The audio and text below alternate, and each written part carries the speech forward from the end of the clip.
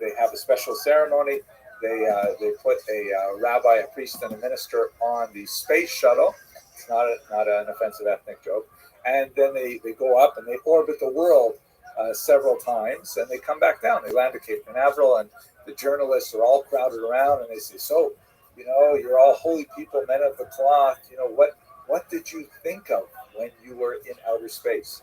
And the Roman Catholic priest says, "I thought of the magnificence of God's creation."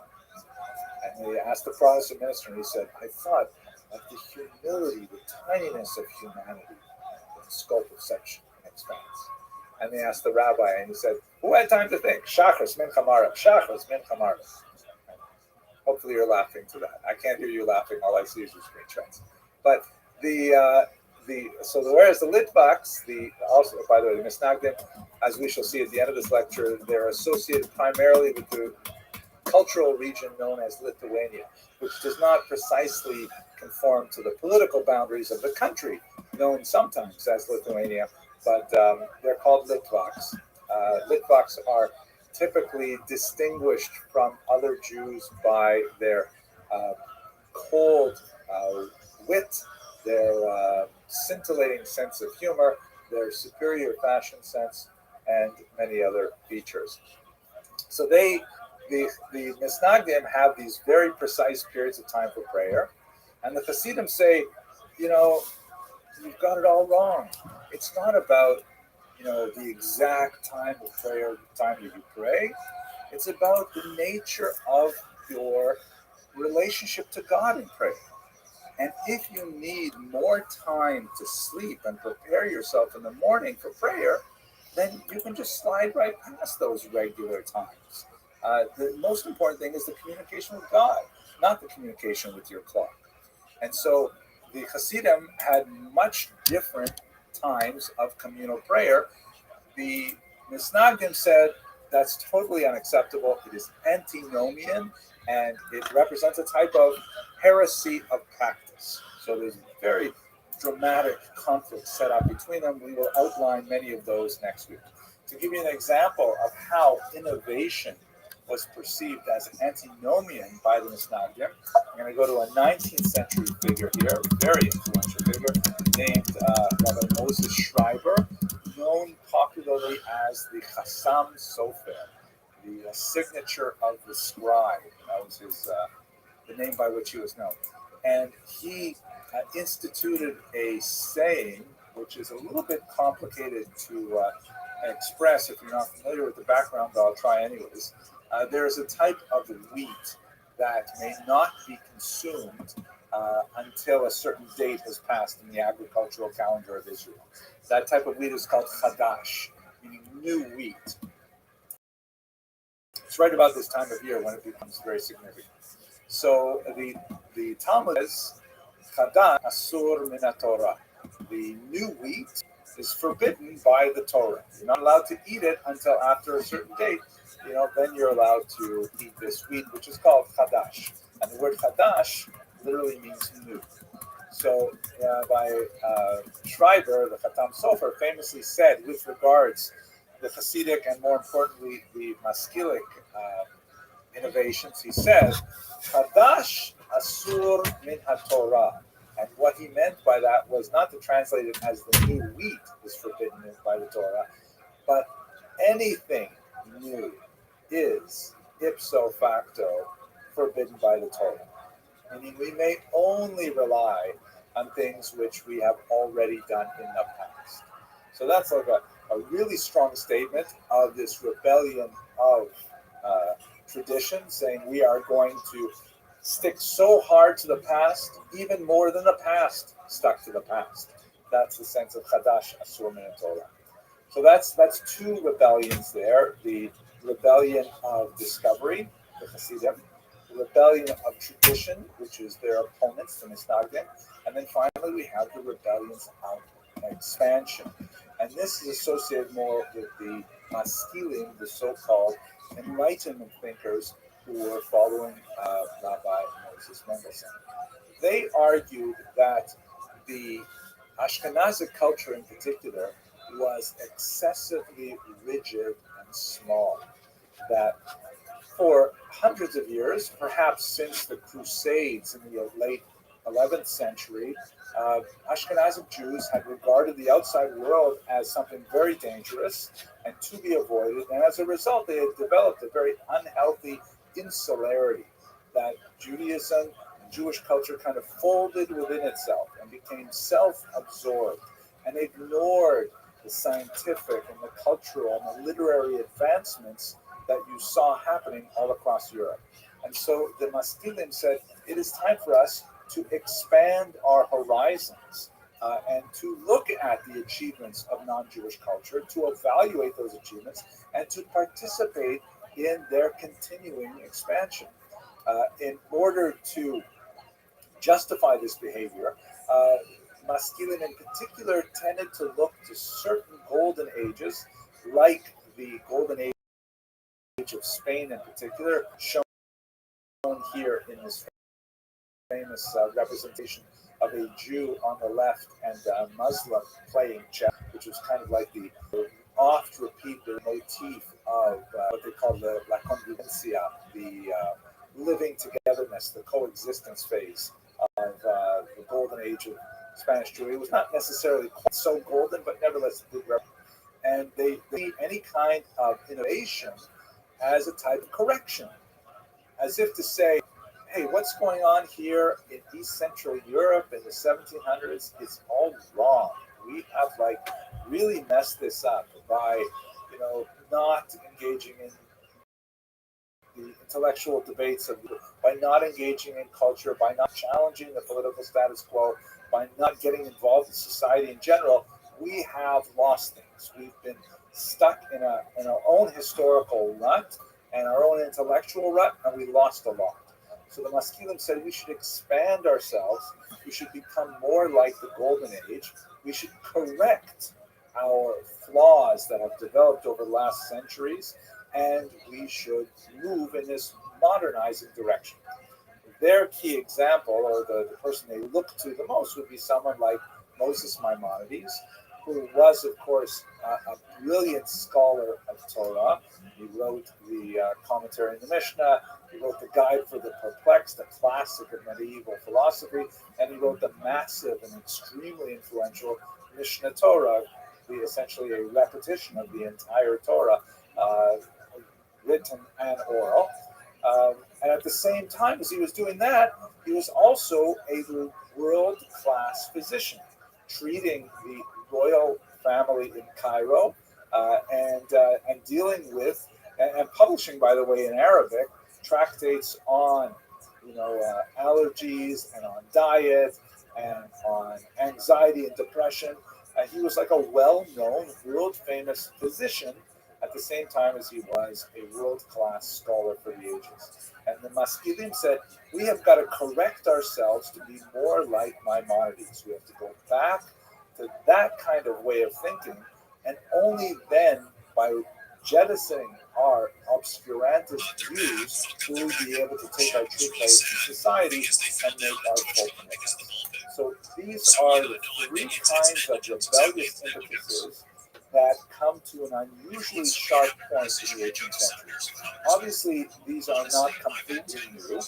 These elements, I think we could argue, are to one degree or another present in every period of Jewish history, but it happens that they are remarkably evident in the 18th century.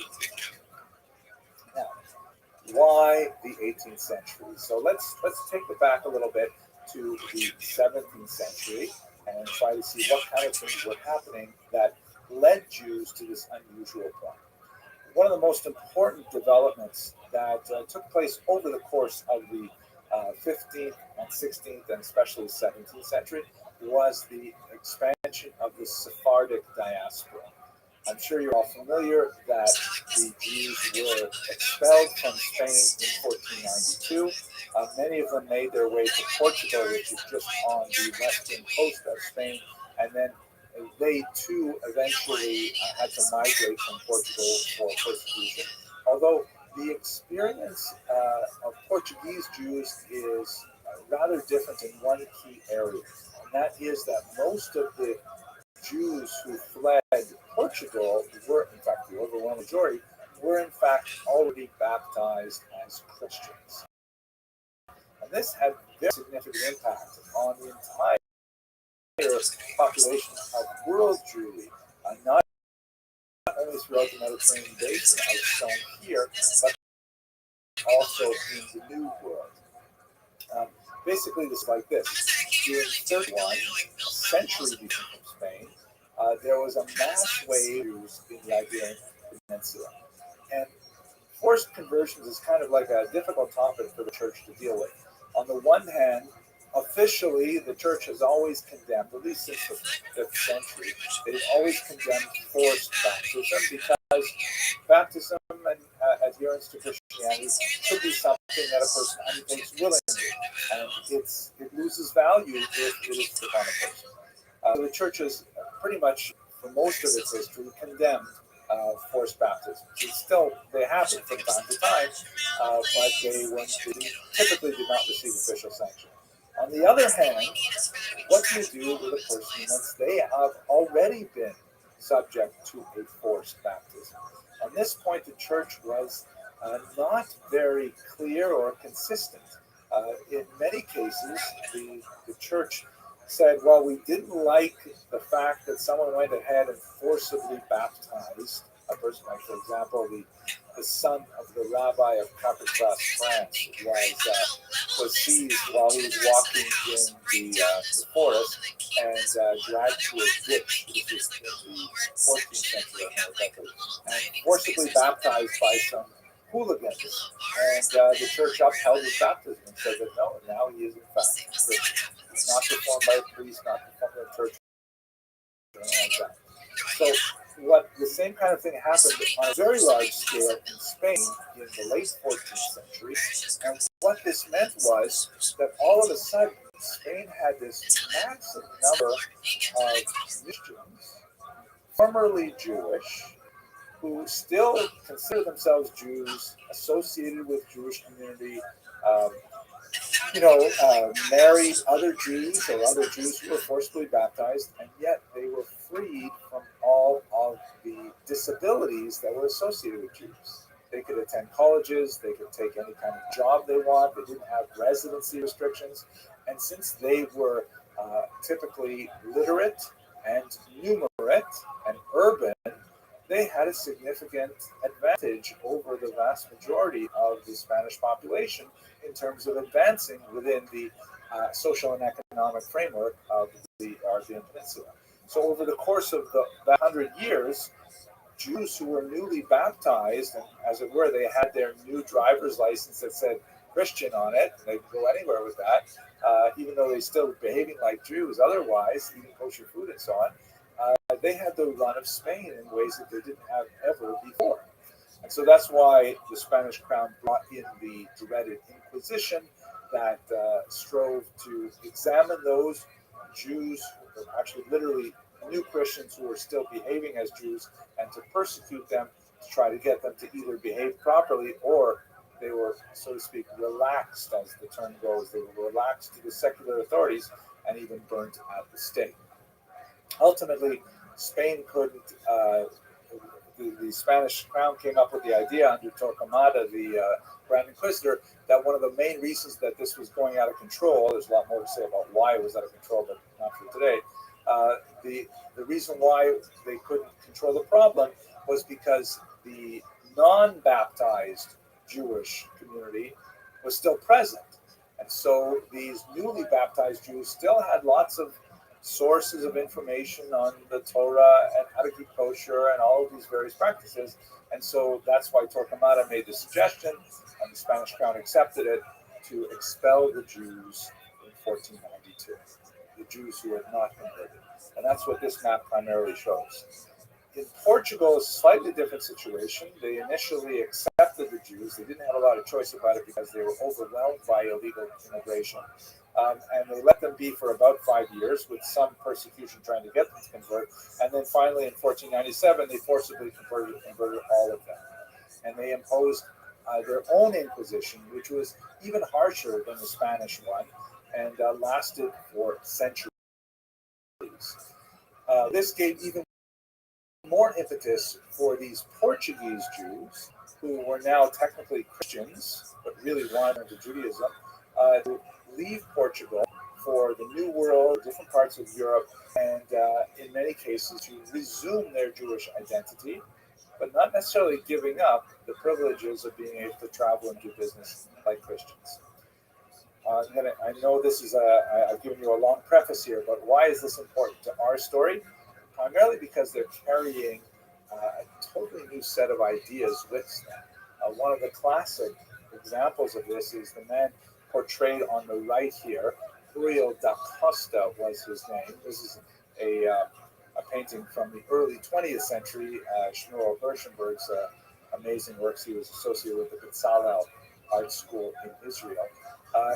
Acosta was one of these Portuguese Jews who was raised as a Christian, and like many of these Jews, he was not even told that he was actually Jewish by his parents until he was a young man, because parents were always worried of telling their children, and the children might tell other children, and the Inquisition would be on them.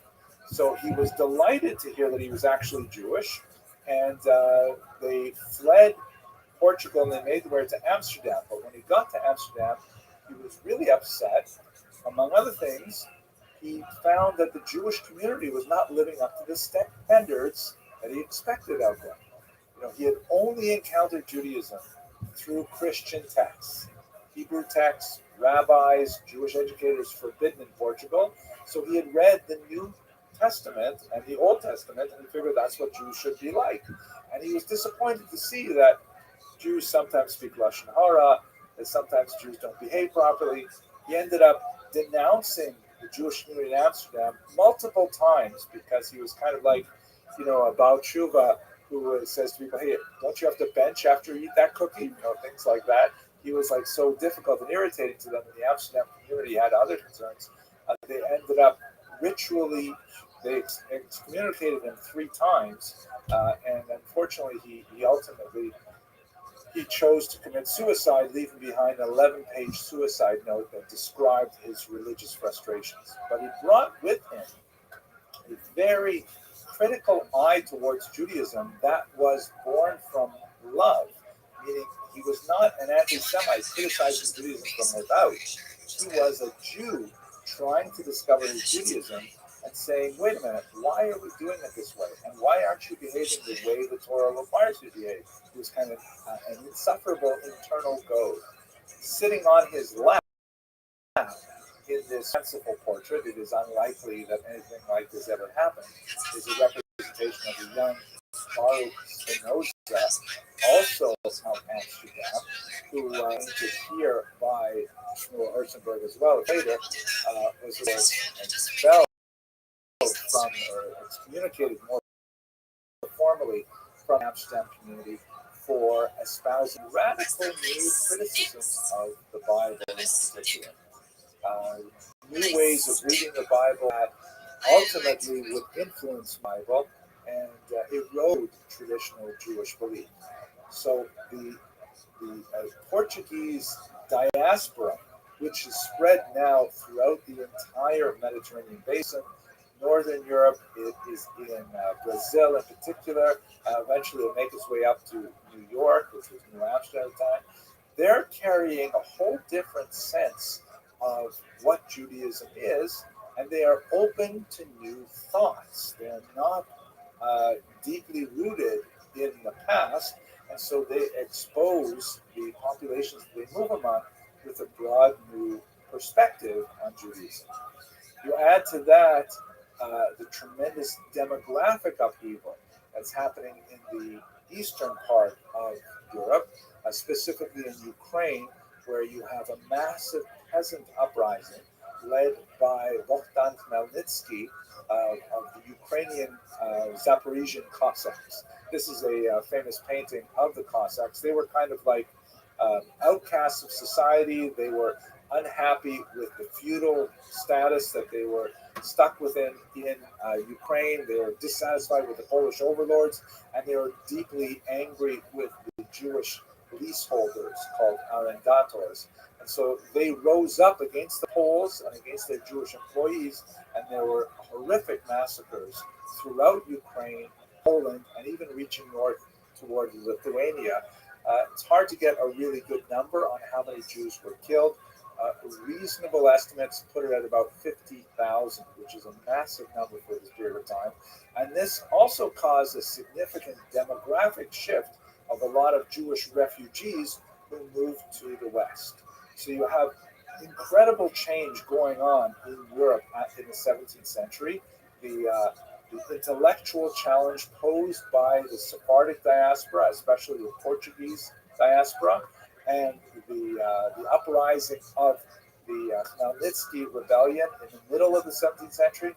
And one last detail that's so important: the hunt for heresy is really engaged in the 17th century, primarily as a result of this man, Shabbatai Tzvi, who was well regarded as a youth. He was somewhat of a dream individual, used to like to go off into the forest, meditate on his own. He had a beautiful voice. He was a sought after groom, but he refused all offers of marriage until much later in life, when he went through a series of rather strange marriage, including a marriage to a Torah scroll at one point. It's, the older historiography tended to portray Shabbatai Tzvi as some kind of a villain, some kind of charlatan, but newer historiography in the later 20th century suggests that perhaps he was suffering from a type of bipolar disorder or manic depressive kind of state. At any rate, as he became older, and again, it fits roughly with the age of the onset of schizophrenia common for young men, he began to experience what he called illuminations, which gradually increased to the point that he believed that he could levitate. He believed that he had grandiose powers invested in him. And specifically, when he connected with one individual named Nathan of Gaza, he believed that he was, in fact, Mashiach, the Messiah. Nathan of Gaza was a supreme propagandist and was able to parlay a lot of the popularity of Shabbatai Tzvi into a Europe-wide movement, in which all over the continent, in particular, incidentally, in Amsterdam, where we were just a few minutes ago, Jews sold all of their belongings, sold their property at pennies on the dollar in order to follow Shabbatai Tzvi to Jerusalem. Shabbatai Tzvi went to arrange a meeting with the Ottoman Sultan, who controlled Jerusalem, and said, okay, here I am, I'm the Messiah. It's now time for you to give me Jerusalem. And the Ottoman Sultan responded, very nice to meet you, Mr. Messiah. I have a better idea. How about I keep Jerusalem and you convert to Islam? And on the pain of death, Shabbatai Tzvi converted to Islam along with his wife and many of his followers, who assumed that, well, wait a second, if Shabbatai Tzvi is Mashiach and the Messiah is converting to Islam, must mean that Jews must also go through Islam in order to bring about the final era of redemption. These Jews, by the way, were well known right up into the 20th century. They constitute a distinct group in Syrian and Turkish politics. They're called the Dunman. But most Jews realized that they had made a mistake by following Shabbatai Tzvi. They returned devastated and penniless back to their homes in Europe, and there was a very sour taste in the collective mouth of European Jewry over any kind of this Kabbalistic Messiah business. So you had a few, surfaces of this, for example, in the Emden Eibeschutz controversy, in which one famous European rabbi accused another famous European rabbi of secretly being a follower of Shabbatai Tzvi. And as his proof, he adduced several of these documents. This is a Jewish amulet known in Hebrew as a kameah, that were written for various mystical purposes, to bring about healing or to arrange a match or some other theurgic goal. And so there's a lot of fighting. People took the side of, no, he's not a follower of Shabbatai Tzvi. Others saying, so what if he is a follower of Shabbatai Tzvi? You had a lot of conflict throughout the region. It even affected some of the great classic thinkers of Judaism, such as the incredible Rabbi Moshe Chaim Luzzatto, known as the Ramchal, His book, the Mesilat Yesharim, is one of the most widely accepted books among all three groups today. Hasidim, Misnagdim, and the Haskalah all love the works of the Ramchal, but in his lifetime, he was mercilessly pursued by people who assumed that he was, in fact, a follower of Shabtai Tzvi. Many of his writings, in one of the trials that he endured in Frankfurt, many of his writings were lost forever because in a plea agreement to allow him to escape the arrest of the community there, the Jewish community, he agreed to give up his writings, which were in a sealed chest, and the rabbi involved in adjudicating the case ordered that they be buried, and they were never found again. So some of the, this is one of the greatest stylists and thinkers of Jewish history, and somewhere his writings are moldering underground. Perhaps one day they will be found. There, that's kind of like the intellectual environment in the 17th century is like everyone is looking over their shoulder for possible heresy, for the lingering shadow of Shabbatai Tzvi, and there's demographic upheaval. There's like challenges to really fundamental, basic things. Questions like who wrote the Bible? Like, wow, but that's the kind of thought that's coming out of Spinoza. All of these things are swirling around Europe when we get to the period under discussion. Let's have a look at this map and just try to understand where Jews lived during this period, and specifically where these movements drew their great demographic resources. This map shows you the growth in the Jewish population between 1800 and 1850, which is really more towards the end period we're discussing. But the reason I like this map as opposed to another one created by this wonderful institute, International Institute for Jewish Genealogy, is that it shows some growth. The larger orange circles on top of the green give some growth. So here's a rough map of Eastern Europe. This large sort of beigeish color is the Russian Empire, and then you've got the Austrian Empire here in the green, German Empire here in sort of a lighter beige. And in these three areas, first we have the area that is associated with the growth of Hasidism. Typically, southern Poland and western Ukraine are the areas where the Hasidic movement had its historic strength, although the influence extends far beyond that narrow area of Volhynia, Moldavia, and so on. There are even Hasidim in the Lithuanian region. In fact, Chabad is a Lithuanian Hasidic movement, far from the center as it's established under the Baal Shem Tov. Then you have this overlapping region that is associated with the traditionalists, the opponents, the so-called Mitnagdim, those who opposed Hasidism. The ground zero of the Mitnagdim, of course, is Vilnius, right? The great home of the Vilna Gaon.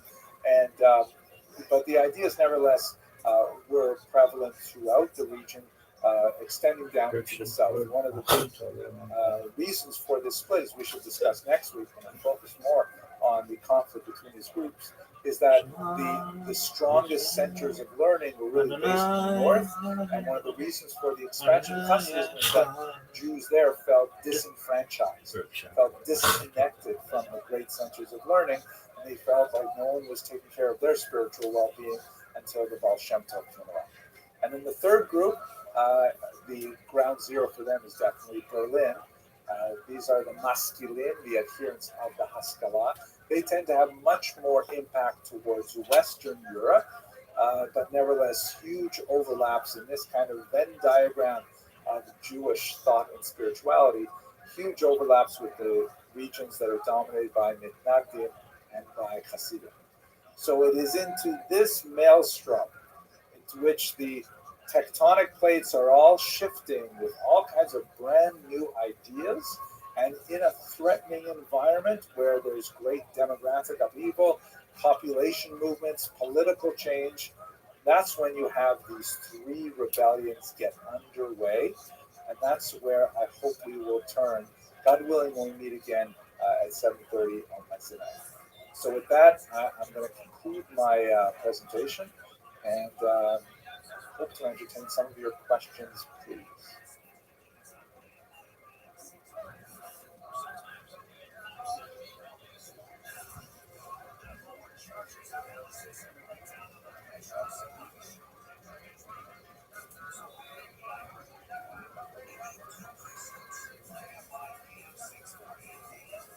Where we left off last week, we looked at um, the 18th century as the locus of three contemporary revolutions, three movements, intellectual, spiritual movements that had dramatic impact on the way Jews thought in the 18th century. And I would like to tender for your consideration that we are still thinking in those ways right now, even in the 21st century. So my goal last week was to give you some of the precursors to that tumultuous century in terms of Jewish intellectual and spiritual history. Today, I'd like to go a little bit more deeply into the details of how the Hasidic movement was born and how the Misnagdic movement was also born in reaction to the creation of the Hasidic movement. Ironically, even though the Misnagdim, the traditionalists, if you will, known literally as the opponents to Hasidim, that's literally what the word misnaged means, one who opposes. Even though they are, kind of defending the status quo, their vision of the status quo had to change because of their encounter with Hasidism. So even the traditionalism that they claimed to be defending was now becoming reformed or revolutionized as a result of their contact with the Hasidim. So that's my goal for today, is to look at the rather nasty clash between these two movements in the late 18th century. Next week, when we conclude our series, we're going to add to the mix the Maskilim,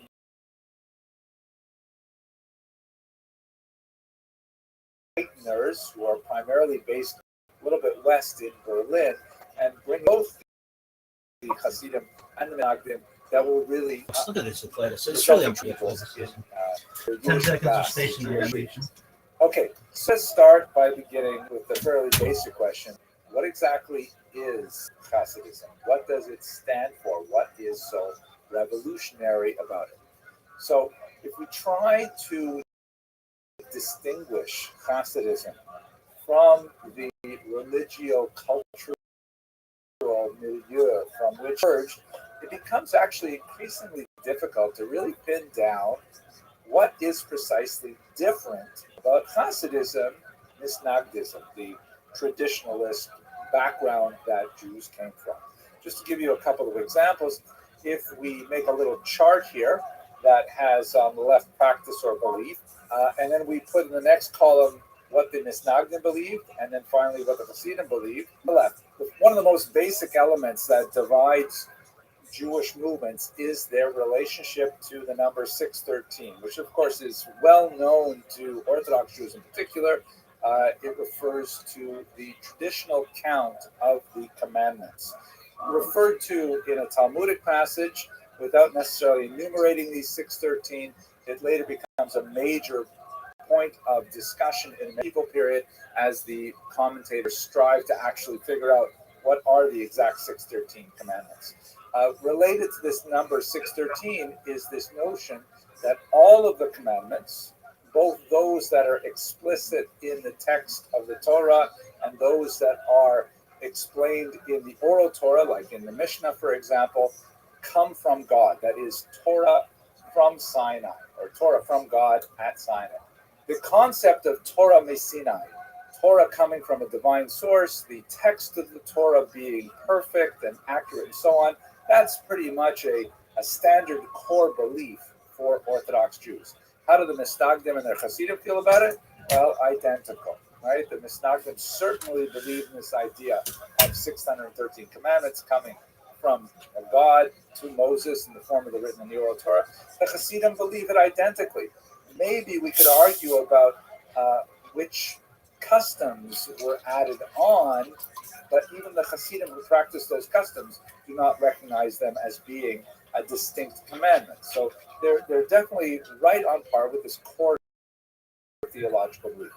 And if we break out of those 613, the three basic groups of commandments, which are considered sort of the sine qua non of traditional Judaism, then we'll get maybe a better sense of how they differ. So, for example, the observance of Shabbat is really crucial.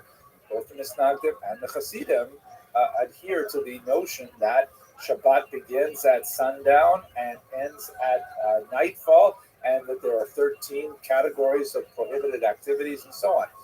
They may disagree on a few details, like, for example, the Hasidim would like to add a little bit more to Shabbat in general, taking it out later than maybe the Misnagdim do, but it's a detail. They certainly agree that Shabbat is sacred. Kashrut, same kind of thing. Both of them agree that kashrut is mandatory, keeping kosher. They may disagree on the precise details of how one slaughters an animal according to ritual law, but they agree that one must slaughter an animal according to ritual law, and so on. And finally, the laws of intimacy, or taharat mishpacha, the laws of family purity, which is a euphemism for private family life. Both the Misnagdim and the Hasidim are completely on board with this group of halachas as well, as they are with all 610 other mitzvot. So what exactly separates them? There's so much that they have in common, yet when we see them, we tend to be able to distinguish, well, that's a chassid and that is a mitnaged, much like one can recognize art and lahavdil obscenity.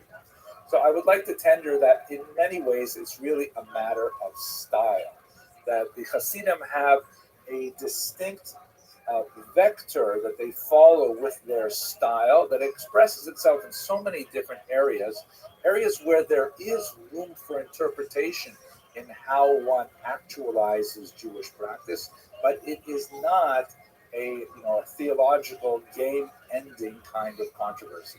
Let us recall that the Hasidim are engaged in what I termed a rebellion of discovery, meaning that they're looking back in the tradition, particularly to the Kabbalistic tradition of Rabbi Isaac Luria, the Ari of blessed memory, and they're trying to find details and nuggets of practice and of thought that are embedded in that mystical tradition, and to bring it to the fore.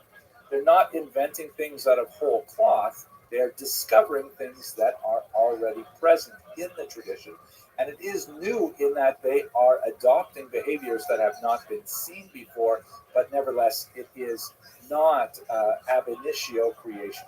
The rebellions of tradition is what the Misnagdim will be exemplifying, in that they're going to try and hold fast to the tradition as they understand it, although, as I mentioned earlier, by the very attempt of forcing tradition to be reified in a model that they understand to be a historical reality, that in itself represents some change and rebellious in itself. So I would like to argue that the style vector that the Hasidim follow is that they are Jewish, but even more so. That what they do is like Jewish plus. We see this actually in the name that they use to describe themselves. The term Hasid, it's hard to translate technically into English. It's associated with the word chesed, which means like kindness, sometimes translated as loving kindness. But the root idea behind it is just like a kindness is different from something which is righteous, right? The word for tzedakah, for charity, is righteousness, because it's the right thing to do, right? If someone has a lot of money and someone else has very little money, then it is incumbent upon the person with a lot of money to help out the person with a little money with regards, the basic necessities of life. That's just called tzedek, or righteous. Chesed, however, is going beyond that, saying, okay, I have helped you out according to what the dictates of the law require. Let's say I gave my 10% in my maaser, my tithe, to the rabbi to distribute to the poor. I get it. I'm exempt. But I see you, and I've already, even though I'm exempt, I want to do more. That's chesed. It's extra. It's Jewish plus. And we see this idea of the this chassidut, this extra, expressed in so many ways in Hasidic practice. I'll take one. For example, the visible payas, the growing of the hair by the temples, which is codified in the Bible, but it's sort of in a negative way. It says you're not allowed to shave the sides of your head, but it doesn't say anywhere that you have to let it grow especially long. You're just not allowed to shave it. So the tradition right up until really the 15th, 16th century was to have haircuts like everybody else. But under the influence of the Arizal, who said that it has Kabbalistic meaning to allow the hairs there to grow long, so the Hasidim say if we're not allowed to shave them, we're not even going to trim them. And hence you have the long curling locks by the sides of the head. The Yemenites also follow this particular practice, but it is relatively new in Jewish tradition. It's about 500 odd years old, which is like yesterday in Jewish tradition. It's kind of ironic, I know, to show you this picture of Rothschild because they're wearing glued on falsy payos. They're not even the real thing. They're actors, but nevertheless, you get the idea. Now, just to illustrate this, so this illustrates the idea of being a chassid means seeing what I can do and then doing more extreme, more demonstrable, more visible, more in-depth. It adds a tremendous amount of life and as well a tremendous amount of behavioral restrictions because of this thrust of this approach to Judaism is so prevalent in Hasidism. But let us not forget that the Misnagdim are also affected by this because it's not like it's off the rails, it's just not common. So even the Litvische payas, that is the payot worn by Lithuanian Mitnagdim, also is affected by the fact that the Hasidim are growing these. So if you know many yeshiva boys who go to places like Beis Medrash Gavoa in Lakewood or the Mir, it's very, very common for these traditional Misnagdim establishments to have lots of young men wearing payot, but like, for example, tucked behind their ears. It is a Lithuanian adaptation to a Hasidic adaptation, which is an illustration of how it's a rebellion of tradition, but it also represents change as a result of this content. So that's kind of like the style of what Hasidism is all about, and that's really what defines it at its root, is that everywhere you look, you find Hasidim just kind of pushing the envelope of what one may do Jewishly always in a more involved fashion. How did this movement start? Well, there are many, many different approaches in the historiography. I'm going to take you through very quickly 6 basic approaches to how Hasidim got so popular. The first great historian of the Hasidim was actually one of its opponents. He actually will be part of our discussion more next week as well because he was an important misnaged or an opponent of Hasidim. Heinrich Gretz, writing in German in the latter part of the 19th century. Many of you may have on your shelves the great 6-volume translation of his World History of the Jewish People, translated by Henrietta Zold, incidentally. And he had a very, very dim view of Hasidism. He felt that it was obscurantist and backward and illiterate, and it represented all of the worst things about Judaism, going in the opposite direction of what he wanted to encourage, which was more engagement with European culture and society and language and so on.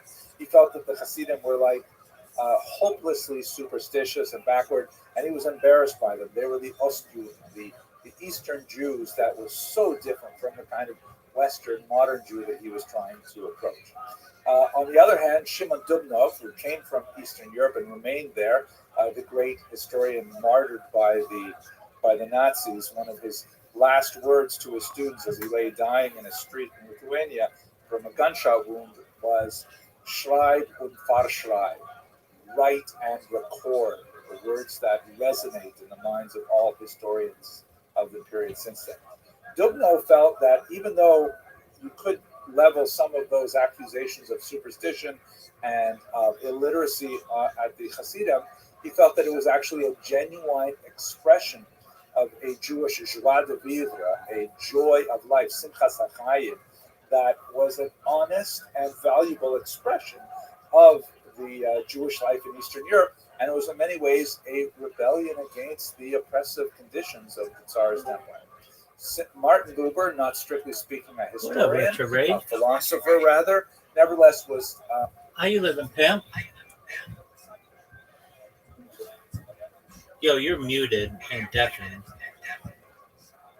I can't hear you. You're deafened. You're deafened. Nobody can hear you. What are you doing? You're deafened. Retro Raid, you're deafened. Retro Raid, you're deafened. You're deafened. You're deafened. You're deafened. Hey, can you hear me now? What the fuck, man? Yeah. Oh, I was putting a song on. What do you think? Well, dude, I was yelling you're deafened the whole time, so I didn't really get a chance to listen to it. Play it again, son.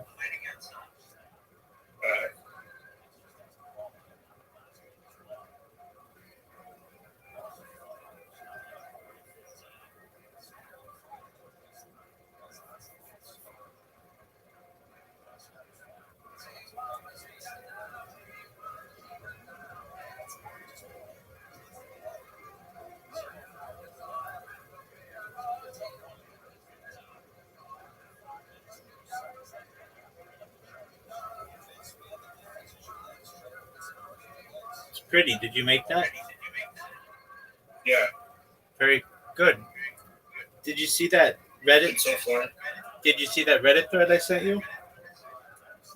Yeah. Did you see what I DM'd you back? No. Let's see. Or you're on a different account? Yeah. Why wouldn't you just send it to the account from which I sent it to you? I did. Yeah, it's on that account, Captain of the MILF Ship account. I actually came up and actually withdrew it this time, so they're going all in on fucking Limbo. Oh, yeah, you did send it back to me. I can't believe I didn't see this. Apologies, my man. Okay, so what did you do? Did you see the withdrawal? Wow. Did you pull that all your money? The green.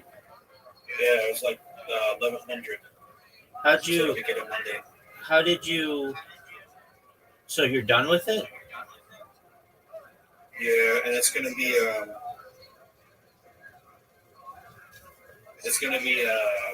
not discontinued in my state. So. Oh, okay. That's the Okay. I mean, there's still BC, but I'm gonna be taking a break for a while. Well, that's good, man. You've got a child.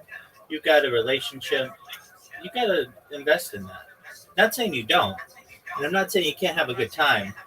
But if you're going to have a good time, you want to do it on something where you have some legitimacy in winning. Like when I saw that thing on Reddit, I mean, the first thing I thought of was you.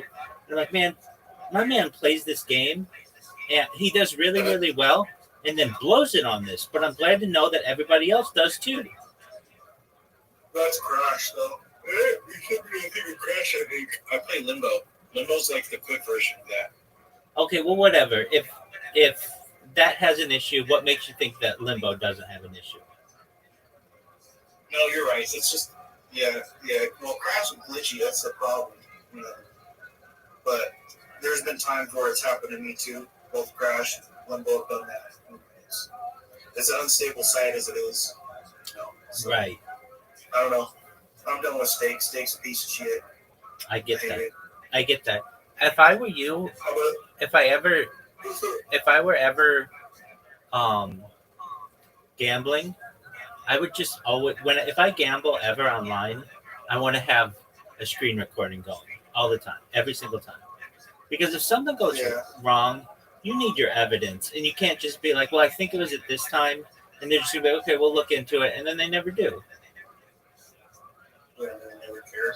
Can you imagine how much money Stake is stealing from people by just having these little glitches? Way too much. I mean, like perhaps millions of dollars. I'm sure it is. There was somebody on there who was like, I bet that I I don't know if I wanted to take them seriously, but they're like I've put millions of dollars through Stake, and this is a constant issue that I have. Whenever I contact support, they say, "What time was it? We'll look into it." And they even I who puts millions of dollars through there, I don't always get money back. And in fact, it's very rare to get your money back from them.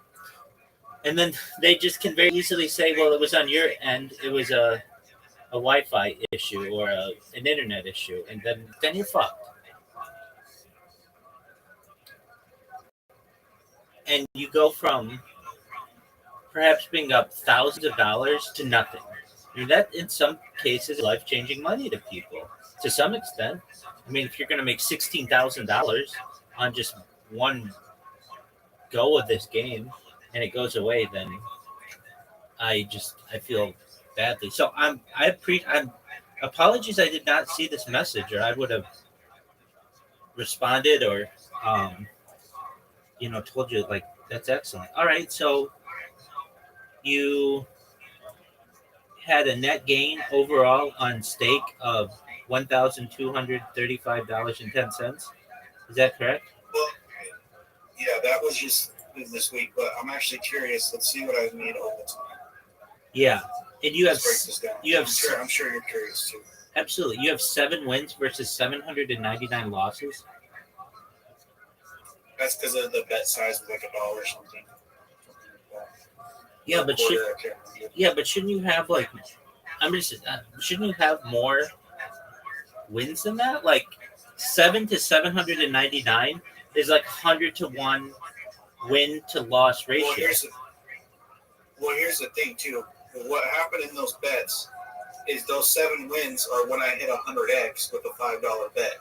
So when I smacked that 1200, you could see the dip where you could see where it came up and then it slowly started going down again. Yeah. And then I just went rocketed up on that green dick right there is what I like to call it. Right. That's because it hit a 90x like 4 times in a row on a $5 bet. So it's 500, like smack.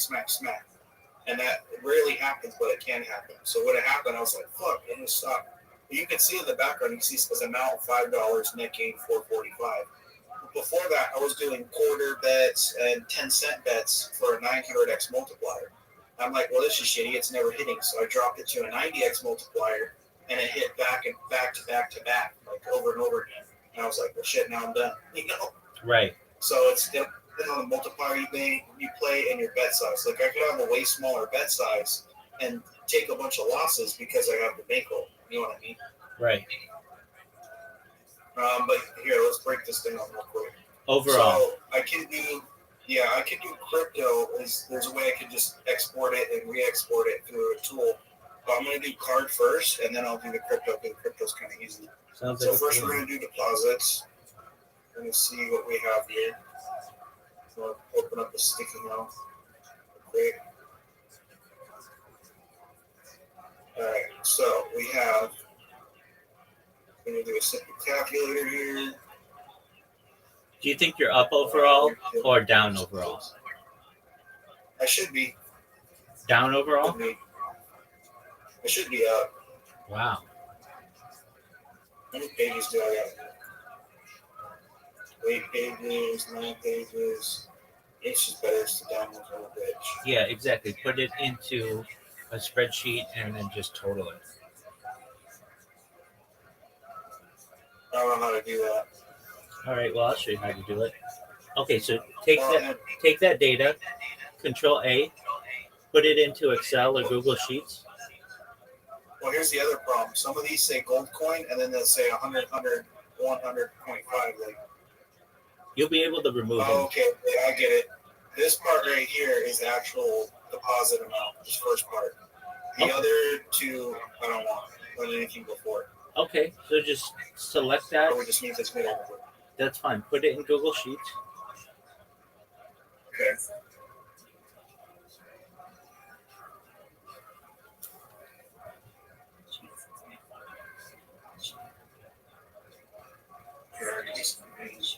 Winning spreadsheet. Yep. Okay. All right. And in the upper left corner, just hit paste.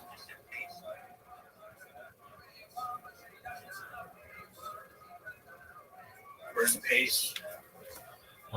You can just hit Control V, Yeah, that's what. or just in Edit. Oh, there you go. Okay. Now, are they in different cells? No. They're all in the same cell. Yeah. Okay. Click Open, File, Open, and open the The CSV. yeah.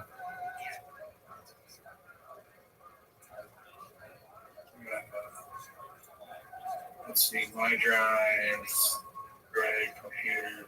Upload. Here you go.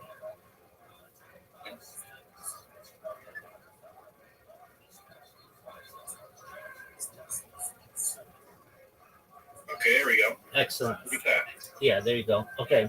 So like it's too small for me to be able to read, but wherever remove all of put all the deposits in one part and all of the withdrawals in another part. Okay, here, hold on. So really, all I have to do is where's the delete button? Delete column. So really, I don't need any of these. Delete column. Delete column.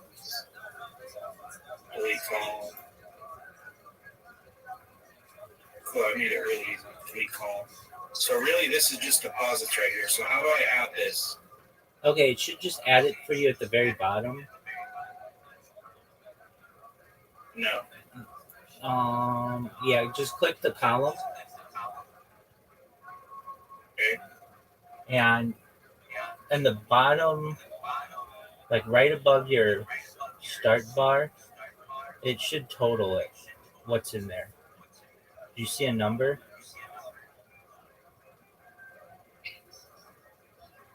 That's okay if you don't. Okay, so what you do is just in a blank, just in like in row B or column B, yeah. Press the equal sign and then the letters SUM, so like sum.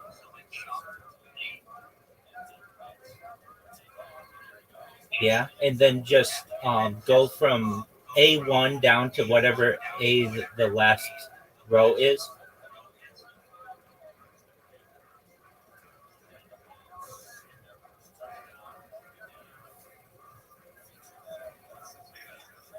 And then hit enter.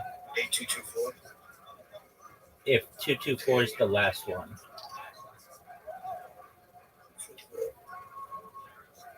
And now it should tell me. Yeah, it should be in there. Let me see if I can make it. Error. Yeah, okay. So the way you do it again. Delete what's in B1. Press equals SUM and then click from A1 and drag down to all the way to the bottom of the A's, whatever the last entry is. Yeah. But just the A column, not the whole thing. Oh, the A column? Yeah, just the A column. Nope. Okay. Okay. So here's what I want you to do. Where A1 is, you're going to start there, and you're going to drag down all the way to the last A. What's the last entry in the A column?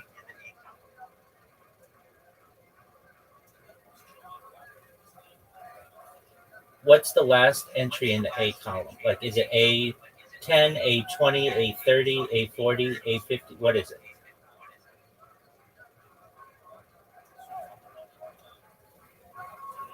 Do you hear me?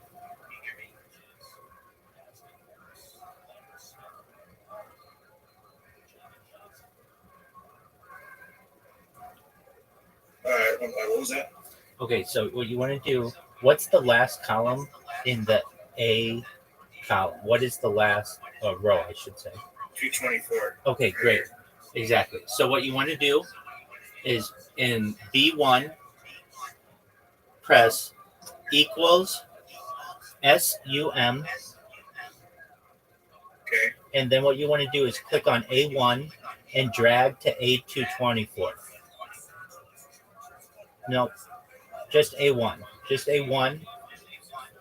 Not the whole row, just the cell. Right here. Yeah, but just the cell. No, just the one cell. Just the first cell. No, just left click on it. Okay, left click on the. No, okay, so A1 is a cell, not the column, not the row. It's just the cell. Oh, okay, so this here. That one, yeah. Okay. Exactly. And then what you want to do is just pull down all the way to 220. Yeah, there you go, just like that.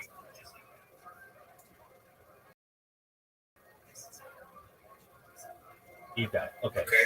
And then press, it should be still in your B1. Press enter when you're all the way at the bottom. So click this and press enter? Yeah. Or just click enter? Now you can just press enter, I believe.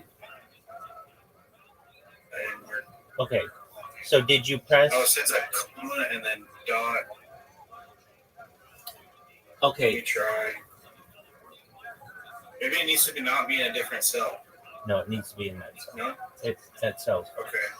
Okay, so just equal sum. Uh-huh. And then start up at the top at A1 and then just drag down to A220, whatever.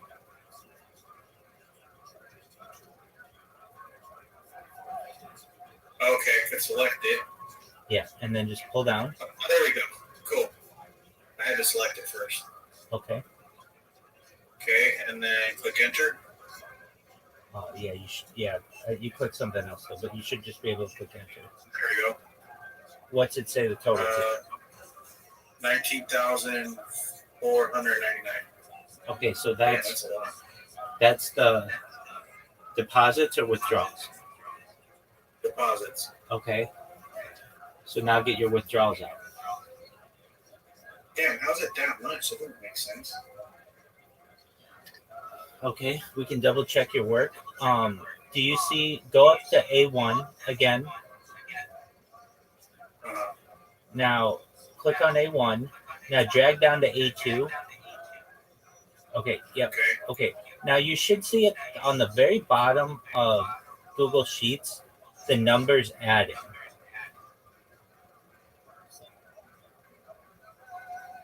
When you drag? Yeah, they should. You should see a number changing, and that should be all of them added. Another thing you can do in the bottom, I believe in the bottom right corner, depending. Do you see a plus?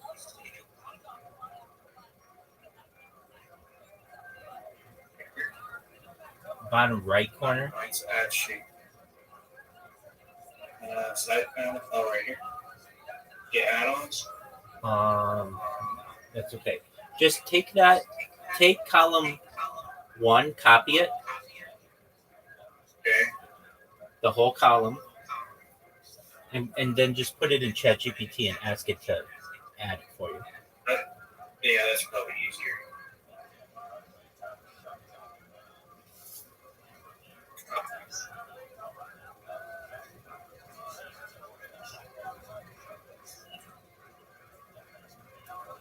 Put in add my money. See here. Add with.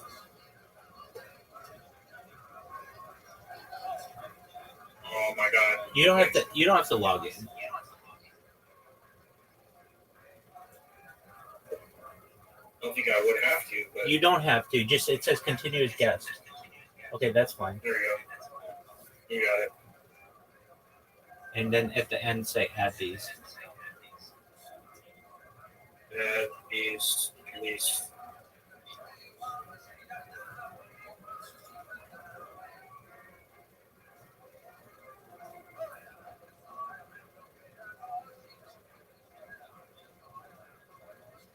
doesn't. That shouldn't equal 19.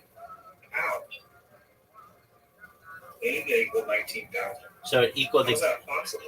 So let's make sure you have your numbers correct. Are you sure that it's not putting in there your withdrawals and your deposits? Yeah, it's just purchases. Okay, then it's 19,000. Damn. I could easily see that. I've seen you put in at least 4. Yeah, to me, that's just wild. Why? That's a car, son. All right, let me try it.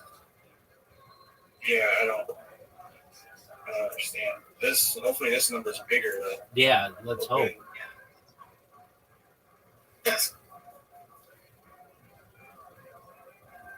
Oh, there isn't a lot there, Chief. Okay, well, just grab the column with the numbers, copy it,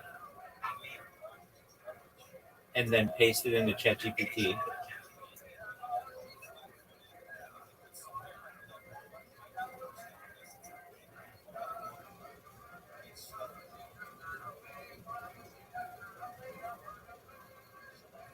So I wonder if this is just one page. Because there's a whole other page. Is there a 987 on there? Yeah, there is. Okay. Add this.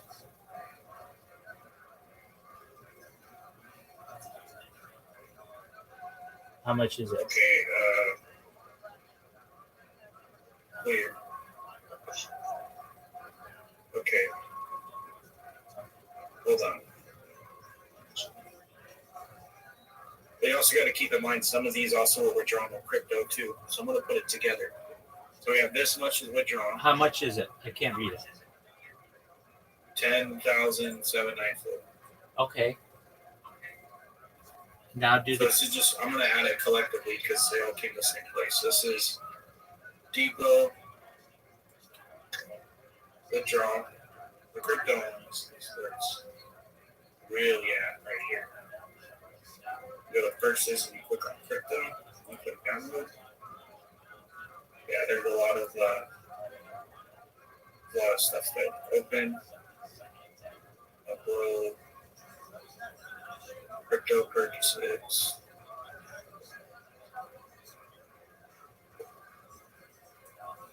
That's where it's really interesting. So,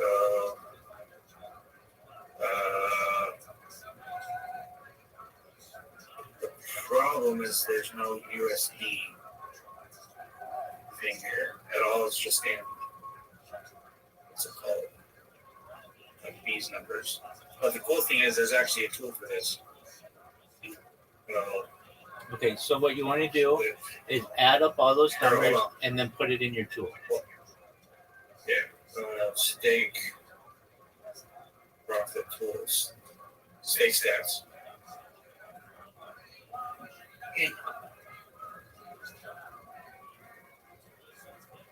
Okay, you got a bet analyzer, profit loss calculator. Then go download, purchases,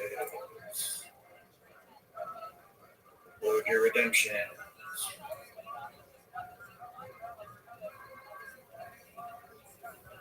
Import and analyze. Oh my god. Of course I can be logged out and fucking log in for everything. It seems like. Go.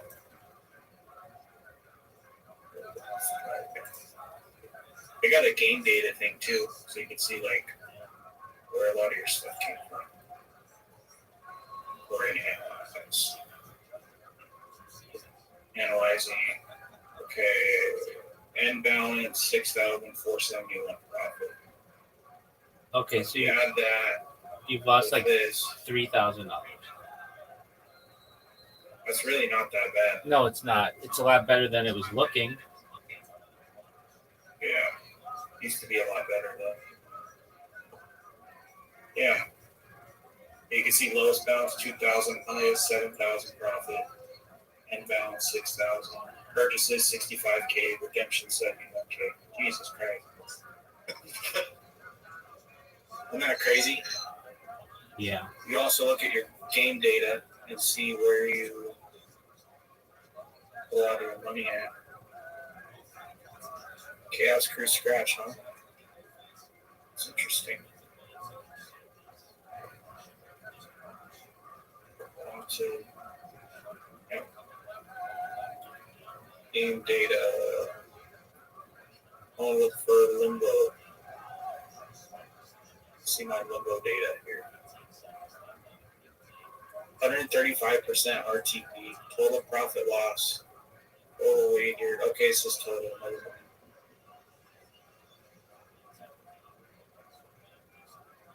That's crazy, man. Getting 20 grand on limbo. You can see all kinds of shit here, like Gates of Olympus. Gates of Olympus 1000, 98% RTP. Highest win is 330K. Highest loss is 8K.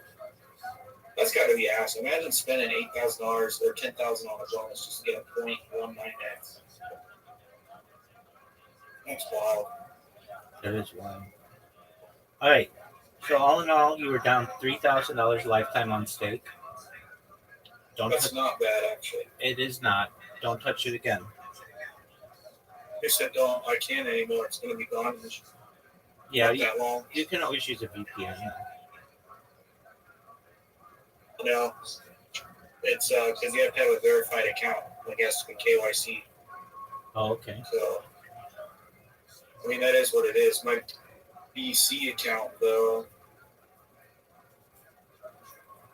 Check that one. The thing about BC, what's that? Do the same thing with that one. The thing with BC is this is like my eighth account. They keep deleting all my main accounts, so I really can't get a definitive answer on BC game. That's true. But I can get an answer on this one account and see what this one counts on. This is my main. Why did they keep deleting your account? Something about like I wasn't registered, and then one time I put a shit ton of money in and lost it, so they just denied everything. So I had to make a new account, KYC it, and that was in my main account. So it shouldn't get deleted anymore because of that. I used to make a lot of multis too. I still do, but I'm more smart about it. For bonuses. Because they'll come out with a bonus code where it's like, get $5 if you sign up with a new account. So I'll make a new account, get $5, and I'll run it up on Limbo. And then boom, it's free bread. You know? So that's been a whole thing. Oh, I got some bonus bucks. Look at that. Actually, no, fuck this. We got $10 bonus. We're going, what are we doing here? Maybe hand a blackjack frigate. $10. Find out your totals first. Find out your totals on that account. Okay. Let's see here. We got a picture of Sasuke. Global setting. Not here. Transactions. Okay, if I got a deposit, I've never deposited with fiat. Transaction. Deposit. Last 24. We're going to do alt. Okay.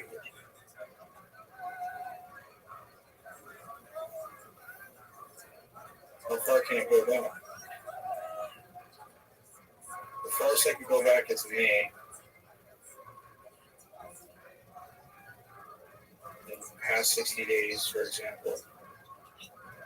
2, 4, 6, 8. There's like 1,000 right there, basically. Withdraw in the past 60 days.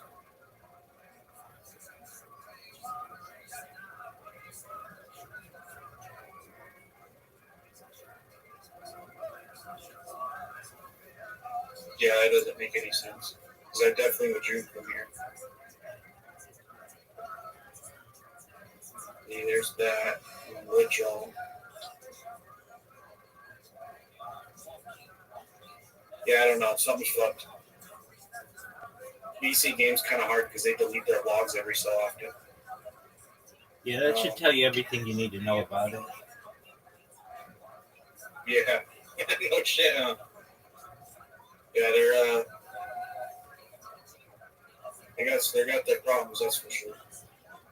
I mean, let's think about it. Steak is the biggest company that does this.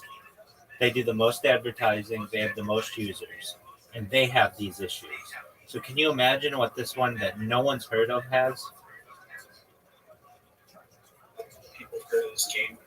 Not as much as we think, but If I took 100 Americans right now, less than 3 would know what the fuck you're talking about. probably.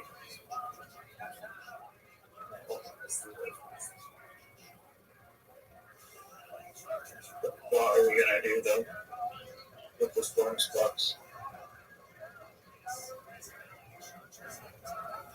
You think? Board Ape Yacht Club? Wild Ape? That's some. I would take it in roulette. They're like those. Put it I on. can't play roulette. I mean, Why not? it's bonus bucks, so I can only play slots, and I think I could play originals, but it's not live.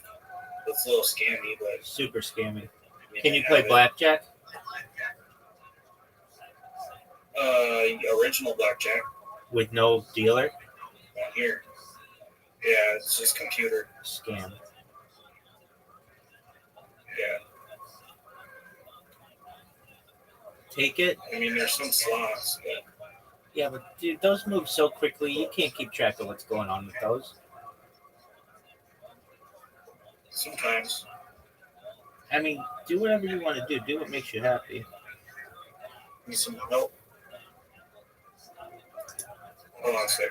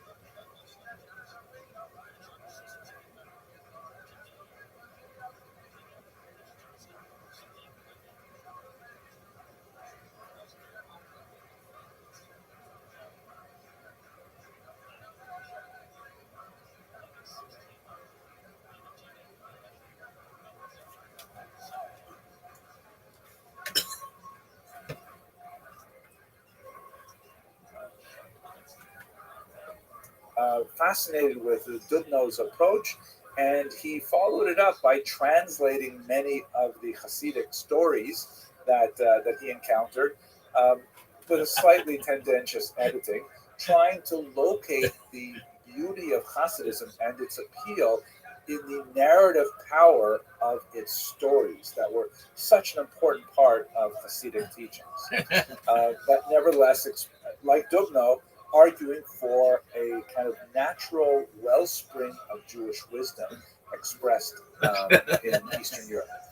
Gershom Scholem, the great expert of the Kabbalah, a pioneering researcher, he said essentially, in more of a negative way, that Hasidism was the kind of hangover of the followers of Shabbatai Tzvi, we discussed last week, the disgraced false messiah of the 17th century. And many of Shabbatai Tzvi's ideas and attitudes and approaches to Judaism were captured by the early Hasidim and regurgitated in a theologically more acceptable format. So he definitely had kind of a negative approach to that. Ben Zion Dinor, an Israeli scholar, fascinating approach, essentially argued that it was essentially economic in nature because of the structure of the Jewish community, who frequently had corrupt rabbis who could essentially buy their position in order to live off the tax receipts for kosher meat and the candle tax and so on. And the Hasidim, by following charismatic leaders that were separate from the main community, could avoid paying the taxes to the town rabbi. And this created an alternate revenue stream and an alternate power structure that allowed Jews to seek out the spiritual leaders that they really wanted. And finally, in this kind of rapid tour of some of the major approaches to how Hasidism acquired such momentum in Eastern Europe, the thought of Ada Rappaport-Albert is especially fascinating, looking at the gendered aspect of Hasidism. Now, this is an area of research that requires a lot more study, especially because, for the most part, Hasidism is a male venture. We talk about the Rabbis are almost completely male. There are actually a few really remarkable female Hasidic leaders, even in the 19th century. And it's almost always about male Hasidim going to visit their Rabbis and hearing their teachers. And you don't hear a lot about the women, but Ada Rappaport-Albert really pioneered the study of the impact of modernization and women's thought on the growth of Hasidism. Too much for us today, but I think fascinating insight into their approach. So, as you can see from this quick look at 6 important historians, there's no real agreement on a single simple cause for the rise of Hasidism. I forgot to mention, by the way, especially you see in Dubno's work, that many historians felt that the Jews in the southern part of the Pale of Settlement, the region where Jews were allowed to live in Eastern Europe, actually this predates the Pale of Settlement in Polish Lithuania, they felt disenfranchised because they were not being served by the great intellectual leaders of the north, like the Vilna Gaon. So there's really no real consensus on a single monolithic reason why this movement caught such fire. So we have to turn to the actual people who were involved. That brings us to a discussion of Moshe Rossman, who is a great historian who did what was largely impossible for much of the 20th century, which was to get behind the Iron Curtain and actually look in the archives and see what was going on in the Polish-Lithuanian Commonwealth at this time when Hasidism was born. See, the problem is that for researchers of Hasidism, until Professor Rossman did much of his research, we were limited to the literary study of the lives of people like the founder of the Hasidic movement, Israel Ben Eliezer, known as the Baal Shem Tov. We had very hagiographic books like this one, Shivchei HaVesht, which means in praise of the Baal Shem Tov, which was kind of like a melange of good historical data buried within miracle stories and legends and some obvious falsifications or fabrications, especially because this went through several editions and you can usually see layers of editing and material that was added. And it was really difficult to tease out who exactly founded the Hasidic movement. And there were even some scholars who doubted whether this Israel ben Eliezer was a real person. But when Professor Rossman made it to Poland and got into the archives there, which had been largely closed to Western scholars during the bulk of the 20th century, he not only discovered that there was a real Baal Shem Tov, but he even found his tax returns. I mean, this is amazing. What we're looking at right now is just one of many fascinating documents that he found, in which there is a kind of like a property evaluation and tax remittal document that was prepared in Polish for the Polish crown. And you can see that in house number 93, it's kind of like enlarged here. In house number 93, there was a man living called Baal Shem. And in other documents, it's spelled out more clearly. Baal Shem Tov was his name, and he was exempt from paying taxes. What Professor Rossman discovered is that, yes, there was a man named Israel Baal Shem Tov, and he lived between 1699 and 1760 in this town of Medjugorje, and that he had a tax-free existence, not quite as a rabbi. Sometimes in the documents he's actually called a doctor in the sense of a professor rather than necessarily a physician. And his main job appears to be the provision of amulets and spiritual guidance to the people of Medjugorje. Services rendered in return were provided with he was provided with a salary for himself and his dependents, and a free house in which to live, like a parsonage, as it were.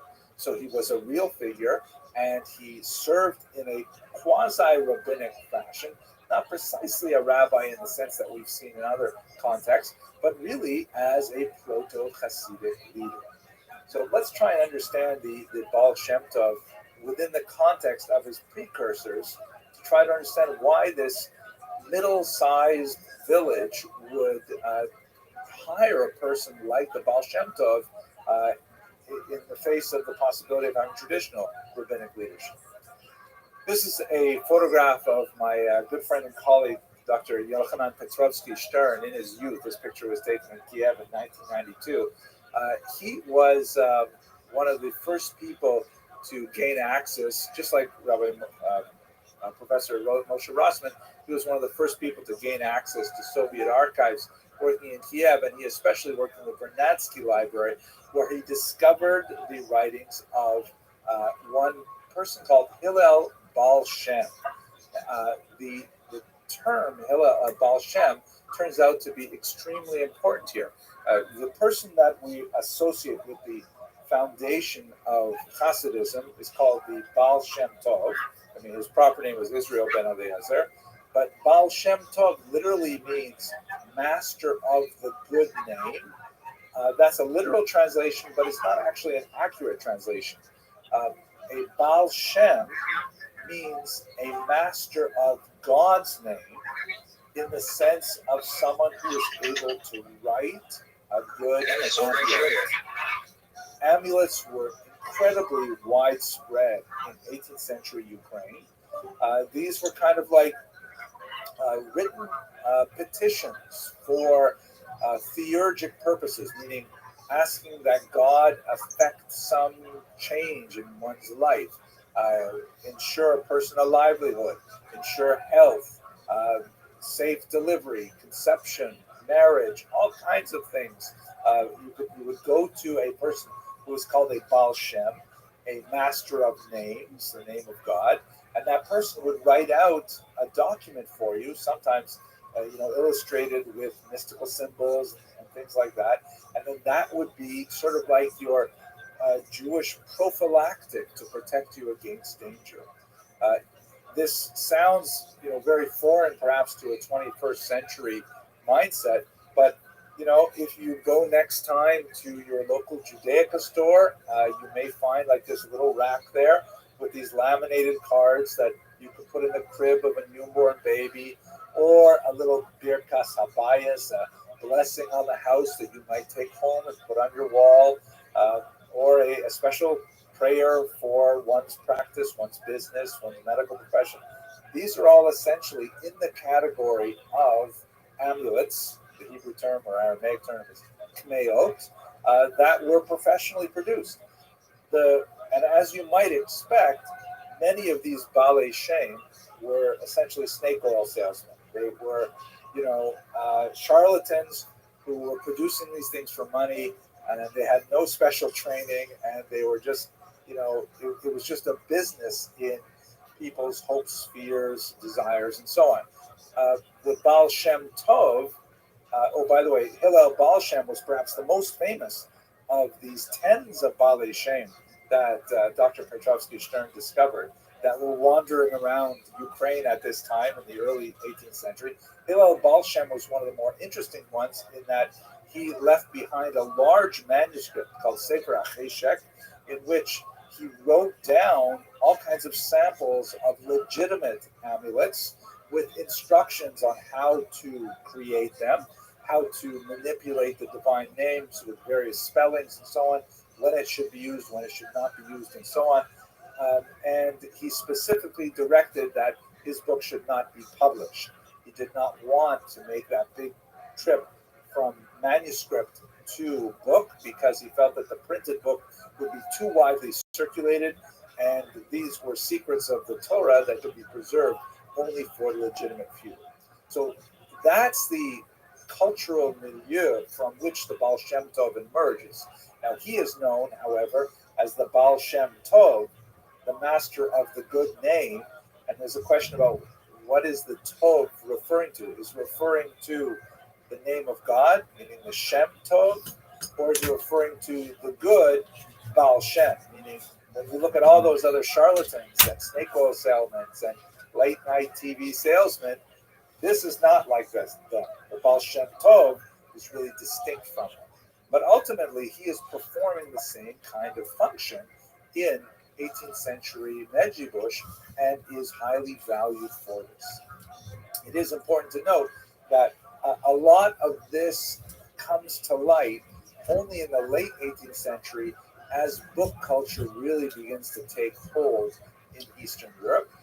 Much of the wars that I'm going to describe now between the Misnagdim and the Hasidim circulate and are amplified by the statements that appear in print, as opposed to the much more humble and much more localized manuscript culture that occurred. And Hillel Baal Shem is an excellent example of someone who recognized the implications of book culture, which, if you want to put it in modern context, the controversies over books in the 18th century and turn of the 19th century are like the controversies we have today over Twitter, right? Someone writes something on Twitter and there's a huge explosion as a result of it, and it's like lots of heat but very little light in a short period of time, and then it dies down. So book culture was like that then. That was the social media of the day, the Havdil of dollars. So let's look at we looked a little bit about what Hasidism is and how we believe it started and the fact that there was really an originator. Let's try to understand how this new burgeoning movement interacted with the traditionalist Lithuanians and how they opposed it initially.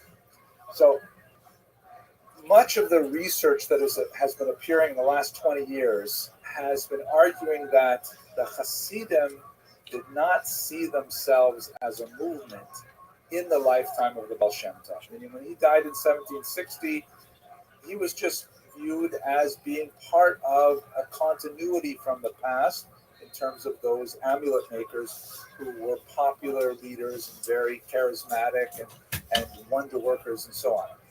And in fact, even through the next generation, the Baal Shem Tov himself had two highly distinguished pupils, one of whom went on to have five more really highly distinguished pupils. They also didn't regard themselves as being part of a distinct tradition.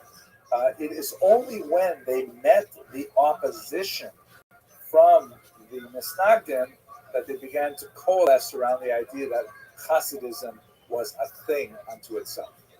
Now, I mentioned that the Baal Shem Tov had two distinct, very important Talmidim or students. One Yaakov Yosef of Polnoye and Dov Ber, the Maggid of Mezrich. Dov Ber is, for our purposes, much more significant because, unlike Yaakov Yosef, Dov Ber assembled 5 really important students. And it's also clear from the research into his work that it's not like he was trying to establish a school. The 5 of them really only met with him very infrequently, and some of his most important students, like Shneir Zerman of Liadi, actually only met with him in a very limited fashion. But nevertheless, these 5 disciples, who are kind of like the intellectual grandchildren of the Baal Shem Tov, they are the founding dynasties. Like everything comes really from these 5 students. I'm going to identify one in particular. We could certainly speak about the other 4 in great length, but for tonight, and given the scope of our talk, we look at Rabbi Shlomo Zalman of Liadi, who is the founder of the Chabad Hasidim, very important Hasidic movement in America and around the world today, and also very much involved in the conflict with the Misnagdim. This map here from Marcin Wodzinski's amazing historical atlas of Hasidism gives you a sense of the spread of the Hasidic movement from Mezrich as a result of the work of the Mahdi. The self-consciousness of the Hasidim saying, hey, we are a thing, we are a movement, really begins right around the death of Reb Dov Ber, because that's when they begin to feel the real weight of the opposition of this man, Eliyahu of Vilna, known as the Vilna Gaon. The Vilna Gaon, whose years were 720 to 1797, was the unparalleled spiritual king of Eastern Europe. He did not, strictly speaking, serve as a pulpit rabbi. He rather spent much of his time learning in seclusion. He composed a tremendous amount of commentary on the Talmud and on Kabbalistic literature as well. And he began to react to reports of the behavior of these followers of the Maggid of Mezrich and others. And news began to circulate that he was going to support a ban, a cherem, that is a formal repudiation of these rabbis and their students, and that this would have tremendous implications for the functioning of this nascent movement. What were the main charges? Well, I'm going to list a few of them in order here, and we'll unpack them in pieces. One of the first charges, what was wrong with these Hasidim, especially because we saw in the very beginning of this lecture that they're really so much like the Misnagdim, the opponents. It's not like you can point at one doctrine and say, hey, see, look at this. This is what they do. This is against Torah. It's not a really clear-cut thing. But one thing is for sure, they're organizing separate prayer groups. This has tremendous significance because the Jews were organized in the Kehillah structure of Eastern Europe within a fairly tight hierarchical command, and that when Jews would separate from the the given synagogue in the town, this represented a fractioning of often not a large population. It transgressed a rabbinical, not exactly a commandment, but it's kind of an exhortation that you see in Pirkei Avot, Al tifrosh min hatzibur, do not separate from the community. It would be more serious than what we see in America today of a breakaway minyan, because as we saw earlier with Ben Sion Dinor, it would represent a diversion of a revenue stream as Hasidim begin to gravitate towards unofficial spiritual leaders who are not the town rabbis, that they are not officially appointed in any way.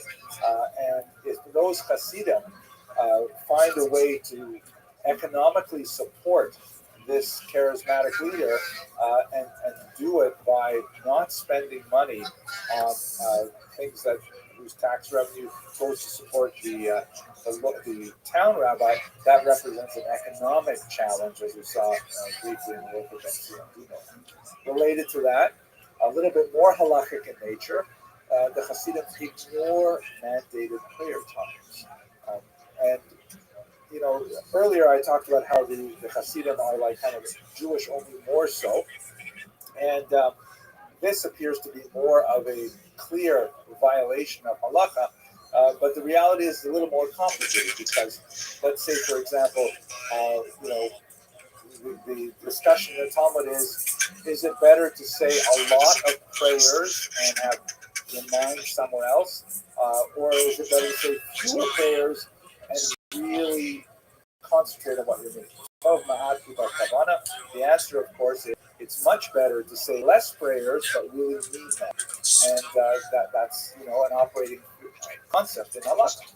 So the Hasidim would argue, what good is it to rush to shul early in the morning when you haven't had a chance to wake up properly, and you're not going to be able to focus. You're just going to rattle off the words, and they won't mean anything. It's much better and much more in keeping with this idea of tov na'at v'kavana. You wake up on time, and moreover, although the Snagdim typically do not eat before they pray because it's considered rude to God that you should take care of your own stomach before you take care of reading your Creator, they would say, what kind of idea is that? You should be able to settle yourself and be focused and centered before you go to prayer. And they would offer, for example, metaphors of like when you go to the forest to chop down a tree, doesn't it make sense to sharpen the axe first? Like that famous statement which is attributed to Abraham Lincoln, if I had 6 hours to cut down a tree, I would spend 1 hour cutting, but 5 hours sharpening the axe. Right, so this is the reasoning they would say that they would ignore the mandated prayer times, and they would daven shacharis a little bit later in the morning. So what difference does it make? That way we'll daven better, which isn't it that more important to God? So it's not a clear break of tradition, but it's kind of like bending the rules in order to make this a more rich spiritual experience. He said they're separating. Notice that all three of these things refer to separating from community. They stopped saying the traditional Ashkenazic prayers in the Siddur that was used in Ashkenaz, and they started using a prayer book that was inspired by the Kabbalist, the Ari Zal Isaac Lurie. They also separated by maintaining separate kosher slaughter. And it's not that they're saying that the regular slaughter is not kosher. They would just like to be more careful. And they specifically had a dispute over whether the blade of a knife should be sharper or should be more perfectly honed. The reasons for this, I think, will take us a little bit beyond where I want to go. But basically, they argued that the knife should be handled a little bit differently than it used to be handled. But they all agreed on the laws of slaughter. But this also meant, of course, the revenue stream from the kosher meat would no longer go to the traditional town rabbi. Now it would go to the Hasidic slaughterer. The Vilna Gaon, of course, is the master of the Talmud. He says the Hasidim are just not studying enough. Not surprising, given that where they come from, there are no great yeshivot like there are in northern Europe and in Lithuania. But nevertheless, he argues that they're valorizing prayer in particular over study of the Talmud, which is a slight difference in emphasis to the Litvaks. And instead of studying the Talmud, they're studying the Kabbalah, which is like something which is so outrageous because the Kabbalah should only be studied after you've already mastered the Talmud. The Talmud is considered the revealed Torah. The Kabbalah is considered the hidden Torah. So what are you studying the hidden things before you get the revealed things? And then there's a whole bunch of discussions about their raucous, unruly, drunken behavior, their emphasis on camaraderie and singing. And yes, alcohol was an important part of the Hasidic Farbrengen then and now. And they argued that this is really not appropriate for a much more austere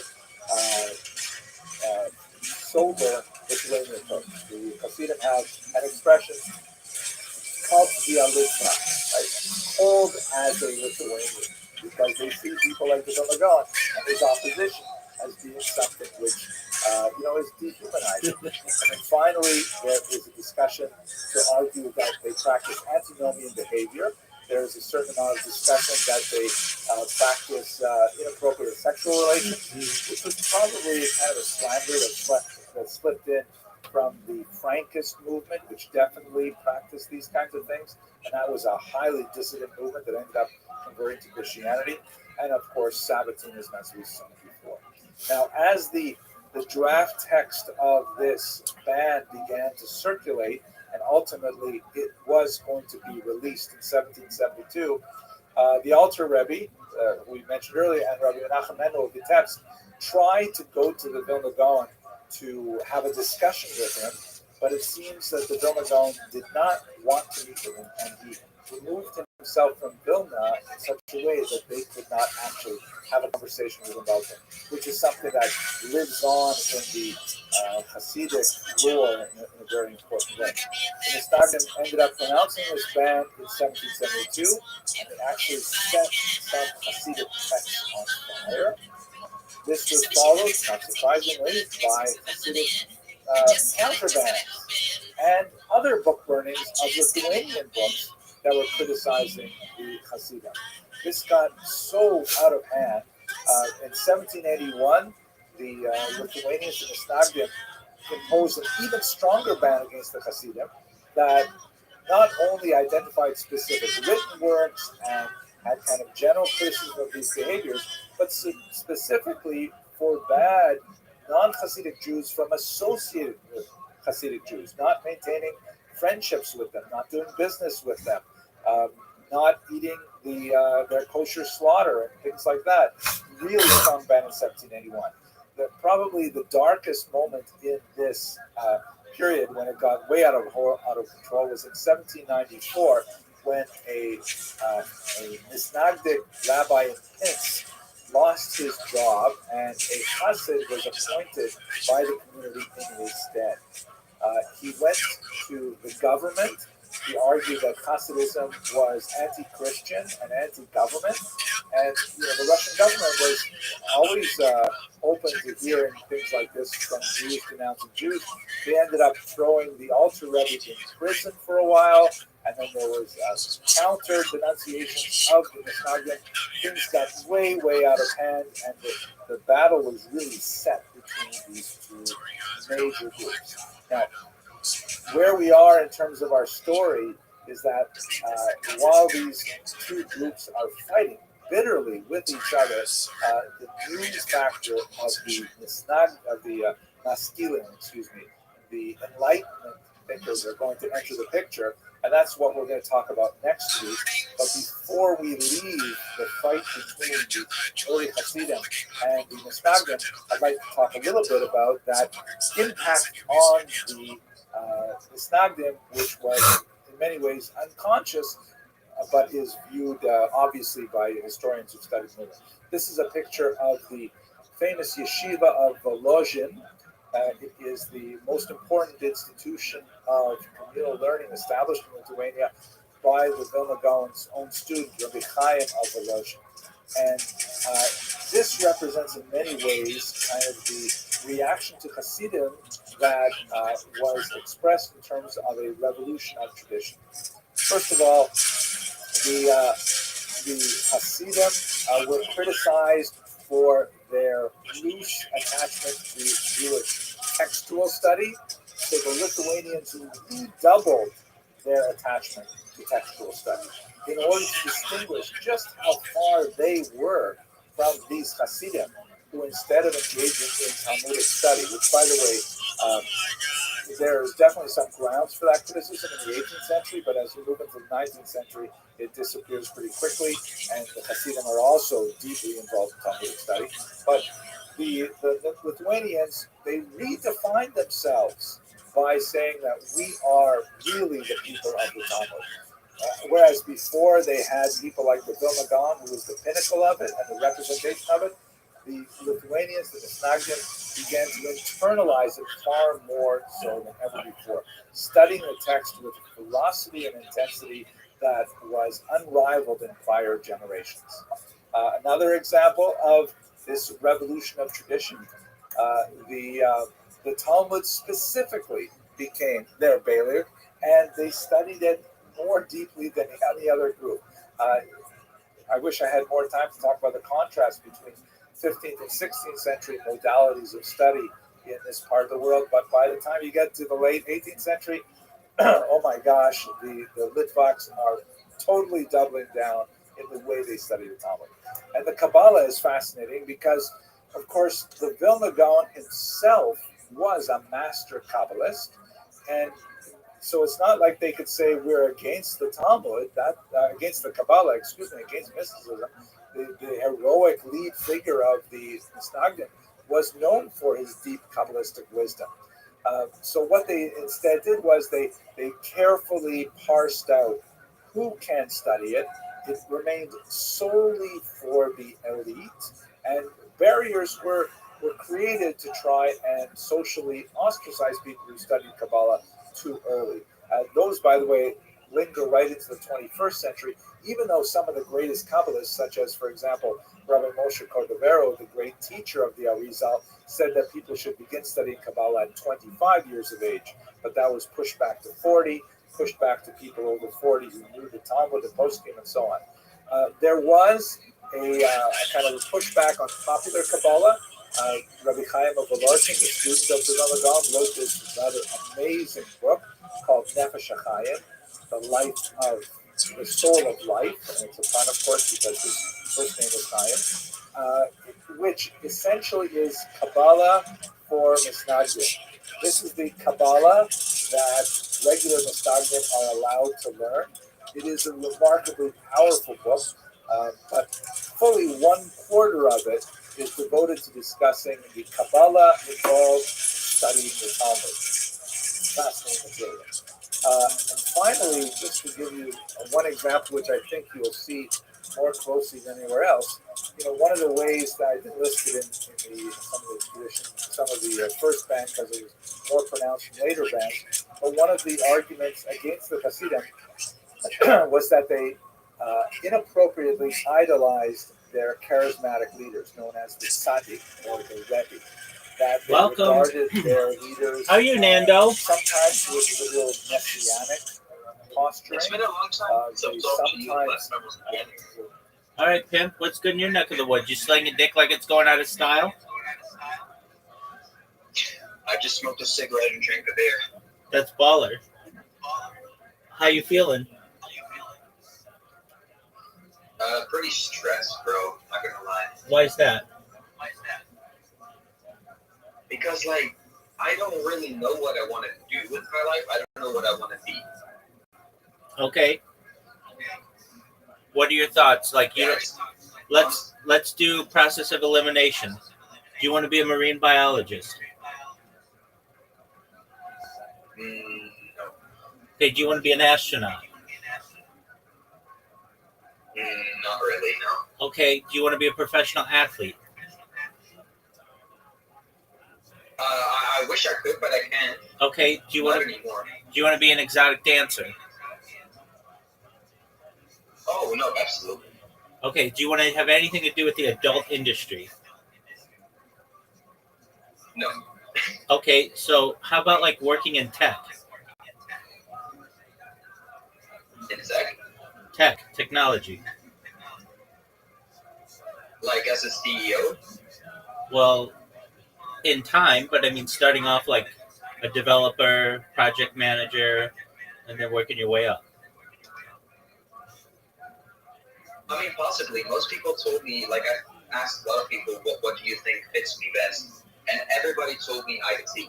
But I just don't really know where to start with IT, and I also don't really know what the daily work even looks like. So, yeah. Okay, well, the way that you start is you get a certification, and they're pretty cheap and inexpensive, and then from there, what's the daily work look like?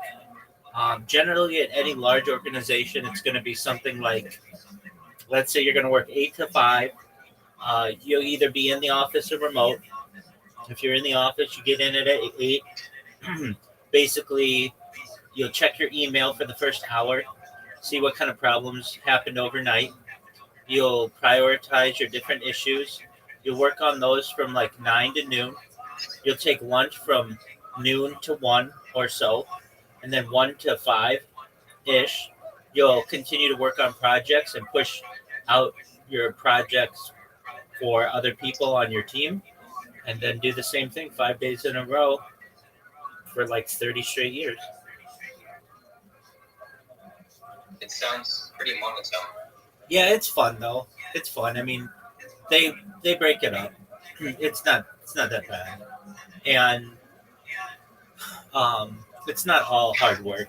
And if you're working remotely, it's even better. You can do it in your pajamas. You just wake up, wash your face, brush your teeth, shower. You don't even have to shower. Just get in front of the computer and start going about your day.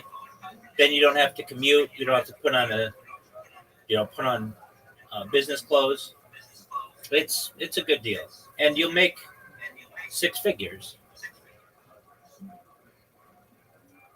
6 figures? easily. So 100K plus per year. Yeah, I mean, that is a lot of money. that's why you do it. Wait, are you actually a Rothschild? I am. It's my last name. Wait, so like actually part of the Rothschild family, or just? It's like a big another family. Rothschild? There are 3,000 of us in the United States alone. 10,000 of us globally. So it's a big family. And your family started like in the 18th century, right? No, we started at the Bible. Even before then, I can trace my lineage back to the Bible. Really? Word, dog. My grandmother's grandmother, her name was Matilda Zegelmeyer. The Zegelmeyer family is from Betzazel, who was the chief architect of the Mishkan in the Bible. Wait, you said Matilda. What was her surname? Zegelmeyer? Zegel is the Yiddish, the pet name of Betzazel from the Bible, and Meyer means enlightened. Oh,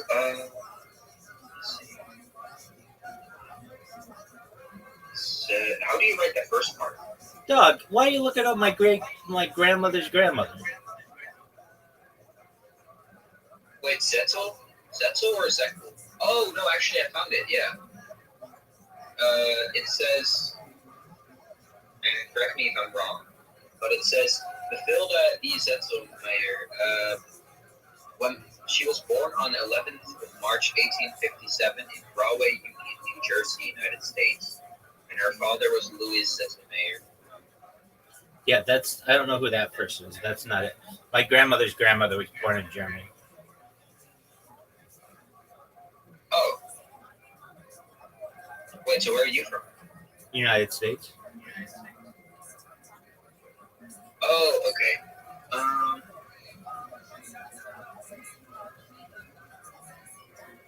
Yo, dog, how did we get into my lineage? We're helping you with finding a job. Maybe one of the reasons why you can't find a job or you don't know what you want to do is because you can't focus. Yeah, I mean, I have ADHD, so. Okay, well, you need to overcome that, and you need to be able to focus on your priorities. You came in here with a problem, and we're coming up with a solution. So the first thing that I would tell you is to get a certification. Do you have a college degree? Yeah, I actually have a university. But what's your job? Dog, what are these questions about me? I'm a rabbi, and I'm also a certified project management professional. Now back to you. What is your degree in? My degree is in Yeah, security. like IT security, or like standing around making sure people don't get into a bank security? They give degrees in security. Yeah. Well, I mean, my security isn't just. I mean, we have firearms on it, so yeah. Yeah, but that's not a 4 year. I mean, I'm not saying that you don't have a 4 year degree. I believe you. It's just like, what do you learn for 4 years aside from firearm safety, how to walk around a warehouse, how to lock a door? Well, it's important for us to be prepared so to be sure that we don't, it's a lot of like, let me see the translations really quick because I'm not from the USA.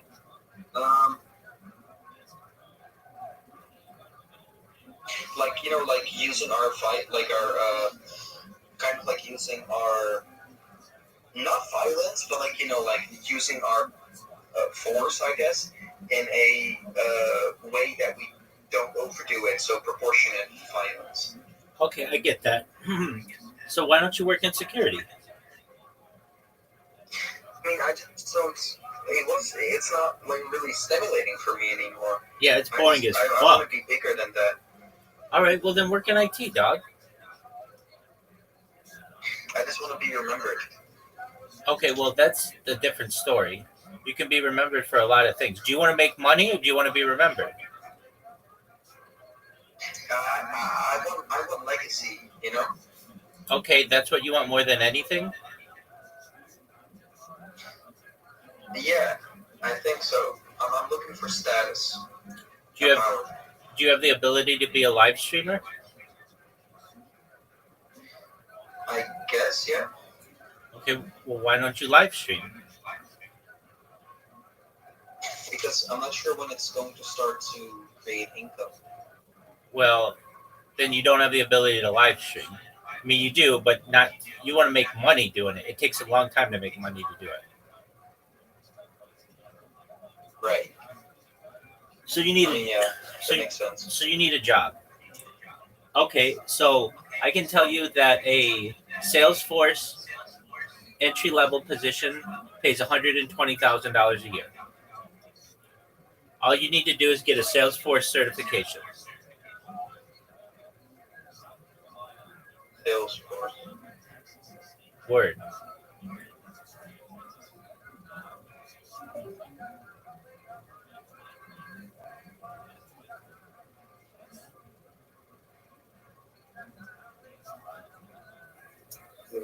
Practice something which the Misnagdim decried. That is this concept of Mesirat HaMachshava, the transference of thought, where a typical chassid would say, "Who am I to pray to God? I'm not holy at all. Let me pray that my prayers will be remembered by the Rebbe, and when the Rebbe prays to God, that his prayers will be accepted." And so the Misnagdim said, that smacks of idolatry. Every Jew has the right to pray directly before the King of Kings or the kings, and this idea of like praying that your prayers should be included in someone else's prayers is really not Jewish. So they criticized heavily what they felt was the excessive veneration of the tzaddik, but they also began to absorb that value, and the figure of the Rosh Yeshiva suddenly acquired, I shouldn't say suddenly, gradually acquired many of these characteristics. If you don't believe me, have a look at your local Judaica bookstore in the biography section, where you'll see these biographies of Rosh Yeshiva that are absolutely unbelievable and would fit very well within the hagiographic tradition of Hasidic historiography. So that's basically what happened in the late 18th century with the birth of the Hasidic movement and the reaction of the Misnagdim. I'm going to wrap it up here, and we have time for some questions. But next week we're going to go on and look at how the introduction of the Western influence dramatically changes everything for everyone. Thank you for your patience and your endurance, and opening up for questions.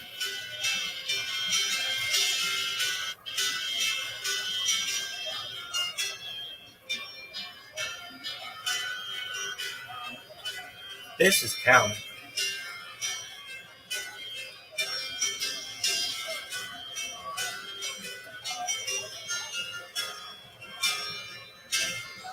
We are going to conclude our discussion discussion of the triangular conflict that shaped much of modernity. In the last 2 weeks, we spent a lot of time talking about the incredible Hasidic revolution, Damn, the bro. roots of that revolution. Like, why isn't this what woman at the top of the charts? intended for Eastern European Jewry. We spoke about the She's wearing a rather bikini. harsh reaction from the Misnagdim, from the so-called opponents of the Hasidim, and even the name itself, Mitnaged or Misnagid in Yiddish pronunciation, refers to how the traditionalists, led by the Vilna Gaon, define themselves by their opposition to the Hasidic movement. And so these two revolutions, so to speak, kind of fed off one another.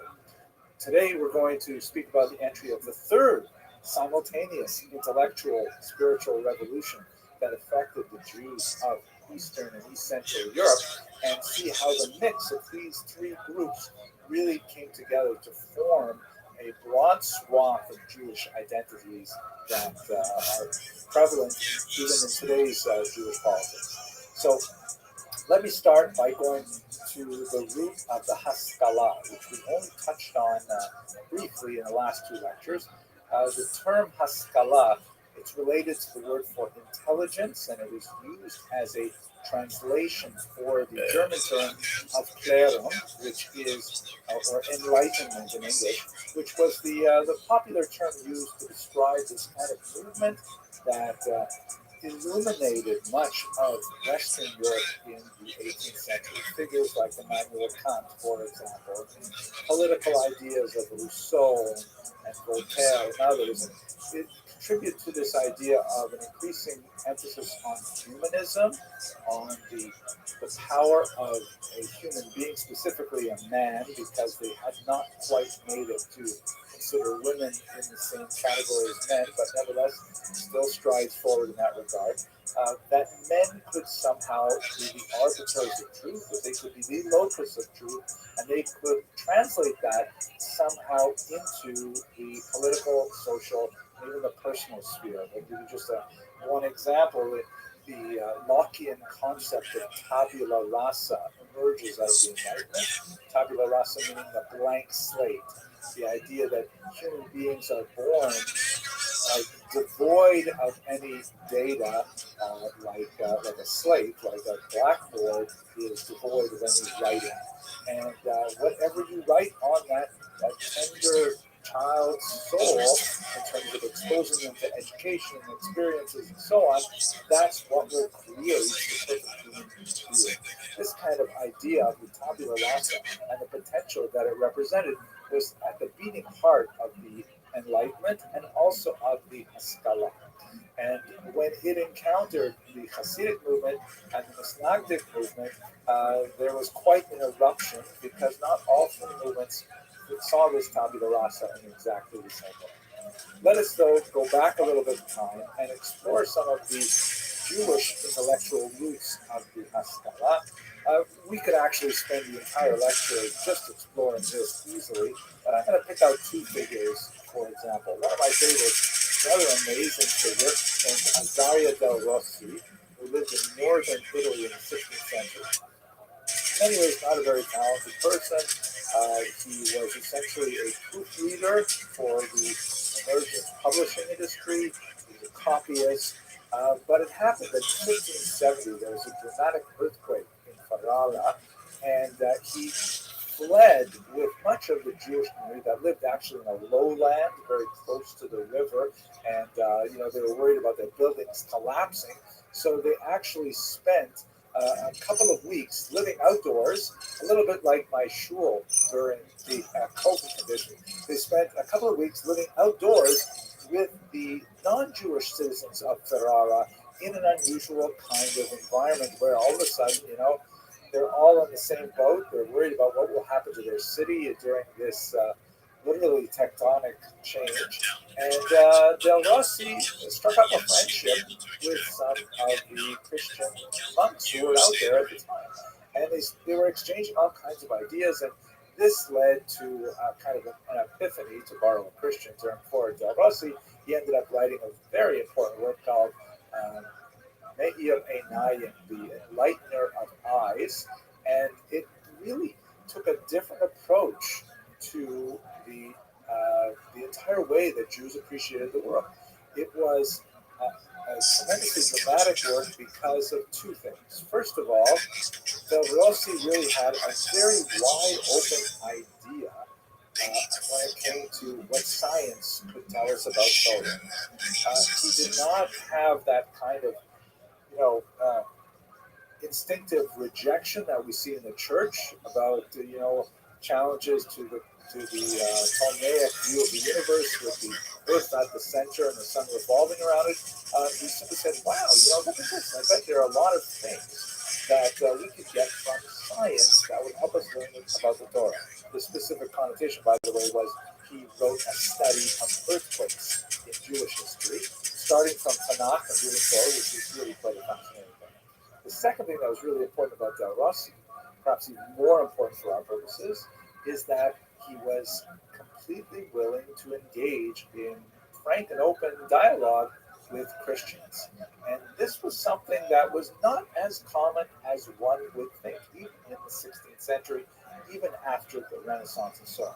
In many ways, we can see this trend going back much further. We see it, for example, in Maimonides' famous comment that occurs in his introduction to Pirkei Avot, called the Eight Chapters. We should accept truth from whoever speaks it. Perhaps anticipating the huge challenge that his Guide for the Perplexed and even his Mishnah Torah would meet, he speaks in the Eight Chapters about how he, compiled his commentary based on rabbinic sources and scriptural sources and even philosophers, and meaning Jewish and non-Jewish thinkers, because you have to accept truth from whoever speaks it. And these two ideas, the implications of modern science as understood within an Enlightenment kind of framework of the grand possibility of figuring out everything in a Newtonian model, where if we just get the laws of the universe right, we will be able to figure out everything that ever happens in history in the future as well. And at the same time, this kind of community of scholars, this ideal of the tolerant university in which Jews could exchange in the marketplace of ideas with the same facility as non-Jews. That's something that Del Rossi embodied. And these are kind of values that, again, we can trace these much further back in Jewish history, but they become especially important in the 18th century, and they're associated with the Haskalah. Let us not forget one other element, which I touched on in the first lecture, and I personally happen to be quite fascinated with lately, the impact of the Portuguese diaspora, which is shown in this map here. You will recall from that first lecture a couple of weeks ago that Portuguese Jews were typically Jews who had been forced to convert to Christianity, either in their first generation or for subsequent generations later, and they were artificially constrained by the Inquisition that was especially fierce in Portugal. But once they got out of Portugal, they essentially used their Christian driver's licenses to get a full pass into secular culture. And even though when they got to more hospitable climes like Amsterdam, for example, or New Amsterdam as well, here in New York City, they could shed their external Christian identity and resume their Jewish identity. By the time that happened, they may have been 2, 3, 4 generations deep in Christian education, having gone to university, having studied Christian thought, and having a somewhat attenuated idea of Jewish values, norms, history, and so on. So they're walking around with a totally different intellectual bag of tricks than your typical Jews in Europe.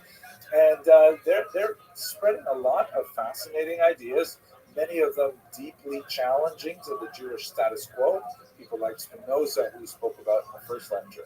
So these things are coming together, and in the 18th century, we see them expressed so well and so powerfully in this thing called the Haskalah. Now, definitely the hero, someone who's called the grandfather of the Haskalah, is Moses Mendelssohn, shown here. Moses of Dessau, as he was originally known. He was something of a child prodigy. He came to Berlin, where he made much of his fame, and he distinguished himself in so many areas of intellectual inquiry. First and foremost, because he was able to shed the Yiddish,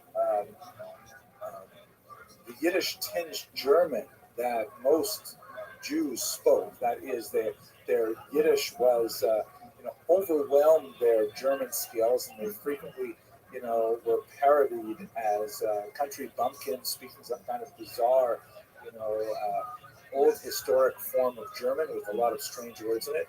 But he learned, the Hochdeutsch, the really refined, perfect contemporary German.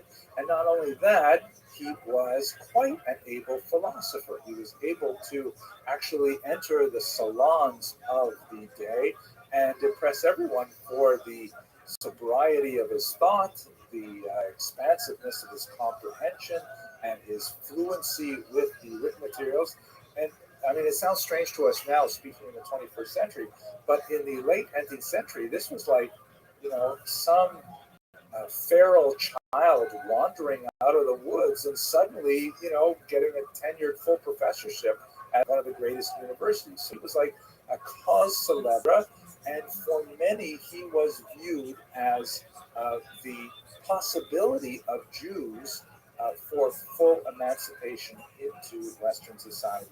He was kind of like the poster child for the very idea that Jews could have equal civil rights, that they could enter in society, they could have full privileges as German citizens, which they were not. And in fact, they would not achieve that until late in the 19th century. And in fact, a little further east in Russia, they wouldn't get it until the early 20th century. So Moses Mendelssohn stood for a lot of these forward-thinking ideas. And amazingly, he did it without jettisoning his Jewish identity. Now, you will notice from the portrait here, he was clean-shaven, which was a little bit scandalous for the era. Jews, traditionalist Jews, were usually bearded, that is, males, obviously. Although there were and are halakhically permissible ways to shave the beard, it was definitely not the kind of way that Jews would look in Eastern Europe at the time. This was considered, and he was considered a Deutscher, a German, meaning he was hopelessly assimilated to Western values, but he never let go of the core observances of Judaism, and he considered himself an Orthodox Jew, although that term was not coined at the time. It would be coined until a good half century after his death. He considered himself essentially an observant Jew in all ways. One of the sad aspects of Mendelssohn's life is that he was unable to provide this kind of sophisticated articulation of both a Jewish and a civic German identity to his grandchildren, all of whom adopted Christian lifestyles. But nevertheless, for his generation, for his time, he was essentially an observant Jew who had imbibed the greatest thought circulating in Western Europe at the time, and was essentially saying to German society, hey, you should think about how you treat your Jews, because we have tremendous potential to contribute to society, and we can only really get there if, for example, you allow us to attend university. He was completely self-taught.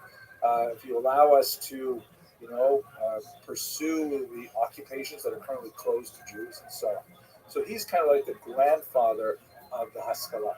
But at the same time, we should also be aware that there are other figures, like, for example, Solomon Maimon, who is just a little bit younger than Mendelssohn, in fact, looked up to Mendelssohn as his mentor in many ways. Solomon Maimon was a very talented philosopher. He debated quite successfully with Immanuel Kant, and he duplicated a lot of the strengths that Mendelssohn had. However, unlike Mendelssohn, he certainly was not observant, and he took pride in this. Maimon did write quite a few philosophical treatises that had some popularity and notoriety in his day, but his longest lasting contribution to Western thought is his rather salacious autobiography, which is, um, you know, it is not the first in this genre, but it is certainly one of the most important. The so-called OTD genre, the off the derech genre. Maimon himself came from a Misnagdic background in Lithuania. He was, like Mendelssohn, a child prodigy and very learned in the Talmud, and he achieved great status for his impoverished family because of his, you know, rabbinic learning and skills. Married off at the age of 11, which was not that uncommon for especially talented rabbinic youth at that age. Very unhappy with marriage, especially an unhappy relationship with his domineering mother-in-law. And so at age 13, he ran away from home. He ran away actually from his own home, abandoned his wife, and in fact did not give her a get for a decade. Also abandoned his child as well, young David, who would only meet him years later in Berlin. So Solomon Maimon left Lithuania. He had actually a sort of a detour to Mezrich, excuse me, a detour to Mezrich, where he met Dov Ber, the Maggid of Mezrich, and he has a fascinating chapter about his encounter with Hasidism. But ultimately, he felt that Hasidism was, albeit more inspired and more remarkable for its devotion and its enthusiasm, it was essentially what he regarded as the same kind of nonsense that he had imbibed as a Talmudist, and he just wanted to put that all behind him. He came to northern Germany, he was in Berlin, he was associated with Mendelssohn, got up to all kinds of trouble, visited brothels and so on, and his autobiography is a very entertaining reading, but personally, I don't think of him as a very likable individual. But he's also the face of the Haskalah, because unlike Mendelssohn, who said that, you know, we can be Jews and be good Germans and be good modern citizens of Europe, we can have it all. Solomon Maimon said, you know, chuck it over the side. Like there's so many of these books nowadays, or the TV series on Netflix, Unorthodox and things like that. It's a long tradition of off the derech, or over the convent walls, so to speak, types of literature, and that's the version of the Haskalah that was also active at the very same time. This would be especially significant when the movement begins to bleed over into Eastern European movements. So the Haskalah in Eastern Europe, just to give you, Western Europe, just to give you a sense of like the kind of issues that they were facing, and the kind of solutions that they were looking for, and why the Haskalah was so significant in Western Europe. In the late 18th century, there was a false burial scare that actually lasted for about half a century. The consensus of scientific opinion at the time was that it was impossible to definitively define death by cessation of respiration and heart activity.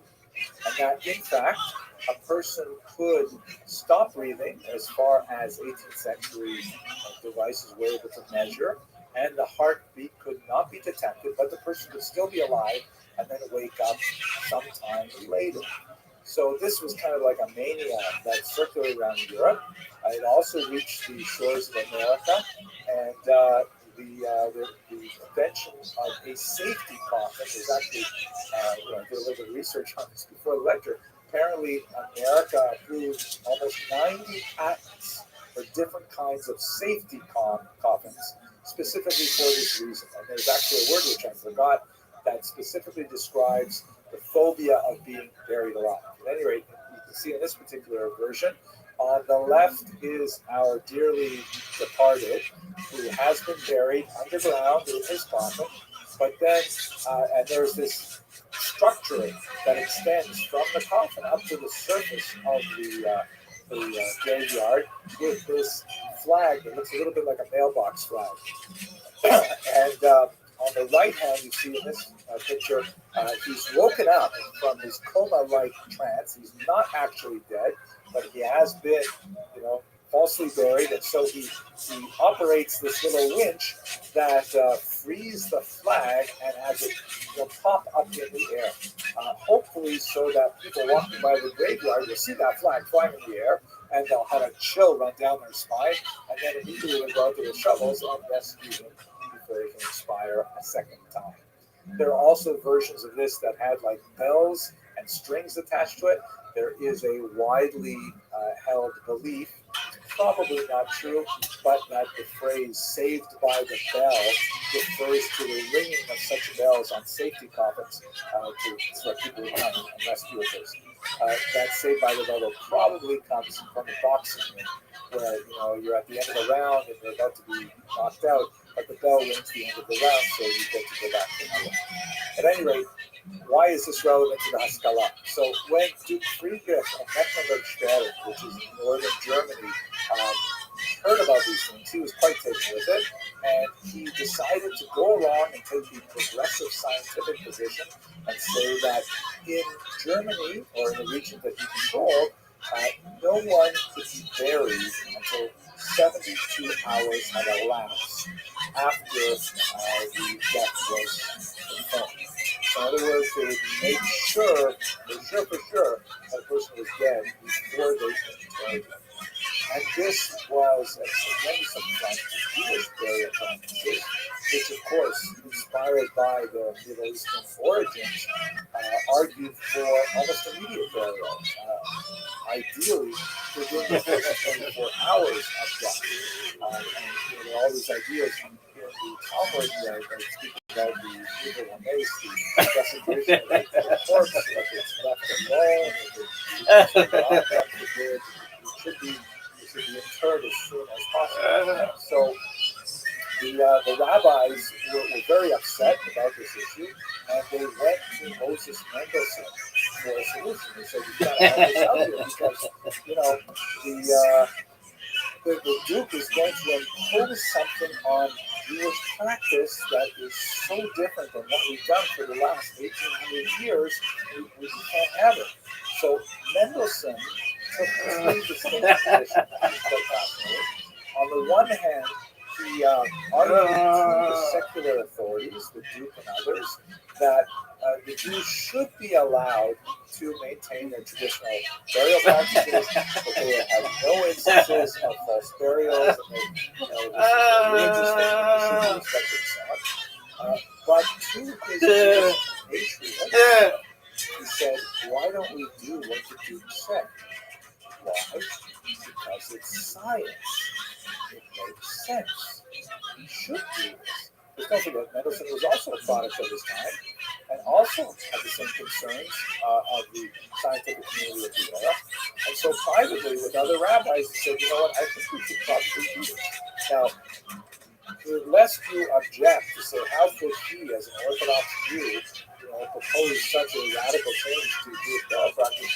The truth is, he was really arguing that he was saying we should go back to a much earlier Jewish practice. It's not very well known, but in fact, in much of the Talmudic period and the Tanaic period, Jews did essentially practice a kind of dual burial system, where the bodies would first be interred, and then after a period of time, typically a year, then the bones would actually be disinterred, and they would be brought to family crypts like this one in Italy. There are such crypts that exist in Beit Shan, in northern Israel, and a few places in Israel and in Italy, where we have these ancient catacombs that are clearly Jewish, marked with menorahs and things like that.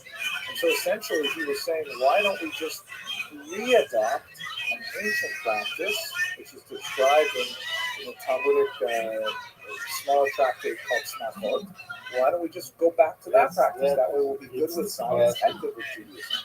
This got him in a lot of hot water with, among others, Yaakov Emden, who was dead set against any kind of innovation. But nevertheless, this is a typically kind of Hasidic way to do things. Well, we can appreciate science, and we can also appreciate traditions. We just have to look a little more deeply into them to find the way these traditions.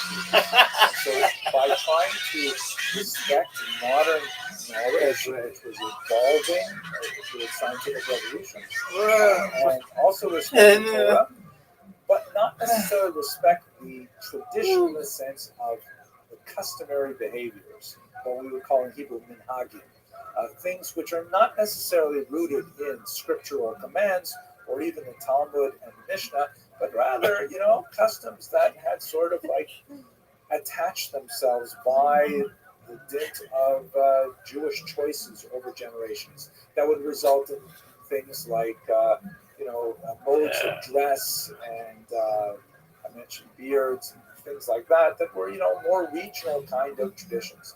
The Haskalah, under thinkers like Mendelssohn, said we should carefully examine the corpus of Judaism, and we should surgically remove or at least isolate those elements that are not part of the body and soul itself, but rather things like the externalities. Like, for example, do we really have to wear those costumes everywhere? Those long coats that go below our necks? I know we've been wearing them for a few hundred years, but really? Why don't we just wear these newfangled short jackets like the Germans do? And you can go on and on listing the many different ways in which the tradition could be altered for the sake of Haskalah. That's the kind of position that people like Moses Mendelssohn took. And the second element, which is very important, besides the role of science with Torah and tradition, is that Mendelssohn trusted and wanted to engage with civic leaders like the Duke of Mecklenburg-Schwerin. He felt that, for too long, Jews had regarded the non-Jewish world as toxic, as antithetical to Jewish values, and as hostile to Jewish values. And he felt, no, we should, while recognizing that there are a minority of non-Jews who unfortunately don't like Jews because they are not sufficiently educated as to who Jews are and what we stand for, we should nevertheless embrace our non-Jewish neighbors with open arms and, be happy to join with them in the exalted experiment of constructing a multi-ethnic society.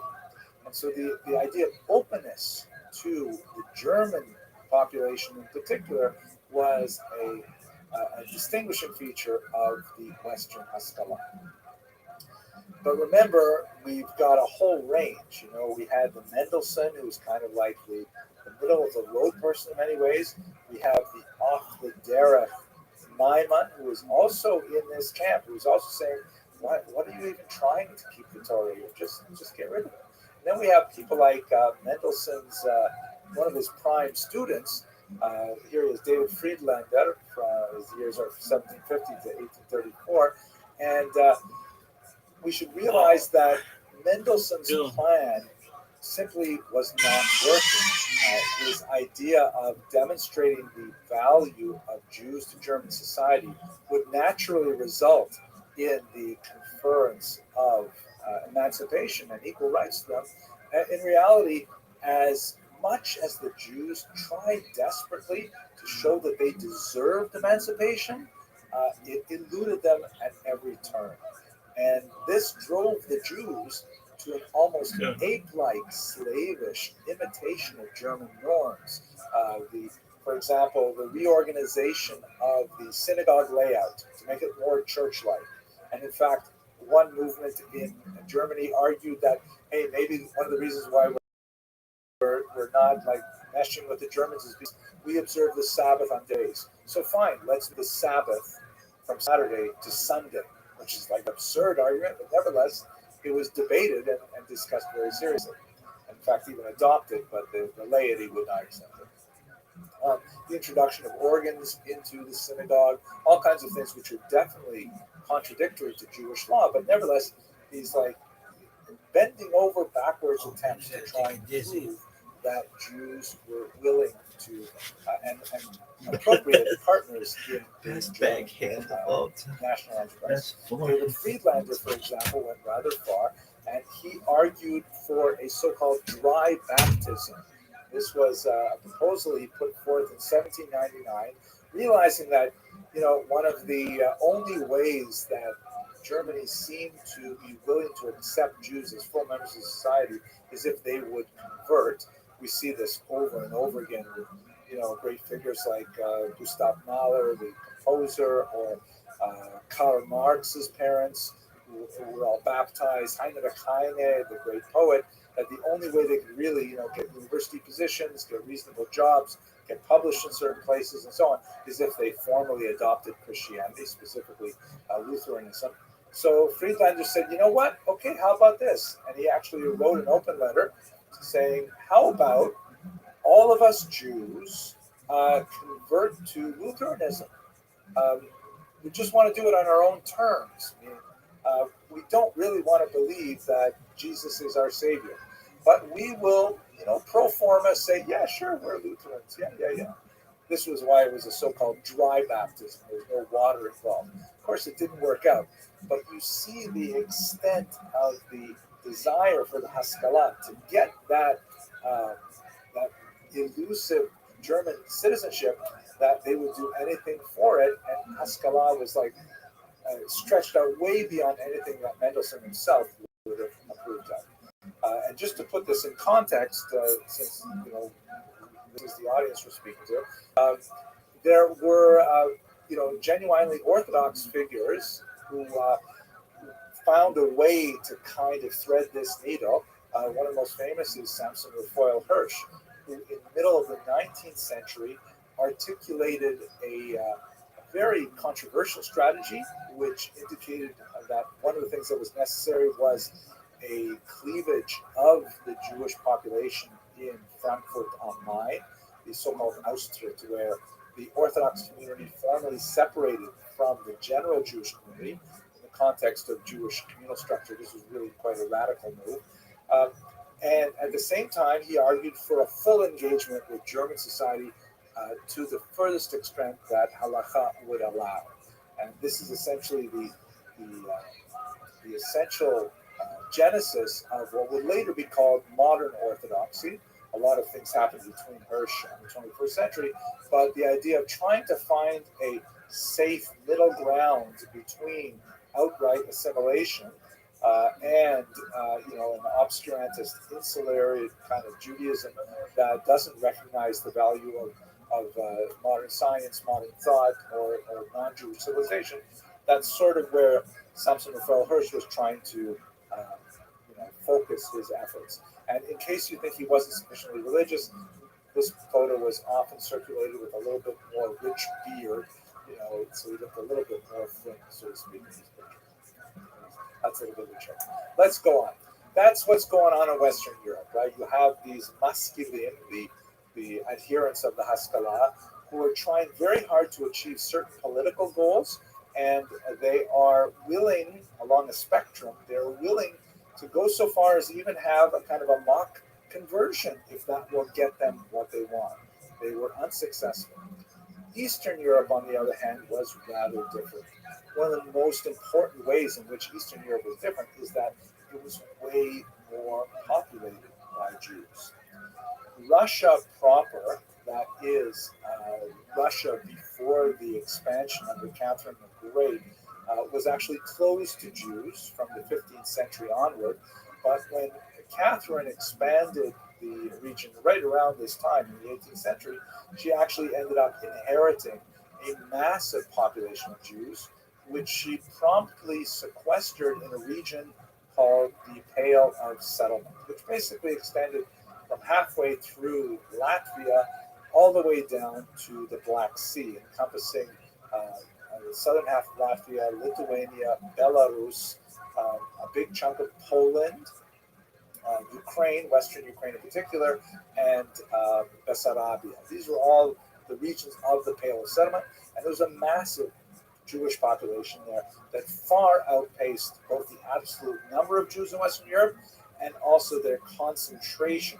Jews were heavily concentrated in medium-sized villages all the way up to cities in Eastern Europe. As you can see, the black dots indicate cities with over 50% Jewish population in 1900.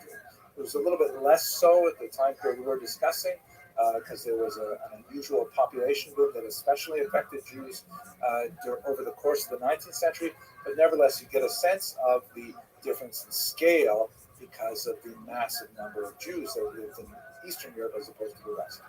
Also, we should understand that there's a huge difference in the political and cultural and linguistic context of these regions. Germany was regarded by Jews as kind of like the most civilized country in the world. This was the country that had the best scientists, that had the most sophisticated poets, and they had the most wonderful composers, Beethoven, Bach. I mean, all these things are happening in Germany, Goethe, and so on. They're like so excited for Germany. Russia, by contrast, Jews were not especially engaged with it at all. As I mentioned a second ago, Russia proper was actually closed to Jews, so Jews couldn't live in St. Petersburg or in Moscow unless they had special permission because they were especially wealthy and they were involved in commerce or they were talented medical professionals. Otherwise, the vast majority of Jews live among the large non-Russian populations that were part of the Russian Empire. Ukrainians, the Poles, the Lithuanians, the Belarusians, and so on. And their cultures, especially their literary cultures, were way behind what was happening in Germany. The Dostoevskys, the Tolstoys, and so on were just the beginning of the huge rush of great Russian literature, but that was happening, towards the end of the period that we're talking about. So it was, Jews were just not attracted to these things. There was no real desire to assimilate to Russian culture, which is quite different from what you had in Germany. Furthermore, Jews living in this huge swath of territory, the Pale of Settlement, had massive linguistic affinities with each other in the Yiddish language, which was so strong there and not at all a minority language among Jews that it actually evolved eventually into a distinct movement of its own. And any kind of challenge to traditional authority, religious authority that you would find with the Haskalah in Western Europe, in Eastern Europe, it tended to move away from assimilation and more into acculturation. And it was expressed in movements that we understand today because they were incredibly influential. Yiddishism, right? The whole, engagement with Yiddish literature, Shalom Aleichem, Mendel Marcus Forum, the culture of it, and so on, that translates really to Broadway and to Hollywood.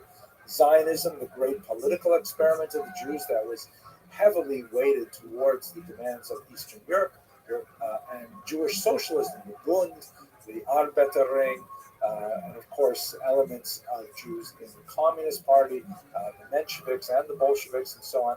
These are things that happen because the Jews are in such great numbers and not especially attracted to Russian culture. They linguistically, they either doubled down on Yiddish or they explored Hebrew. They generally did not say, "Hey, let's all speak the vernacular, Ukrainian." A little bit different in Poland. There was a much stronger level of Polish Jewish synthesis than you had, let's say, Jewish Lithuanian or Jewish Ukrainian, but nothing like the German Jewish synthesis that really drove Haskalah. So as these ideas of the Maskilim start seeping over into Eastern Europe, Eastern Europeans, even those who are inclined towards these ideas, they're not deeply impressed. They say, "No, we don't want to do it like that. Are you serious? A dry baptism? That's what you expect of us? No way." But they internalized it in other very different ways. For example, Joseph Pearl, one of the important Misnagdim of the era, one of the important Maskilim of the era, and you can see right away he's wearing a kippah, very large kippah, larger than my own, in fact. But he embodies this view, saying, "Okay, listen, there's a lot of great things going on in Western Europe and science, and maybe they'll get emancipated and things like that." He looks around at what's going on in Eastern Europe and says, "What's holding us back?" He says, "Oh, man, it's those Hasidim. They are the worst. The Misnagdim, okay, they're religious obscurantists and so on, but at least they're rationalists. At least they, have a logical system and they're very sober and they are punctual, and they have all of these kinds of values. The Hasidim are wild men. They are drinking, they're dancing, they're singing, they're practicing all kinds of behaviors that we're not used to. All of those things that the Misnagdim I discussed last week were really offensive, or were offended by Hasidism. And so he took a really unusual tack. He composed false Hasidic books, which were designed to be parodies of Hasidim, that is satires. He wrote a book called Nagadat Milim, which means the revealer of secrets, which was meant to be read as if it were an actual Hasidic book. But when you read it, you would say, "Oh my gosh, these Hasidim are such fools, such idiots." Ironically, he ended up really preserving a lot of tremendously interesting Hasidic ideas. Rabbi Nachman of Bratslav, who was one of his most, he hated Rabbi Nachman more than most. A lot of the famous stories of Rabbi Nachman recorded because Joseph Pearl put them in his own book. So he, and strangely enough, did a service for Hasidism by opposing them. And the thing is, people like Joseph Pearl, even though he was a dedicated educator and he made tremendous contributions to the general education in Tarnopol, in Western Ukraine, and nevertheless, he simply could not get any serious traction with his opposition to Hasidism, especially through this strange device of writing these parodies of Hasidic thought. But you see how the Haskalah here, especially in the figure of Joseph Pearl, tries to corrode support for Hasidism, but it is a genuinely popular folk movement that people enjoy. People want to be associated with the Hasidim. We should note that Pearl was not the only maskil who dealt with the Hasidim, and there were some, I'll show you one in about 10 minutes, that viewed the Hasidic movement with quite a bit more charity, but nevertheless, the basic attack of Haskalah on Eastern European Jews was primarily focused at the Hasidim, because they saw them as the most obscurantist, the most anti-rational, the most diametrically opposed to the values of Haskalah that they were trying to slowly bring into Eastern Europe. The fights over Hasidic literature really died down around the year 1815 for various reasons. For example, the Vilna Gaon had now been dead for almost 20 years, and there are also changes in the generations of Hasidic leaders and so on, and the placing of Hasidic rabbis in official positions in many cities calmed down a lot of that intense literary debate. But the Hasidim and the Misnagdim together faced a much more significant threat from the Russian government. And so another element of the Haskalah's attack on the traditionalist lifestyle in Eastern Europe was specifically through the government. And this, in many ways, poisoned the relations between, on the one hand, the Hasidim, and on the other hand, the Maskilim coming from Germany. But ironically, this meant that the Hasidim and the Misnagdim had common cause against the Haskalah. And so, to a large degree, this helped form what we might call today a Haredi bloc of Litvaks and Hasidim, because they both saw the Haskalah as an existential threat, which they were. Tsar Nicholas I here, who was one of the most influential tsars to rule Russia, had a lot of ideas about how to deal with the Jewish people. He was deeply disturbed that they should not conform to his threefold theory as of good government in Russia that emphasized, worship of the Tsar, that emphasized Russian Orthodoxy, which the Jews could not conform to. Obviously, Russian Orthodox Christianity, not Russian Orthodox Judaism. And finally, the idea of narodnost, which means peoplehood or peopleness. He wanted Russians Tim? to Russian citizens of the Russian Empire to kind of What's that? coalesce around the All right, Russian so all in all, you were down nationality. $3,000 in stakes. How about the other one? So I tried a the twofold other one- solution to try and I wanna divest talk the about Jews of No, we have to Like talk. about time? We have to talk about it. Like in the past 10 years, Yeah. negative 60,000. Holy fucking shit, dog. Yeah, but that's also from one point in time. Like, you had a problem? No, I got a gift. Somebody gave you a bunch of money and you just blew it? Yeah, Was it an inheritance? his mom died. He was on drugs. Who's he? From Norwegian guy. So some random Norwegian guy's mom died and he gave you a bunch of money. Yeah, I met him off of his school. Why'd he give you so much money? I told him I'm a good member. Oh, so you gambled on his behalf? Yeah, Okay. What makes you think you're a good gambler? well, when I had the bankroll, I was pretty good. I was making anywhere from 5 to 10 grand a day. I Yeah, had but such a high bankroll. you don't keep track of You your know, losses that way. back then I was. Okay. Have you just Not considered so much anymore. quitting? Oh yeah, no, 100%. Well, you're already done on one site, and the other site is more corrupt than that site. Yeah, So why don't you no, just I quit? intend on that. If you like gambling so much, why don't you do sports gambling? You know, I probably should. I've heard that it's good. Well, here's why I say that. You blow thousands of dollars in like 10 minutes, and you're not going to do that on sports gambling. Sports gambling, you put $100 on a game, the game takes 3 hours, you're really into it, and you could win. It's basically like 50-50. True. Yeah, I like sports bets.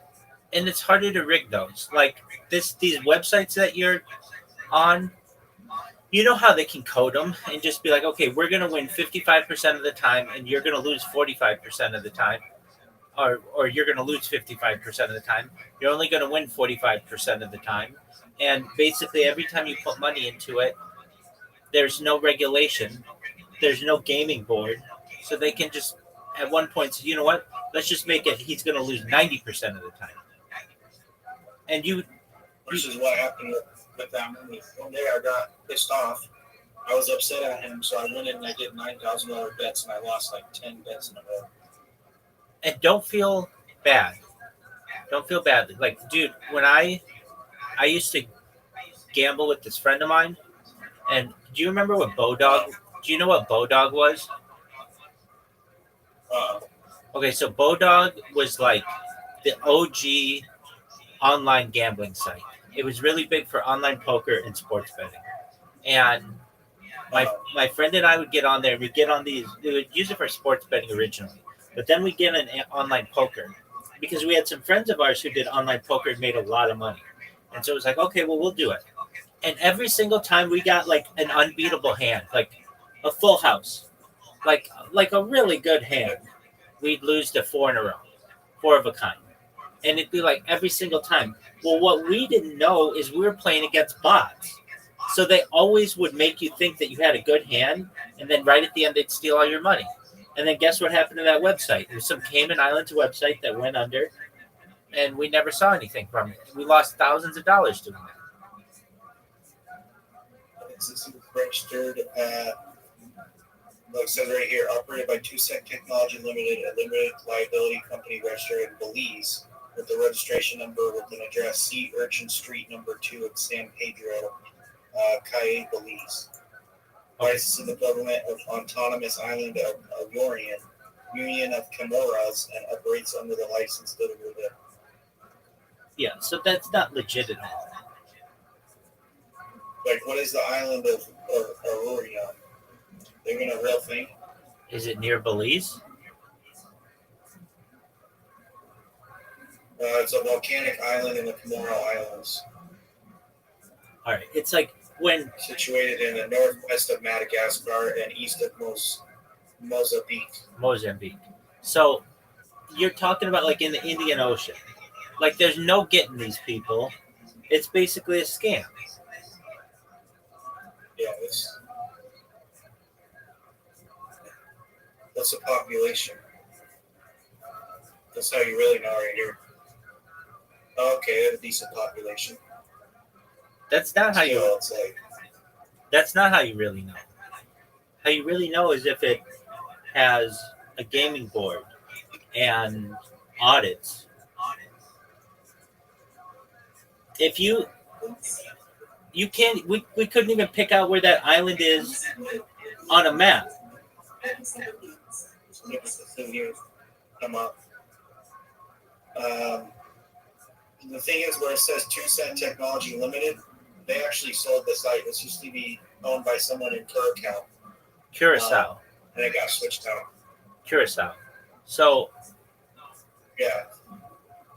right, but I mean, you get what I'm saying, that it's not like MGM or Caesars or even what, I mean, I'm not saying those are legit at all, but they're more legit than that one. Right. Why don't you bet We with, have a little tool so you can validate stuff. why don't you bet? Yeah, but here's the thing. Let's say you got, I don't know, $100,000 in the bank there. No one knows that you can necessarily cash that out. Right. They could just be like, okay, whatever, I mean, let's close down at this point. And you're done.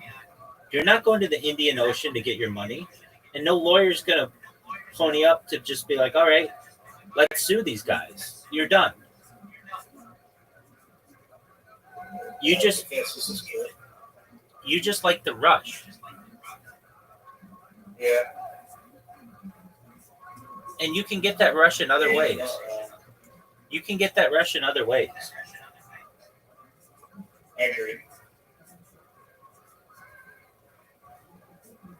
And you have a child. And this money could be going to improving their life. Yeah. No, I agree with that 100%. That's why it's, and I just had to talk with it with my lady. It's something that, I can't be doing like I'm doing anymore, You have access to a bot system that people would dream about. Now I know it's not yours, but you're like the middleman for it. And you could basically take the money that you're using to gamble and invest it in your streams. You got to be doing something interesting, but it's like 290 days until Grand Theft Auto 6 comes out. Yeah. You plan on getting it. Okay. So you create a community that knows that you're good at Grand Theft Auto 5. And then when Grand Theft Auto 6 comes out, you increase the amount of bots that you have viewing your streams. And then all of a sudden you've got some subscribers. Then perhaps you might have a merch store and you grow from there.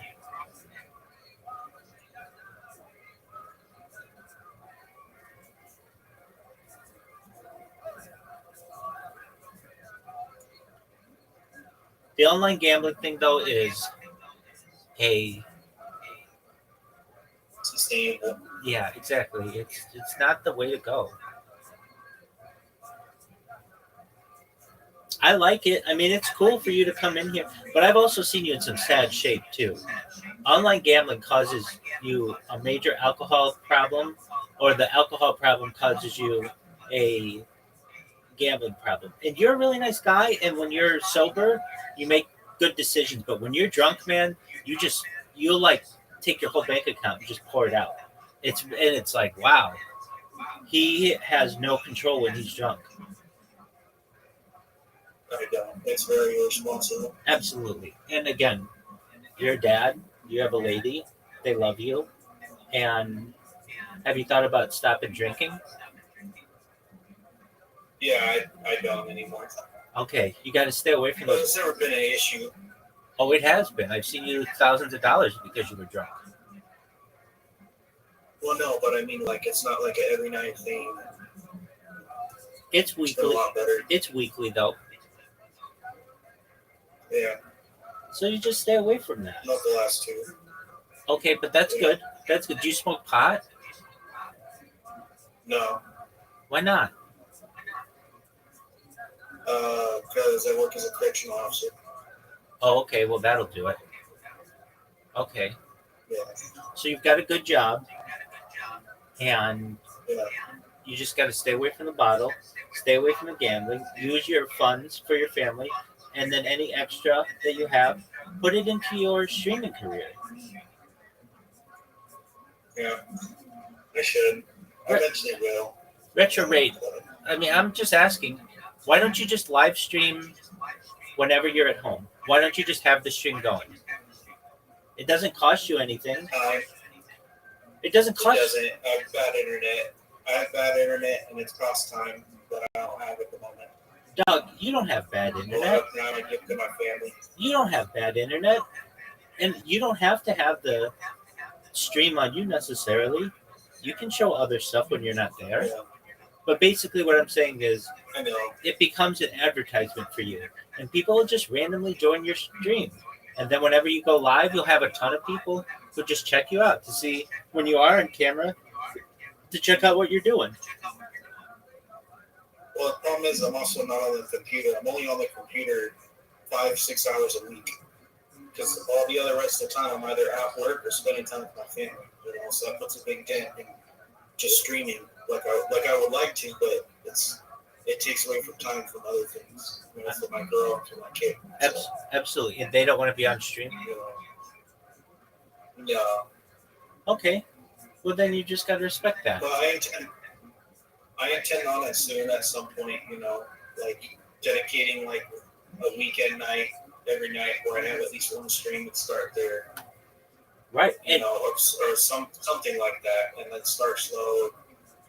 If I ever get KCIP, which I know people I probably could, then maybe transition to that and have it as like a side thing, you know, absolutely. or something. And that's the way to go. They changed the name of KCIP. If you weren't aware, it's now just Kick Partner. But you're exactly right. Yeah. Two- Kick's things though. definitely been an option. You stay away from the gambling. Oh, man. I understand. You stay away from the gambling. You stay away from the bottle, and your life is going to be a lot better. And your money's going to go up, and your happiness with your significant other and your child is going to go up, and then you've got that world by the ass.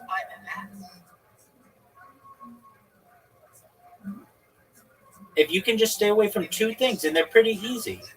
One, gambling is a pain. It's a pain in the ass to do. And secondly is the bottle. It tastes like garbage. So you've done it for 2 weeks. Now make it 20 weeks. When you can go half a year and you haven't had a drink, then I'm going to say, okay, now this guy's got an opportunity at some real success. I'm not telling you anything you don't know. You know all these things, and you say them to yourself constantly. So you just got to do it.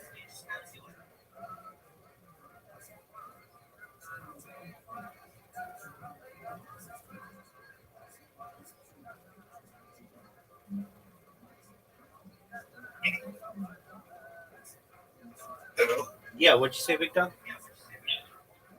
I said, I'll work on it, man, but I gotta go. I appreciate you and I appreciate your advice. Absolutely. You take care. I'll be here at some point. I'm always here for you, You too, Retro man. Raid. Take care, buddy.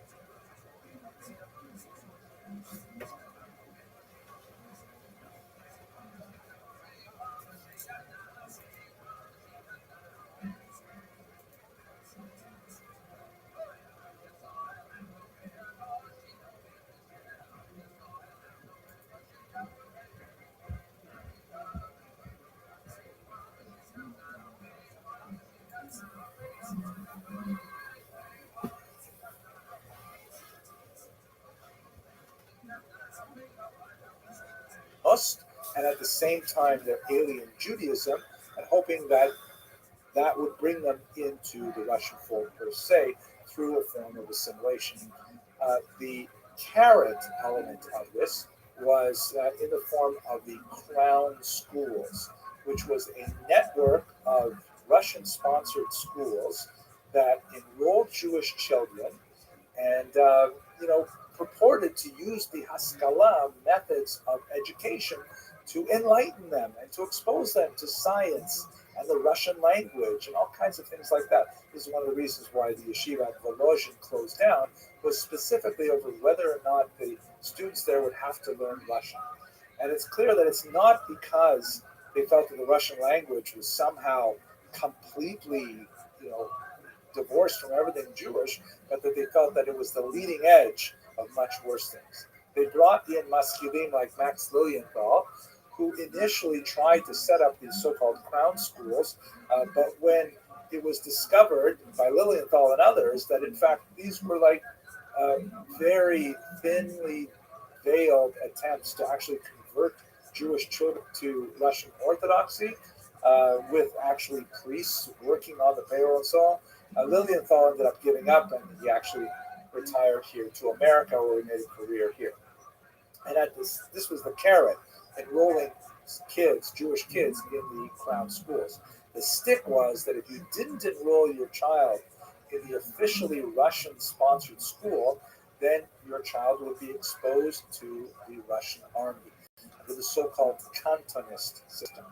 Beginning in 1837, Nicholas I said that Jewish children as young as age 12, legally, in reality, many children younger than the age of 12 were taken, would be conscripted into the Russian army.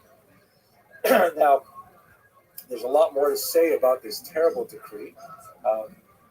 It had a tremendously corrosive impact on the Jewish leadership in the communities as well. But it was essentially a death sentence, Jewishly, for the Jewish boys who were taken off to the Tsar's army. One thing that many people don't realize is that service in the Tsar's army was 25 years in length.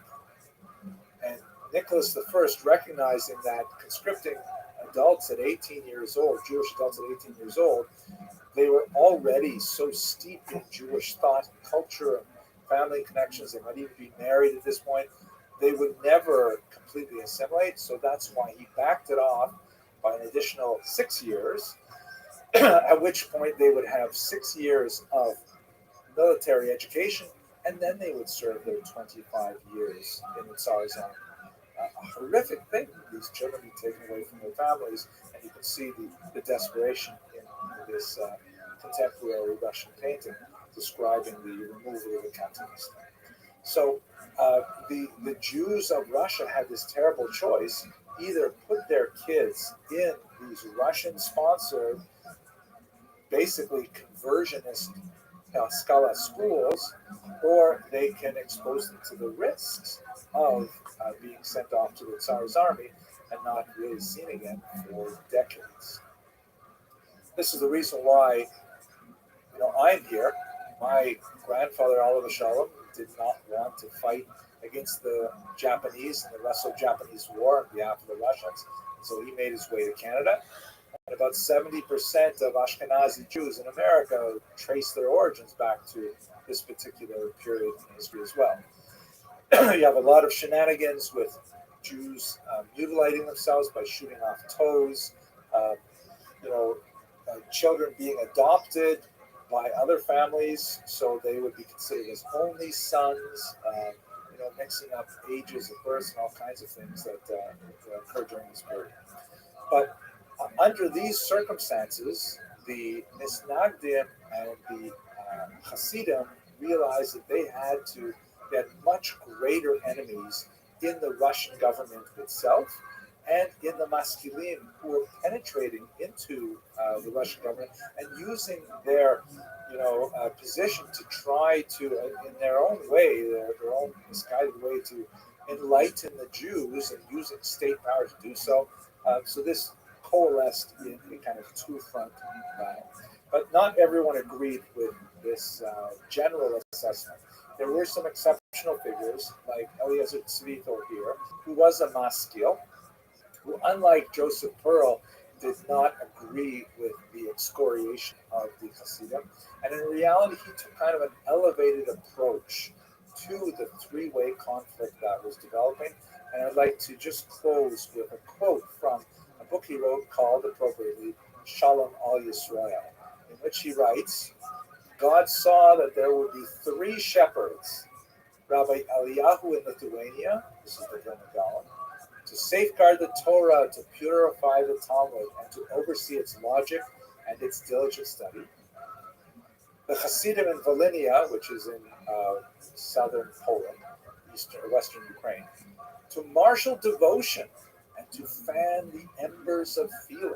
Because the Misnagdim in Lithuania, like they say in Yiddish, kalt via Litvak, cold as a Lithuanian, they have a phenomenal sense of logical power and reason and so on, but they're cold. They're like very tachlis oriented. What is the deal? Very focused on the argument. The Hasidim, on the other hand, is warm, and maybe they're not quite as demanding about what's happening around the edges, and they're much more inclusive, and they're much more into, for example, prayer. The founder of the Chabad Hasidim said he went to the Magid in order to learn how to pray. He didn't learn Hasidic thought. He went to learn how to pray because they prayed with great devotion. And they prayed with enthusiasm. Hasidic Verbringen is a wonderful thing. And finally, the great sage of our people, Moses ben Menachem, that's Mendelssohn, in Germany, and called him to place the cradle of enlightenment in the lamp of religion. And argued in this regard that, a lot of the ideas that we began with today with Azaria Del Rossi really conforming to that Maimonidean thought of listening to the truth and accepting it from whoever speaks it can be valuable for the Jews. In fact, allows the Jews in the 19th century to really excel in so many areas of human endeavor. But I have to conclude with Shalom al Yisrael because I identify very much with this idea of different magnetic polarities that affect the Jewish people, alternating between that austere religious text-based thought and the divine enthusiasm of religious ecstasy and the open-minded rationalism of modernism. These three ideas really inform quite a bit of the Jewish community today. I think it is the diversity of thought and the multiplicity of perspectives that really helps the Jews exist as a community and as a people in America and the world. Thank you very much for your attention and your endurance over these 3 weeks. It was really a great honor to speak with you. And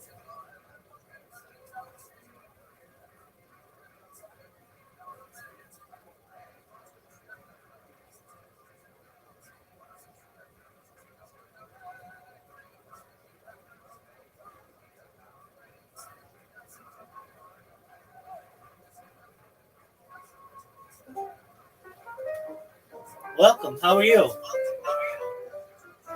one of the things that I find so exciting about the early Jewish community in Amsterdam, particularly What's up, Ivan? 16th, 17th, and 18th centuries, is the fact that it was a place that drew in people from very diverse backgrounds, surprisingly diverse backgrounds. Can you hear me?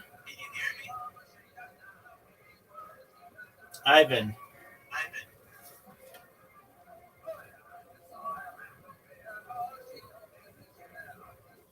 Yo, dog, can you hear me?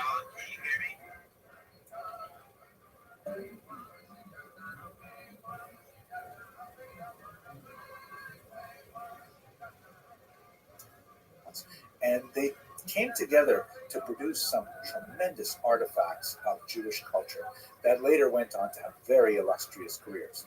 One of those documents is the Amsterdam Haggadah of 1695, and in particular, the copper engravings that really set the signal for many, many more Haggadahs for centuries right up to and including the Maxwell House Haggadah Yes. that was very popular here in America.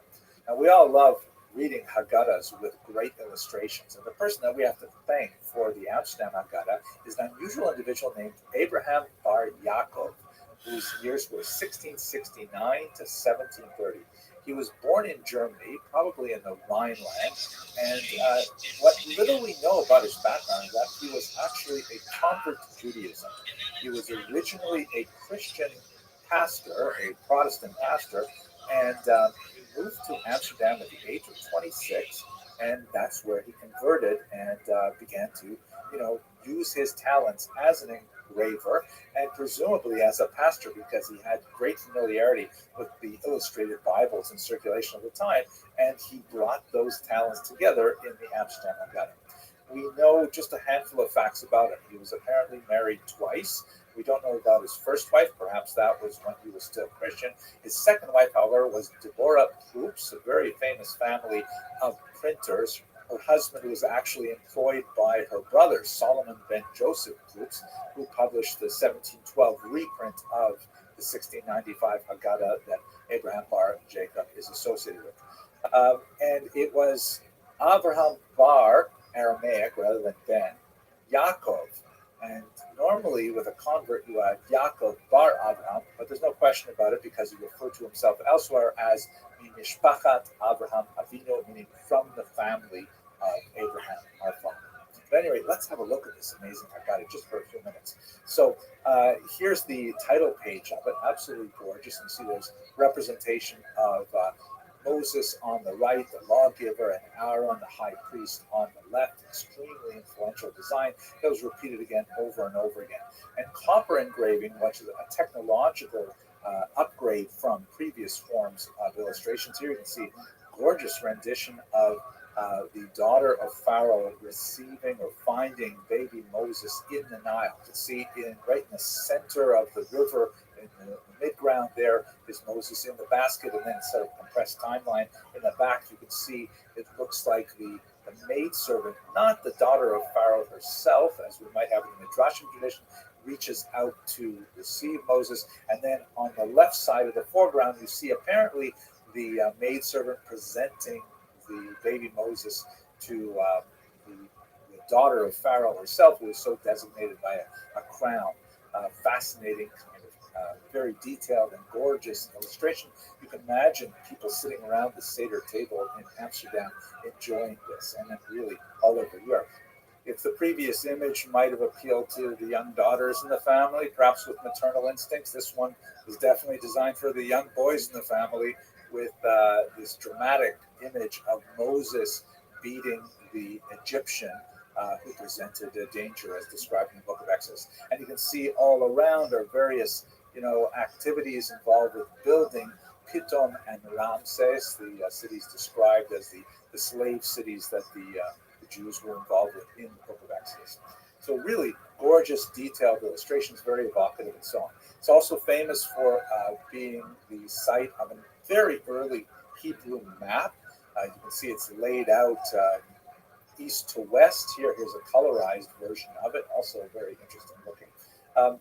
But I think what is most fascinating about this is in this type of era, the whole idea of plagiarism was not very well defined. And so here is a classic image from the Haggadah that shows the pictures of the four sons, right? You've got on the right, the wise son, and then second from the right is the wicked son.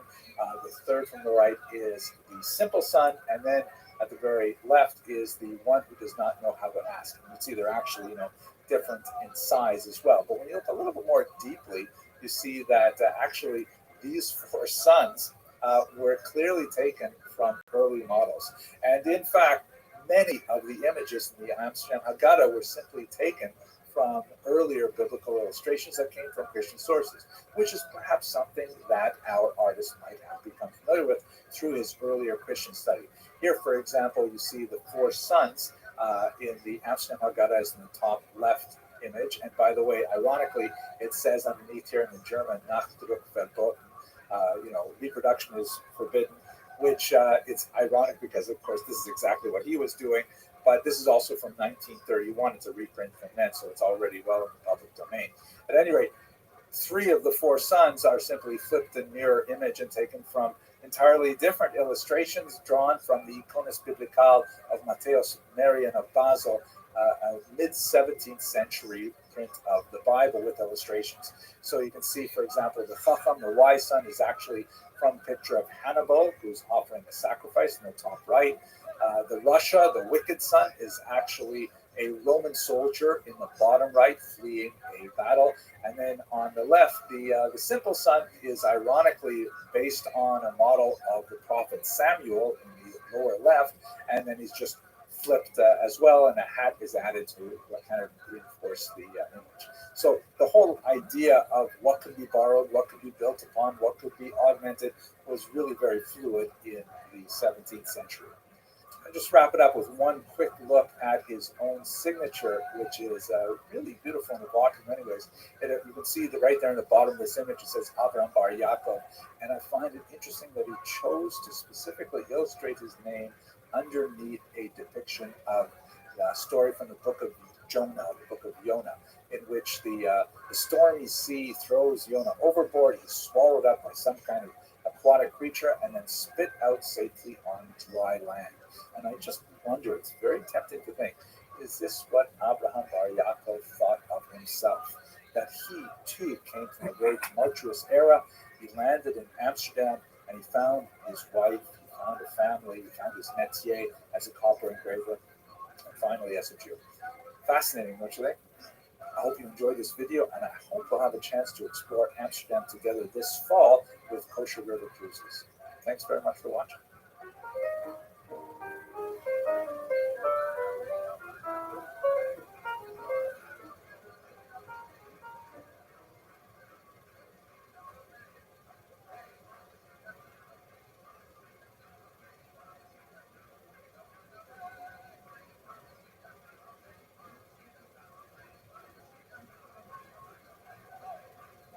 One of the most fascinating and fun aspects of my career as a Jewish historian is the opportunity to explore some of the exciting historical sites of Europe, in particular with kosher riverboat cruises.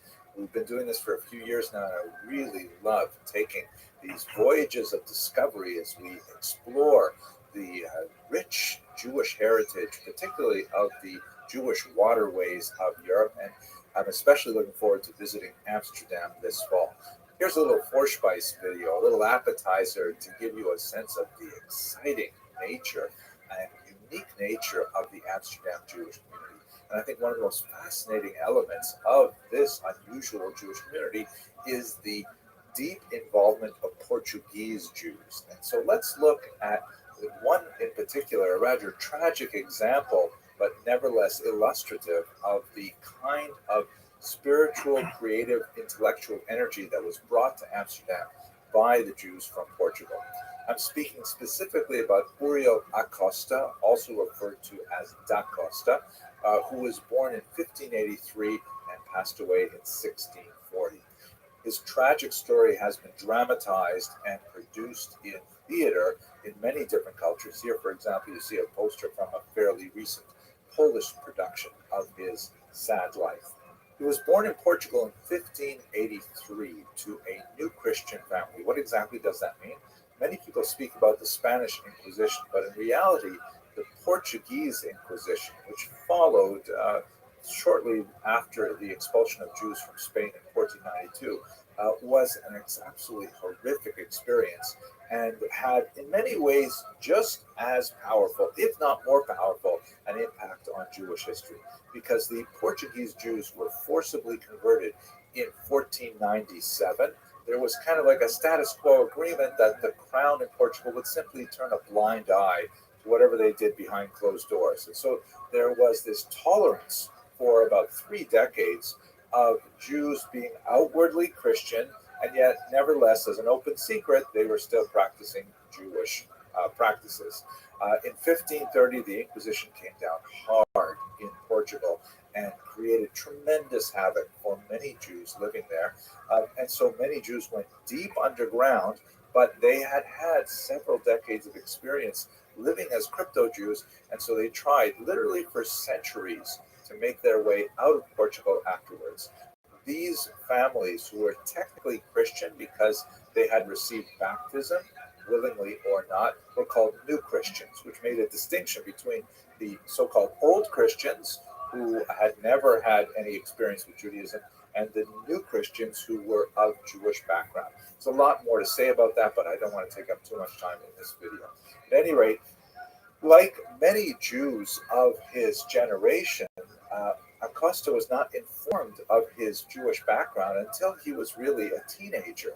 And he had understood that he was a good Christian like everyone else. He studied theology. It's quite possible he may even have received a clerical degree himself. And then when he found out that he was Jewish, he was fascinated with it, and he was obsessed with it, and he wanted to really explore his Jewish background. This was only possible, however, once the family did make their way out of Portugal to Amsterdam, which was a much more liberal and tolerant environment, at least in some senses, where these Portuguese Jews could once again re-engage with their Jewish identity. Unfortunately, for people like Acosta, his Jewish identity was an imagined identity because this is 1583. The Inquisition has been in place for 50 years. The Jews have been forcibly converted for almost a century. His real contact with Jewish teachings is highly limited. Almost everything he's learning about Judaism is from Christian sources reflecting upon Judaism and him trying to decode them to understand what Judaism must really be like after you take away the Christian filter. He came to Amsterdam in 1614. He spent a little bit of time after that in Hamburg. He was circumcised and he formally converted, but he found himself in conflict with the Hamburg community in 1618. And the crux of the problem was that he did not believe that Jews were living up to the ideal that he had set for them, right? Imagine the kind of environment he must have been active in. He was an intellectual, brilliant individual, very well read, and he's coming to adopt this new Jewish identity after almost a century of persecution, and he finds that Jews are people too, and Jews are not necessarily behaving at the standards which he expected of them after reading, the Hebrew Bible, hoping to find models of human behavior in the patriarchs and the matriarchs, King David and King Solomon. And he sees around them there are regular people who are going about as Jews, occasionally perhaps not speaking well of each other, perhaps not necessarily treating each other appropriately in business and so on. And he is angry about this. He ends up getting into conflict with the local community that, in an attempt to try and quell his anger and his public expectations, he is actually excommunicated. Now, there's a lot more to say about what exactly is excommunication in a Jewish context. It essentially means a form of ostracism, and there are different levels of it, as we shall see. So he was first excommunicated in the year 1618. He goes back and he lives in Amsterdam, and the excommunication is lifted, and but he doesn't stop. He's still so bothered by the fact that, how is it possible that Jews do not behave to the standards that he expects they should adopt? It's possible that Uriel Costa suffered from some level of mental illness. When I get to the end of this story, perhaps you'll see why this is especially poignant. But nevertheless, he ended up publishing a book, The Examination of Pharisaic Traditions, which was in many ways an attack on exactly the problem that we're describing here. The Jewish community, which at this time was trying to negotiate a safe level of tolerance with the outside community, and certainly did not want these kind of intellectual rabble-rousers active in Amsterdam. They ended up excommunicating him again. This is the second excommunication. He was fined, the book was seized and burned, and he ended up fleeing to Utrecht. Nevertheless, in Utrecht, he found himself extremely depressed. In 1628, his mother passed away, and he found that he simply could not live. He didn't have a community anymore. He wasn't a Christian. He didn't have community among Jews either. So he moved back to Amsterdam, hoping to absorb himself within the Jewish community again. And he said, I'm going to set aside all of my intellectual and spiritual disagreements with the community. He said later on, a very sad phrase, he said, "I shall become an ape among apes." Very derogatory statement in the sense that he wanted to fit in with the Jews, even though he felt that it really wasn't for him. He thought a lot about some of the philosophical areas of Judaism, and he just could not help himself. He ended up getting involved in controversial behavior again. He ended up preventing two Christians who were considering conversion to Judaism at this time, and this brought him to the attention of the Jewish community once again. And so in 1640, he formally says to the community, "Okay, look, I'm really, really sorry. I know I'm having trouble controlling myself, but I will completely subject myself to the Jewish community. I will not, engage in any of these activities anymore." And the Beit Din of Amsterdam, the Jewish court, imposed an extremely harsh sanction upon him. They accepted him back, but they ordered him to go through a ritual humiliation, which was surprisingly not as uncommon as one might think in the 17th century, where he was taken into the synagogue, he was tied to a post and symbolically lashed with a thin little lash, but the idea was to symbolically accept his repentance through these lashes. And then, amazingly, he was required to lie down at the entrance to the synagogue and have the entire synagogue membership walk over him, which was a sign of abject humiliation. He was incredibly depressed by this. He went home. He wrote a 12-page suicide note called, in Latin, he wrote in Latin, Exemplar Humanae Vitae, an example of a human life. A terrifying document to read, and then he killed himself with a revolver. Terrifying story, incredibly sad. Obviously, an individual who is deeply invested in Judaism, and yet because of the vagaries of history, the persecution of the Inquisition, he was distanced from Judaism in a normal way. I mean, he had no Jewish community, and then he developed this special idea of what Judaism must be like, and he was never able to really, make sense of the difference between Judaism and regular Jews, and he ended up taking his own life. Nevertheless, his experience and the problematic way in which the Amsterdam community tried to deal with this unusual figure is extremely telling, not only for the difficulties of navigating modernity, when it becomes more and more possible to adopt various postures towards religious identity. In other words, the Amsterdam Beit Din was really trying to enforce a medieval concept of Judaism, where everyone had to behave according to the set rules as understood by the Shulchan Aruch, whereas the possibility of new Jewish identities are rapidly becoming evident in society.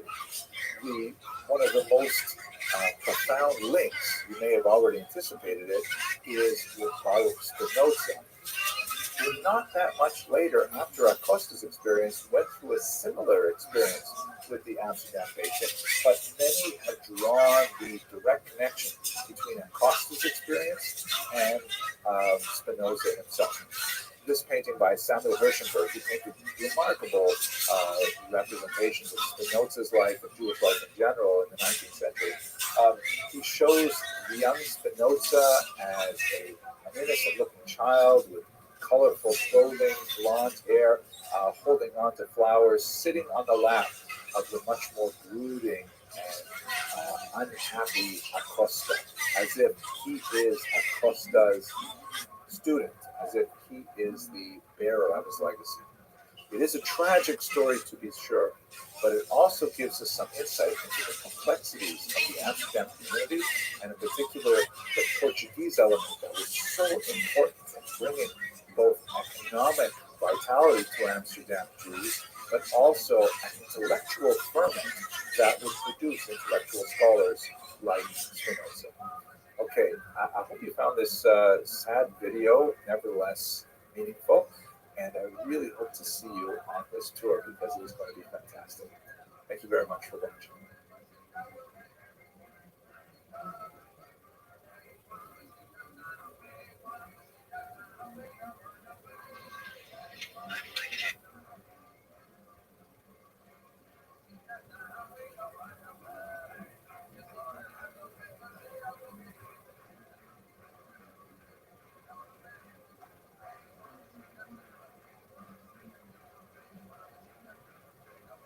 like many of you, I can't wait for this horrible pandemic to be over so that we can get life back to normal.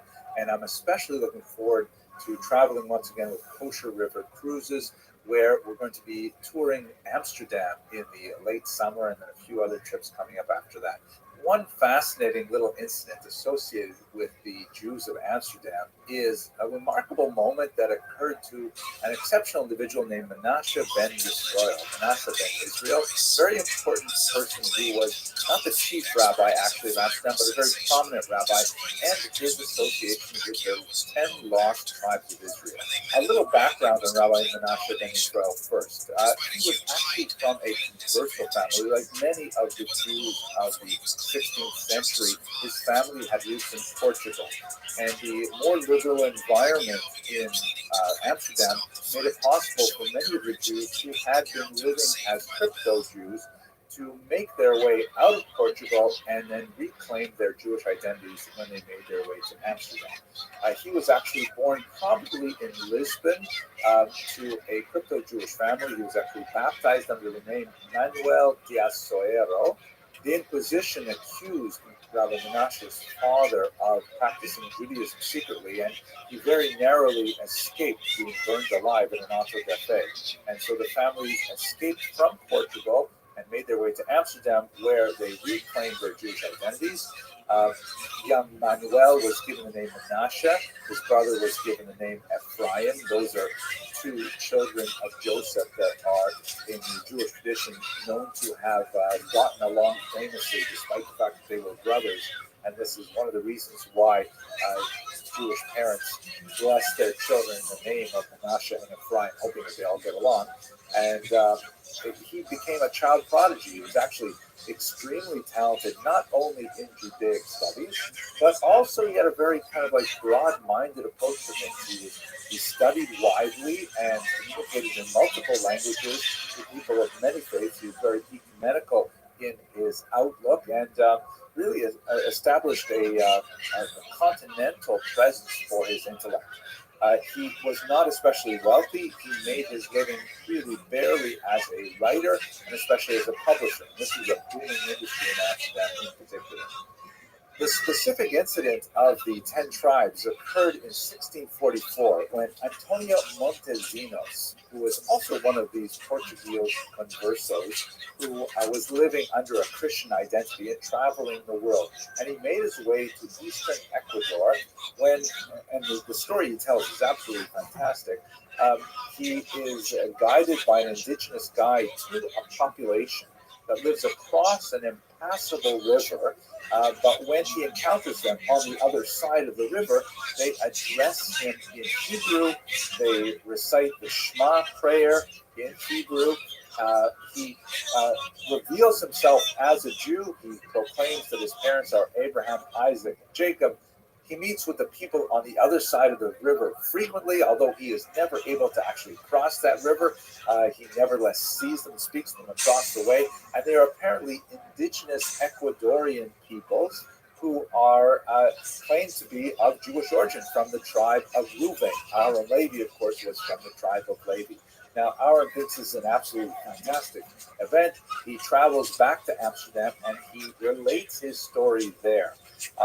The Menashe ben Yisrael was present at the time that he related the story. He actually transcribed it, and although he doesn't publish it, the story begins to circulate and slowly gains the attention, in particular, of Protestant clergy who are especially interested in Aaron Levi's story because there is a millenarial movement that specifically associates the rediscovery of the 10 lost tribes of Israel and their eventual conversion to Christianity as indispensable elements in the ultimate second coming of Jesus Christ. And there's a lot being published at this time, especially with the encounters with First Nations and indigenous peoples in America. Here's one copy of a publication that appeared just around this time by Thomas Thorogood, Jews in America, or Probabilities that Americans are of that race, meaning the indigenous peoples, the First Nations, the Native Americans, are in fact Jews descended from the 10 tribes. look at the second paragraph there, with the removal of some contrary reasonings and earnest desires for effectual endeavors to make them Christian. Right? That's the kind of like the larger religious project of the Protestant clergy. And so they begin tracking down this story, and they begin talking to Menashe of Israel.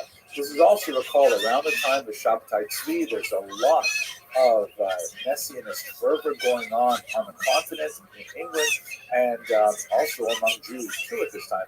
Menashe ben Yisrael begins to get caught up in it. He begins to think more deeply about the story of these presumed Jews discovered in Ecuador. And although he obviously doesn't buy into the Christian end story, he does begin to write about it. He writes a book called Sefer Mikveh Yisrael, the book of the hope of Israel. This particular publication, which was issued a couple hundred years later in Lemberg, or modern-day Lviv, the subtitle says Al Davar Aseret Hashvatim Makom Mishkan, on the matter of the 10 tribes and the place that they're living.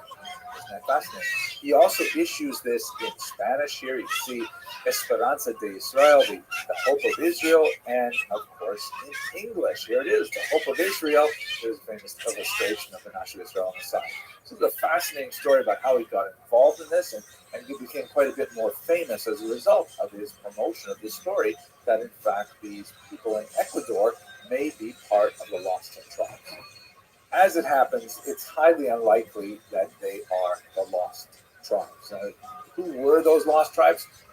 You'll recall in the late 8th century, the Jewish people in Israel were divided into two monarchies. The southern one was called Judah, the northern one was called Israel. And as a result of foreign invasions, a large proportion of the population of the northern kingdom of Israel was transported to these three areas, at least as far as we can tell from the biblical text. You can see here on this map. A couple hundred years later, then Judah would also be attacked, and a large population of its population would be deported to Babylon, specifically at the waist of the Tigris and Euphrates rivers. Here's a map of what these regions would look like today. So the inhabitants of the northern kingdom of Israel were sent off to, let's say, western Syria and the Kurdistan region, and then out into Iran, Iraq region over there. These are very rough estimates, but there is some archaeological evidence that suggests that Jews actually were there. There's some ostraca, for example, of these pieces of clay that record with Aramaic inscriptions that clearly bear Jewish references. There are Jewish names found in some of the local records and so on, beyond the scope of our discussion. There's also been some fascinating finds, although subject to some dispute by many archaeologists, but these particular strange devices are often found in regions of Jewish settlement, and they have found some of these dating back to the 8th century before the Common Era, so it's quite possible that Jews were in fact living here. Well, so that's kind of like the end of the story with Menashe ben Yisrael with regards to the 10 tribes. But it is fascinating because he definitely developed his messianic thinking and association with the idea of the Jews spreading out to all the corners of the earth, the Kansei Haaretz. And one space where he actually had quite an impact is in England, because at this time, Jews were formally not allowed to live in England, and Menashe ben Yisrael had a dramatic impact on Oliver Cromwell in particular, with regards to the possibility of readmitting Jews to England. They had been expelled in 1290, and this was, part of the unfolding of the Messianic era as Menashe ben Yisrael saw it. And that's just a very quick glimpse at some of the intellectual and spiritual and political ferment that were going on in Amsterdam. If you are able to travel, hopefully we'll all be able to travel after this pandemic is over. Please join me with Kosher River Cruises as we have a look at a lot of the amazing sites of Jewish Amsterdam and the Netherlands late this summer. I hope I'll be able to see you on the cruise. Thanks very much for watching.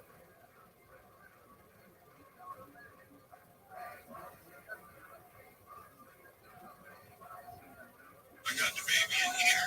Kevin, if you touch this beautiful little man, I swear. Okay. That's it.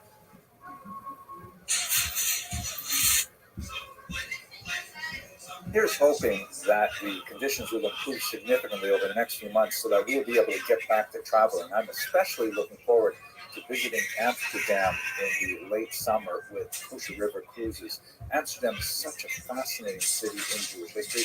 And let's just take a few minutes right now to talk about one of the figures who appeared in Amsterdam in the 18th century, the incredible Rabbi Moshe Chaim Luzzatto. And I think one of the most amazing things about the connection between Amsterdam and the Ramchal, as he is known, the acronym of his name, is that Amsterdam was a city of refuge for many who were persecuted. Not only, as we saw in previous videos, some of the Portuguese conversos who were forced to accept Christianity and then who wanted to return to their own Jewish identities and could not do so in the Iberian Peninsula.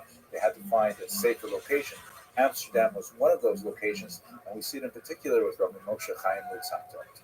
So first of all, who was Rabbi Luzzatto? He was a child prodigy, a genius who wrote quite a few really stellar works of Jewish literature that made a phenomenal impression on many different segments of Jewish intellectual life in the 18th century.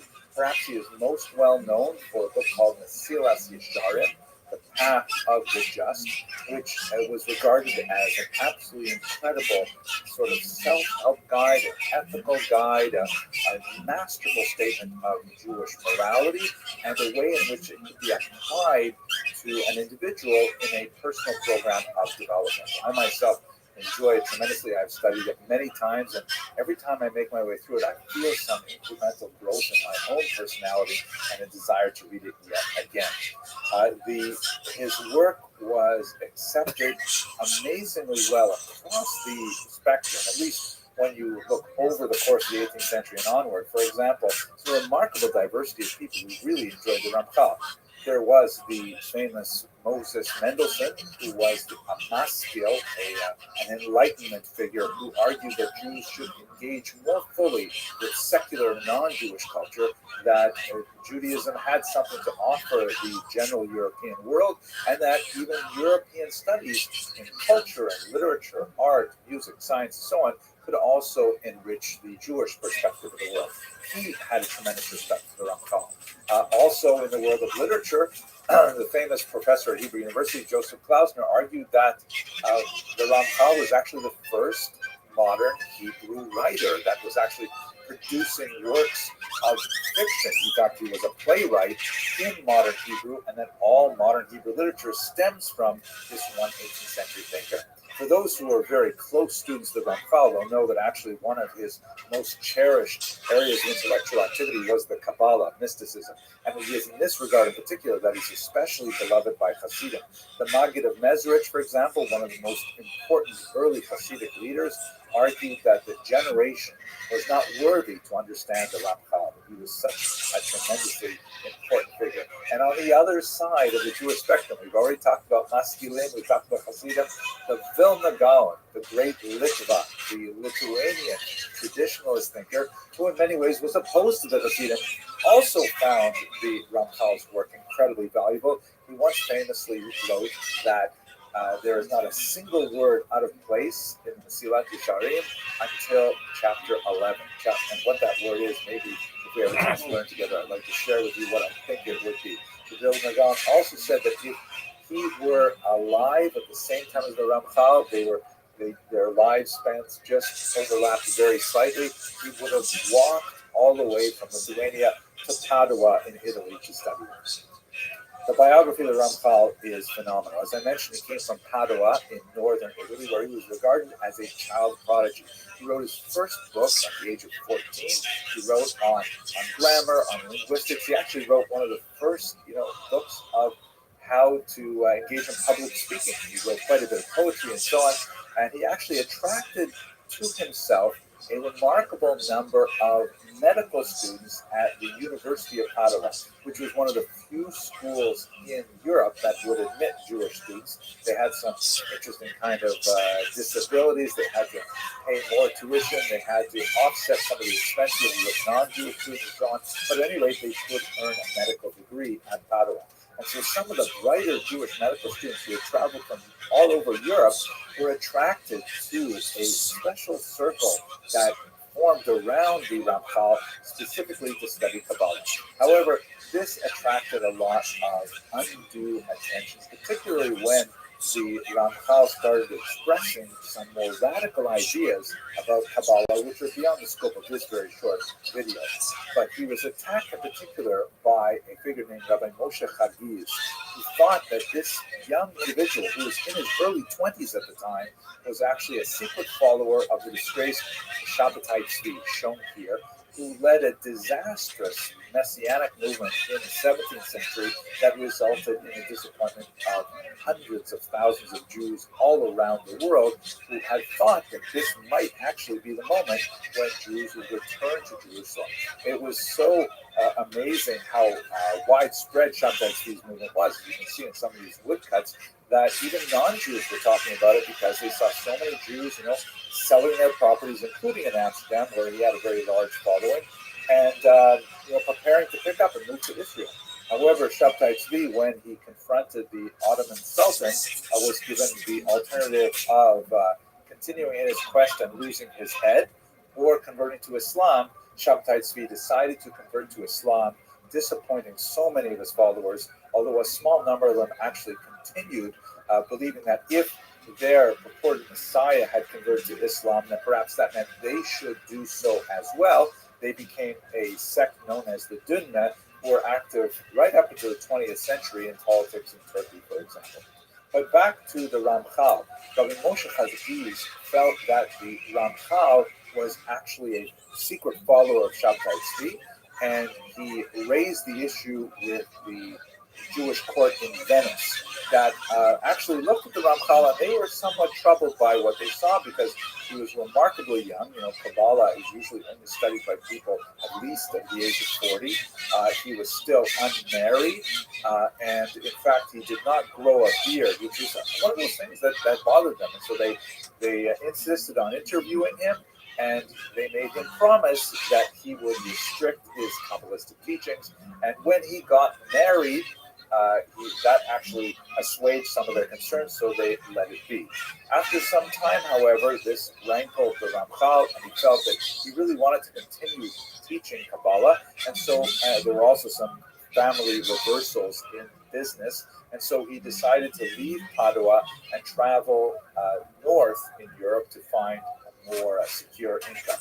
He moved to Frankfurt, but Rabbi Moshe Chagiz, who was unhappy with the fact that the Ramchal was let off without too many consequences in Padua, he sent letters ahead to Frankfurt telling the authorities there that they should arrest the Ramchal on suspicion of following Shabbatai Tzvi, and they had a second trial there in Frankfurt.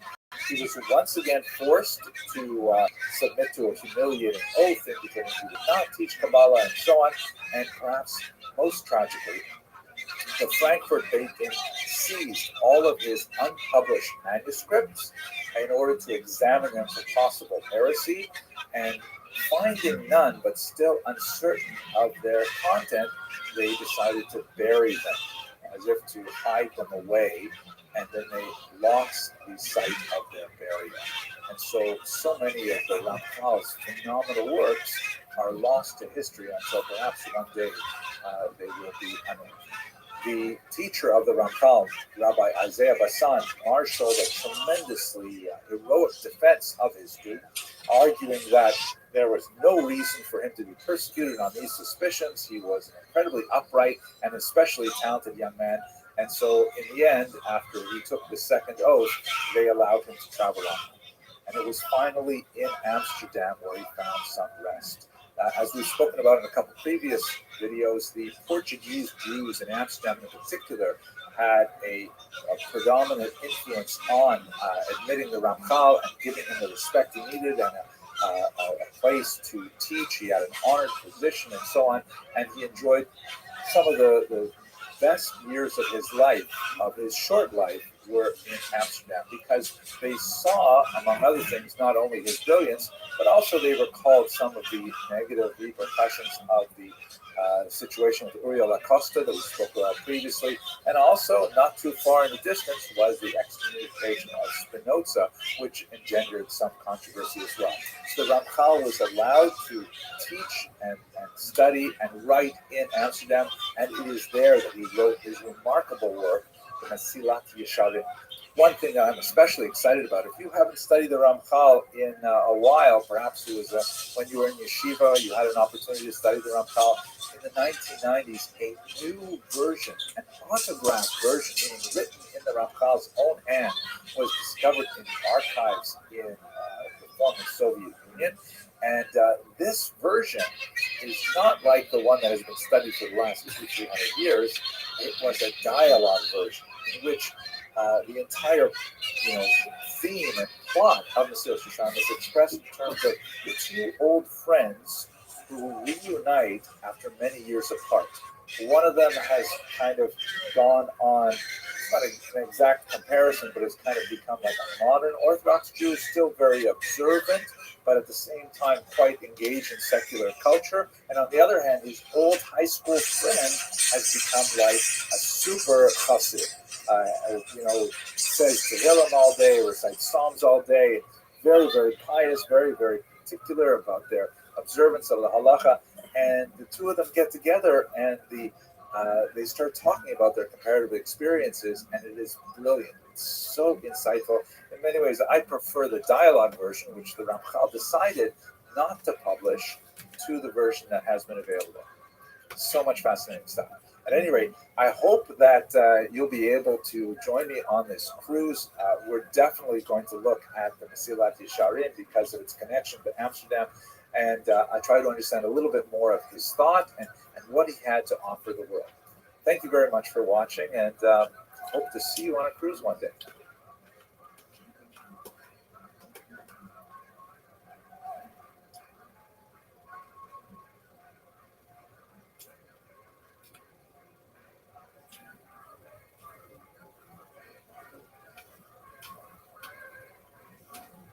I am David Lawrence. I'm one of the directors of Kosher River Cruises, and I wanted to thank everybody who is attending. We thought we would reach out to some of our guests for a little taste of hopefully what will happen soon, more sooner than later, and to give everybody just an idea of some of the. I know we're all missing out on our opportunity to travel and all that other good stuff, and just keep connected with you. I know the biggest question that everybody has right now is what's going on with the cruises. At this time, as Henry liked to say, we are in a state of ambiguity, meaning that everything depends on what the cruise lines do, what the governments will allow us on rivers. It's very interesting because you're going across multiple territories and multiple countries and multiple borders.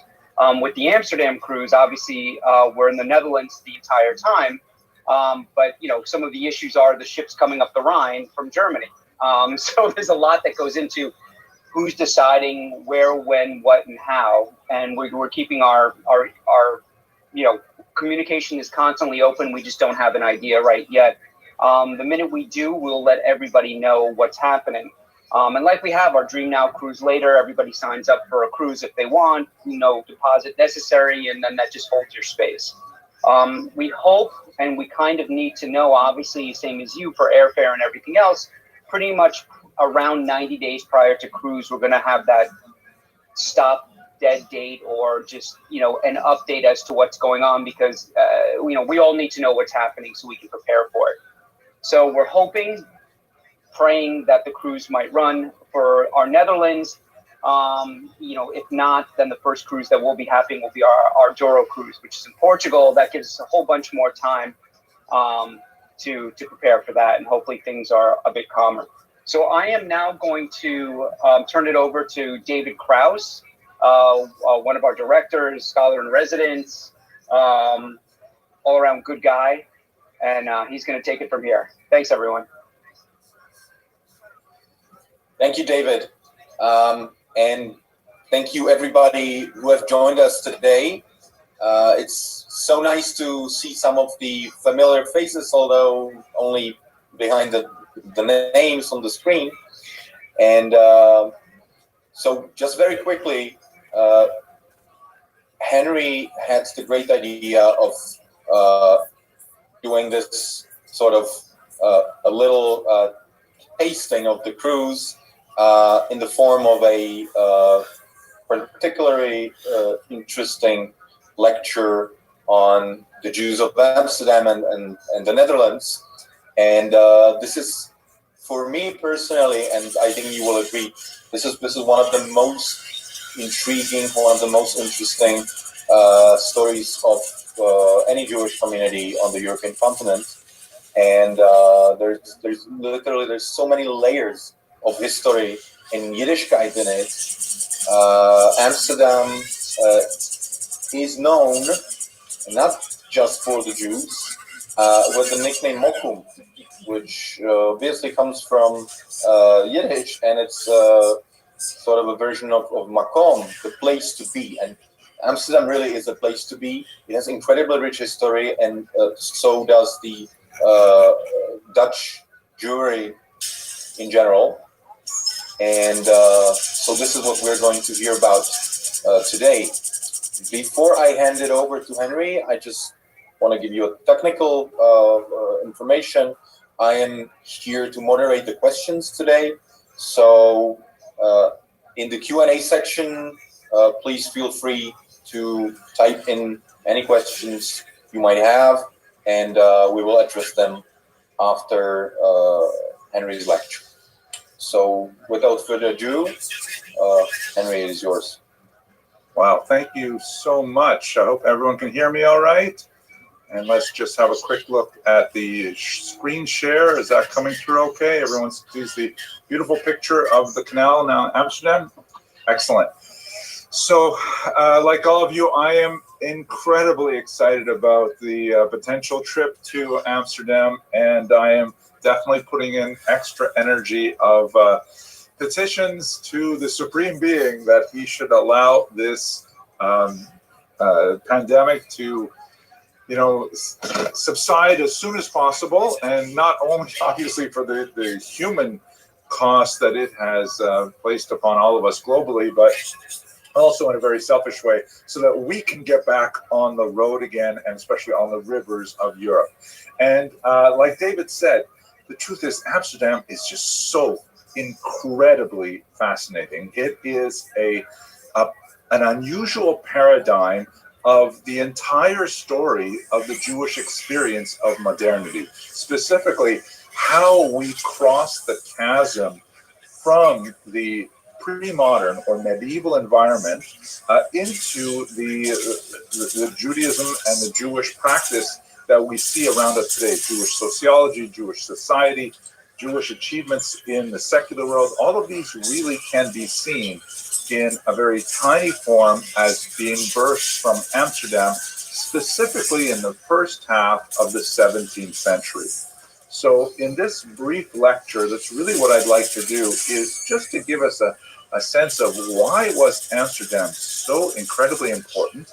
Why was it such a mix of phenomenal influences? And why did Jews coming from Amsterdam really impact the entire European Jewish experience and beyond because of the strange confluence of factors that came together in the early 1600s? That's the overall plan for this lecture.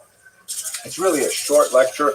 I'm hoping to keep my remarks somewhere around 30 minutes max, and then we'll have plenty of time for discussion of the ideas that come out of this introductory talk, and hopefully we will be able to continue much deeper discussion as we are enjoying Malcolm's fine cuisine and the beautiful sights that surround the windows of the cruise ship that we'll be together on shortly. Okay, so let me start with the origins of the community. Let me just explain a little bit about where Amsterdam is. Now, I know that many of you on this call are quite educated and quite well traveled and are aware of these things, so forgive me, but I'll just take a couple of minutes. For those of us, especially those of us in America, to know a little bit of the actual geography of the Netherlands and Amsterdam, and then we'll get to the Jewish part of it specifically. So this is a little detail map that shows you where Amsterdam is in the country known as the Netherlands. It's sometimes colloquially known as Holland, although strictly speaking, Holland is only two of the multiple provinces that are located within the Netherlands. The Netherlands means the Low Countries, and in fact, sometimes in English we'll refer to the Netherlands as the Low Countries because they are quite literally low. The vast majority of the country is only about 1 meter or 3 feet above sea level. Think of it as kind of like New Orleans for the entire region. And in fact, New Orleans is an interesting comparison because there's a lot of similarities in culture. Maybe when you get that close to sea level, weird things happen. You want to have a lot of parties, Mardi Gras, Carnival, things like that. But at any rate, that's why it's called the Low Countries. The predominant language is Dutch, although there are 4 official languages of the Netherlands, one of which is, believe it or not, Yiddish. It is actually one of the official languages of the Netherlands. It's not associated with a particular province because Jews are settled in many of the regions, but nevertheless, it's a small tidbit. As you can see here, it is very close to England. Just on the outside of this, towards the left of this map is England. There's a British Channel that separates them. So Amsterdam is especially significant as a maritime center and as a mercantile center. That's in fact one of the reasons why Jews were so attracted to it, was because it had phenomenal potential for international commerce, especially when the New World was discovered. New York, of course, where I'm speaking to you from right now, was originally known, at least under European influence, as New Amsterdam because it was settled originally by the Dutch. The local Dutch person in charge, a man named Stuyvesant, actually did not want to admit the first Jews into New York. It's hard to imagine New York without Jews, but in fact, he wanted to block them. There were a handful of families that were arriving from Recife in South America, but his Dutch masters actually overruled them and said, no, let those Jews in, and boy, there goes the neighborhood.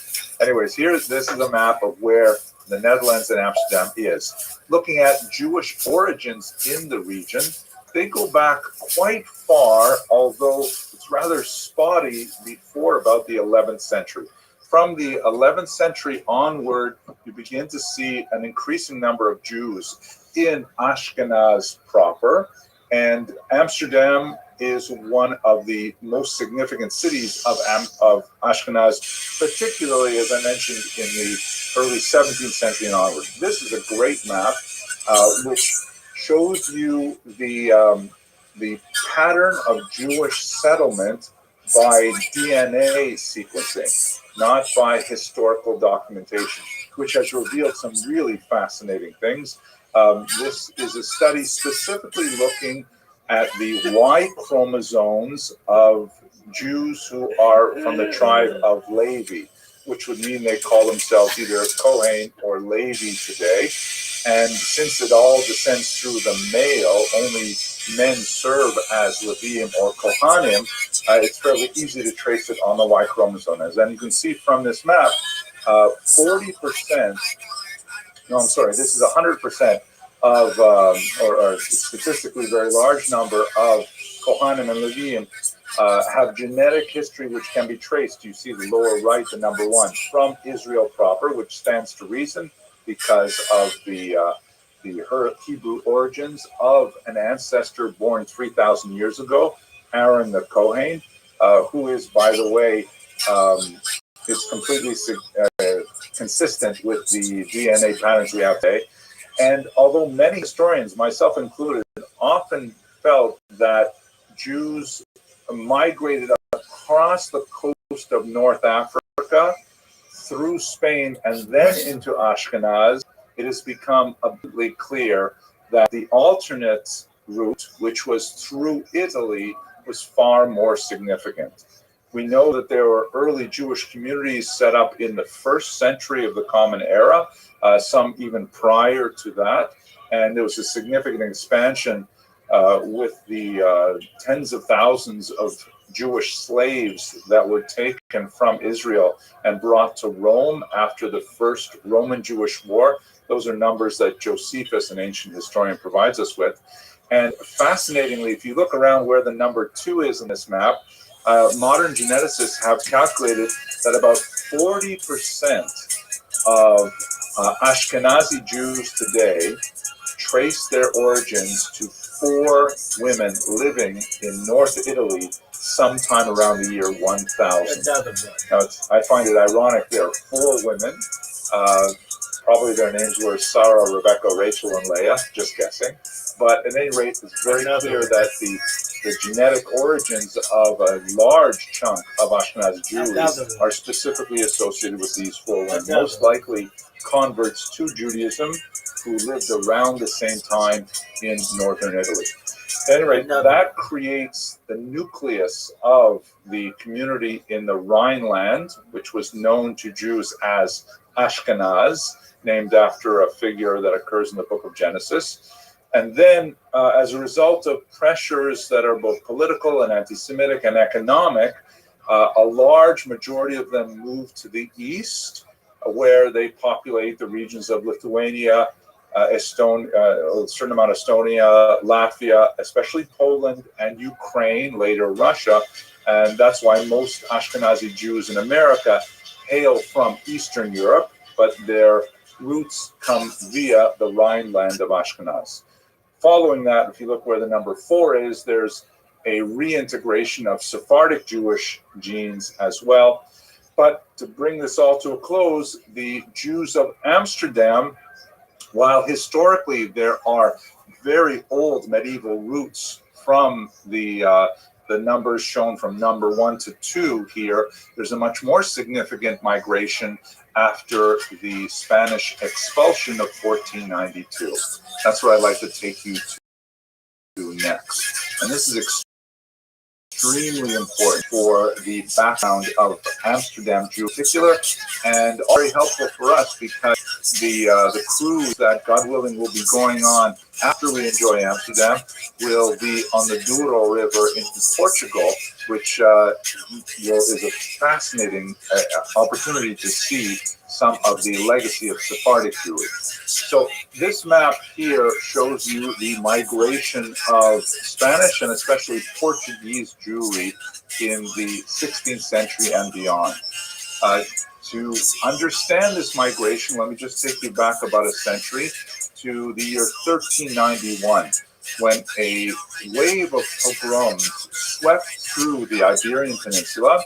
And one of the unusual aspects of these pogroms was that they were accompanied by forced conversions to Christianity, forced baptisms. This was, technically speaking, in contravention of canon law. The church did not authorize these forced baptisms, but as a result of Catholic dogma that was essentially not changed until the 1960s, once these Jews were forcibly baptized against their will, they were nevertheless Christians. And so you had this large, rather indigestible mass of people who continued to regard themselves as Jews, continued to live as Jews in Jewish communities, observing Judaism, and yet they had the status of being fully endowed Christians with all of the rights and privileges that go along with that, and with none of the disabilities that had been laid on the Jewish population. They could attend universities, they could advance in virtually any field that they chose, and even in the church hierarchy. And they had a distinct advantage over the large mass of the Spanish population because they were literate, they were numerate, and they were urbanized. And those 3 things meant that all of these Jews / Christians against their will had, all the doors suddenly thrown open to them to advance in Sephardic society. So over the course of that 15th century, the 1400s, you had this situation developing where, there was a mockery of Christian theology because these obvious Jews were nevertheless allowed to ignore all of these barriers, and they advanced very far into society. By the time you get to the last quarter of that century, there is a serious backlash against the situation, which motivates the Spanish crown to invoke the Inquisition. The Spanish Inquisition was specifically directed at the so-called new Christians, that is, these people who were practicing Judaism but were baptized, and that includes their descendants, who were taking advantage of their legal status and still practicing Jewish rites. The Inquisition was, technically speaking, not directed at Jews who were never baptized.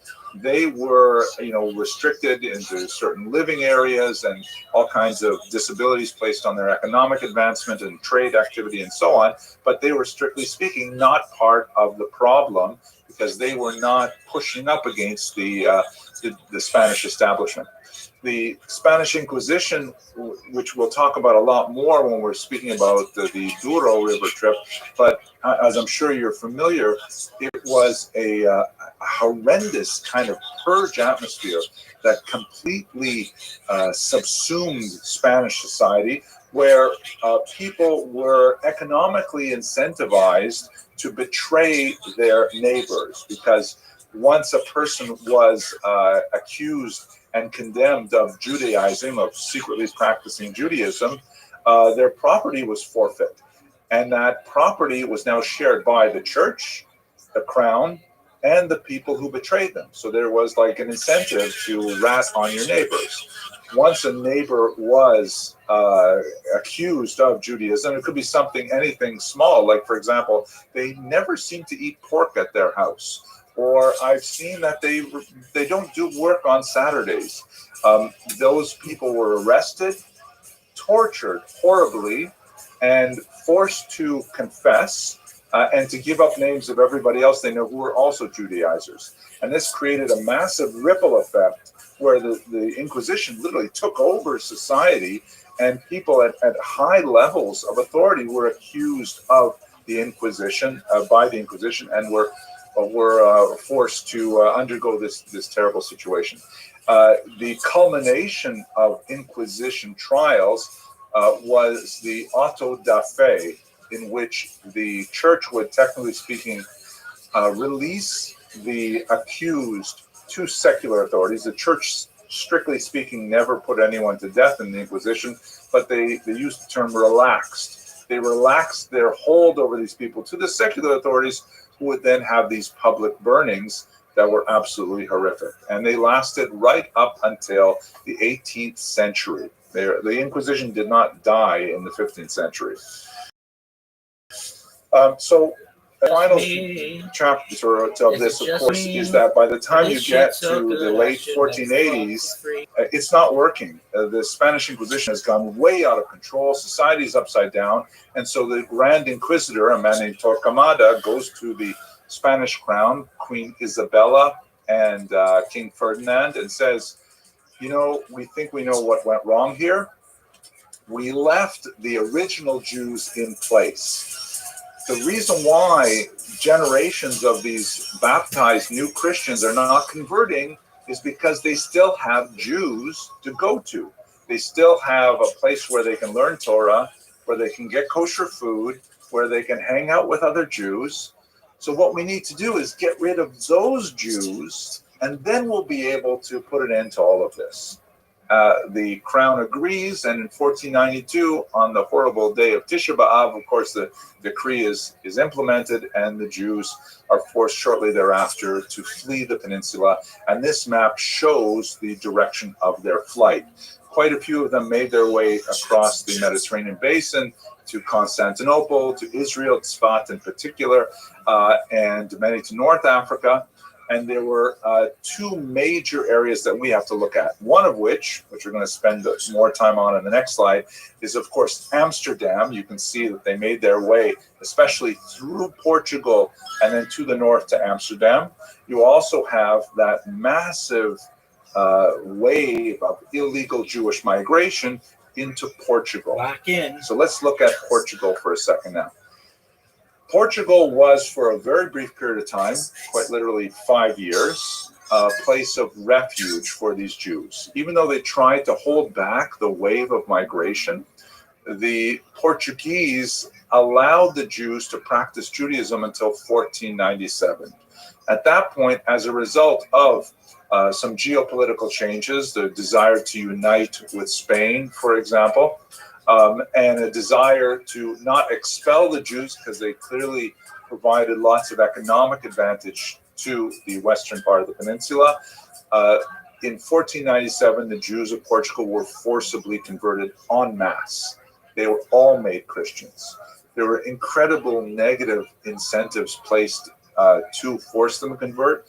Among other things, the Portuguese deported about 2,500 Jewish children, literally separating them from their parents, to an island off the coast of Africa, where many of them were literally consumed by the wildlife on that island of Sao Tome. And so the Jews were completely broken, forcibly baptized, and then shortly thereafter they imposed the Inquisition again. This is one of the reasons why you have the term Spanish and Portuguese that is typically applied to synagogues in the New World, the Spanish and Portuguese synagogue in New York, another one in London, and so on, because there were two different populations. There were those Jews who were expelled from Spain in 1492, who technically speaking never had to pretend they were Christian. And then you have those Jews who fled to Portugal, were forcibly converted to Christianity, and then over a period of several generations managed to escape Portugal, but they left with a tremendous lacuna in their knowledge of Judaism because they had been held back from any kind of instruction in Judaism, an open practice for as much as a century. So that brings us finally to Amsterdam. And Amsterdam was a place of refuge for these Jews in particular, those Spanish Jews who had fled to Portugal and then sometimes waited as much as 100 years before they could finally leave the horrible Portuguese Inquisition and escape to Amsterdam. Many of them failed over the course of that century, and we know a lot about it because we have the Inquisition records. Trials were held in Lisbon in particular, also in Coimbra, which God willing we'll visit on the Douro tour again. We know a lot about what these Jews had to say for themselves as they were attempting to leave Portugal. But one of the most tragic examples of their background when they got to Amsterdam, which was at the time a very liberal kind of environment, much like it is today, very open to the idea of multiple populations living there, and very open to the mercantile possibilities. We see in the figure of Uriel da Costa, who is shown here in black, with the kind of a fanciful image of Spinoza, the great philosopher, sitting on his knee. It is unlikely that anything like this actually happened in real life, but they did coincide in Amsterdam for a very brief period of time. But let me just return for a second to the origins of this migration, which begins really in the 1580s. That's when we begin to see some Portuguese Jews beginning to organize themselves in a synagogue in Amsterdam.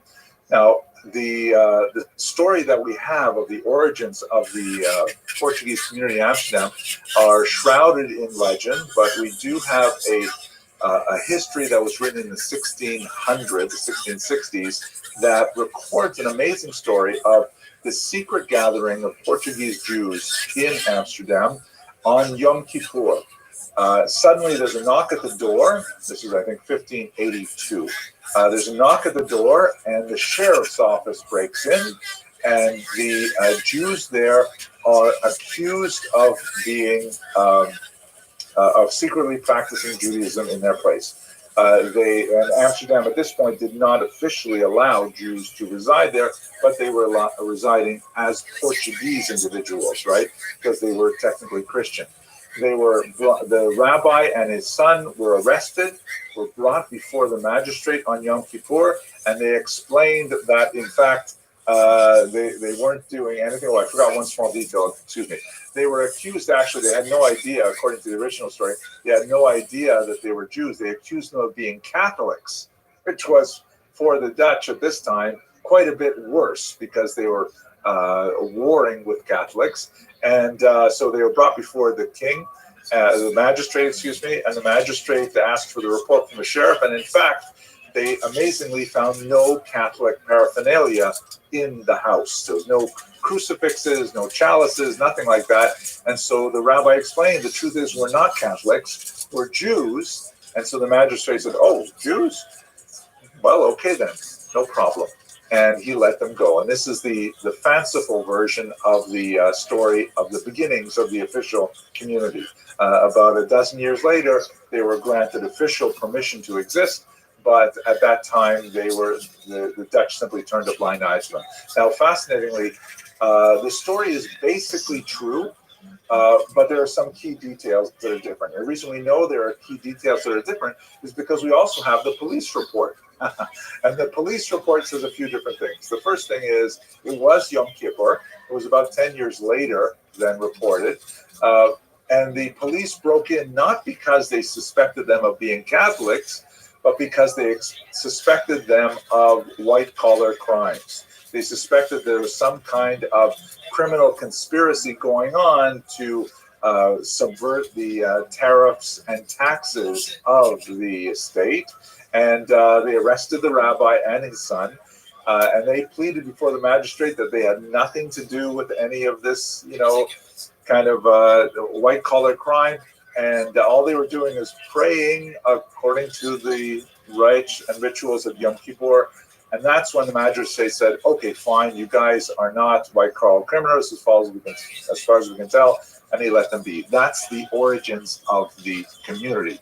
Now, later on, as I mentioned, they would eventually gain official recognition, but not in all parts of the Netherlands. In fact, there are many parts of the Netherlands where Jews were forbidden to reside. There are other parts where they were allowed to reside, but only in certain small restrictive numbers, and they all had to sign statements of good behavior.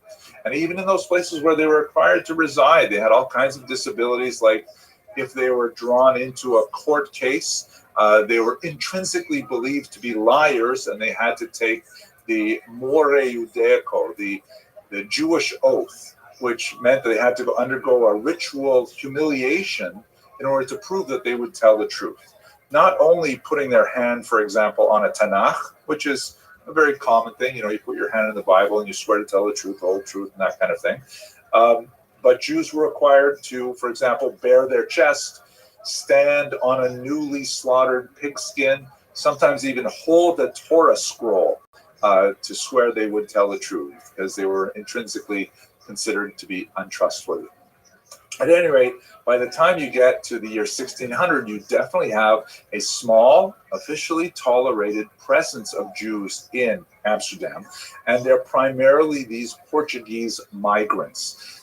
They are functionally illiterate in Judaism. They have been living for a century now without any access to Jewish teachings, to Jewish texts, and they practice a kind of like half and half Judaism, half and half Christianity. They take advantage of their Christian identity to be able to travel wherever they want in Europe. And only when they feel sufficiently safe do they begin to reveal themselves to be actually Jewish. This happens, incidentally, in the town I mentioned earlier of Recife, which was actually a Portuguese-held island off the coast of Brazil, which many Jews fled to as Christians. And when Amsterdam took over that small island in the 1650s, they essentially came out of the closet and said, hooray, the Dutch now control us, we can be Jewish. and they reveal their identities only to discover that in 1654, as a result of a treaty, the Portuguese took the island over again, and now they are in trouble with the Inquisition, and so they fled northward to land in Manhattan and establish the Jewish community here in New York. Okay, so if we go back to Amsterdam now, we have figures like Uriel da Costa, who I spoke about in a video a little while ago, who is this remarkable figure who comes, his parents tell him as an adult that actually he's Jewish. Typically, Portuguese children were not told of their Jewish identity because fear they would reveal their identities to their friends, because children talk and don't understand the significance of it. So when he learned that he was Jewish and that they were going to leave Portugal and make their way to Amsterdam, he was like overwhelmed. He was delighted. He thought that was fantastic. But he was sorely disappointed when he got to Amsterdam and he saw that Jews don't always behave as wonderfully as the characters that he read about in the Old Testament when he was living in Portugal.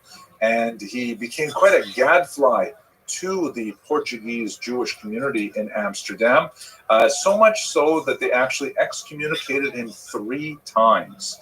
The idea being that by trying to moderate their control over his behavior, he would stop making such a mess and stop, representing Judaism as being somehow hypocritical to the larger world. Uriel da Costa was a very great intellectual. He actually wrote books in Portuguese in order to communicate, and in Latin, by the way, how he felt about Judaism, and it was like an embarrassment to the community. He ultimately, after a ritual circumcision, a ritual humiliation, he actually committed suicide, which was in itself also a terrible humiliation to the entire community. But he served as a role model, not necessarily a positive one, for Baruch Spinoza, shown here, who is perhaps the most famous Jew to emerge from Amsterdam of all time. Spinoza, who was about 25 years the junior of Acosta, was a lens grinder. He in fact died from lung ailment from inhaling the dust of lenses that he was grinding all the time. But he developed, partially from his Portuguese roots of skepticism, a very different approach to Judaism, which directly challenged the authority of the rabbis, among other things. The rabbis, wishing to control this kind of heretical behavior, not only heretical vis-a-vis traditional Judaism, but even more seriously, heretical vis-a-vis Christianity. We should not forget that the Portuguese Jewish community was still quite tenuous in the beginning of the 17th century. And although Amsterdam was a comparatively liberal place, the Jews were quite worried that they would lose their privileged position there and they would be expelled, which was something that was happening all over the continent. And so they especially wanted to make sure that all members of the community kept their heads down, did not make waves, didn't make a fuss, and didn't draw unnecessary attention to them, particularly by promoting heretical approaches to the Bible, which reminds me of a joke. I can't help, I got to tell you this quick joke. 2 Jews are being led out to a firing squad. As they're being led out, they're placed in front of the wall, and they're putting the blindfolds on them. One of them starts saying, "Wait, don't do this. It's a mistake. I'm totally innocent. I can prove it. Please don't shoot me. Please don't kill me." And the other one says to him, "Shah, don't make trouble." Right? Because the idea was that the Jewish community was trying to self-police themselves, trying to control their heterogeneous elements, which were only bound to grow in Amsterdam, given the nature of the Portuguese population. And they failed to do so with Spinoza. They placed him, like Acosta, under a cherem, under a ban. No one is allowed to stand within 4 feet of him. No one was allowed to do business with him. No one was allowed to speak to him. And you get this picture of Spinoza here from this brilliant picture by Shmuel Herschenberg from 1907, one of the early artists of Israel, originally from Poland, who composed this image. You can see that he's like lost in a book. He's dressed in Portuguese Dutch fashion, and he has no idea of the impact he's making on these traditionalist Jews in the background who are alternately afraid of him. One of them is literally blocking the door to the synagogue. Another looks like he's bending down to pick up a rock to throw at him. Obviously, it's a very pro-Spinoza kind of image, but it carries some of the theme of this. Now, there's a lot more to say about the second half of the 17th century, especially the influence of Shabbatai Tzvi, the false messiah, who actually found an increasingly large and important following in Amsterdam, one of his major centers in Western Europe as a whole. But I'm not going to take us too far in that direction. Just suffice to say that there are amazing things to say about the Jewish community of Amsterdam. I want to conclude, however, with this one idea of Amsterdam as a refuge, because although the Jewish community struggled to contain its antinomian and exceptional individuals like Acosta and like Spinoza, there's no question that they valued highly the idea of Amsterdam being a point of refuge, being a place where Jews could flee to in the short term as they're awaiting the messianic redemption in Israel. And we see this in particular in one place, graphically at any rate. What you're looking at right here is one of the most important literary products of the Spanish, the Sephardic diaspora. This is the so-called Ferrara Bible, which was published in Italy in the middle of the 16th century. And it was a translation from the Hebrew into Spanish, very valued by Bible scholars of the day. And it was largely translated by Spanish and Portuguese refugees who had made their way to Italy. And there was a very, very great sponsorship by two amazing women of that century, Gracia Nasi and also Benvenida Abravanel, very important figures from Spain who used their great wealth to promote Jewish causes. At any rate, on the frontispiece here, on the title page, as you can see here, there's a strange choice of an image of a ship in distress, lost at sea with a broken mast, surrounded by monsters and these strange looking like wind gods on the outside graphics, as if to say that the Spanish expulsion had tossed the Jews out into the Mediterranean, out into the Atlantic on uncertain destinations, and after great difficulty they managed to find their way to places like Ferrara and places like Amsterdam. To show you the Amsterdam equivalent, this is a very small detail from a book you may actually have in your home, the Maxwell House Haggadah, which was based originally on the 1695 Amsterdam printing of the Haggadah, which featured some amazing illustrations by a man named Avraham Bar Yaakov. Avraham Bar Yaakov was actually a Christian. He served as a Protestant minister before leaving Germany and migrating to Amsterdam so he could study Judaism. He ended up converting to Judaism and displayed great talent as an engraver, and he created the illustrations for one of the most popular Haggadahs in all history, which has graced tens of thousands of Jewish tables in America alone.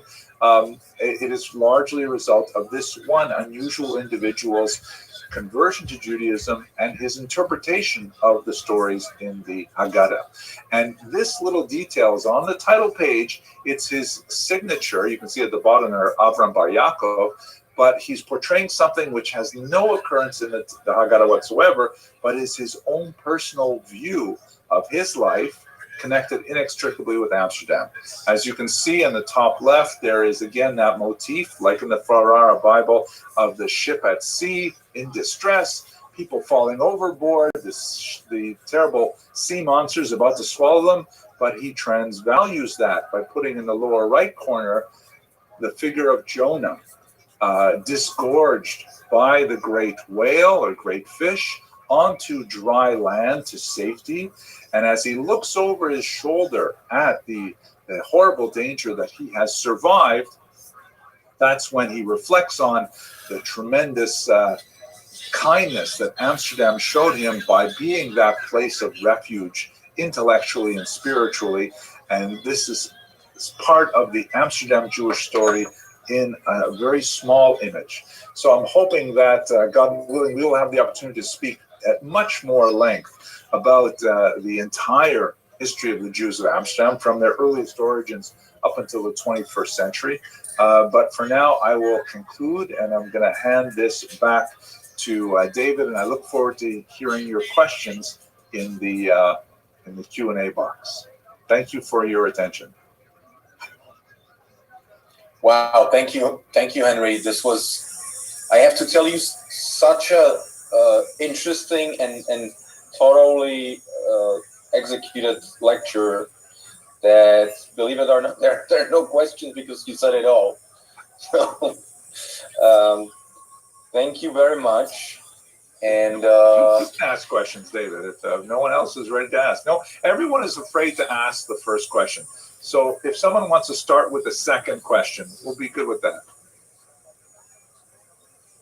Maybe I will again act as the thumb during the Haggadah, asking simple questions, because I know you don't like hard questions. I will leave that for the boat. I will think of something very, very difficult, and then I will pop it.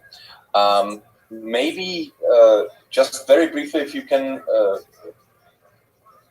talk a bit on the role of the Hebrew print in Amsterdam, because Amsterdam obviously was very important printing center in the Jewish world. Yeah, sure. That is a fascinating question. Thank you for asking it. We got to place this in context of the time, right? The printing press comes out in the middle of the 15th century. Jews are early adopters. They're loving it. This is a great way because, the Jews are al-kitab, as the Arabs call us, the people of the book. And they really meant the people of the manuscript. But manuscripts were like hugely expensive, prone to error, very easily damaged, fragile, hard to replace. With the printing press, and especially movable type, all of a sudden, you have the opportunity for a tremendous new industry. And Jews are big consumers of written material. So there are a few big centers that develop. The Spaniards try to get into it early on, but of course they're expelled very early. But our first Talmuds, for example, come from Spain in the 1480s. And then the Venetians in particular, in the beginning of the 16th century, they start printing in big time. Amsterdam is kind of like the third wave of publishing for Jews. And you have a few major printing houses that are established there, largely because of very favorable tax policies and the absence of church oversight. In Catholic countries, the church begins to say, wait a second, what exactly are you Jews writing here? Because it's all in Hebrew, we don't know what you're saying, and they have to impose lots of censors and things like that.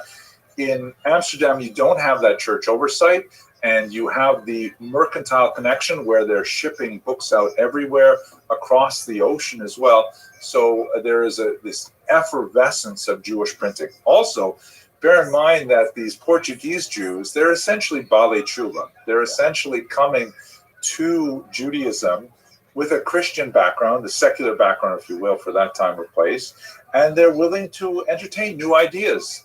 It doesn't have to be orthodox, small o orthodox.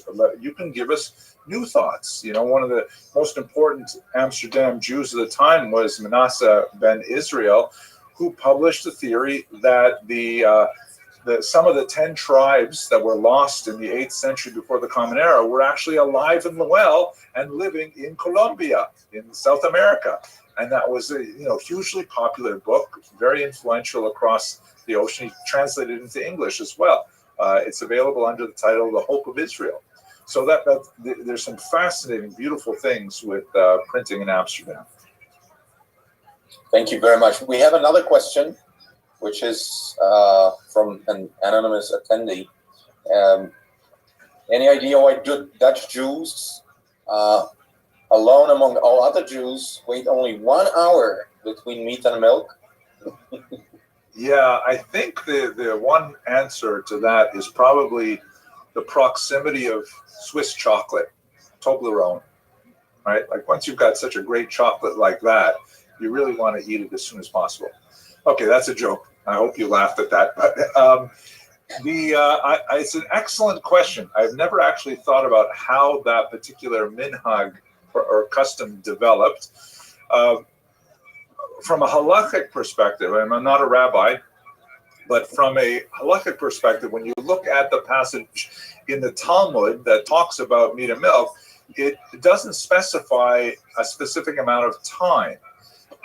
And when you get to the expositors of halakha, especially at the time of the Shulchan Aruch, 15th, 16th century and onward, that's when it begins to find its expression in text in a very reified fashion. So most of the Talmudic commentators of the early medieval period tied it to the process of digestion. How long does it actually take to digest meat so that you're not really consuming meat and milk together? And especially the sense of taste. So you won't taste meat and milk together. That's why you have the development of a more strict opinion, perhaps in Eastern Europe, of 6 hours. In Germany, per se, the 3-hour time limit. And in Amsterdam, in Holland, only 1 hour. I'll have to look further into it to see if there is a justification on a historic basis. But excellent question anyways. I'm going to be thinking about that once I have lunch today. Thank you. I think there are no more questions, so I would like to conclude the lecture part. Thank you so much, Henry. This is as always just pure pleasure to listen to you and learn from you. And I really hope Bezrat Hashem that we will continue on the boat, and we will. We all know that, and I'm looking forward to that. So thank you, and now I will hand over to David Lawrence, who has a few concluding remarks. Thank you so much, Henry. What we do on our cruises, I mean, Henry is an integral part of the team, and makes it, a really special experience. When we do our cruises, we're going all over the world, but we always try to have that Jewish aspect of it. We are a community of Jews traveling together, learning together, and that's all part of our process. When we our cruises are meant to be education in both secular, exactly what we're seeing, but to understand and the Jewish part of it, and to understand the secular part and the Jewish part. You got to understand both sides of the coin, and that's what makes us really, really special.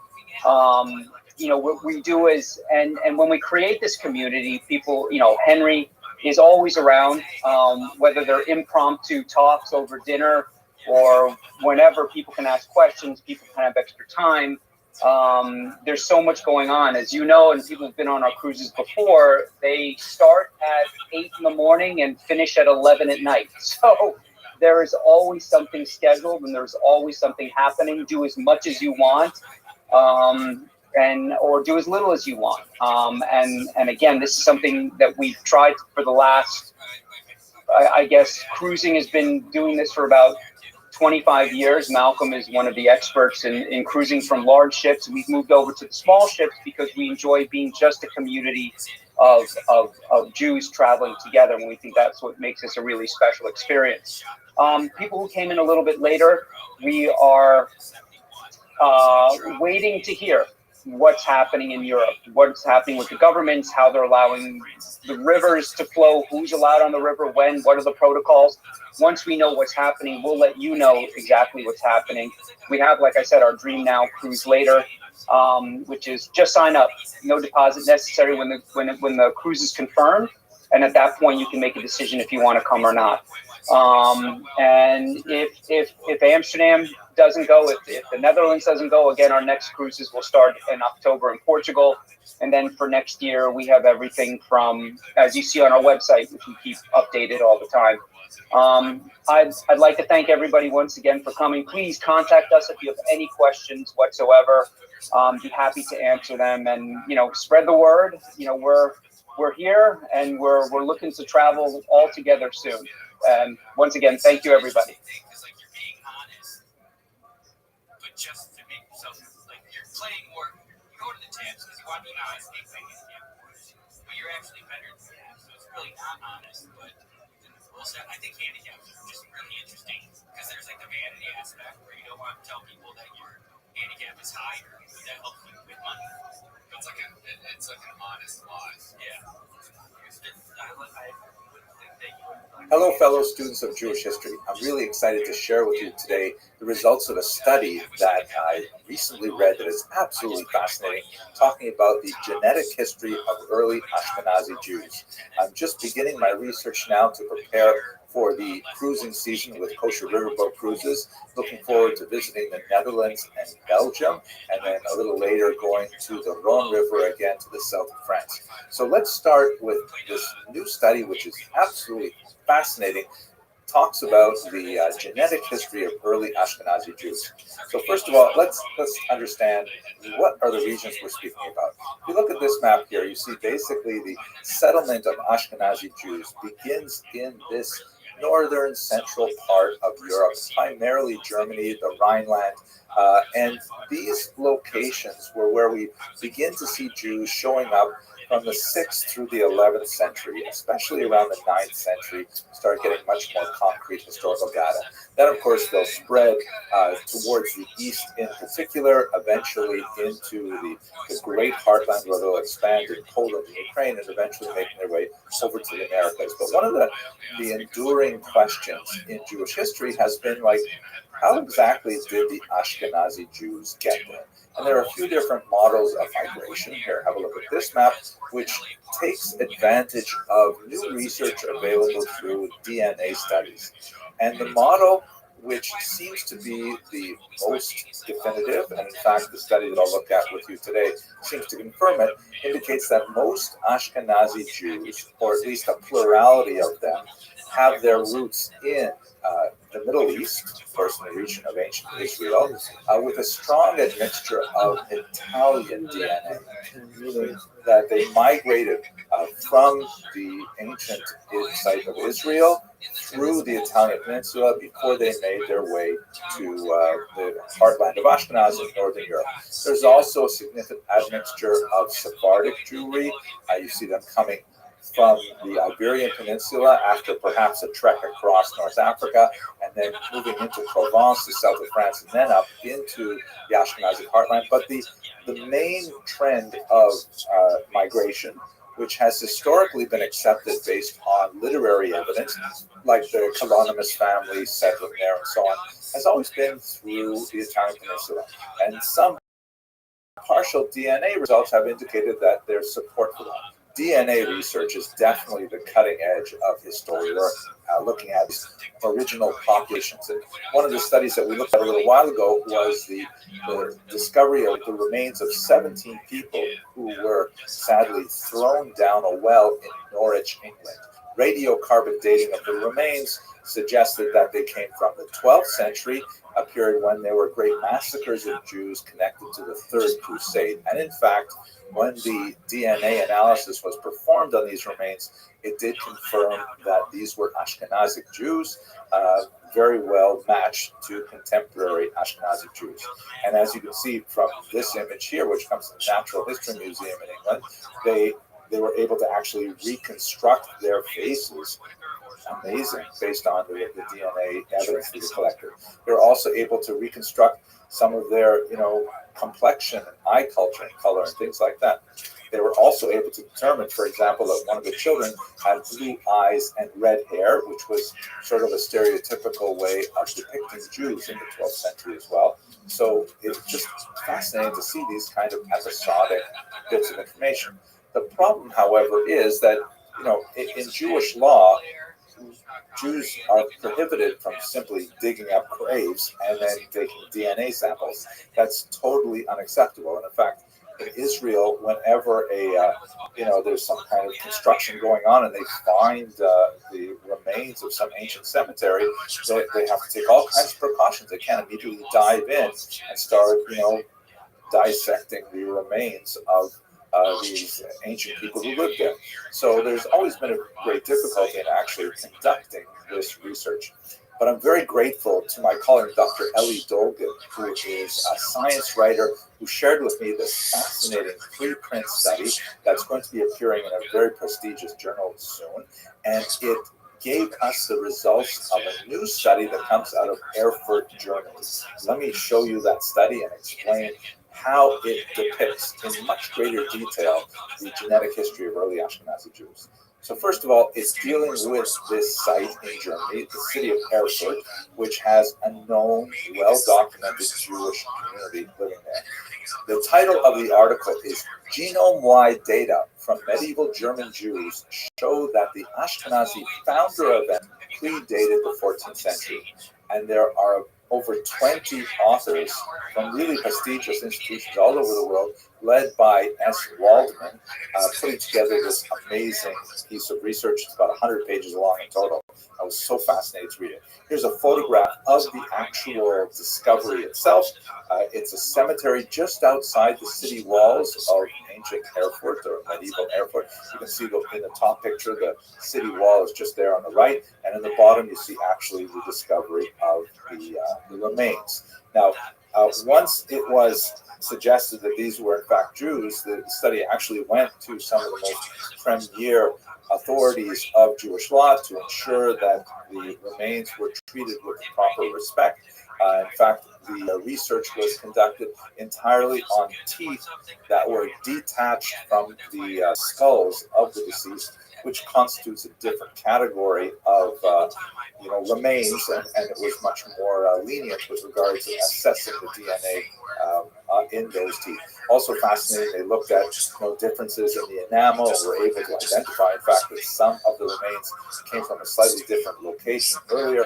Absolutely fascinating research. But what I really want to focus on is this idea of the founder event and something called a genetic bottleneck, which together gives us a much clearer picture of how Jews came to Ashkenaz in the first place. Please have a look at this diagram, which I have painstakingly created for you, that illustrates how I see the idea of a genetic bottleneck.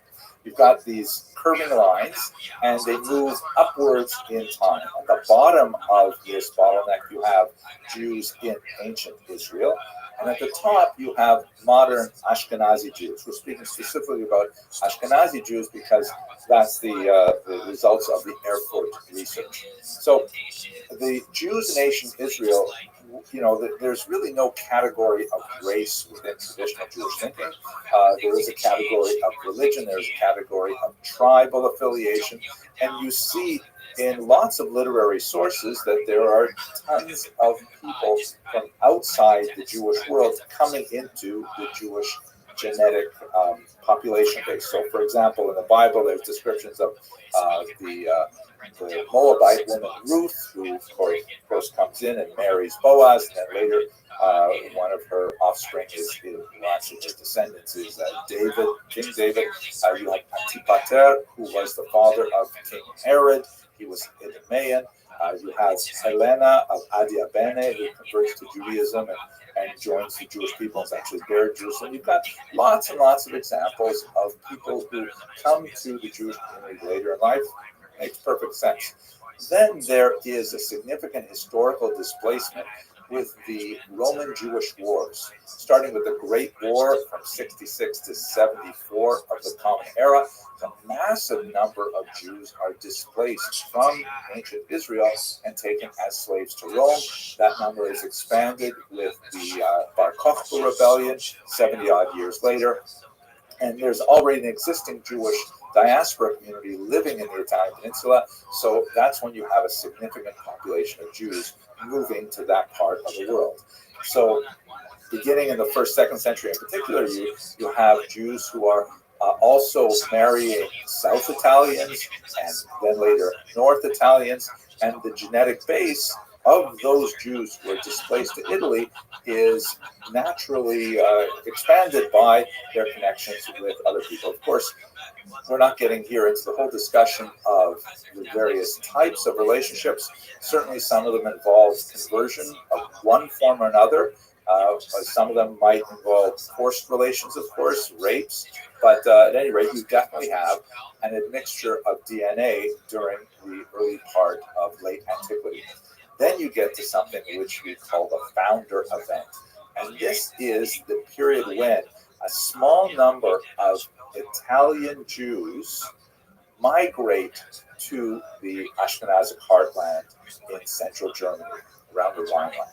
And that is genetically calculated to be about 45 generations ago. If you work with a number of about 25 years per generation, and the authors of the study suggest that that founder event dates to somewhere around the year 800.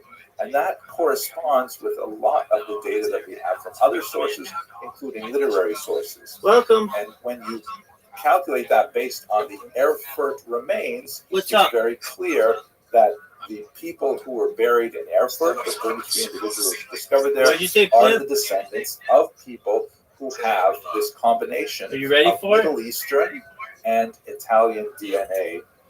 What's your first joke? You say. You're gonna record it? I think you're gonna fuck up the recording. I think you might do well, but you're not gonna record it correctly.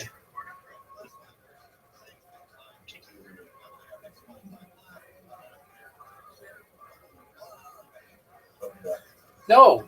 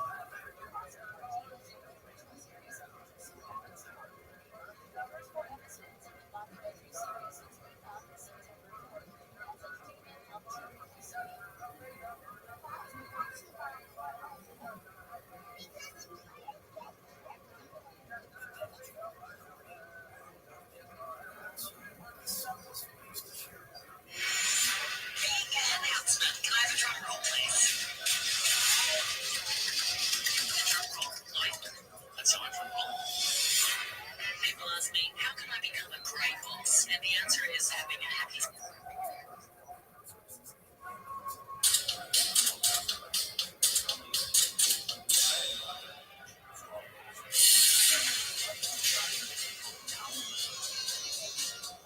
Innovate sells products made out of paper, toilet tissue, toilet seat protectors, and local newspapers. And that is in order of quality.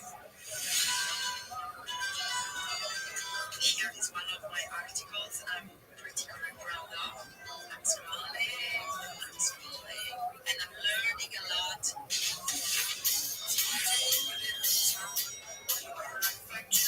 My name is Ed Sampson. I am your new editor-in-chief. Have you read this paper? How do you think it compares to the other paper? It sucks. We are going to make it better.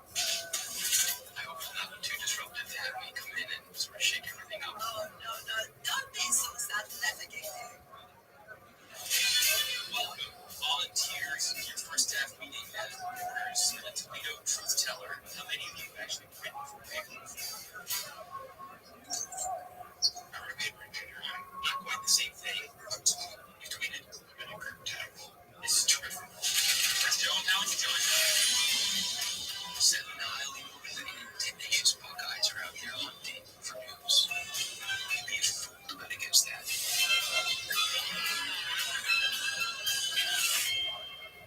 Don't forget, I'm not immune to any of this. I will make this unusable. Who's that?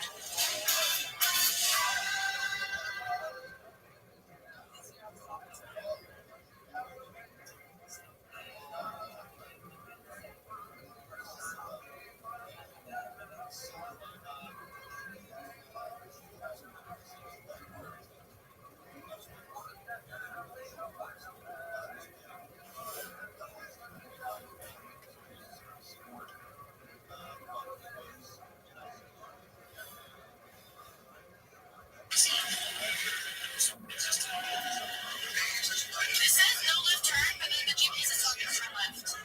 That is not breaking the law.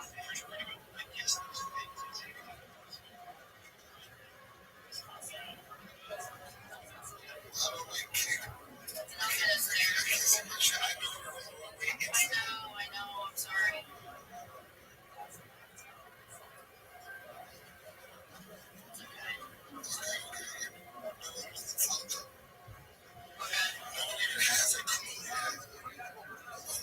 Cops pulled up to the temple. That's crazy. Well, I talked the locals down. I was like, we're not going inside.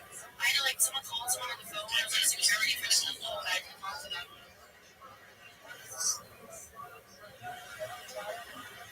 I'm stressed.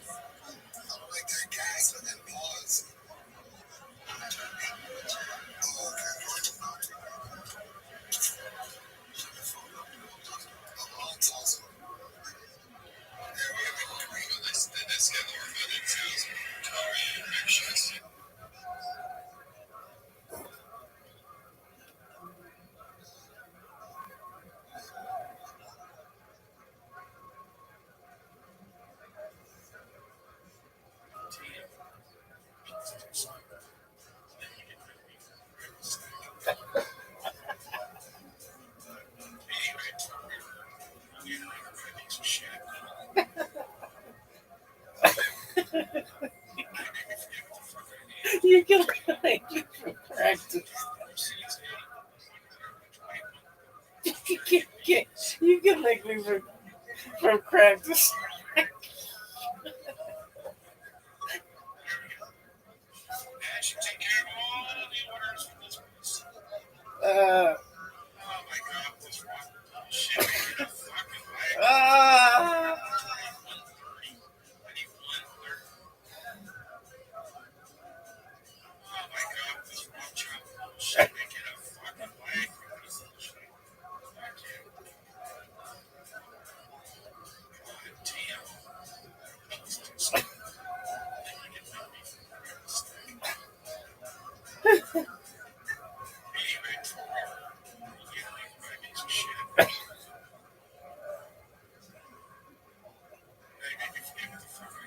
From the west side.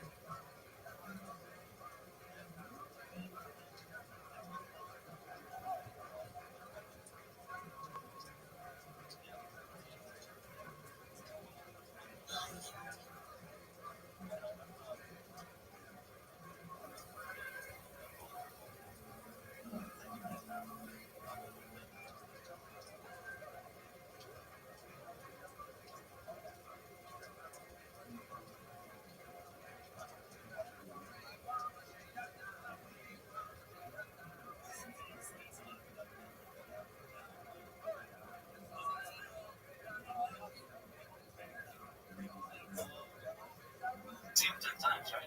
15. Wow. Hell yeah. You've seen? That's a lie. It's the character. He loves Hootie. Yeah. You like his solo stuff more, or because I do? Megan Woo. Yeah. Rock Green, Mama, or All Right, or what? All Right. This. All Right.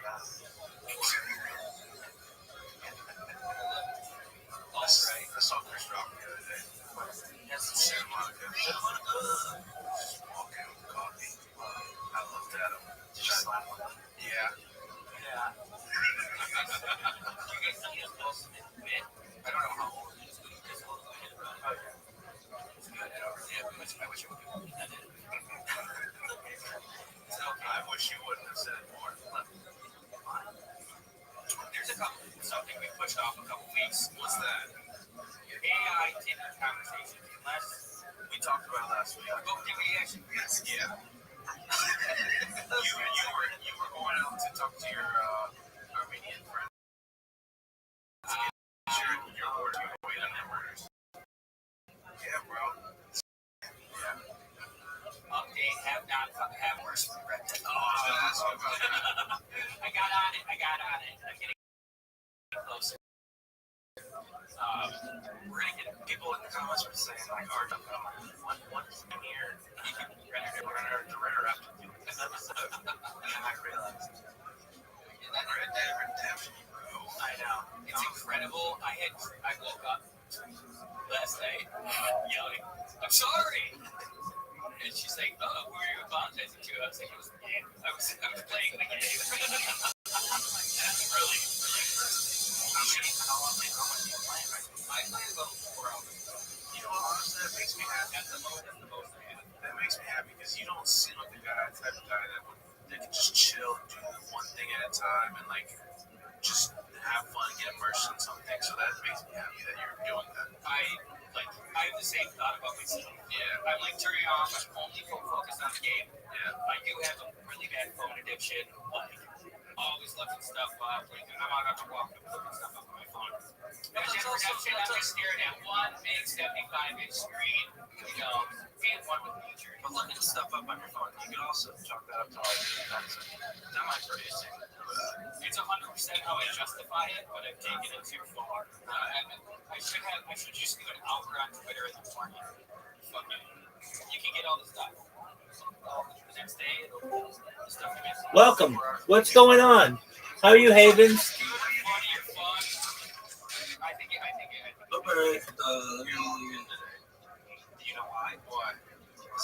I have one question and one question only for you. Are you ready?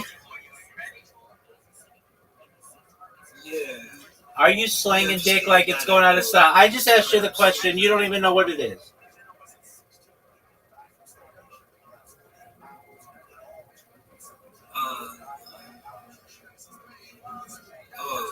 Are you ready for it? Sorry, I was just getting bad echo. No, I'm still getting the. I thought it was the. Hold on, let me see. Just mute the other account that I have there. Yeah, that's what I thought I did. Yeah, I thought I did.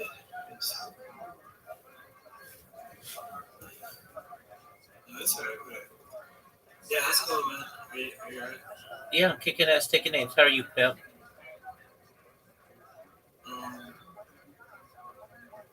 I'm good. Are you slanging dick like it's going out of style?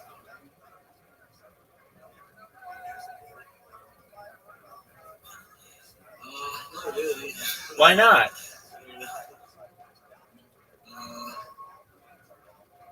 I mean, I feel like I got other priorities. What's a bigger priority than slanging dick? Yeah. What's a bigger priority than slanging dick?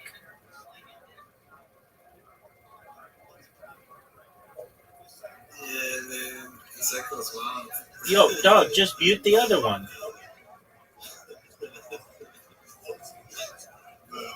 I did. It's like it says mute. The mute button is mute soundboard. Yeah, I turned off the. Well, let me. I'm gonna mute the. I'm gonna mute the one with like you in it, and I'm gonna. That's not gonna work. You know what? I think it's.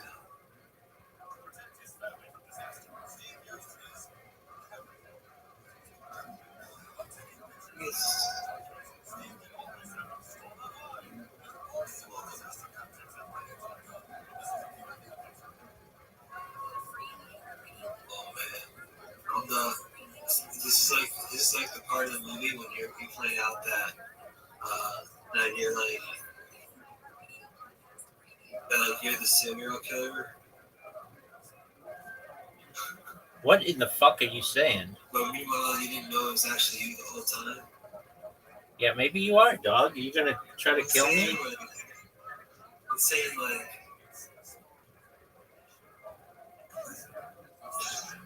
No, I'm saying like I thought the echo was you, but I think it's actually coming from me.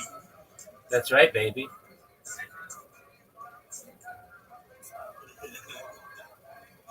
Yeah. So what's good? What's new?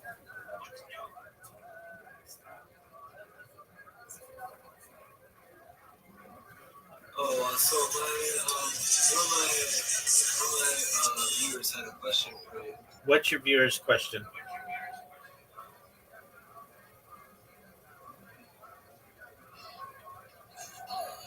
Let me see. I'm just double checking. I think yeah.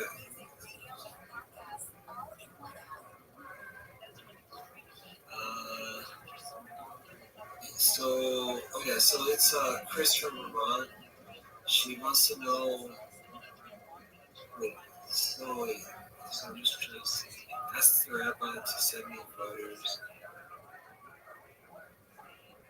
Wait, oh yeah. She needs one to have 5 people a day. Well, she needs like people to join her political party. Tight, what's the name of her political party? So she wants to know if you have any advice.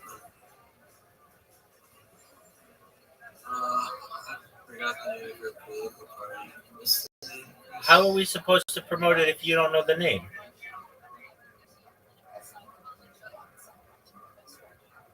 No, we don't need to promote it. She just wants to know, like, what's it called? Like how to attract more people to it. And I was saying maybe as you're good with like attracting people to your channel and stuff. Yeah, she could use bots to be able to promote it. What was that? Yeah. Shout out to Chris in Vermont. So yeah, so then she asked, Chris from Vermont.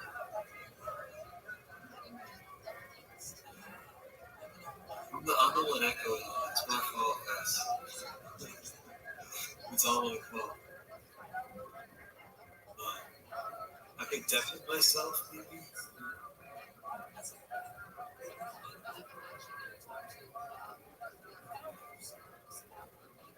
Noise suppression.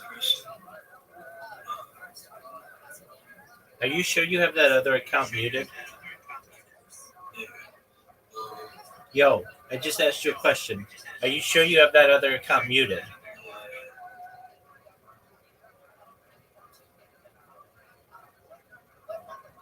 You know what's weird? Oh, I know what it is. I think it's because once you open another tab, my bad, man. That was the whole thing this whole time. I found out that You were the serial killer. I just found out I was the serial killer this whole time. Word, dog. Because I had you open. Because I had you open another tab. All right, what do you want me to do about it? So, Chris in Vermont, she wants to know how to promote her political party.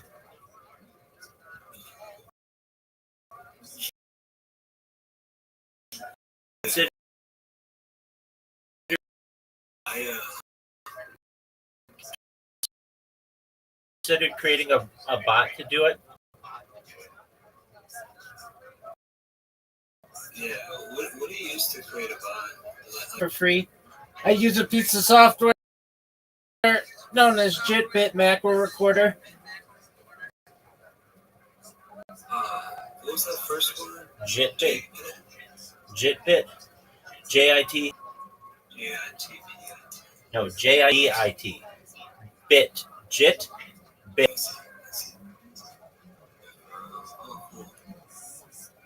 See, Chris, I'll give you this. I'll give you the link to this, Chris. Best macro recorder for Windows. So then you can just do some macro recording. So this is how you record your keyboard strokes. And then, so you can just like record yourself going to kick and then go into like a channel and then or Twitch too, maybe, I don't know. And say, hey, are you from Vermont? Vote for me. Yeah, I wouldn't recommend that because like nobody's from Vermont. But what I would recommend is using Snapchat because Snapchat has location services and then she can get everybody around her. Oh, so you can, you mean like Snapchat advertising or just like, is there a way to just send a message to everyone around you? There's a way to send messages to everyone around you. Oh, cool. Yeah, I haven't used it much. So yeah, so you can do that too, Chris. You can send out some messages on Snapchat to everyone around you. And you can just like what's the range? Is it like 5 miles, 100 miles? It's variable. Another one she could use is Whisper. Whisper is definitely location based, and that can go, I think, 50 miles. Oh, cool. Whisper and Snapchat. Chris wants me to share her website. Yeah, what is it?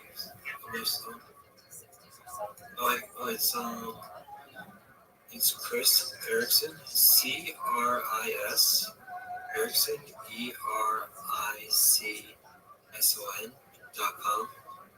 So that's C-R-I-S, and then ERICSON.com. Oh, she's a marijuana legalization advocate. Chris Erickson, you're amazing, girl.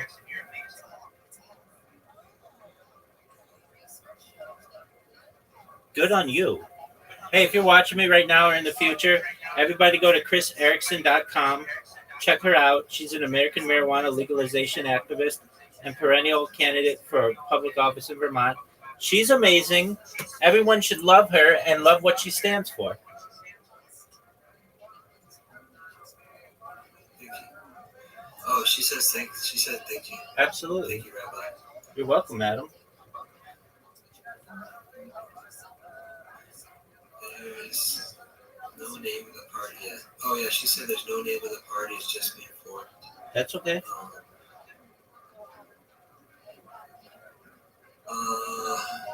Zai wanted me to ask about Epstein. Do you think he killed himself, or do you think it's like whatever, murder? I think he's still alive. Oh, you think he's still alive? Word. Where do you think?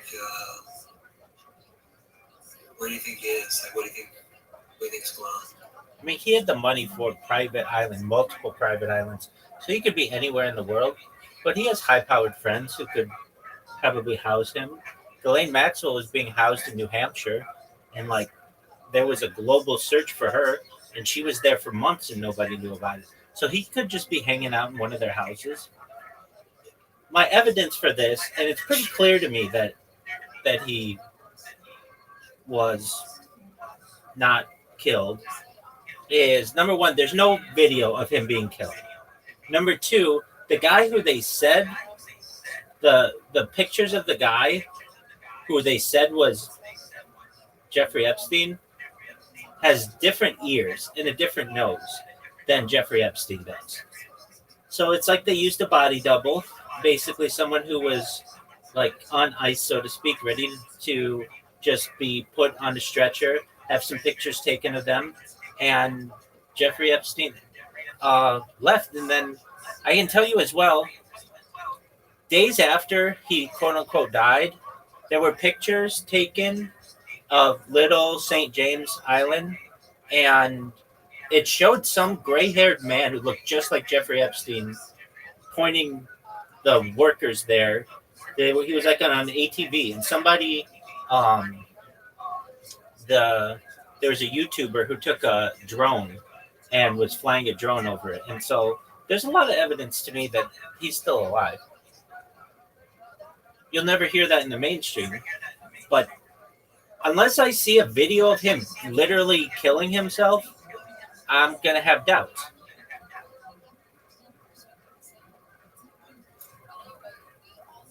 Another thing is they had cameras on him 24 hours a day. They had cameras in his cell. It would be very easy for them to just be like, here's the video of him in his cell. Even if the way that they said that his body, the way he was murdered, he had like multiple lacerations on his neck or whatever.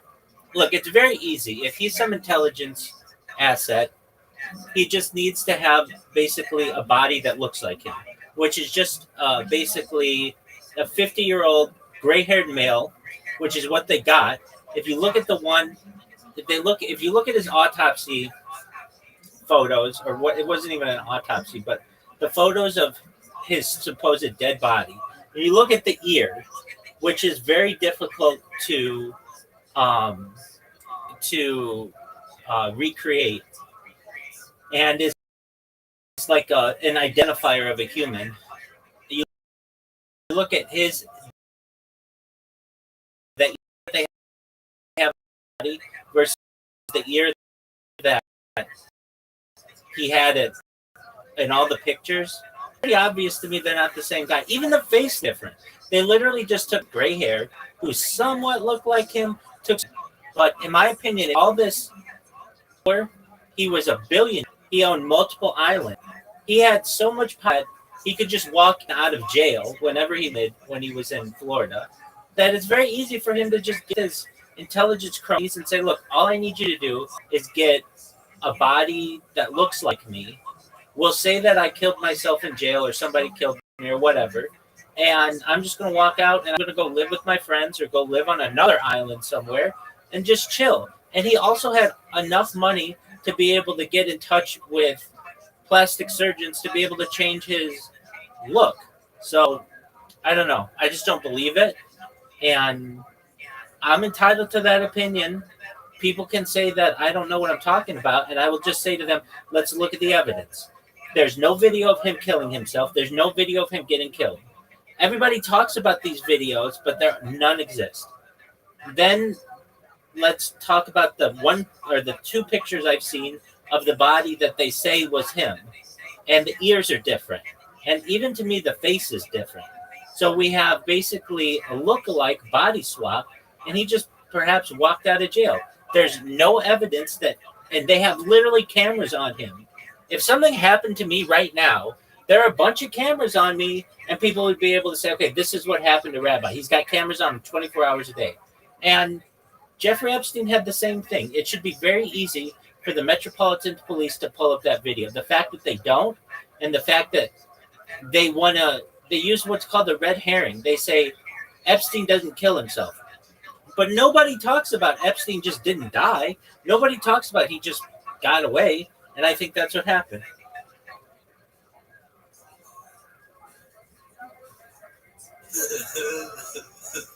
Robert doesn't want to click on Chris. He's like, there's nothing wrong with Chris's link, Robert. That's funny. But yeah, man, I don't know.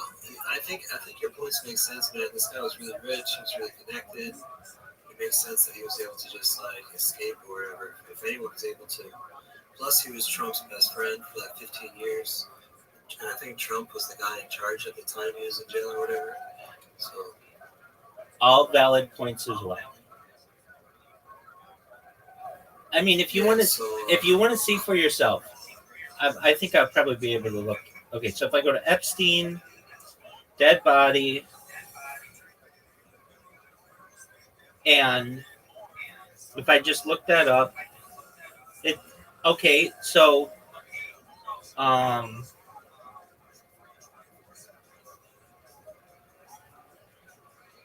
just going to go to images, and it's very difficult to find. It should show up right away, but it's very difficult to find, and they want it to be difficult to find. They don't want people digging into this. And okay, Epstein dead body. Oh wait, I think I saw it. Yeah. Okay, so it's from TMZ. So TMZ, they have a picture of him, and it doesn't look like the same guy. It looks like a different person to me. His hairline's different. Welcome. How are you? What up, baby William artist? What's good? How old are you? How old are you?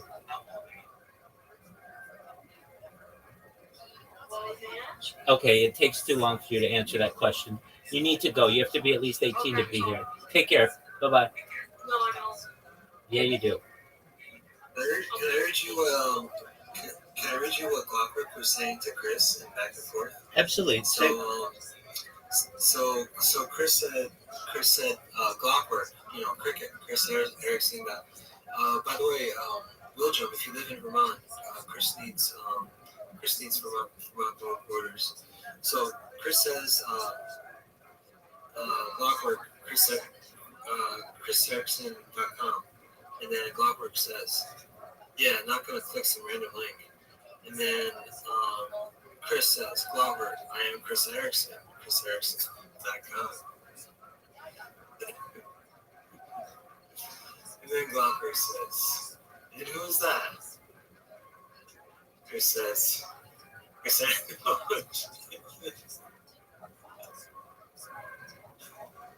Erickson is me.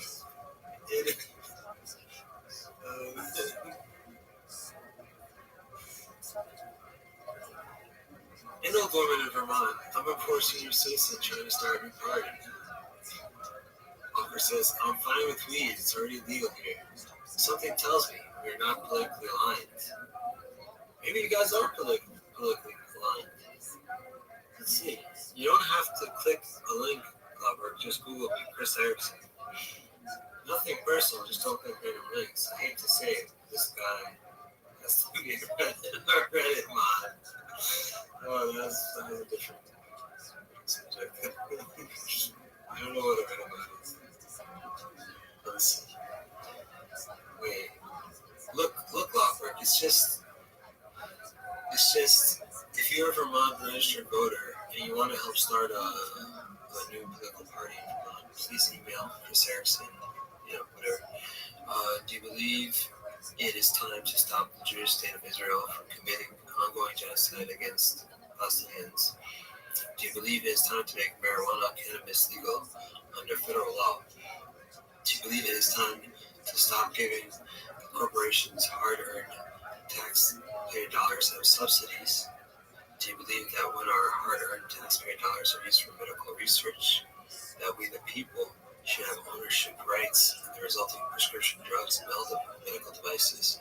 Yeah, not only medical research, like anything, because if we give the public universities money to like do all this research, then we should have the patents.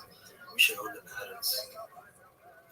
But do you believe that when our hard-earned taxpayer dollars are used for military research, then we should have the ownership? Yeah, and we can stop the rich from getting richer using our hard-earned tax dollars and giving us no shares of the profit.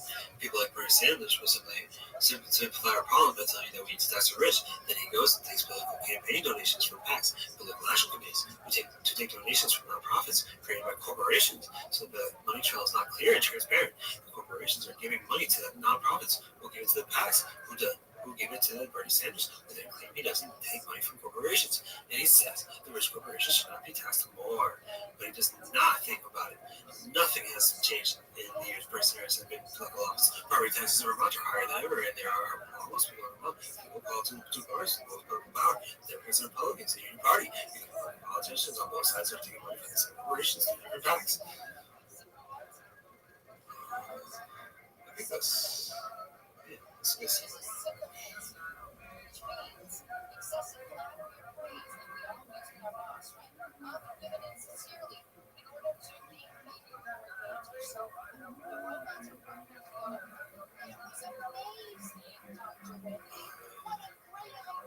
Let's give myself a heart attack. Take care.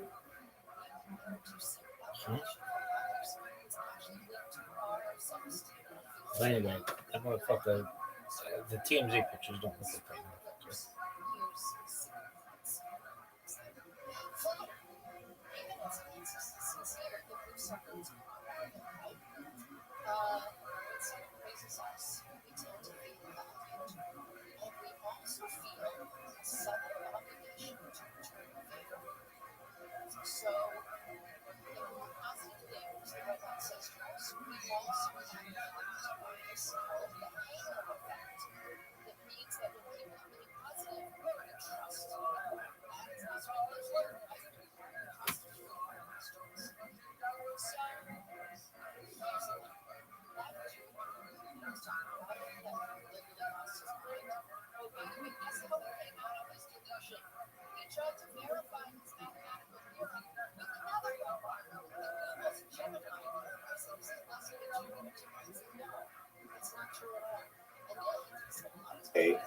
To be sure.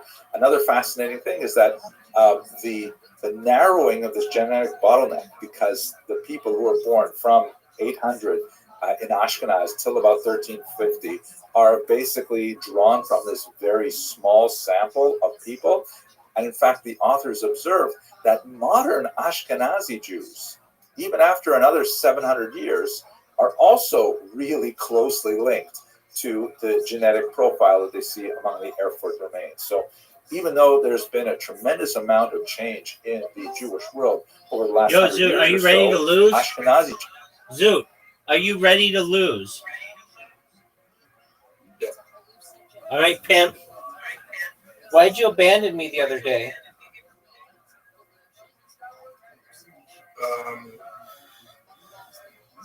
We still haven't finished the Olympics. No, we finished. We finished because you were a jerk off.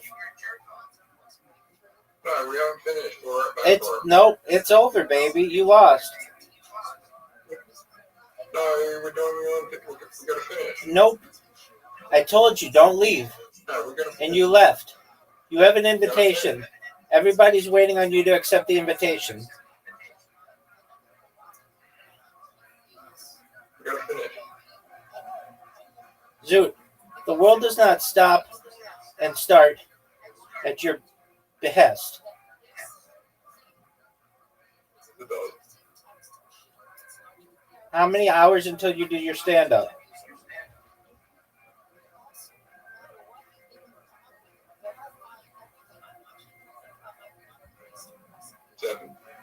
All right, you remember you said that you're a prodigy at stand-up? Savant? Do you think you're a savant at stand-up?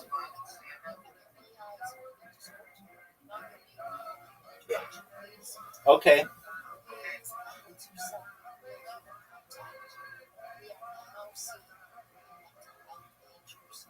And you're going to record yourself, right? Yeah.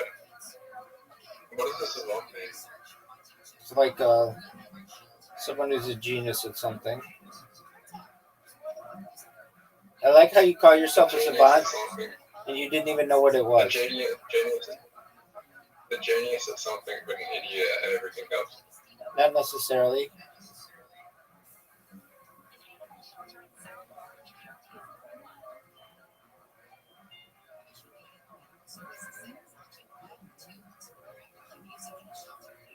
That's savant syndrome. No, you don't. You need to be a savant at something.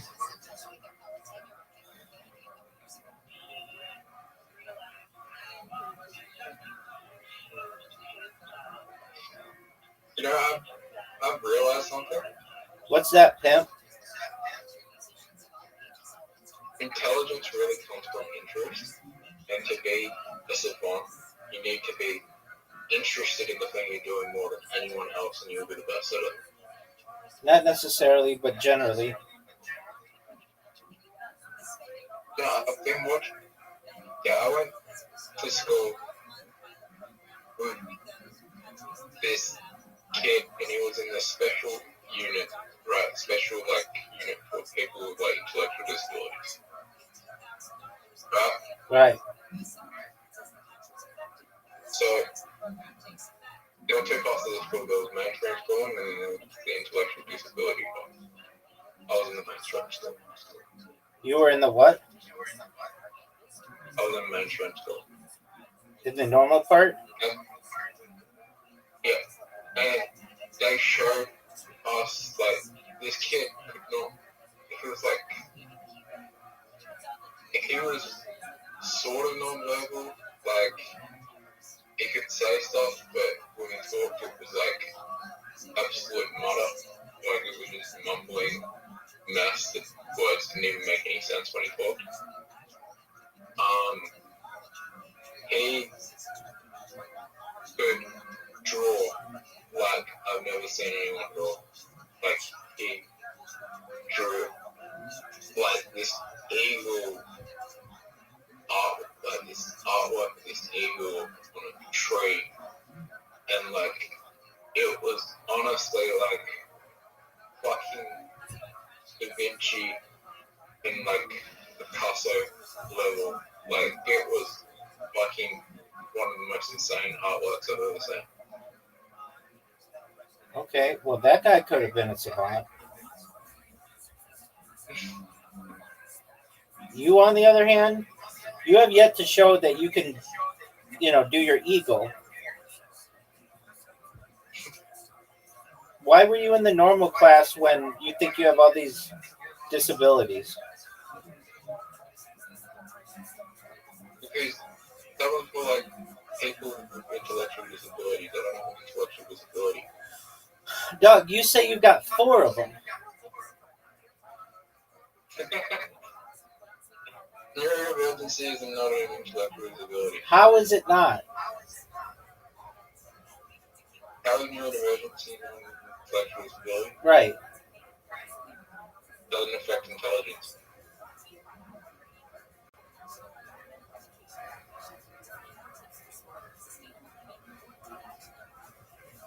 Aren't intellect and intelligence quite similar? Intellectual disability is not intelligent. Means you're not intellectually functioning. So then, how do you have an intellectual disability? So I don't. Didn't you say you have 4 of them? What? Neurodivergency? Yeah.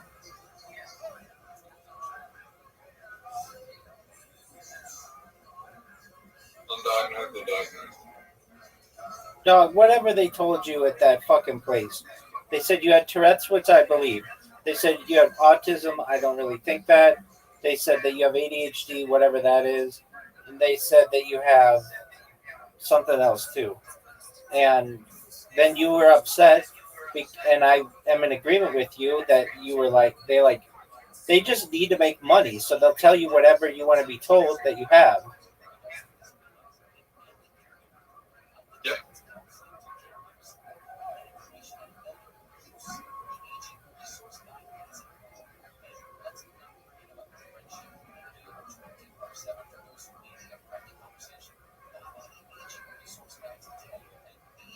Yep. In the reality, right? What's the reality, pimp?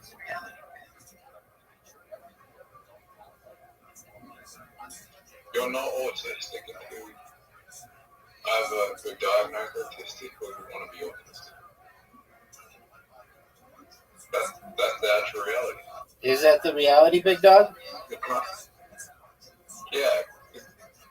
Out of all the neurodivergencies, it's the one that makes the least sense. Okay, well, It doesn't. Because it's a spectrum of things with personality traits. Anyone could be on the fucking spectrum. Like, you have one thing, oh, you're on the spectrum. Like, it just doesn't make any sense. So broad. the fact that we call it a spectrum means everybody's on it. Yeah, that's what it means. Okay. Still broad. And it's like, well, you're at.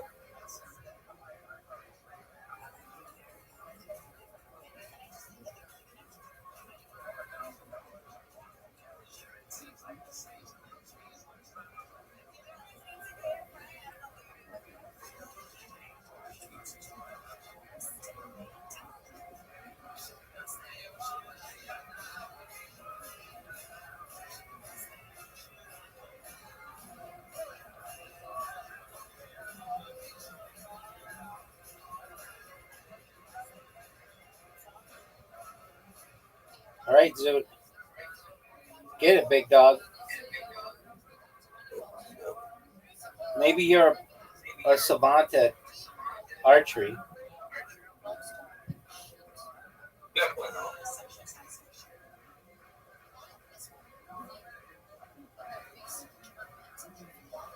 That was a miss. So the one thing that can go away though. Okay. It often does. Okay. So maybe your savant syndrome for being a stand-up comedian is going away.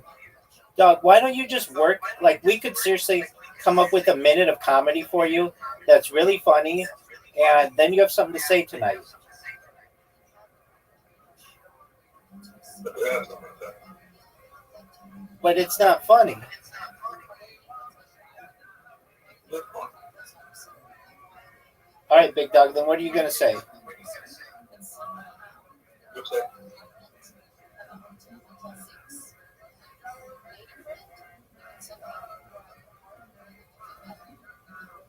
What are you going to say?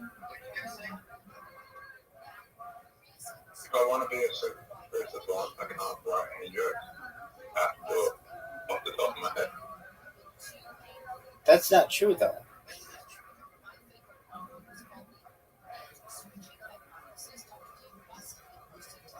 Takes more skill. Yeah, it takes more skill.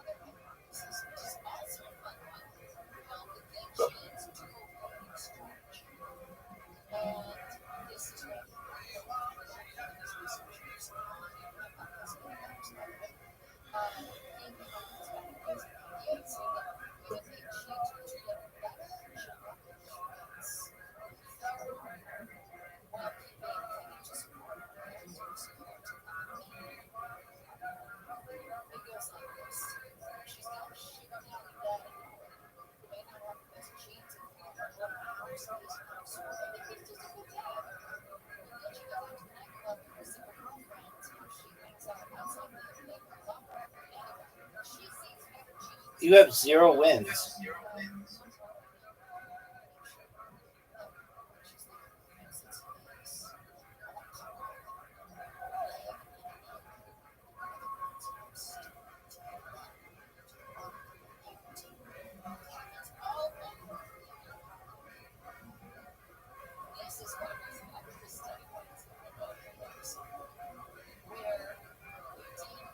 Rabbi. Yo, pimp.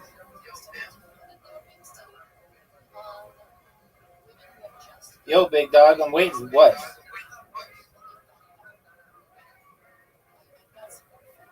What does a lack of eye contact actually mean? It could show disinterest. It could show creation of a barrier. It could show fear. It could show lack of awareness. It could show lack of attention. It could be a disability. That's symptoms of ADHD, right? Not necessarily.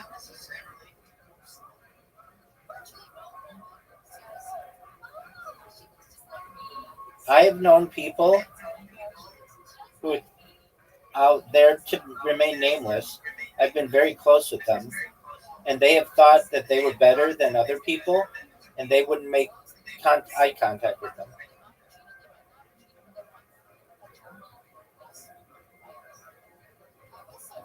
If you're ever on a Hollywood movie set, a lot of times they'll tell you don't make eye contact with the big star because they don't want to make eye contact with you.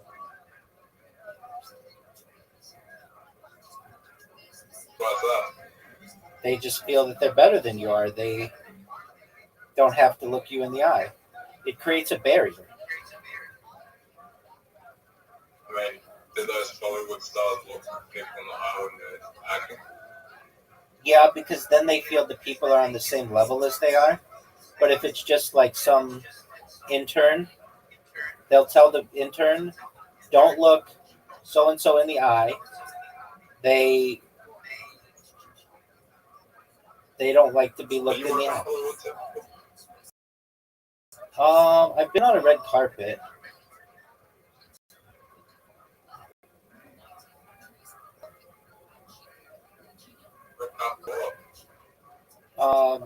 I was in a series of commercials, and there was like it wasn't just commercials. It was like a television show in LA. It's called This Is LA, and they had this red carpet thing at Mount Yoshimoto, which is in Hollywood. It's like a big hoity-toity. Let me look it up.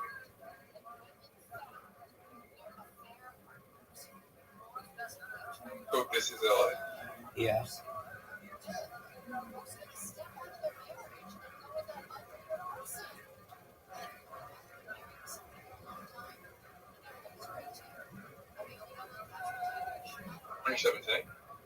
Around then.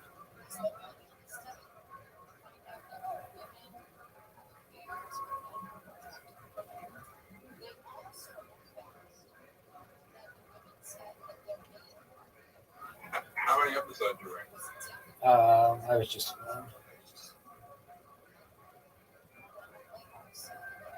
Sorry? I was just in one.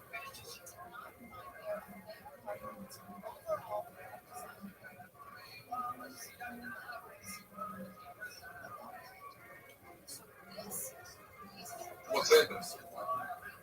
I don't know.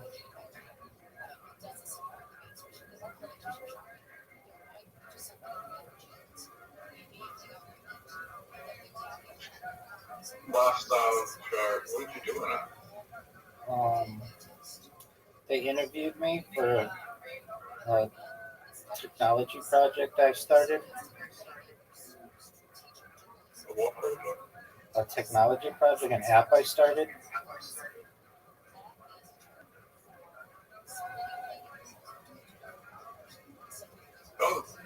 years ago. Okay.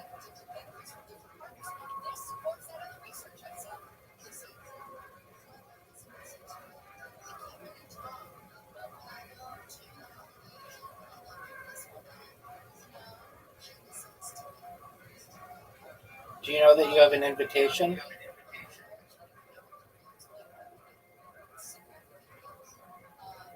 Did you know that I'm going to go look at the kangaroos today? And you're going to do stand-up comedy?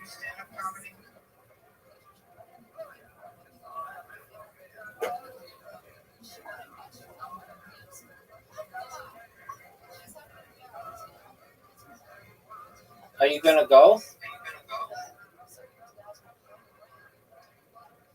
Zoot, you have an invitation.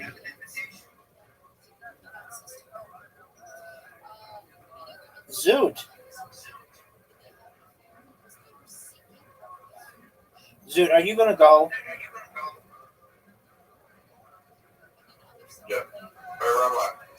Then go. What up, pimp? Repeat these numbers. I'm focused on the game. 4581. 4581. What is that backwards?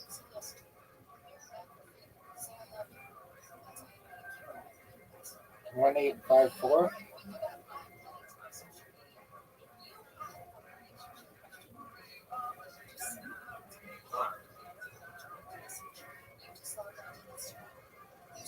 Testing your short-term memory. Cool, dog. Are you going to go?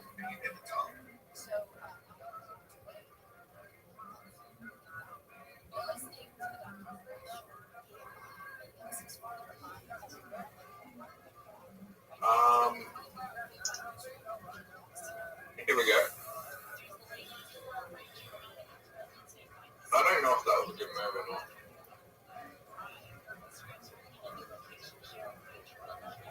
Do you know why I said I don't know if it was a good move or not? No, I don't know. Why did you say that? But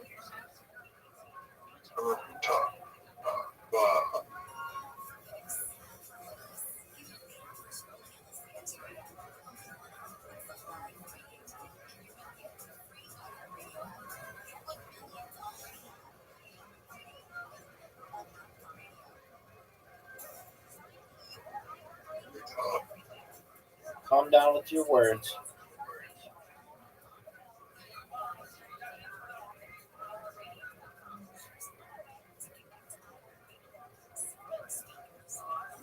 Zoot, WTF, dog.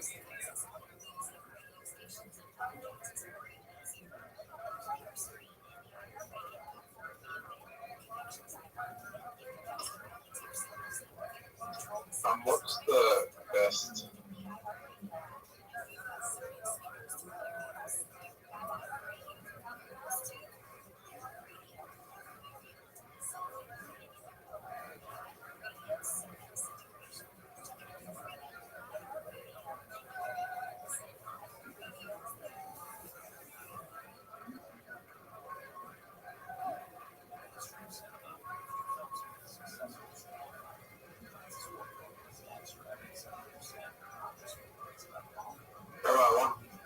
I don't think so.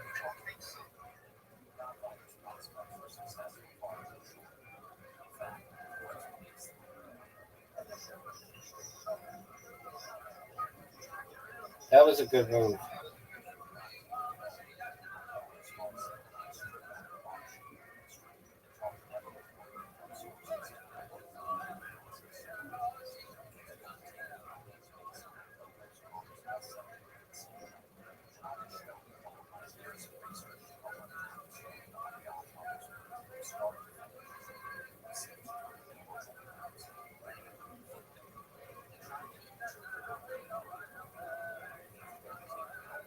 We're tied, Zoot.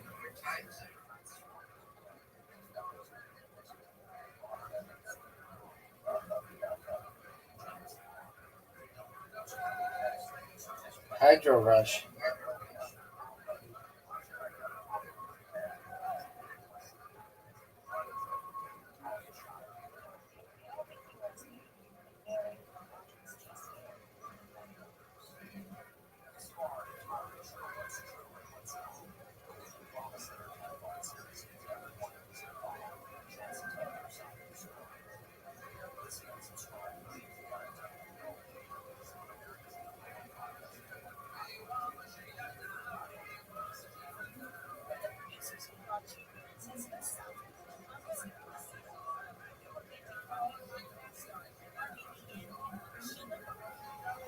You're up, pimp.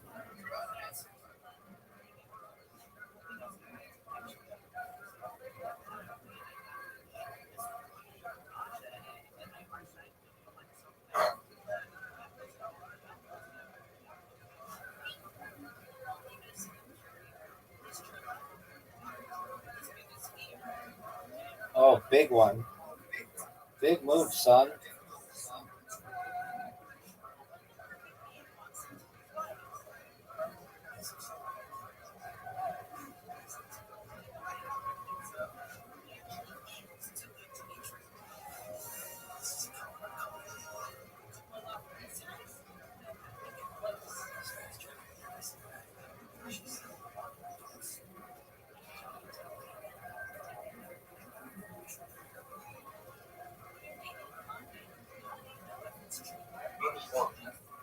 Are you sure?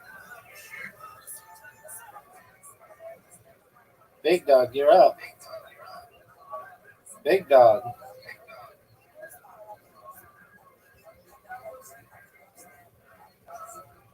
You're doing pretty well, you know that?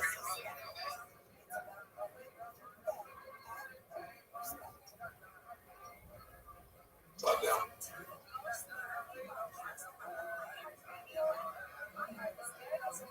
You just helped me. I don't know if that's true. But I know that I just took the lead, son.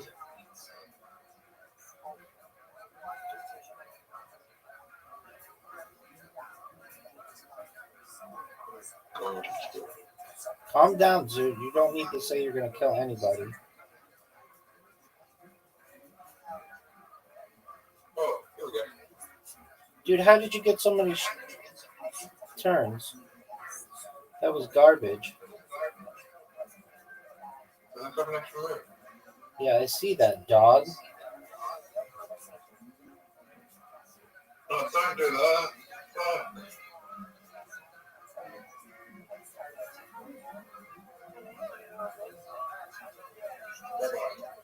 Yo, pimp.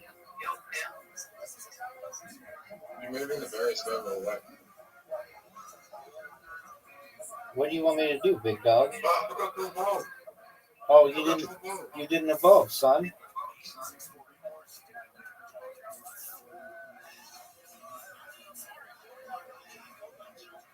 Oh, you know what I just realized?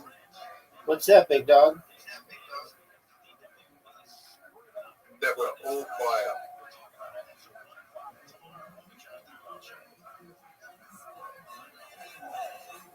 That we can both win from just going for fire. Word, dog. Are you going to go? You love him?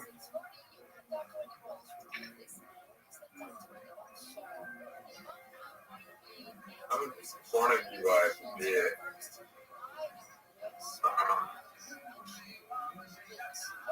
I think this is a good move.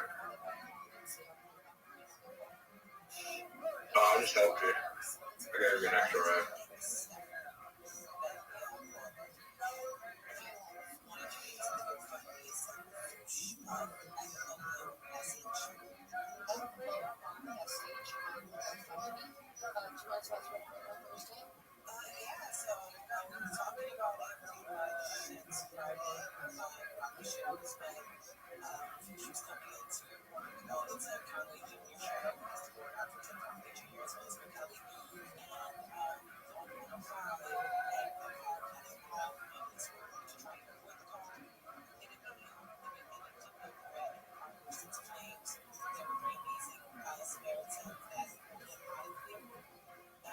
Big dog.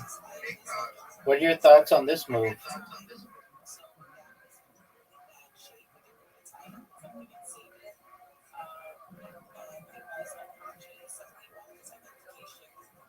You suck. Calm down. Are you going to go? I just realized I'm gonna do something. I thought I had another fucking thing. You don't, Sphinx. Major miss. One of the biggest misses that we've ever seen in this game.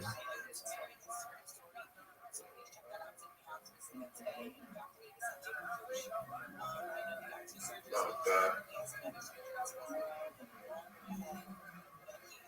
That's bad for me. That is really bad for me. I lose 2 mana. Oh, the worst part is I lose 2 mana. Worst part for you is I just hit you here.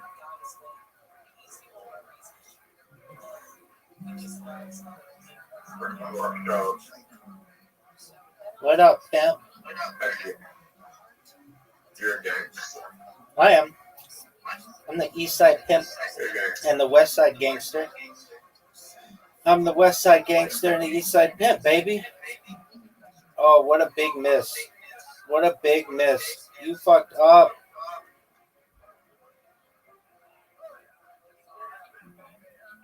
Why aren't you going for an extra move?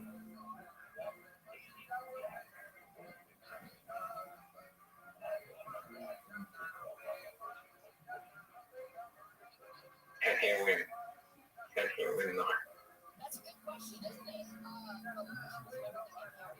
Can't he win? Rabbi, you actually helped me to get. I know I did. Are you gonna go? Yo, dog, are you gonna go? Try to come up. Yeah, let me figure out how to win.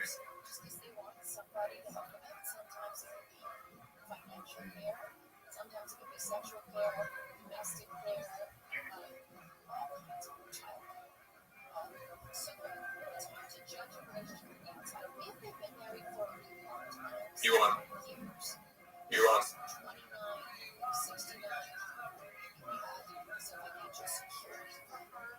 You won.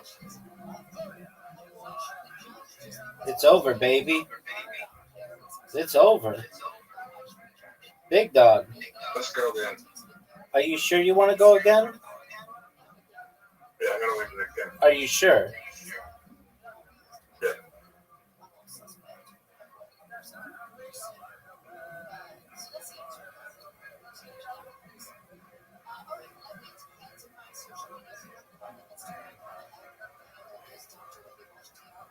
Oh, we're playing the same level.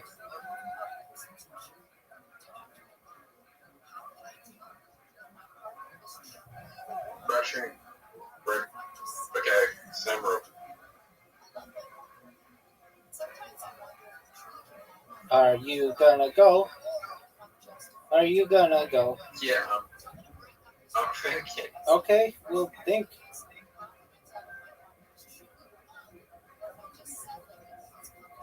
Oh, I can't believe you're gonna do that.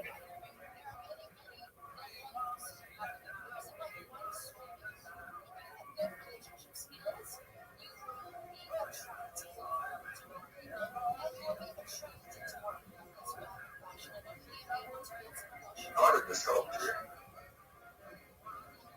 Why did you go for the pub?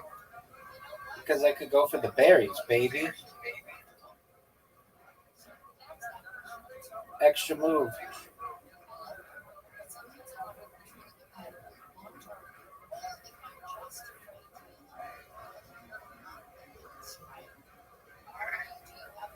They're like, oh, good news. Are you proud of it? Why not?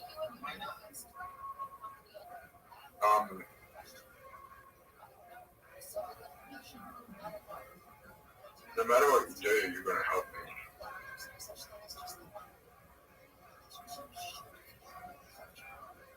You still help me. Okay, let's see what you got, big dog.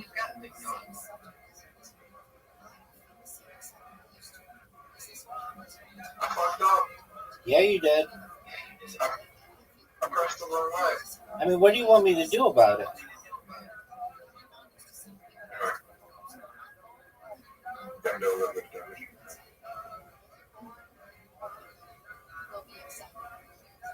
Oh, and then he just heals anyway, so my damage doesn't even count. That's correct. Actually, that actually might have helped me.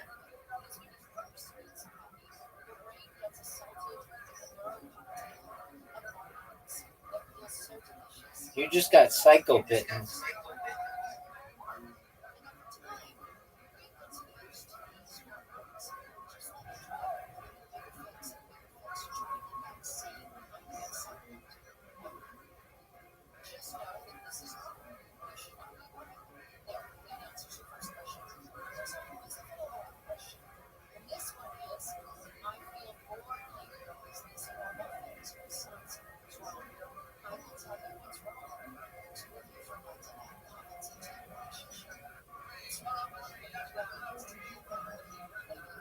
Oh no.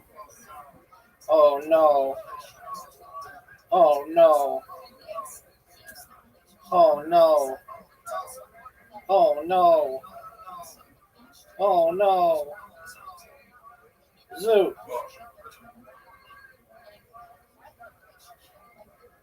You know you got 3 blues. Oh fuck. Oh.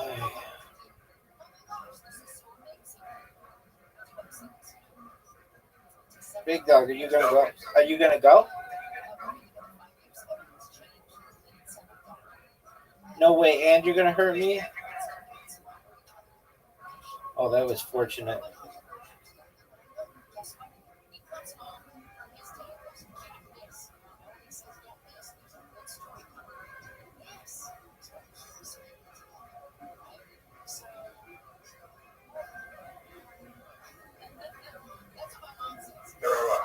Yo, pimp, you're up, baby. I think I asked this question before. What's that? Does redoing the IQ test change anything? I think it prepares you for it, so it doesn't make you any smarter necessarily. You might do better, but the results are the results.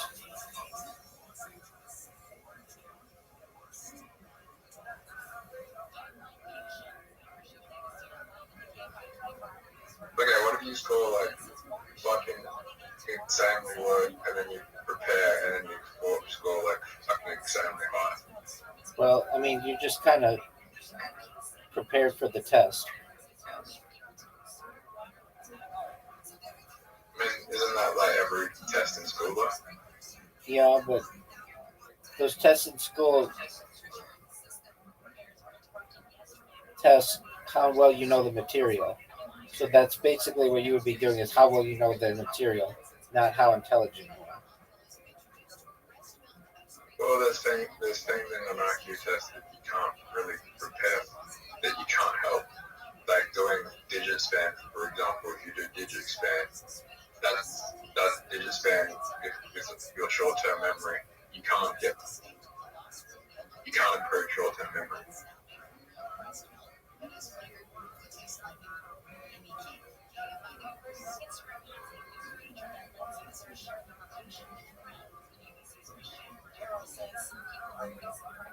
Right, you can improve short-term memory, but you can't know the answers to the questions, short-term memory questions. Okay. Because they always change. Okay. So you can train to increase your short-term memory, which means that your short-term memory can improve.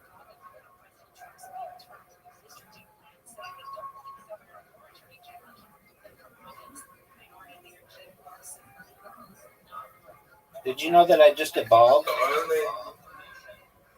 only areas you would be cheating on to improve from new tests would be general knowledge.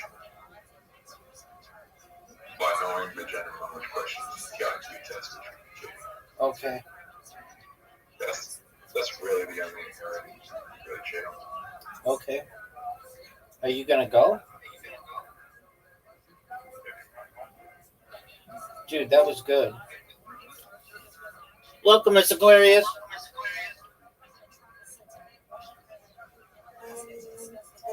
In the game right now. So are we. So we'll be patient with you.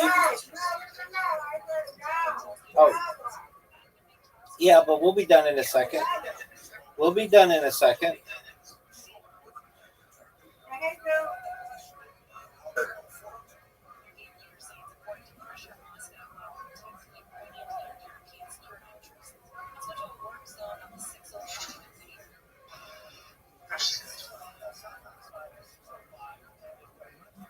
How was your day, Miss Aquarius?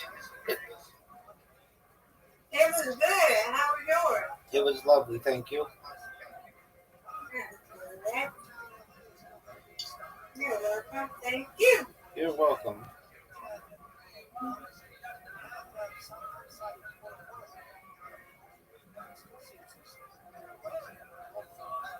Zoot, what are your thoughts on this move?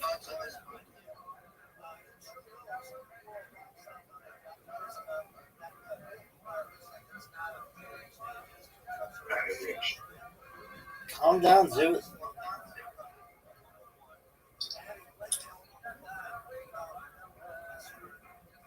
That was good. That was a good move. Okay.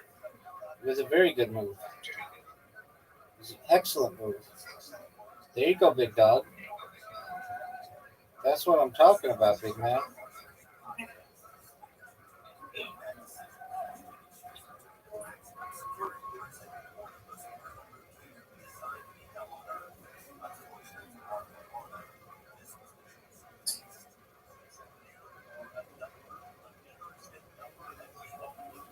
Oh, no, Zoot. No, Zoot. Zoot, no. Zoot. This is not good for you. No, so just do it. Oh, Zoot. That's big time. You're up, Zoot. Zoot, you're up. Zoot, what are you going to do? What's my best move here? No one knows. My best move is to block you from your next move. Are you sure? Yeah.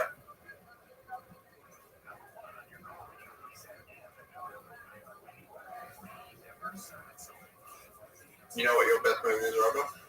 Yep.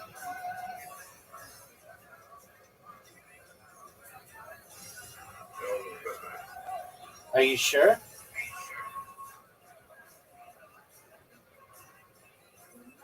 Yep. Let's see what You know you're. what my best move is? Let's see it.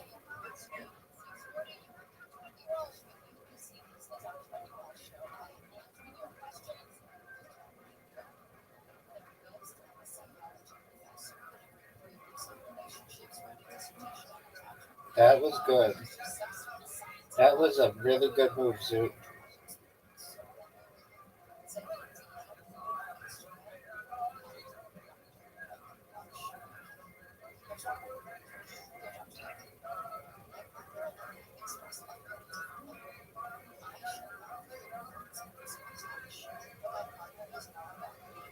Zoot, what are your thoughts on this move?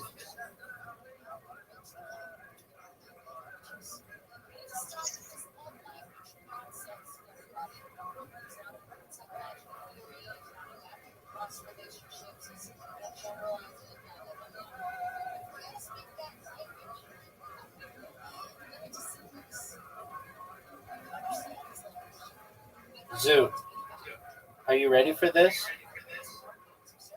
Zoot. Zoot, are you ready for this? Zoot, are you ready for this? It doesn't really hurt you.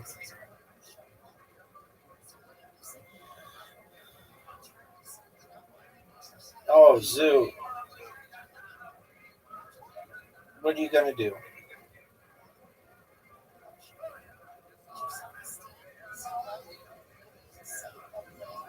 Rest of my teeth is got better my day. Do you want it? Take your time. Yeah, but Zoot, are you going to go?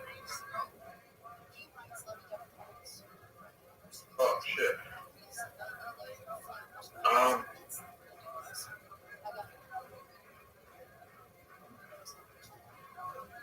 Now, I would have gone with the other one. However, it just makes more sense to do this because I can do this. I ran out of time. No. You evolved. Wait, does it evolve and take a move? Yeah.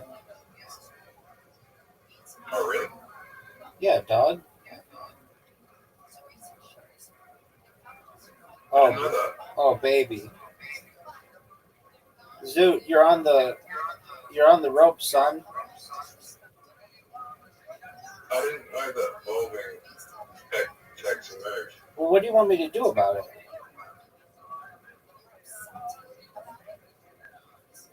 You just got an extra move right there, son.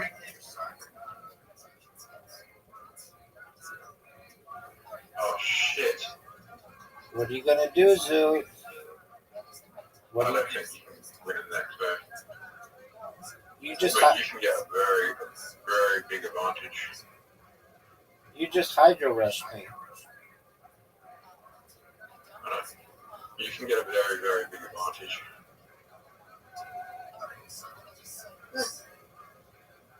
They're back pitch.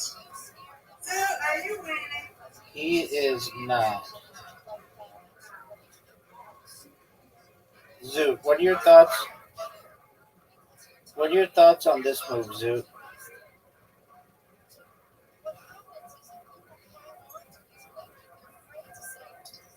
Terrible. Zoot. Zoot, you could win.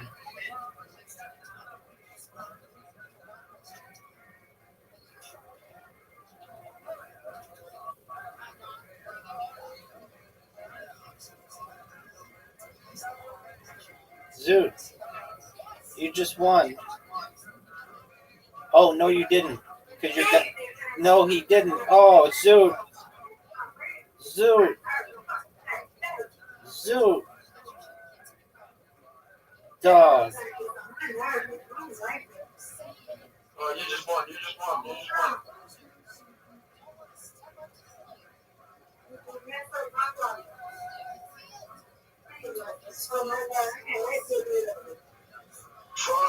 What a close game.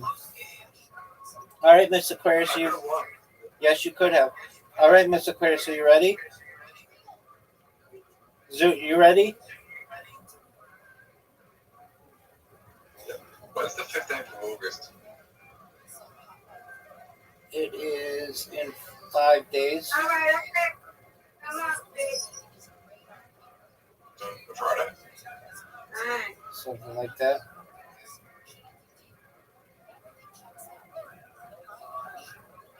Zoot, come on, we're waiting on you, dude. Zoot, you have 10 seconds, 9 seconds, 8 seconds, 7 seconds, 6 seconds, 5 seconds, 4 seconds, 3 seconds, 2 seconds. Come on, Zoot. I don't think he wants to play. Zoot, do you not want to play? He does. Zoot, you have an invitation. Zoot. Zoot, accept the invitation. Zoot, come on. Zoot. Zoot. Zoot. Zoot, what are you doing, dude?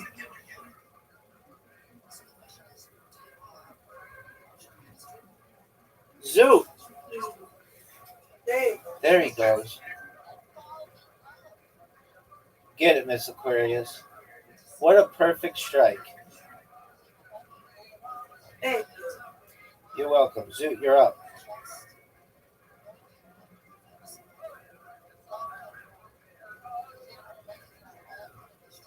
Zoot got 4. Get it, Zoot. That's all right. You got 8. I ain't mad at you. Get it. That's what I'm talking about. That's what I'm talking about. High five. High five. Zoot, you're up, baby.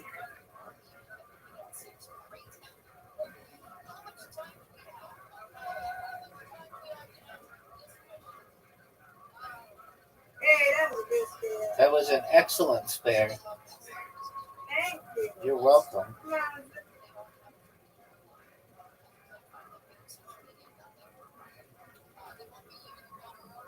Get it, Zoot. There you go. Ooh, that's a tough spare.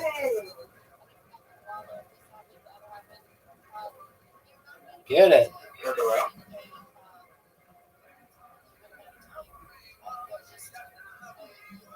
Get it.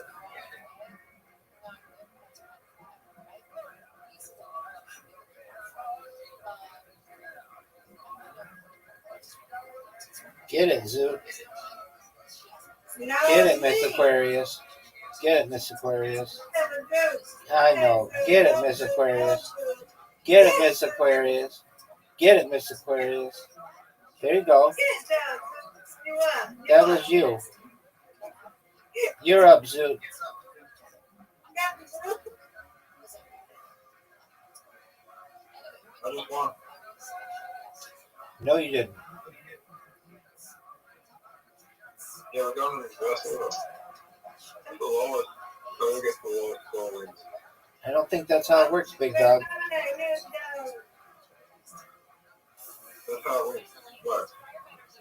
Ooh, what a lucky, Ooh, that what a was fortunate definitely spare. fair. That's a- What a spare.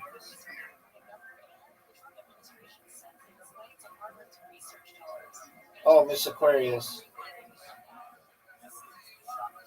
This is an important shot. And she got it. Beautifully. Thank you. Thank you. Zoot. No, Zoot. Nice strike. There you go. Yeah. Good job, Zoot. High five. Oh, what a terrible shot. Rabbi's favorite movie is Yogi. Let's go. No, it's not.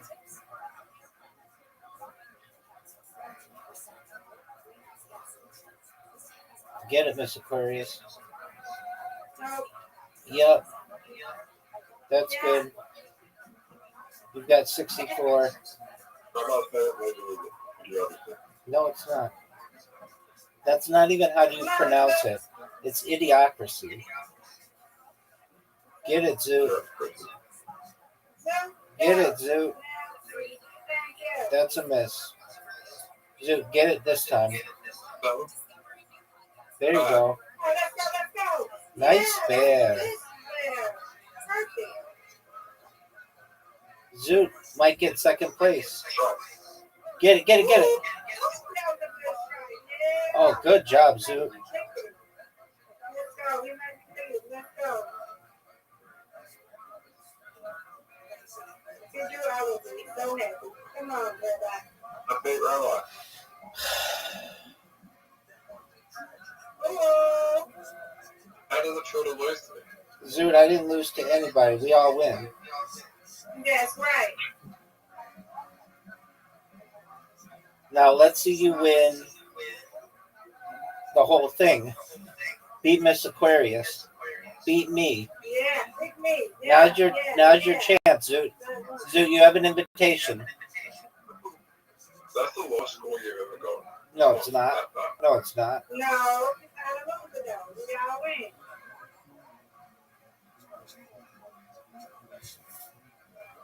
No losers in the game. Okay? Word. Rabbi's gonna win. Oh, for sure. Zoot's gonna win. No doubt. No No, doubt. no, I want y'all. I had one mine. Come on, Get Zoot. it, Zoot. Oh, no. Alright, I'm still gonna be in front of the bird. It's Miss Aquarius. We got. As long as Rabbi doesn't get it bad, yeah, we're good.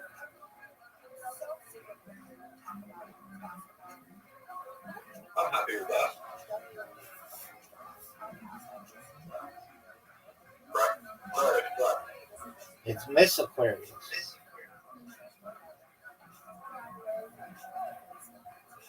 It's mid-bird. It's Miss Now, you ready Aquarius. to do this? Now, you get a strike. That's right. Get it. Well, That was clearly going to be a strike. Zoot, come on. Rabbi's going to do a better job than me. He's going to be a strike there. Strike, brother. Yay! Word, dog. Alright, Mr. Claire's going to be a strike here. Maybe. That looks good. Now this is a tough split. Get it, girl. All right. Let's go, Zoo. I gotta go. Zoot, finish the I got game. a phone call. Then call him back.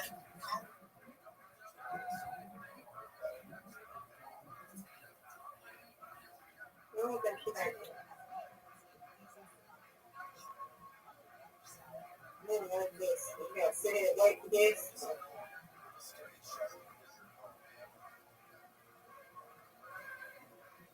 Let's go.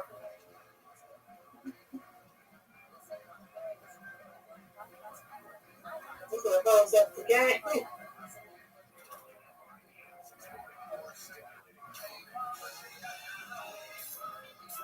Come on, Rabbi.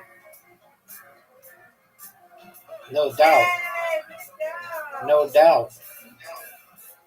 No doubt. No doubt. Get it, Miss Aquarius. Perfect. Ooh, it shouldn't have done. Yeah, you should have. That's. You get this one. Oh, yeah, good. Beautiful. Thank you, Rabbi. Good morning. You're welcome. Yay. Yeah, yes.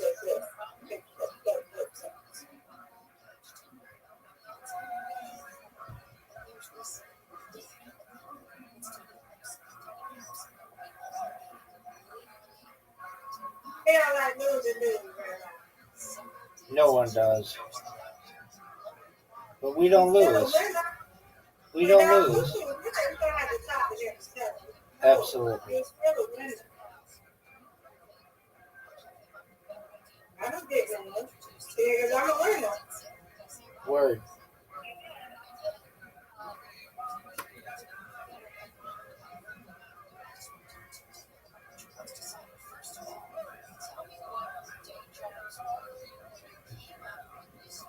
Ooh. Nice job. Thank you.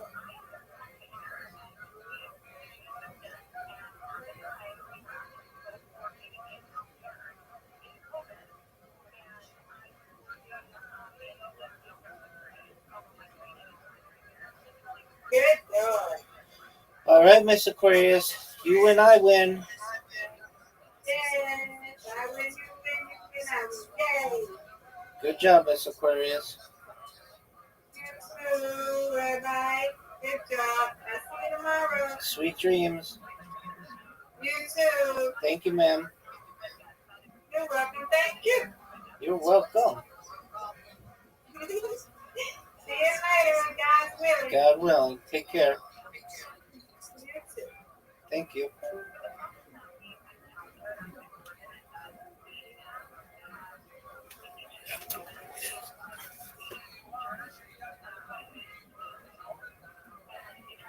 Look at this athleticism, though. Are you all seeing this? You seeing this athleticism?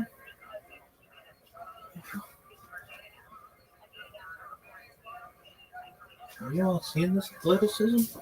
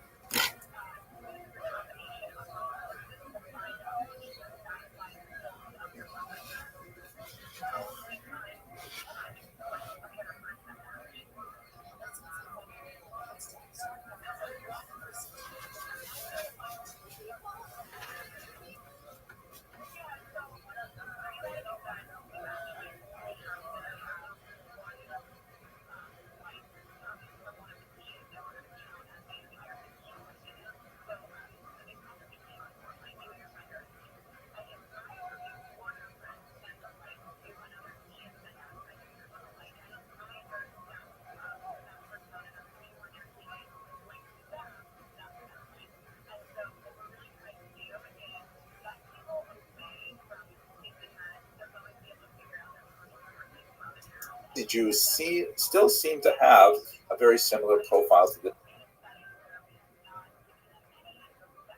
Yeah.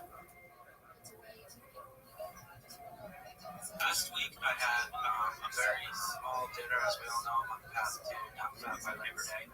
Kev said I look slimmer today. I suggested that Kev said I look slimmer today. She said, let's go. So last week I had a very small dinner before the day here, and I just had protein shake, so I was a little bit irritable. I was a little bit short. And maybe the temper was starting to flare up a little bit here and there. Actual pepper of temper here and there. But today I learned from my mistake, and I said, Casey, you're just not hungry, boy.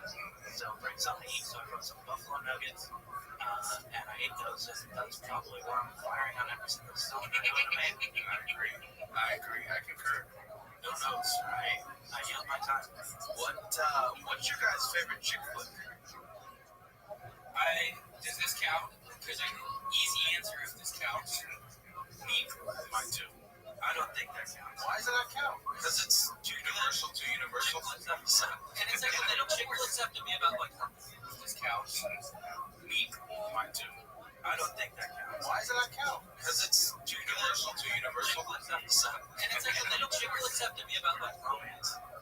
My answer that is definitely a chick flick, and I feel like it's most people's answer. Crazy Stupid Love. Steve Carell and Ryan Gosling. Hilarious, great movie. I've honestly never talked to someone who's seen it as a kid. There we go. Jen, what's your favorite chick flick? What's that holiday movie? Hugh Grant's in it. Four Weddings and a Funeral? No, Steve has Holiday in it. Oh my gosh. It's always something we watch on near Christmas time because it's a Christmas movie. Damn it. Love Actually. Love Actually. There you go. That's one of them. I thought that was amazing. There is a Christmas rom-com called The Holiday, but that does not star the brand. You're thinking Love Actually. I think it's Love Actually. Have you guys ever seen something called Untamed Heart? No. It's with Christian Slater versus Tomei. Is that funny? No, it's just like romantic, whatever. But it's not funny, but it was such a great romantic movie. But it's so stupid as well, so it's worth watching.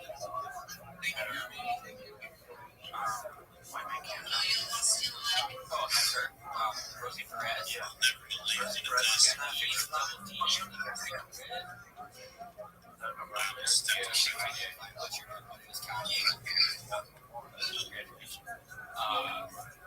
Guys, Mark's trying to figure some stuff out.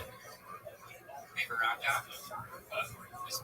Mean Girls isn't one of them, is it? Oh, you're hilarious, right? That's exactly how I started. I said that's my wife's favorite movie. I said it's the best movie. It is good. It's literally one of the best. I don't think it's a bad. I know mine. It's not. It's not. Ultimately, I know. My original question was chick flick. Because rom-com can take us to a whole different. Oh, my bad. Girl, change your question. You didn't. No. You have to. What is a chick flick? Mean Girls starring for girls. Yeah, well, it's like, I think a rom-com. I don't know, because rom-com is like, we're kind of making it like... Then the opposite of a chick flick would just be any movie that no, because it could just be a romantic movie. Like, romantic, but not funny. That's the lane I was going for. Yeah, so pick up the comic. That's what I'm going for, because rom-coms is too easy. Like, everybody has, like... But I feel like it's a Hitch and, like, there's a bunch of... I feel like rom-com is more mostly, like, Crazy Stupid Love. I would say it's actually... Wait, you might be right, because I can think of movies that are rom-coms that aren't chick flicks. Exactly. My favorite rom-com is When Harry Met Sally. Yeah, it's not chick flick. Okay, so you're right. They're kind of changing my whole perspective here. And that's where it is to me, open, wildly open-minded, yeah. Okay, so the question was chick flick, so what are chick flicks? I don't really know what a good... Is it just like movies that girls love? That guys are not into?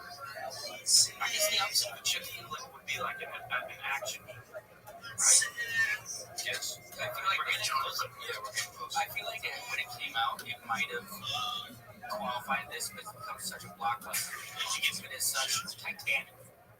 Is that a chick flick? I fucking love it. But that's like a... It was like the most... like the highest box office of all time. Yeah, I don't think it's a chick. I wouldn't consider that one a chick. It is borderline. Make the case. It is Pretty Woman a chick flick? Yes.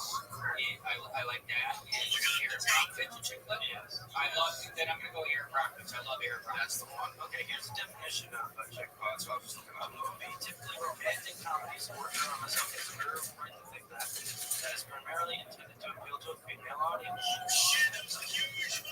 I think you can't count Mean Girls because it's so universally loved. It just is unfair to watch now. Oh, like La La Land? You're not even lying. I want to do it. Not even lying. So it's a genre that specifically caters to one's interests and is marketed toward. You know what I'm realizing as I look at, here we go, is Titanic a chick flick? And Quora, like, no, well, Devil Wears Prada is pretty good. I was just gonna say, looking at the screen, I love Hollywood flicks. Devil Wears Prada, Legally Blonde, great. A Walk to Remember, and I'm mad watching the Clueless. Clueless, all right. Awesome. Clueless cast. 10 Things I Hate About You, is that on there? Yeah. 10 Things I Hate About You. Check that out. That's a good one. That is incredible. Yeah. That's the one with Heath Ledger, right? Yeah. And the girl who played the girl who played Alice Mack in the secret world of Alice Mack on Nickelodeon. She was in it. And one time I called it Big Help, Let's Drive. And you call in, you could like hours, and you could talk every once in a while, have live phone up. I pledged like thousands of dollars just talking to a lady. Eventually, I talked to Alice Mack. Oh, really? Yeah, I owe them a bunch. That's a big story. And did you guys also know the famous Chuck Jackson is dead? Yeah, he committed suicide. Very sad. Just saw that this week. Pretty devastating. Just getting over it. Nice. Yeah, so question, Kev. Let's give it up for Kev. I haven't had a good one in a while. Wow, Mark White tarnished that great segment. I haven't really had one. To be fair, I haven't even here with us right now. We have this guy. Yeah, that's what Chad said. Maybe a little picture. I haven't really had one. No, you gotta pick up a new person. What's your name? Chuck Shuck. Chuck Shuck? Yeah, I like that. Mark's Vladimir. Vladimir Putin. There's a Sweden. I need Patty the Bad. Oh, doesn't have the type of wigs the bad guys wear. Right, you know it's a good wig. The ones that the UFC fighters wear, like the Russian guys. Oh, it's a hat. the hat, whatever the fuck it is. Yeah. I thought that was a wig. I don't know what it's. I didn't say Mark. I looked up Mark. You thought that was a wig. His hair looks like that. My hair is coming out. Oh no. Look up a fat haircut. Look, it does kind of look like a fat haircut. I think I just meant something that they wear on their head. Okay. I didn't think it was a wig.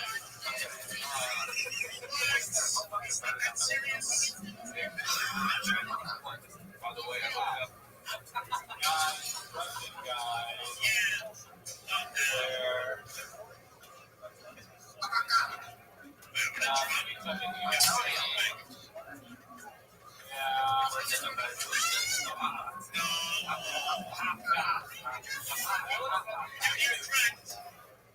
okay, I take it back. She's also,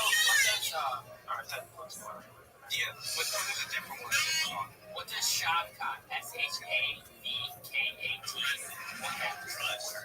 See, it's covered back to the show. That's what I was thinking. That's a fur, baby. That's fur. That's like a beaver. There it is. On my hair. I love this baby. This guy, this it's Shavkat Rachmanov. Incredible. Incredible. And he's a great character. Like, someone put out the interviews fighters in my favorite movie, favorite this. For a lot of them, he had not. Then it was like favorite animal, horse, anything to do, riding a horse, favorite food, horse. Favorite food, horse. Black see biscuit. Nice. Horse movie. Go. Name horse movies. See biscuit. I just said that, Mark. That's just Mark's out. Stalling. I'm stalling. Agree left. No, you're out. No, I'm stalling. That's really hard. I'm good at movies.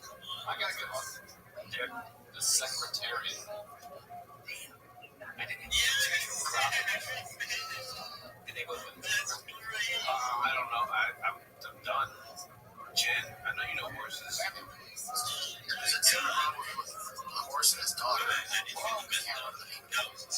Wait, does it have to be like the name of a horse or something? Or it just has to be about horses? So, not horses. 8 seconds. Nice.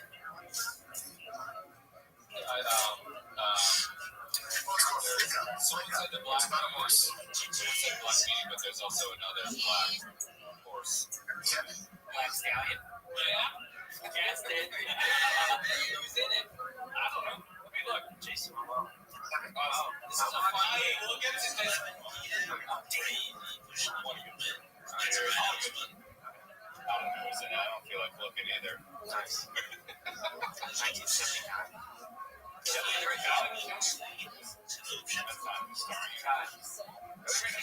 Alec Ramsey. All right, so we got the horse whisperer. I just made that up. Yeah, made that up. I was going for spirit also. The horse Hidalgo. I don't know if that's really about a horse or not, but he's a horse. War horse. Like drumline. Horse. Or what's the other? Horse. What's the one where they sweat? There's always like the civil rights sports movies. There's varsity or Remember the Titans? Drumline. There was one. You guys want to talk about Sandra Bullock and the football player? Just watch that movie. Blindside. Not exactly civil rights. It's usually the team joining a sport that they're not accepted into. Now, how do I go ahead and Google this one? You know what to do. Just take it off the screen. Blacksmith. Yeah, we knew. There's a lot, man. Title Blacksmith.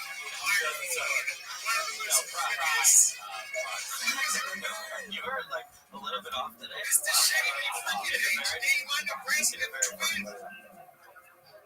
What's up? You mean Shady?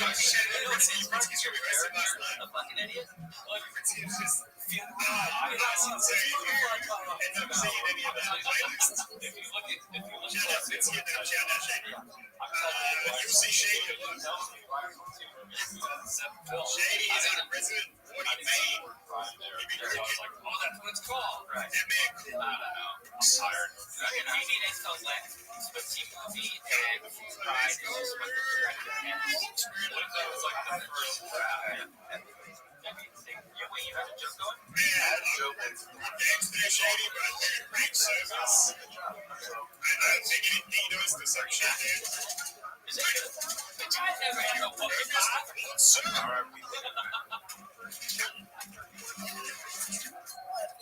That's good for him, man.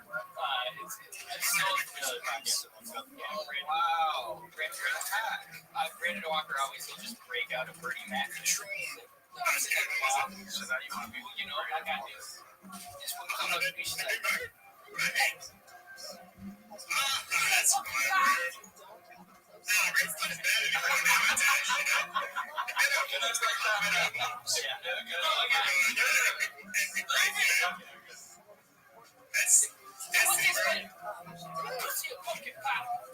I was like, bitch. You know I ain't never had no fucking pie. It's gonna be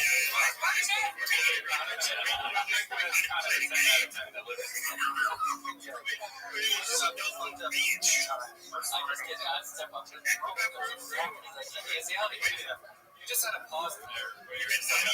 And it was like, felt just like 1 second too long. I'm like, I'm ready to explode. I also like how you do your hair right now. It feels like it's a part of your head. It's like, so sexual. Anyway, I established the classic the crazy USB shit. It's so much fucking everything, right? So the audio was like TD and like, you know why this you would definitely do this today?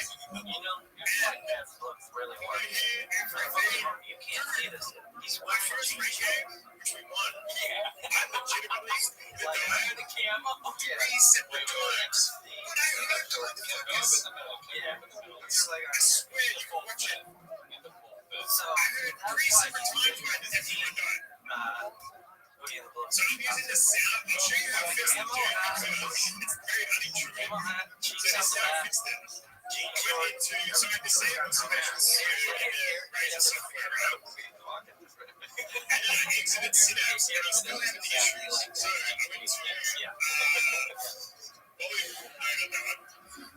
I went to sound settings. Okay, I went into this. Audio enhancements, device default, and it still had THX spatial audio. So I turned that off. Okay, and I turned on spatial sound for Windows. on your story. It fixed it. It fixed it all. He looks skinnier and he looks fit, and this way was pretty good. Even if we have I figured out something. THX audio off in Synapse and Synapse closed, it's still fucking audio. I was talking to you inches. I know. So anyway, I disabled it here, and that's what fixed it for me. And then I turned this on. It was like, it's just the same. It's the same with having the THX shit. Like I can hear all of my stuff. So, Right in the middle of the fairway, right? yeah. Left of the trees kind of It's like cool stuff. It's pretty hard. I got you. and then I had Spatial audio, yes, mate. Space audio. And you can think, Mark that just you know, all these scientists tell you that in space there's no fucking audio, bro. and there's a backstop on green. There's a backstop. Next to it, somewhere. What the fuck were you telling me that yesterday, girl? No, it's not the spatial audio fixed it. Rolled it back down the backstop. It's the THX audio is breaking it. So even without spatial audio on, it was fixed. Like you hit one good shot and then running back. For me, like having a perfect flow. GTA cutscenes had the audio and two turbines. Spatial audio, that's fucking stupid. I remember all the good pulls. Shady, thank you so much. Ritzky, yes, Battlefield 6 is sick. Are you a Battlefield player as well? Your God. And if you could do that breaking balls, this was the Me and Ben and your best friend goes, it's talking about my let's fucking go. deal you're taking. You're talking about Council. just the drugs.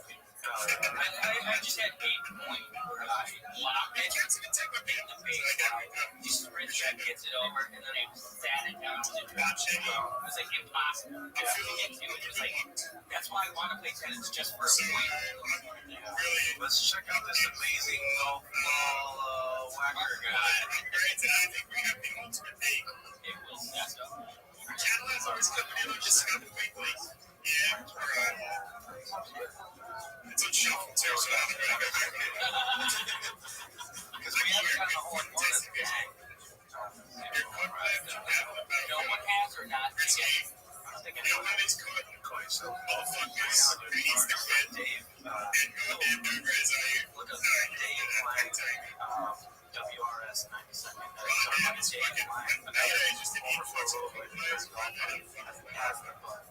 He's sending us like pictures of him at the range at like 5 a.m. like playing 9 holes. Oh, I thought he had and just playing like playing all the time. He already broke on. He's been playing for a month. He never played just a successfully.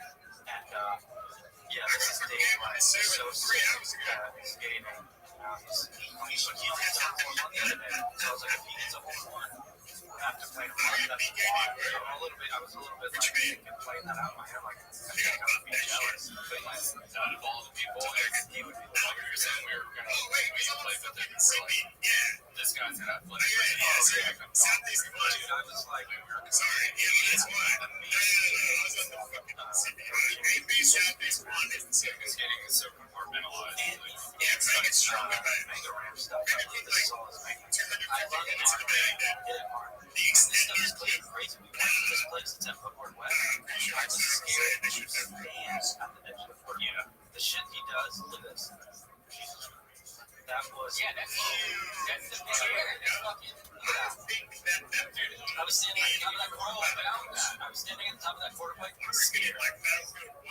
You wouldn't know. So I did. I pulled the mega. There's like a mini mega off to the side. So I guess that I was fucking with that. See the mini mega off to the side. But the quarter pipe was just too big. Yeah. Also, it's just not my world at all. Not for skating park. Look at that. That's so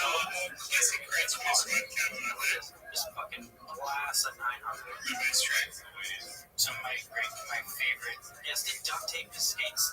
Because he's going so fast. If you get speed bubbles at that speed, and then you're trying to that's you guys. The trick I want to watch so fucking disaster. 30 feet from a fucking huge rail. 70s. All in midair. Tell me what he's doing. Disaster fucking happens. No, disaster just means it's like a gap to the rail. Like the rail doesn't start. Yeah. No, massive launch to the rail. You can't judge me for being a sneaky bitch because this was a quest for next time. So you just start playing golf so much now. Shady, thanks for the advice. Adjust his house like that for ramp at the end. It's so big. He's in the air forever before I drive. Sesame seeds. The air is like realistic. Like, is this the same thing that was in the acting? Where they like, Your advantage. So I'm a fuse man, but advantage was second most. Very good. Blading wasn't good. Yeah, blading wasn't. The skateboard one. Yeah, like my favorite moments I've ever seen live. Yeah, like Jake Brown hits. Yeah, and that's why it's like when those guys fall, it's so crazy. Jake Brown should have taped up his shoes like that guy did his skates. Yeah. They went flying.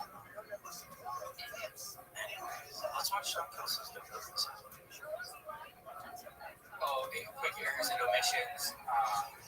Even though you could say it can work, but Casey was talking about how he played at a golf course that was like Jurassic Park, and then I jokingly said, "Oh, you saw a Brontosaurus." I was referencing the first time I see the dinosaurs in Jurassic Park, and that is actually a Brachiosaurus. So apologies by me, and that concludes errors and omissions. That's why Sean Kelsey was Chin's still here. Oh, that's right. Did you see the guy counting it? Yeah, sorry, we don't have headphones. Because I've been talking. Yeah, no one's saying anything back. That's you talking. No one answers.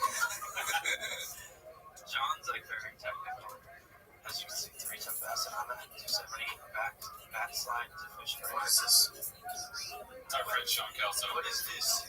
Hey, Chin. Hey, Kev. What do you do if you're really good at something, but everybody hates it? That's in my that's in the book. I say, what? Like in my head, like you're so off the shit. Honestly, bro, no one hates rollerblades. People hate One joke. people. Well, okay, I'm probably just comparing. People talk shit.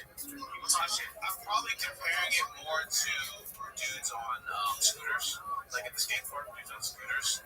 People hate them. Way more than rollerblades. Rollerbladers know what's up. Skate, we've been around now. I'm asking for something new. Rollerblades, been around. People are ripping on scooters. I don't rip on scooters. Unless you're just a little kid. I want to fucking whipping up the bars. The buzzing in my ear. Fucking real. That's bad. All right, we're gonna wrap this episode up. Did you see Bobby Lee doing rollerblades? Yes. No. Let's watch it on the Patreon. Not anything worth watching. Let's act like it is something worth watching. Just I like episode. Okay, you want to watch right now? It's 2 seconds. All right. Andrew gave him rollerblades. They were $20 rollerblades, and he falls. Yeah, that's all. Very nice. You know how much that would have blown up on Patreon had we teased that? Anybody have anything they want to plug? Combat Buddy this Saturday. And also, I don't remember his name, but there's this one guy I keep watching on Instagram and just fucking shit shiny. Oh, I saw that guy. Let's watch that guy on Patreon. Also on Patreon, I want to show you guys what's his name did on this Washington. Oh, yeah. Shit, I've been watching. We'll also read your tweets. Oh, yeah, we'll read my tweets. We had segments. We had segments planned, but the hair took over. Yeah. I was critical of Mark's tweets last week and Nick's tweets the week before that. So now I'm putting my tweets where my mouth is. You guys can roast my tweets. Folks at home, roast my tweets. I was, but I was trying to. I think you were more or less roasting my tweets. I roasted Mark's shitty tweets.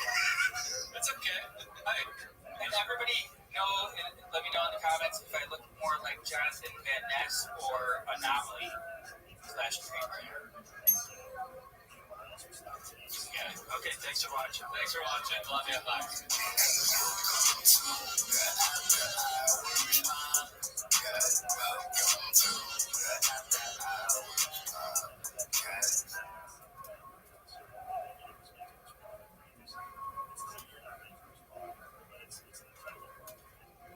I never had no pumpkin pie. I stole it from another podcast. I'm like, Wow.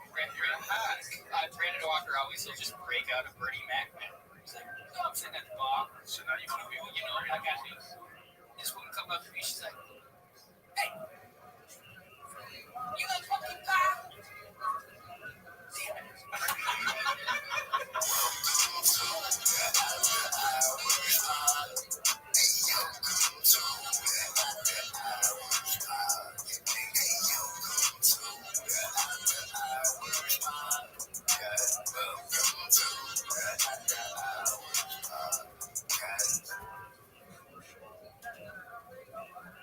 Welcome to the after hour. Welcome to the motherfucking after. Welcome to the after hour. Please swear. You said now. Oh, what? Yeah. Is that true? Yes. According to Colby. A new segment according to Colby. Yeah, you can swear on again. I don't care. Colby Jack. We played golf on Sunday, me and Mark, and Bill and Mike. And on the 18th hole, it's a Goose Creek. It's got dog leg right, and it's got water all on the right side. It's in the air forever. And we're like, go. And it's splashed in the water. It's like, all right, that happens, especially if you play a big contest. And then, so we dropped it. And the second shot, it's like, a 9-iron or something. Pretty much average, dude. I was fine all day. Yeah. Just that hole. I checked the scorecard. You were only 2 over on the back until that hole. Yeah. And he just couldn't get the ball on the earth. It just kept up the whole time. No, I had two tee shots. Oh, that's right. Both on water. No, one of them I did tough, like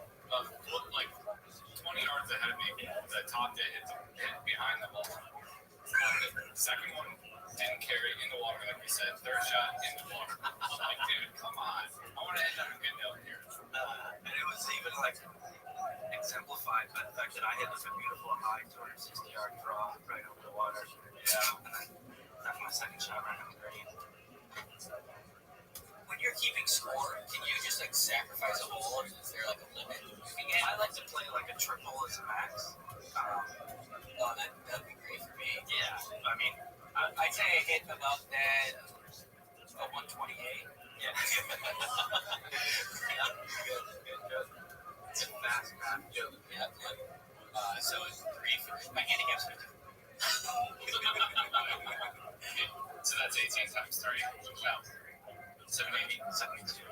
No, 8, whatever it is you got. Yeah, that's right. So 54 plus 71 or 72. Yeah. My favorite podcast, the Boy Dad, they talk about golf quite a bit out there too. Francis is going to be in the Internet Invitational, which is like all like page sporadic. Anybody in the golf world is in it. Andrew Santino's actually in it. But right before he played, he shot the best round of his life twice in a row, like 69 and 71. And so he dropped his handicap 1.8. He shot under par. Yeah. Francis did. He's a freak music. He's not that good. That's what you said, right? No, Francis. Oh. I said Andrew Santino isn't. He was like a T1 lacrosse player. I've seen it. Okay. I think he said he was like a 6 handicap with like a 4.2 or something. With those 2 scores, but basically the point was he played so well before this tournament, so he fucked his handicap. Yeah. Right. Some people will be sandbaggers, so they are. If they do a good round, they just won't put in anything. Dude, there was one we played with some guy at or whatever it was, and he was playing from the tips, and he's like trying to raise my handicap. Yeah. I'm like, just put your score in. Yeah, I played it with a guy at Rustic who played from the tips, and he was like a 12, so he just wanted his handicap to stay high because when he gambles. Yeah, exactly. It's such an interesting thing because like you're being honest, but just to make yourself like you're playing more. You go to the tips because you want to be honest, make my handicap worse, but you're actually better than that. So it's really not honest, but. I think handicaps are just really interesting because there's like the vanity aspect where you don't want to tell people that your handicap is higher, but that helps you win money. But it's like an honest lie. Yeah. I would think that you would like the handicap system because basically it's just for gambling. Yeah. I wish they could have that in like all things. I just played my buddy Tom's girlfriend, and she's been playing for a year, like once a week. They play once or twice. And I haven't played for years, but I was in high school. So I was although it was pretty 25, 21. We played a game where you just beat it to someone. And you serve it. It's like makes it easier for people who are just serving games on the road too. And they hit that. You just hit it like off the bounce, like that. Just like that person could be like, oh, I don't want that to again. Oh, really? Yeah. So like the person receiving knows they can get it good. But it was really fun. I was like dry heaving after an hour in the heat on Sunday, but I think we're back in it. Rematch. What city play at?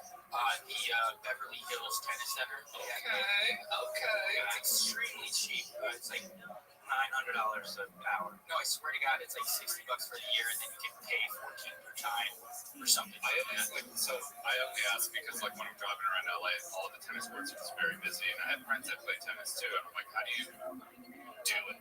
Most of if you're not going there, you're going to a regular tennis court, the LA parks, you have to reserve a court. So it's kind of like a tee time. You book at the time, and then you show up. And it's open.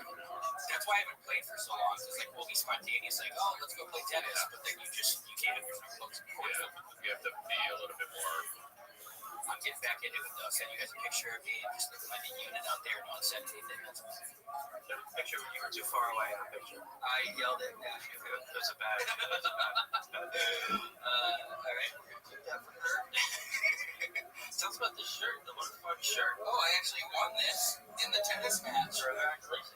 This is my Tom works at Paramount. This is Nickelodeon VidCon staff. Shout out to Tom. Guess who will be going to Nickelodeon VidCon this year? This guy. I met you. You're good. Yeah, look at this picture. Terrible. It's good. Look at that. I wouldn't. You couldn't. Yeah. I got to zoom in on a 50th.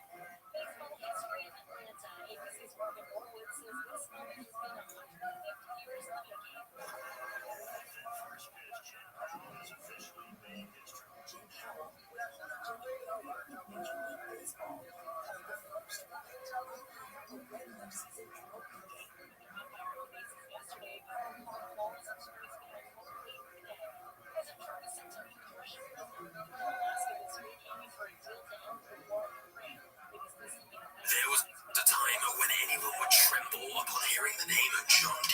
Rockefeller. Not only was he the world's first billionaire, he's one of the richest people in history. His empire, Standard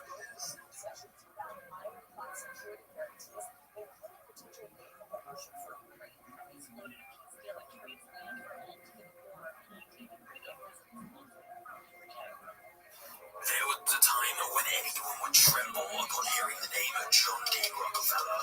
Not only was he the world's first billionaire, he's one of the richest people in history. His empire, Standard Oil, became the most dominant monopoly in the world by eluding crushing competitors, taking control of multiple industries, bribing the government into submission, and treating business as if it was war.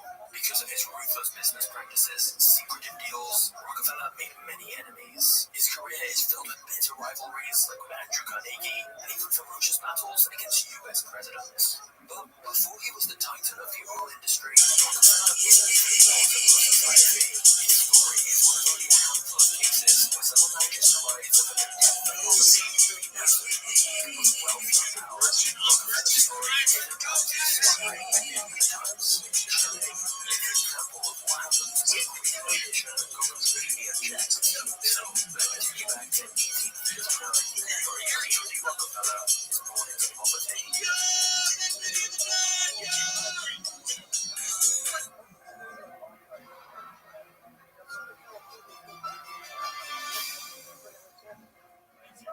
In 1839, John D. Rockefeller was the first child born into a family of peasant farmers with no cash to spare. In his small town of less than 1,000, the most mysterious character to be found was undoubtedly John's father, who was known as Devil Bill. Instead of helping on the family farm, Bill did just about anything else. He was an athlete, ventriloquist, hunter, hypnotist, and even an animal trainer. Once he won a bear in a competition, hunters and pets between two trains. Bill did a little of this, a little of that, but not much of anything. Bill would also spontaneously skip John and his siblings would fend for themselves for weeks or even months, only to reappear in a luxurious carriage and shower John and his siblings with toys and gifts. And this confused John, because his family lived in a crumbling old house, or tattered clothes, and they were hungry and cold every night. They lived a pitiful life, with these occasional bouts of luxury when his father returned. And the reason for that was because Bill lived a secret double life as a con artist. Whenever he disappeared, Bill changed his name from William Rockefeller to Dr. William Levinson, and traveled from town to town selling useless herbal remedies and potions to the sick and desperate. Because Bill was usually far away running scams, John's mother enlisted John's help working at the farm, where she instilled a strong religious faith and sense of duty in him working out the fields. For a boy younger than 10, balancing school and farming was backbreaking. But it taught him the value of discipline and hard work. John was proud to be helping his family out. In fact, he even started coming up with other ways to make money. For example, John once followed a wild turkey into the woods, stole its eggs, and raised the hatchlings. When they matured into turkeys, John sold some of them for a tidy profit and kept them ready so he could get more eggs and repeat the process. Despite his young age, John was not getting in $3 every week and was making a serious impact on the family's finances. It looked like the Rockefellers would finally have a decent, stable life. His father Bill was accused of sexually assaulting a young woman. Even though nothing was proven, the Rockefellers still faced public disgrace. So they were schemes, infidelity, and focus on people's relationships with spouse. But instead, he did the complete opposite. Using his fake identity to Pakistan, Bill married another woman in a different state, but no one recognized him. Of course, he kept this a secret, and neither John's mother nor the other woman ever knew he had two wives. But the effect was evident. Bill was almost never around. So the Rockefellers moved from town to town, and John took on more responsibility as the unofficial head of the household. Whilst going to school, he kept finding ways to make money, manage the family's finances, and he even started giving out very small loans. Finally, the Rockefellers found a good home in Cleveland, Ohio. But now that John was 16 and nearly done with school, he wondered what the next phase of his life would be. John wanted to go to college, but by this point he had 4 siblings and a 5th on the way. And since John's father was absent even more than normal now that he had his secret other wife, John's mother relied on John to help pay for their food, housing, and education. This meant college was out of the question. John had to get to work immediately. And so, just 2 months before his graduation, John dropped out of school and began looking for a job in Cleveland. He was after something big, so he made a list of all the biggest railroads, banks, and wholesale merchants in the city. However, every time John showed up to an interview, people laughed in his face when they found out he was only 16 years old. John faced rejection after rejection. But no amount of humiliation was going to stop him, and after 6 long weeks, he got an interview at a small firm that needed help with bookkeeping. When they saw John's excellent penmanship, they decided to give him a chance and told him to get to work immediately, not even mentioning how much he'd get paid. John was ecstatic, and for the rest of his life, he celebrated September 26th as a personal holiday he called John Day. To him, it was even more important than his own birthday.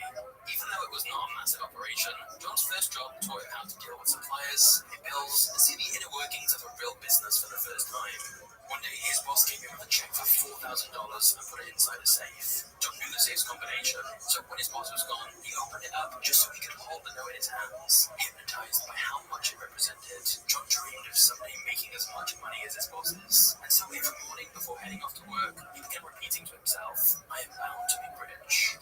On the last day of 1855, John's bosses gave him his payments, $50, which meant he'd only earned a little over 50 cents a day. It wasn't much, but since he'd done such a good job, his bosses raised his salary to $300 per year, the equivalent of around $11,000 today. The raise gave John something he deeply wanted, independence from his father. Now, with his mother's help, he could finally give his family the stable life they yearned for.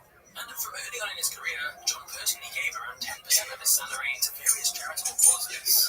But after 2 years of diligent work, a recession slowed the business down. And when the founders quit the firm, all of his responsibilities fell to John, who became the company's lead accountant. However, John knew the economic downturn had caused a sharp decline in the firm's revenues. He suspected that soon the firm may have to close down completely. And yet, John wasn't worried. His 2 years of experience in the job had given him a huge amount of confidence. And so, John was already planning his biggest move yet. John D. Rockefeller was ready to start his own company.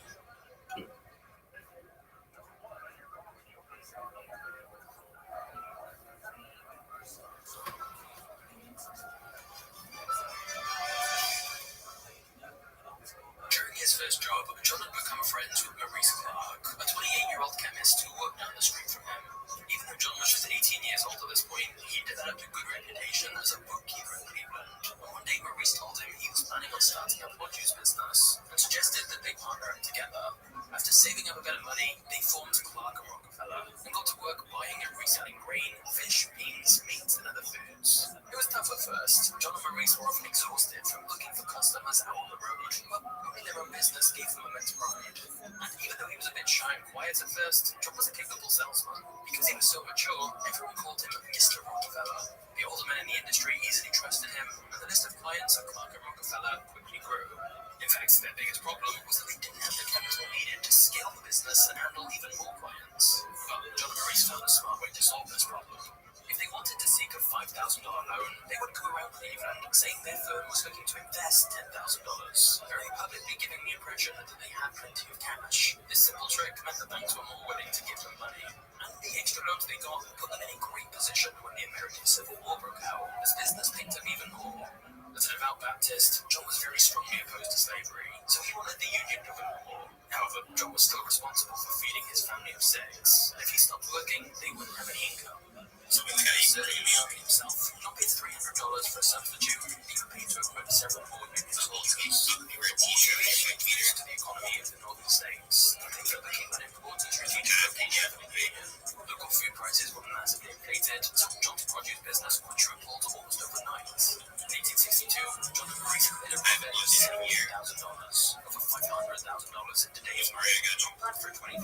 Opportunities for trading as well for even more soon came across John's desk. You see, before electricity, people used to light their homes at night by burning oil inside of a lamp. Usually, this oil came from whale fat.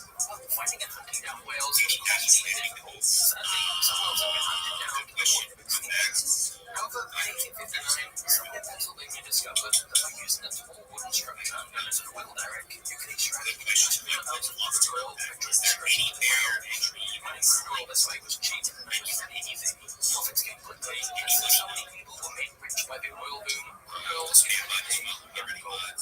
And that's when John was introduced to Samuel Andrews, who married investors to build a crude oil refinery in Cleveland, which was only a day's right away from the Pennsylvania oil regions. Andrews had a huge advantage over most of the competition. He discovered that if you applied sulfuric acid into the oil, it would essentially purify it and turn it into kerosene. When burned, kerosene lasted longer and shone brighter than crude oil. It was a simple process, but the secret was closely guarded by the few who had discovered it. Now that John and Maurice had plenty of money to spare because of how successful their produce business was, they thought it would be wise to diversify their business, and thus they loaned Andrews $4,000 to set up this oil refinery. But to begin, they considered this as a side venture. John and Maurice kept managing their produce business and let Andrews handle the refinery by himself. Setting it up was remarkably simple, and because kerosene was a superior product to crude oil, it began selling like crazy. John couldn't ignore the numbers anymore. Within only a year, the oil refinery had become the most profitable side of the business. Together, John and Maurice decided to make a bold move. They abandoned their previous business and went all in on the oil industry. However, their initial enthusiasm was met by a massive challenge. The supply of oil was always in an unpredictable state. At this point, oil had only been found in one small region of Pennsylvania, so many people thought that it would eventually run out. Whenever someone struck a massive oil field, an entire town of oil miners would suddenly form around the site, drill every last drop, and the town would disappear just as quickly as they formed. Because of this, there were areas where oil was overabundant and prices would dip as low as 10 cents. But on the flip side, if it seemed like the oil was running out, the prices would suddenly rise all the way up to $14. So to say that the oil market was turbulent would be an understatement. Slightly, John decided to stay out of buying oil and concentrate only on refined oil.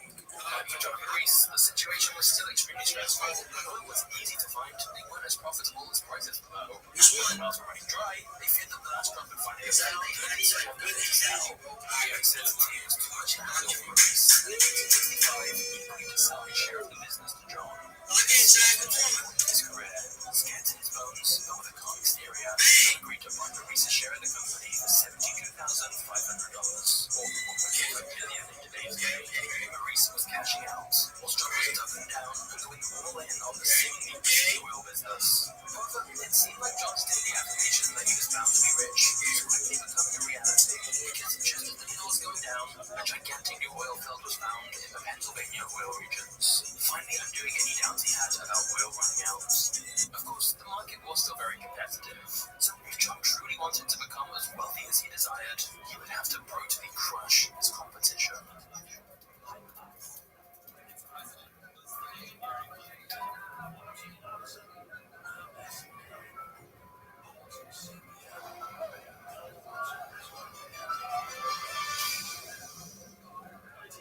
A year before buying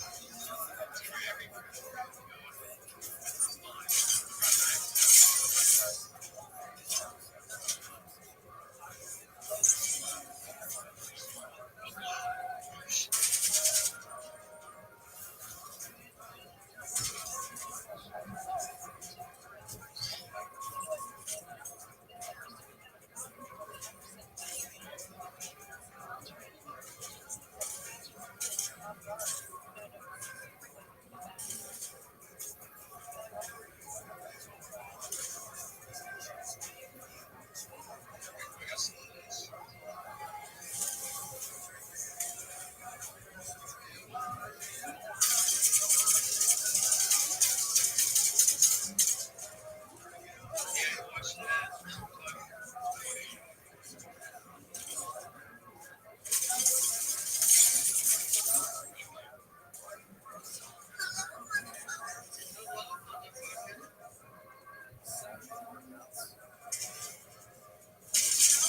Oh God, no, get back in, get back in, get back in.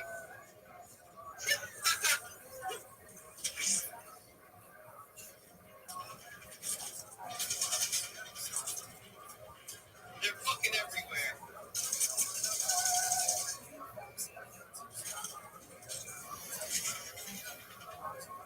Yo, thanks for the follow. I can't look at the moment. It's getting quite hairy. Let's Google Rabbit again. This motherfucker. Look at this motherfucker. See every fucking time, man.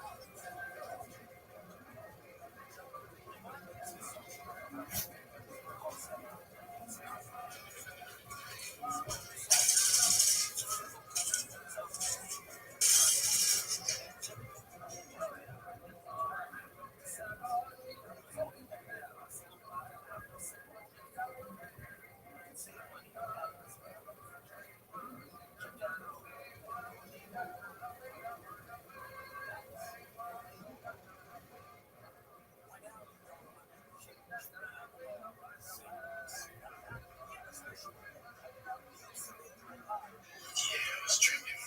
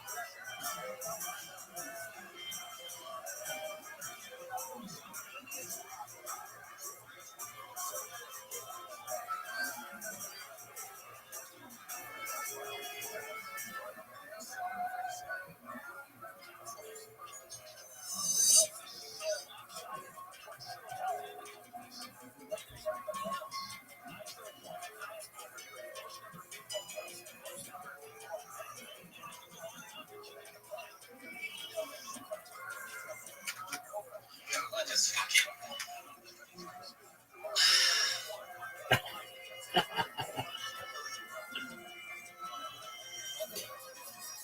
Get the fuck out of here, bro.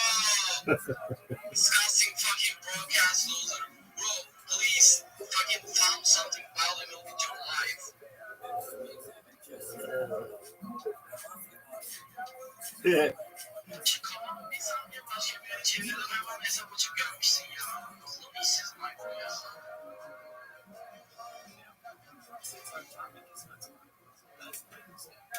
Bro, I just turned my head there. I just turned my head for like 2 seconds, bro. And you already created you wake up. Oh my god.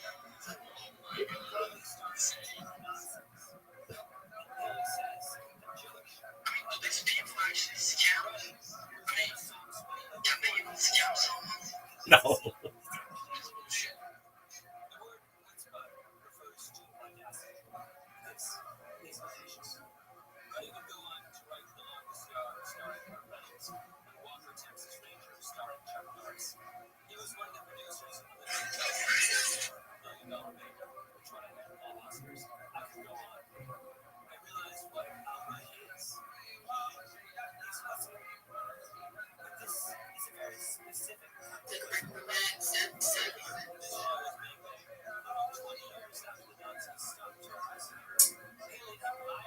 I'm seeing majority people say 3. What's going to determine if Yo, welcome. What's going on, TJ Boomin? What's good in the hood, son? How you living, pimp? Yo, can you hear me? Yo, TJ Boomin. How you living, son? Can you hear me, baby? Do you talk? Yeah, I didn't want to fucking talk with you anyway. she was asking me where he was because he turned his phone on silent to avoid calls, but didn't turn the location off, which was very stupid, and wouldn't answer her calls or texts.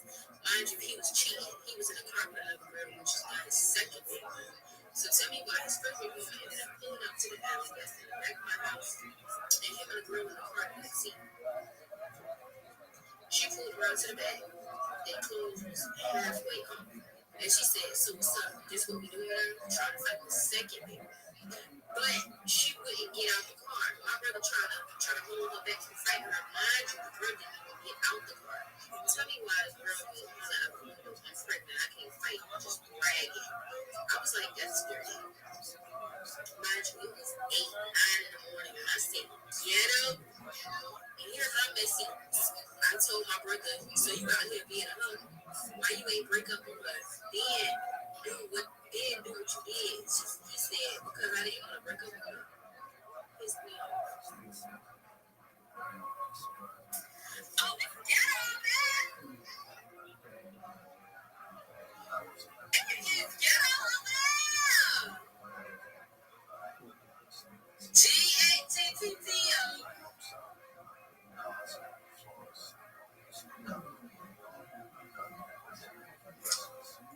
Check.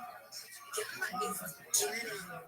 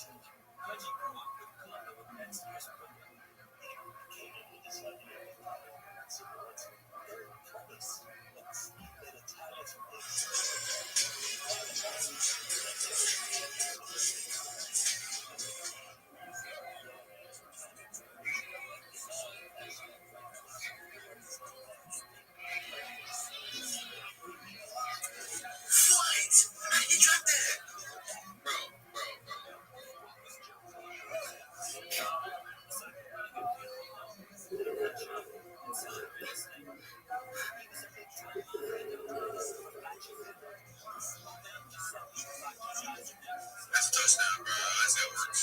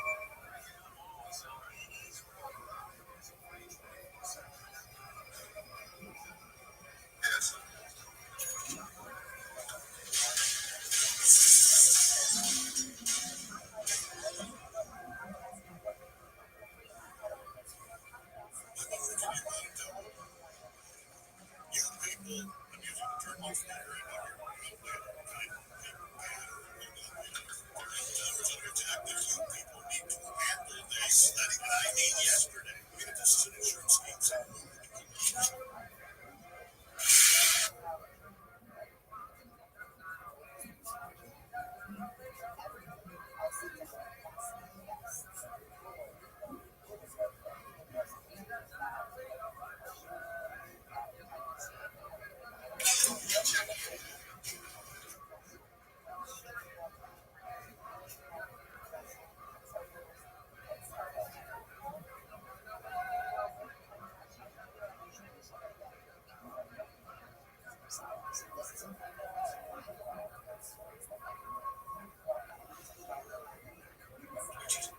what you said? What?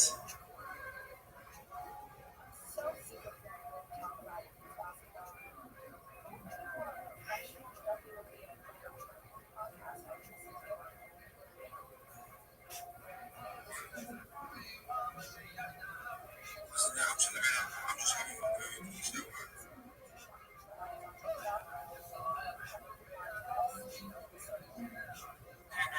Let's talk about this shit. We talk about this sensitive communication.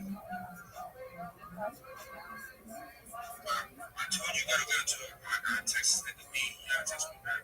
You gotta wait. You gotta wait. I know what you're talking about. I know what you're talking about. Guys, you gotta wait. We busy.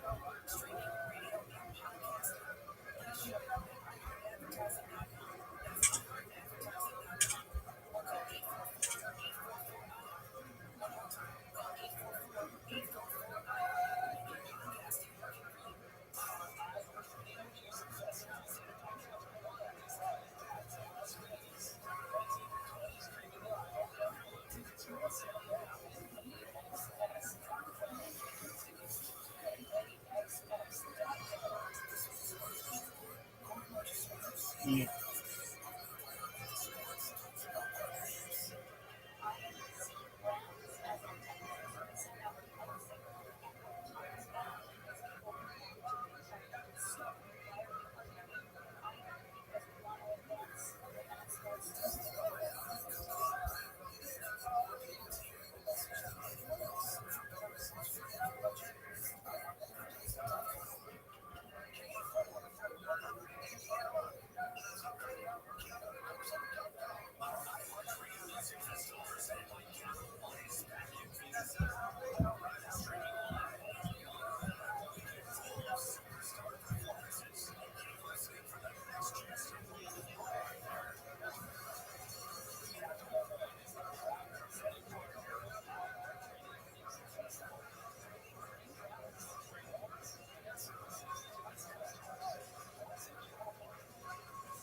just like tired, but like there's nothing there to do. Is it 8?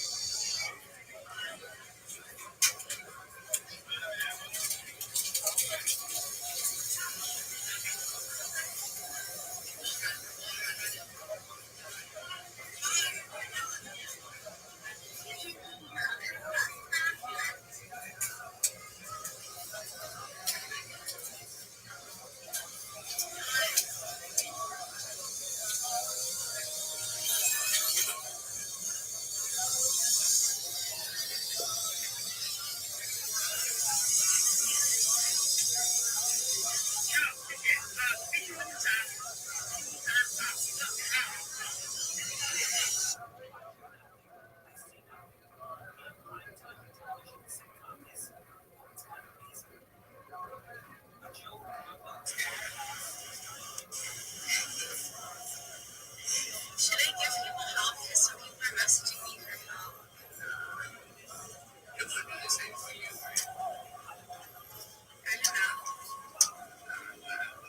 Well, that's like, you know,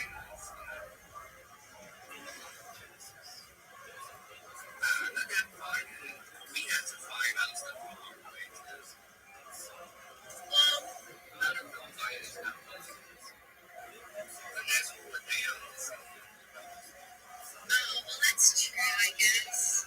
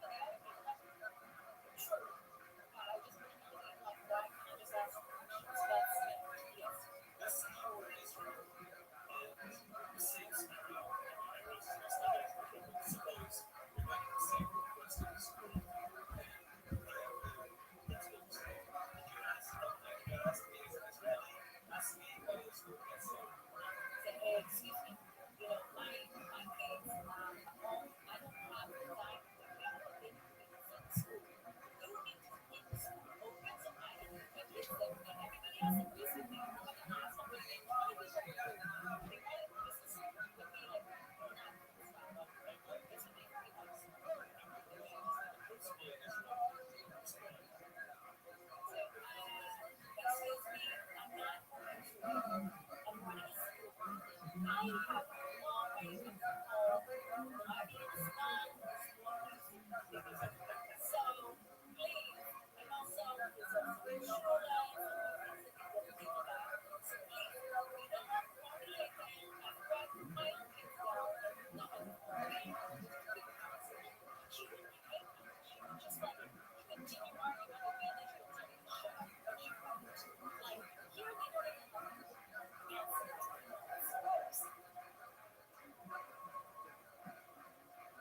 long after I spoke with Billy Abdul, there was a hearing in front of 3 federal judges at the courthouse in San Francisco. It was about the treatment of migrant children detained at the border.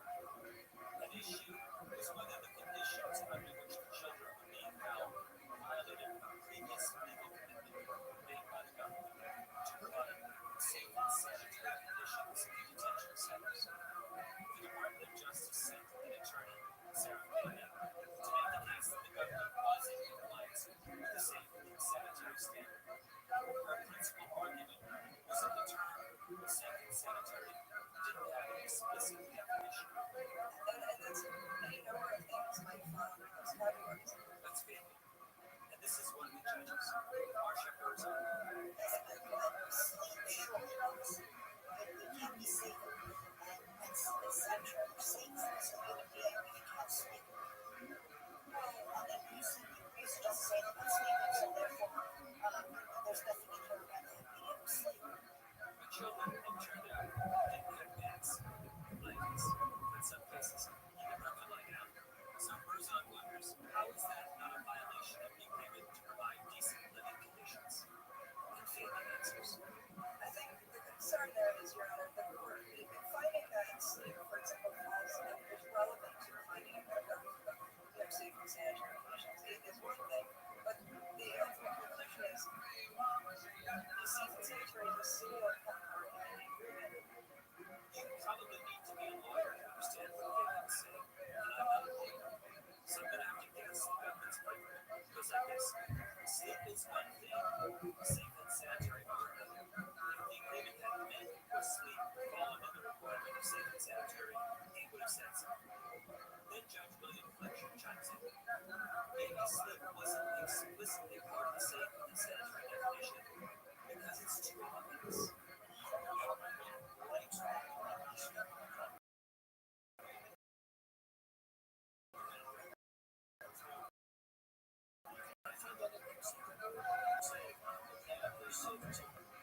From sleeping blanket, the discussion moved on to toothpaste, toothbrushes, and soap.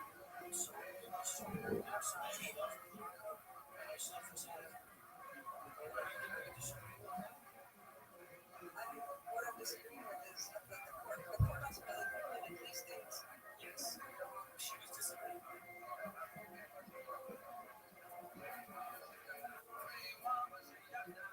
All of this went on for some time.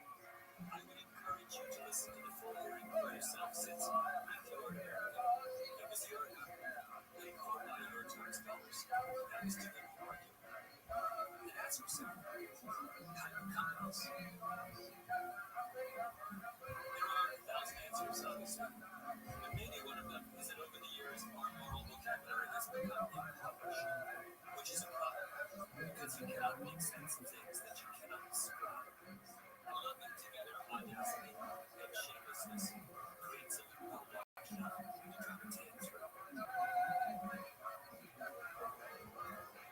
You're listening to Vicious History, podcast about two average industries, KFI AM 640. You can listen to new and full-length episodes on the iHeartRadio app or wherever you get your podcasts. And don't forget to check out my new one, Venture of the Tipping Point. Right now, we'll be right back with more from this episode of Vicious History after we get the latest on the KFI 24-hour newsroom.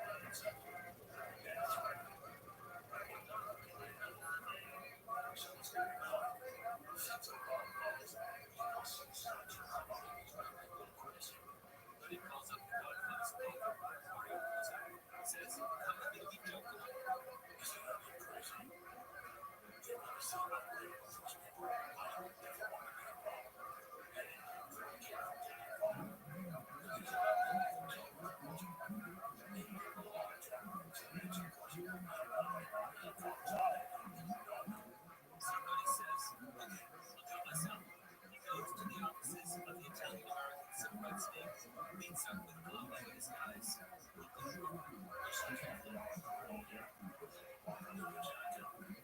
tell him they don't want the parade. It's bad for the Italians. But he responds, you know what? I'll let you in swim. Come to the Paramount office and check it out. Columbo shows up with 3 henchmen. Buddy hands him a script. It's 155 pages long.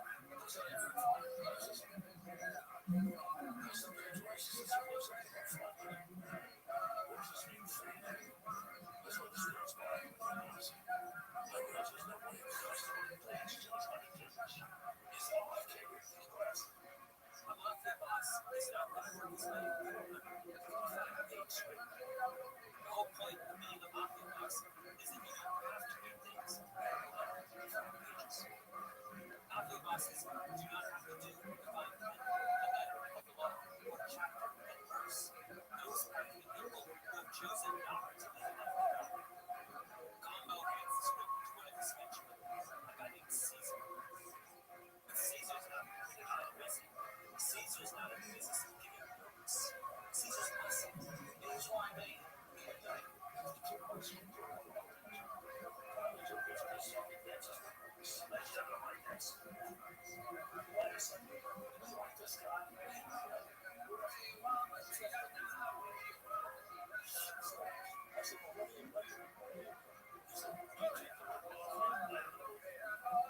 Columbo doesn't realize, because he hasn't read the script, is that the word mafia is barely in the script. It only appears once.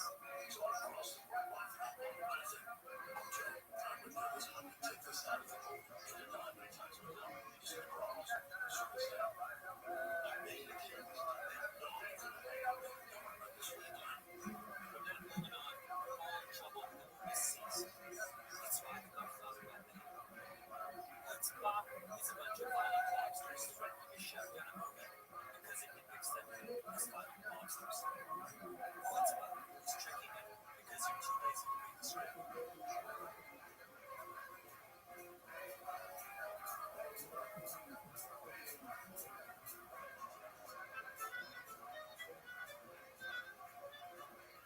Revisionist History is produced by Neil Lavelle and James Smith. Camille Baptiste. Our editor is Julia Barton.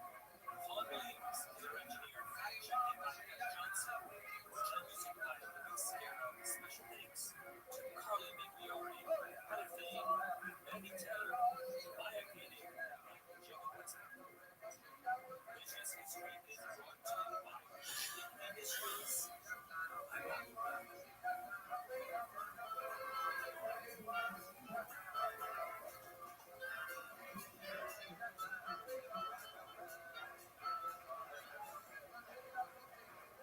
This has been a special presentation of Revisionist History, brought to you by Schlick Industries and by Warhouse. You can listen to new and full-length episodes of Revisionist History on the iHeartRadio app or wherever you get your podcasts. Don't miss another one. Thank you to the world.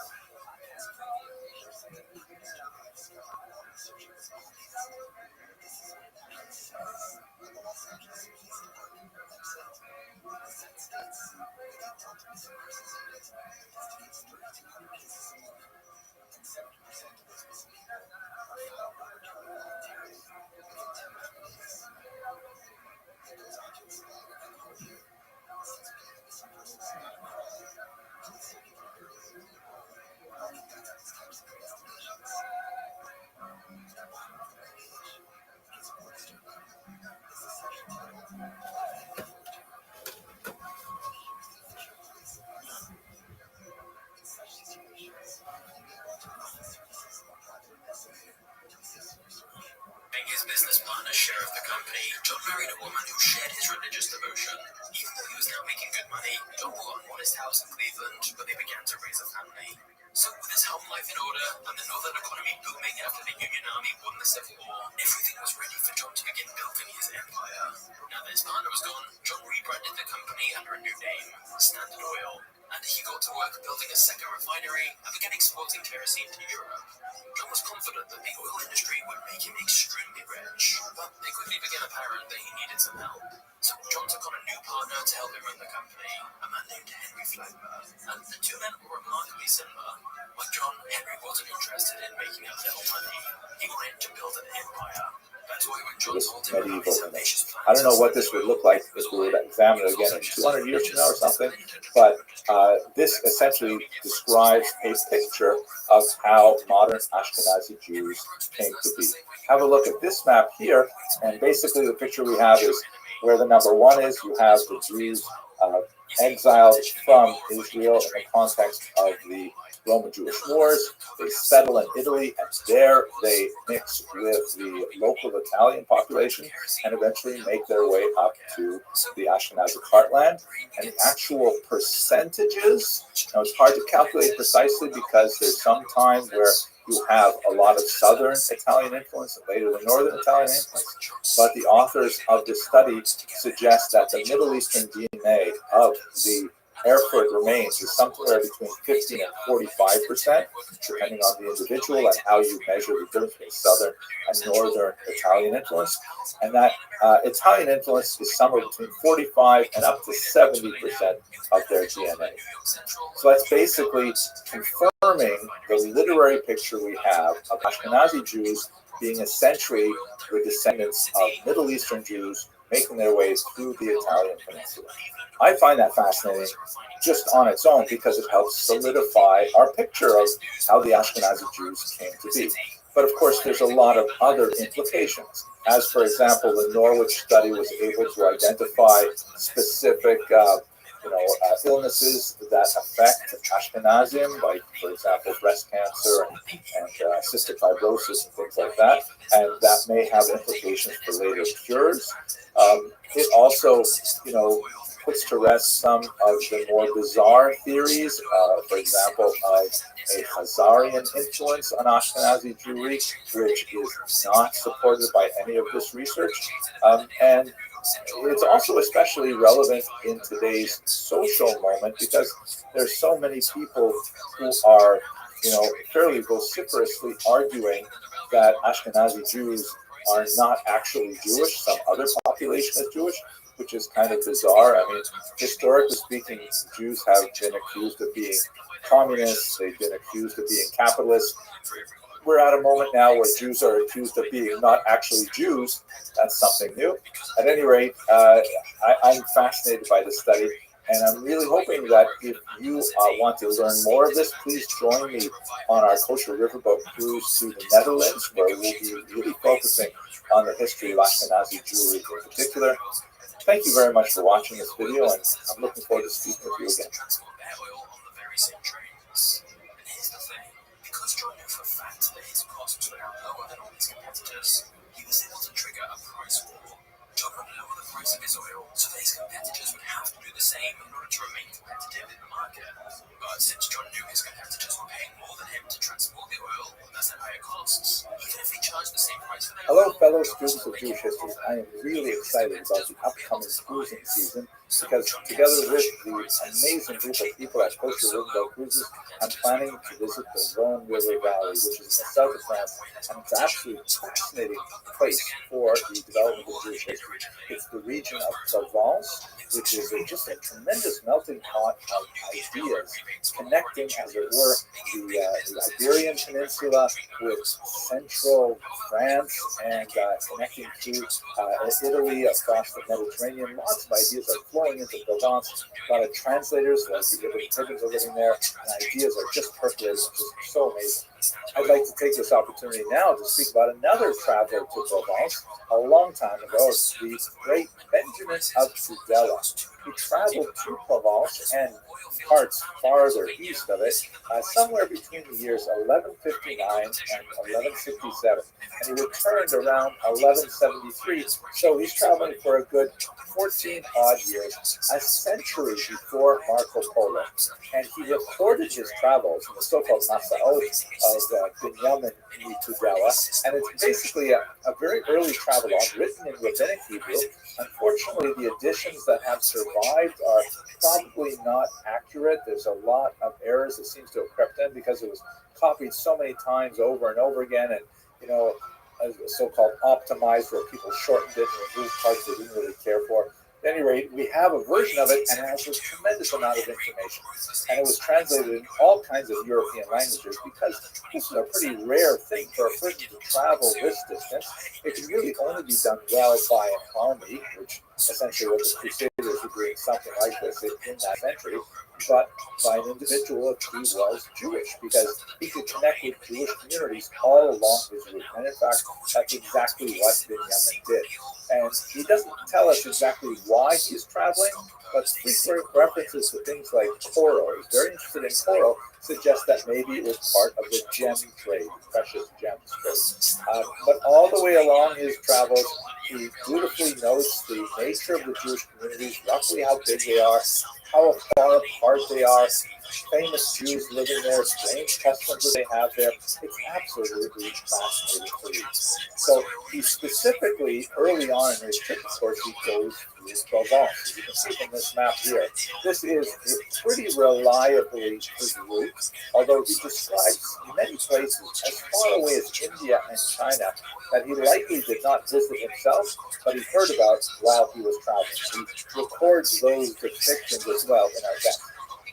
But he starts out in Tudela, which is in northern Spain, and then he makes his way to the Mediterranean coast, and he hugs the coast, and that's when he goes to Provence. As you can see, the regions of Provence here have famous cities like Narbonne, Béziers, Montpellier, Lunel, and Arles. These are all places associated with this great burgeoning Jewish spiritual activity that happened in the century that Binyamin of Tudela was actually there. He mentions some of the famous people who are alive that he met, like the great brother Abraham ibn Daoud, the Rabbi, who wrote fantastic critiques of Maimonides, and references to all kinds of people that, if you study Tosafos, you'll be quite familiar with them, the Talmud and so on. Really, really interesting.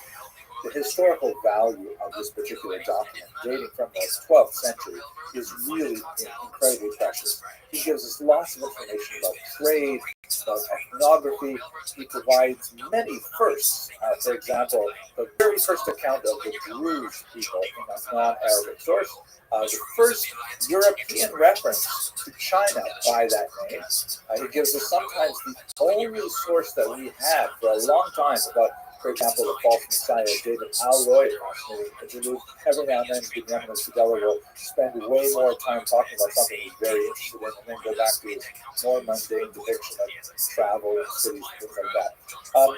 He also provides for us fascinating glimpses into disparate Jewish communities like the Black Jews of the Malabar coast of India and so on. He probably did not reach the Ashkenazic heartland, but he does describe the great cities there. So obviously the people that he was in contact with at the time knew quite a bit about the development of Ashkenaz, which was then reaching into its nation. Okay, I hope that you will be able to travel with us on our cruise in the Rhone River Valley. But if not, I really look forward to sharing these videos with you. And thank you very much for watching. Between the big railroads and the big refiners. Even though there wasn't, rumors spread everywhere. Oil refiners were scared that if Standard Oil still had a secret deal with the railroads, they would get crushed. Trump decided to leverage this threat to his advantage. In a period of 6 weeks, now known as the Cleveland Massacre, Trump managed to intimidate 22 out of the 26 oil refiners. Hello, fellow students of Jewish history. I'm doing a lot of research lately in preparation for a trip to the Netherlands and Belgium with kosher riverboat cruises. I'm really looking forward to visiting this part of the world. And today I'd like to speak about something quite fascinating and rather unique that occurred in Amsterdam in February of 1941. It was a massive general strike organized by non-Jews, the regular people of Amsterdam, to protest the Nazi treatment of Jews. This was really something that was unparalleled anywhere else in Nazi-occupied Europe. About 300,000 workers participated in this general strike by going off the job, and it's symbolized in particular by the dock workers.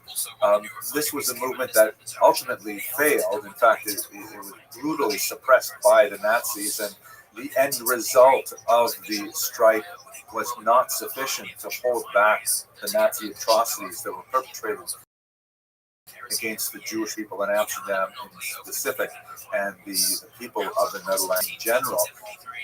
Nevertheless, it stands alone as a really bright spot in the history of the Holocaust in Western Europe. So let's try to understand what exactly happened. So Amsterdam, as I'm sure you're aware, is traditionally known as a very liberal city, known for its civic freedoms and its general policy of tolerance. This came to a shocking end when the Nazis invaded in May of 1940, and immediately they began to remove the Jews from various civil service professions, which they had integrated into very well over the course of the 19th and early 20th centuries. Jews protested against this.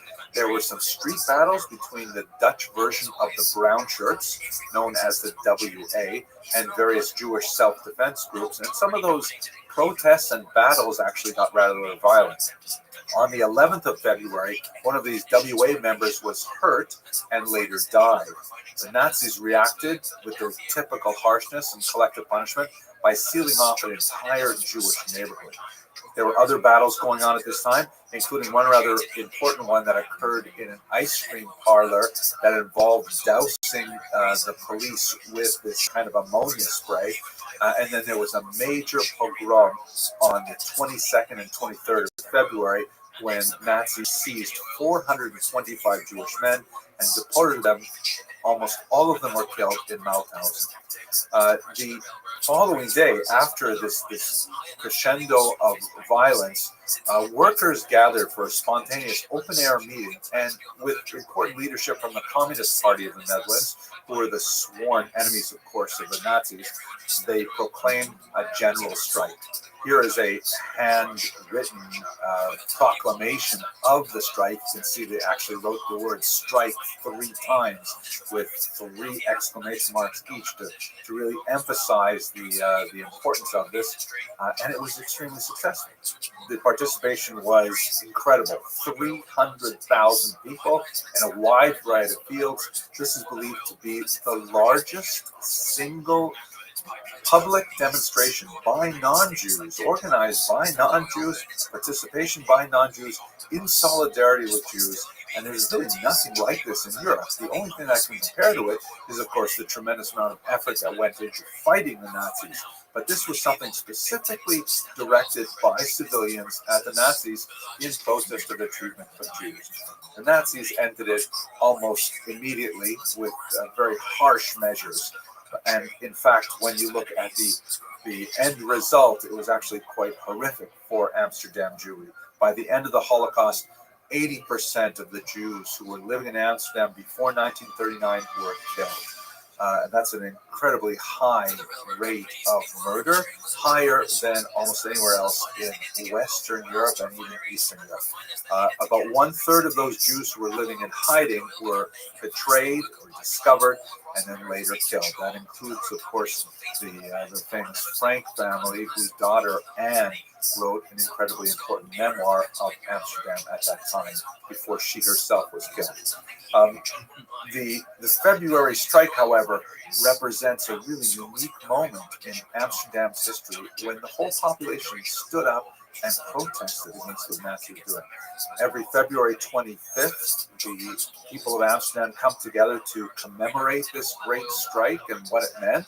And they gather around this remarkable statue that was erected a few years after the war to remember the moment. It's called The Dock Worker by the Dutch sculptor Marie Andreasen. And it's actually really worth looking at because you can see it's a sculpture of not a heroic looking individual. He looks like a man in his middle age, somewhat perhaps overweight, still muscular. He is a dock worker, but he's not like in the Soviet and certainly not like in the Nazi heroic model of like big bulging pectorals and things like that with a strong chin and stuff. He's just a regular worker guy. And he's kind of looking up from his labor. His stance is not even especially aggressive. He's just kind of like in a relaxed mode, but his hands are slowly clenching as if he's coming to realize the enormity of the atrocity that is going on around him, and that dawning of insight into what the Nazi occupation meant for the people of Amsterdam, and especially the Jews of Amsterdam, begins to enrage him. And I think that kind of collective spirit is so beautifully captured in this remarkable piece of art. I'm looking forward to visiting this statue in particular when we visit Amsterdam. I hope you'll be able to join us on this cruise, and if not, I look forward to sharing with you the things I discover as I'm doing my research in advance, and of course some video from on site. Thank you very much for watching. A lot of this was similar to the secret alliance that was proposed before. This time, John was the one who held the balance of power and could basically demand what he wanted. Railroads had little choice. Unless the deal effectively made John one of the most powerful men in America. John basically now owned the railroads, essentially controlled the oil industry, and had an all-seeing eye into every one of his competitors. He completely dominated Cleveland, Pittsburgh, and Philadelphia, and there were only a few scattered refineries in New York that weren't his. Good afternoon, everyone. I hope you can all hear me and see the screen okay. If one of you could please quickly go into the Q&A and just say, yes, I see everything fine, that would be very helpful. Otherwise, I'm going to get started with the presentation. Oh, excellent. Thank you so much, Ms. Torres. I am going to get straight into the presentation. Thank you very much for joining me. My name is Henry Abramson, and I'm really excited about being part of Future Riverboat Cruises, where a couple times a year I get to go to various places along rivers in Europe and explore Jewish history. We usually take about 100 people with us on these fantastic boats, and we basically just get to experience Jewish history in real life, like while we actually visit the streets where it happened, which is absolutely fantastic. So today, in preparation for a cruise that is scheduled for, let's see, when is it scheduled? It's scheduled for August this year.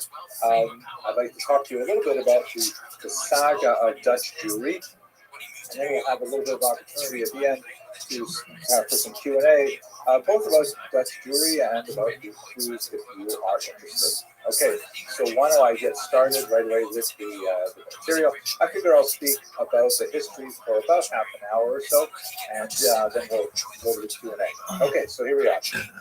The origins of the community. First of all, let's locate it. Where exactly is Holland and Belgium, the Netherlands area? As you can see in this Google map here, it's on the northwestern coast of the European continent, not too far from England. And here's a picture of Holland in particular, or the Netherlands in particular, which is made up of actually several provinces. North and South Holland are two of the most significant.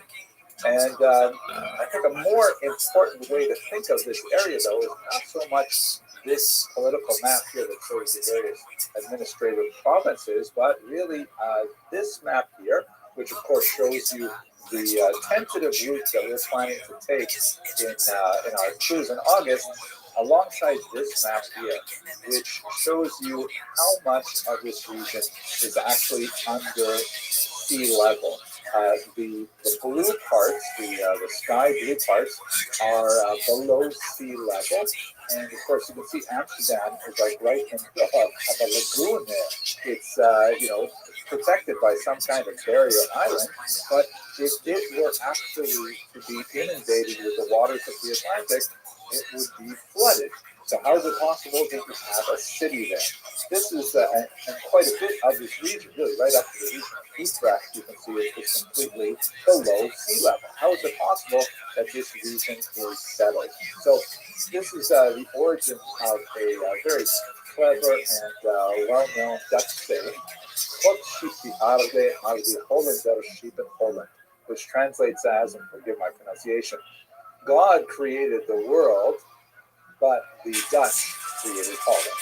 And this is absolutely true in a very, very real way. What this is referring to is the massive amount of water engineering that went on in Holland in particular. The creation of these things called polders, which were essentially, by managing the water and building up the peat and draining the peat, they were able to actually create serviceable land where the region could be actually farmed and you could actually build on. This really begins in the 14th century and it continues with great success afterwards. Here, I'll show you a couple of pictures. Here is one of the many, many water engineering stations that dots the countryside in this region. You can see the Archimedes screws there that pull the water up from the right-hand side of the picture and dump it out on the left-hand side of the picture, and this creates this massive region of very, very flat areas for farming and for settlement. This is where you get the term the Low Countries, because of course it is below sea level, and yet nevertheless it is in fact reclaimed land. Now, there's some fascinating research on how this geography affected Dutch culture, politics, and society. And I was very, very interested in reading this. I recently read Russell Shorto's remarkable work on Amsterdam, in which he speaks about the impact that this region, or the nature of the land being underwater, had on the Dutch people as a whole. Specifically, we're talking about a part of the world where the nobility didn't own any of the land because the land was underwater, it was actually ocean. And so here you have a whole bunch of peasants who say, hey, listen, what if we were to go out into the ocean and have this audacious idea of making farmland out of the ocean, then that would be ours, right? That wouldn't belong to the nobility. We could just farm it ourselves. And the only way that this could be done is if we all cooperate with each other to use our massive public works. No one person can drain this region. Be done in concert with the other people, and it has to be done both with a great deal of individualism, because you've got to do your part for your particular piece of farmland, but on the other hand, recognizing that you are part of a much larger whole, and everyone has to hang together, or else literally we will drown in the ocean. So out of this sort of system of thinking of landless peasants deciding to cooperate and build a society together, you have the unusual fashioning of the Dutch mindset, the Dutch culture that really can be seen in so many different aspects of their culture. One of the most interesting words that I came across was this word gedogen, or gedogen, I think it's pronounced, which means illegal but officially tolerated. Because if you live in this kind of society where everyone has to get along, if you have a neighbor who does something that is not, something you approve of socially, religiously, politically, as long as he manages to keep up his part of the social pact and keep the polder drained and do what he needs to for the water management, you're prepared to just live and let live. Just let him do what he's going to do, as long as he is observing the norms of society insofar as our economic reality is derived entirely from our cooperative nature, then that will be okay. And so the Dutch culture really evolved around this basic concept. We see it certainly in 20th century politics with issues related to a lot of the topics that are very controversial in North America, especially in the United States of America. They seem to be much more run-of-the-mill issues in the Netherlands. And what's especially important for us, although I hope you appreciated this very brief geology, land management kind of discussion as an opener, it has a huge impact on Jews, because Jews will be great citizens of this region as long as they fit into the overall social needs of a society that needs to hang together. And in fact, that's exactly what the Dutch offered the Jews. They were able to live in great peace and tranquility in this part of Europe for many hundreds of years, and created a very unique Jewish society. So that's what we're going to look at now, is a little bit of how that society evolved. Let's start, first of all, with where the Jews came from. How did they get to the Netherlands in the first place? So we'll have to step back a little further, quite a bit further actually, and try to see how did the Jews get to Europe in the first place. So the very, very earliest Jews to reach the Netherlands were the so-called Ashkenazi Jews. Ashkenazim are basically Jews who trace their ancestry back to the region of Ashkenaz in basically northern Germany, the Rhineland. The term itself is somewhat artificial. When the Jews settled there, they sort of picked it out of the Bible and said, okay, let's call this Ashkenaz. There's no real connection biblically between the name as it's used in the book of Genesis, and it's just one particular offhand reference. Later there's a reference to the book of Jeremiah as well. We don't know where those locations are as described in the Bible, but they're highly unlikely to be located in northern Germany. That term was associated with the Ashkenazi Jews much, much later. Here's basically how they get there, and this term, by the way, is derived somewhat from the literary record, where we have a 12th century account of how Jews got to Ashkenaz, written several hundred years after they had already well settled there, and that bears all of the challenges of legendary history that can be written as a way to try and explain a current reality rather than necessarily describing a historical process, but it's also been augmented fascinatingly with current DNA research, which says a lot in a scientific manner that bolsters the traditional account. How basically Jews got to Ashkenaz, which is just a little bit west of the Netherlands, and then we'll start talking about how they moved from there to the Netherlands.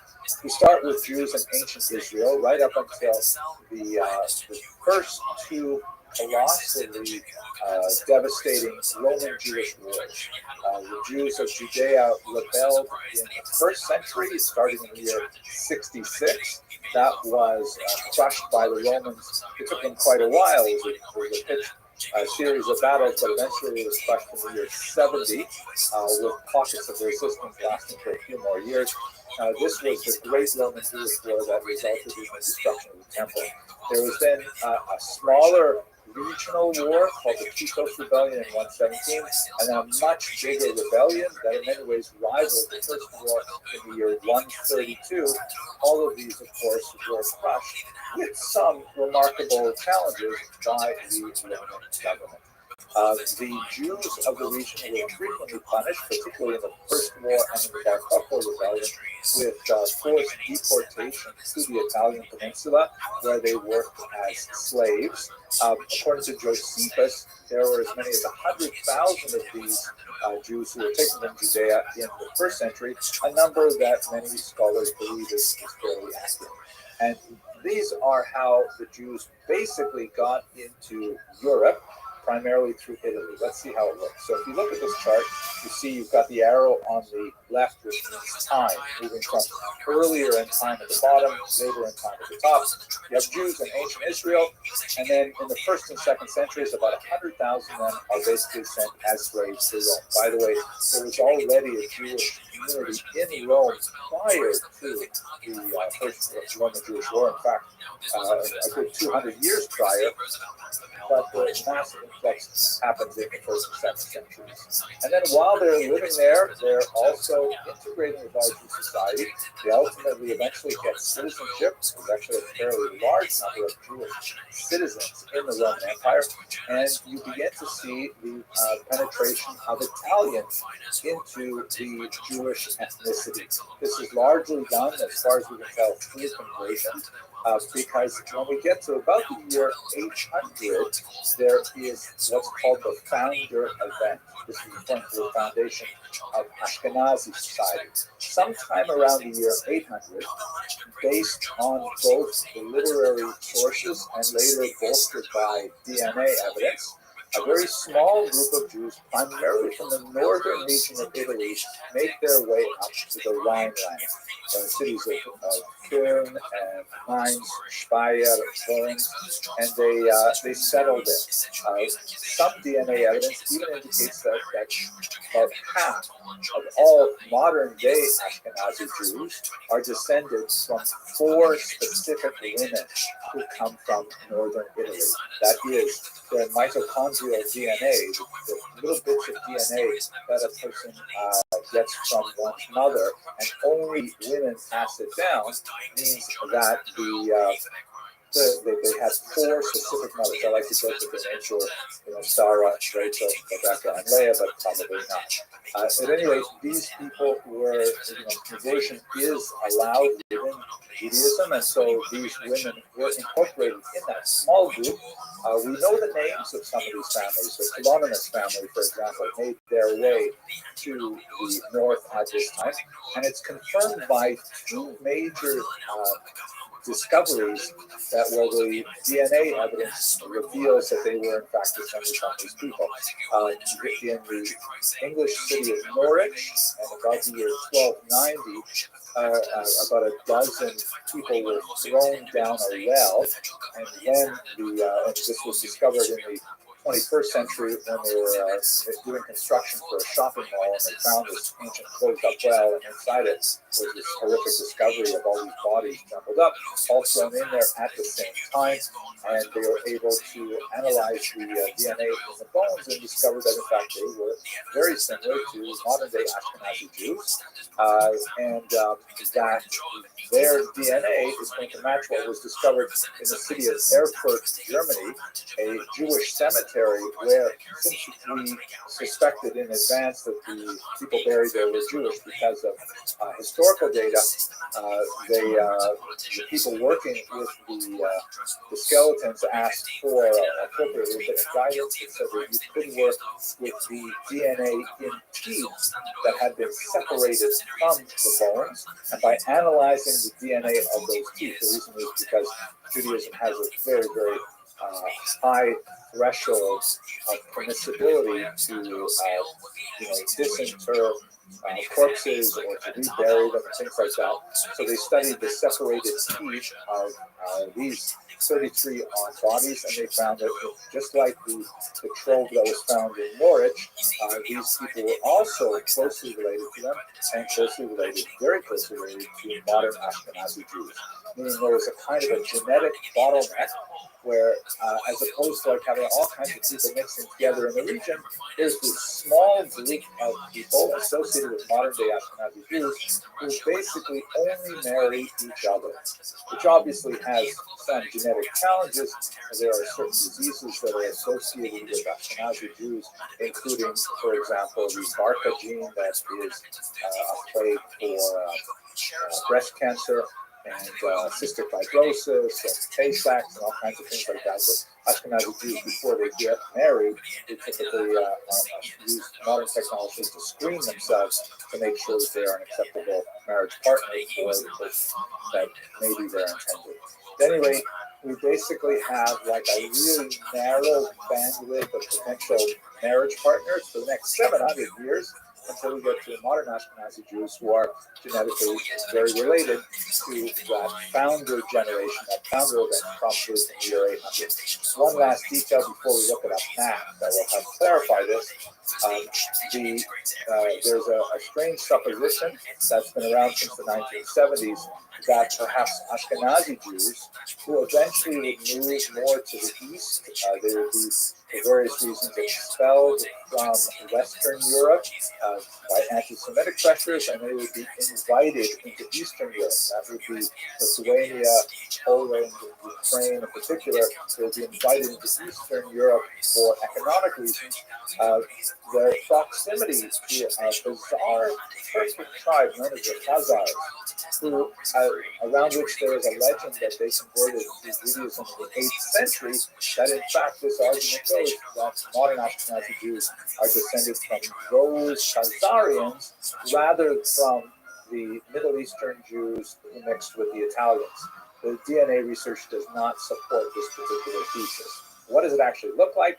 Here is a map from one of those remarkable DNA studies. The purple lines are the most important for our purposes. You've got, after the first century, a massive movement of Jews, largely as a result of the Roman Jewish wars, into the Italian peninsula. They then continue on in the 9th century up into northern Europe. There are also Jews that are simultaneously making their way across the coast of North Africa. That's the green line. And they develop a very major center in Spain. And then those Jews from Spain will later mix with the Ashkenazi Jews. Ultimately, where you see the number 3, those large Ashkenazi populations will move very far east, where they will become much more dominant in the Polish-Lithuanian Commonwealth and its successor states. But that's basically the charting out the major DNA trackable population movements of Jews, which largely corresponds to what we know from the literary record. The Italian presence is extremely important. If you look at the DNA of the Ashkenazi Jews in Erfurt, that was the 1350 discovery, the Ashkenazi Jews there have about 15 to 45% of their DNA going back to the Middle Eastern populations, that is to the ancient Israelite Jewish population, and about 45 to 70%, very large number, a large amount of their DNA is actually from the Italian populations with whom they lived for several centuries before making their way up into Europe. So that's basically how Jews got to Europe. How did they get to the Netherlands? So we have only a few isolated references of Jews in the Netherlands until about the 13th century. Then we begin to see them pick up a little bit. The largest settlement of Jews is clearly in the Rhineland, which is in northern Germany, just a little bit to the west from the Netherlands.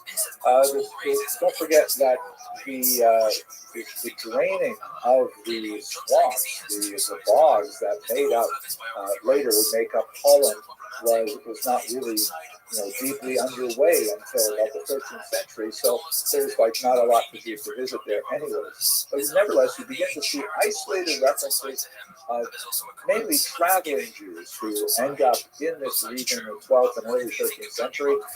They're described frequently as merchants or as moneylenders, but they're really, really scattered references to them. This continues increasingly over the 14th century, but really big things happen in the 15th century. Let's turn to that now. This map is also really important. This is, of course, a map that describes the emigration of Spanish and then later Portuguese Jews in the wake of the Great Expulsion of 1492 and the forced conversion in Portugal of 1497 and the associated exodus of Jews from that region as well. Let's just pause for a second and think about what is going on here with this. To understand the Spanish expulsion and its massive impact on European Jewish history, we really have to go back about 100 years before the expulsion to 1391. There was at that point a series of pogroms, kind of like riots directed at Jewish populations throughout the Iberian Peninsula. And one of the unusual consequences of those particular riots was a massive number of forced conversions. In other words, you had masses of angry peasants descending on Jewish communities and demanding that they convert or die or be horribly maltreated.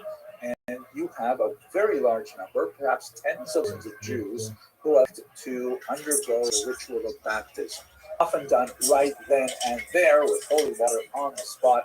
And, Jews were kind of deeply confused about what this actually means. The church, which had long condemned this practice of forced conversion, nevertheless was kind of trapped in this ideological position that once a person is baptized, even if it was done under duress, they are nevertheless Christian. And so you have this unusual situation that happened in Spain, and it lasted for about a century, where you had these people who considered themselves Jewish and yet were legally Christian and were free from all of the anti-Semitic legislation and restrictions that had required them to live in certain regions, only occupy certain occupations, never be allowed to attend higher education. All of a sudden, it's as if they received Christian driver's licenses. And so you have this phenomenon, and there is a spectrum. There are some Jews who became true believers and completely committed themselves to Christianity. You had others who were deeply resentful of the imposition of Christianity on them and would go to tremendous lengths to practice Judaism in secret if necessary. And then you had people in between, people who were willing to go along to get along, but still considered themselves very Jewish and married other crypto-Jews, or as they were called, conversos or new Christians.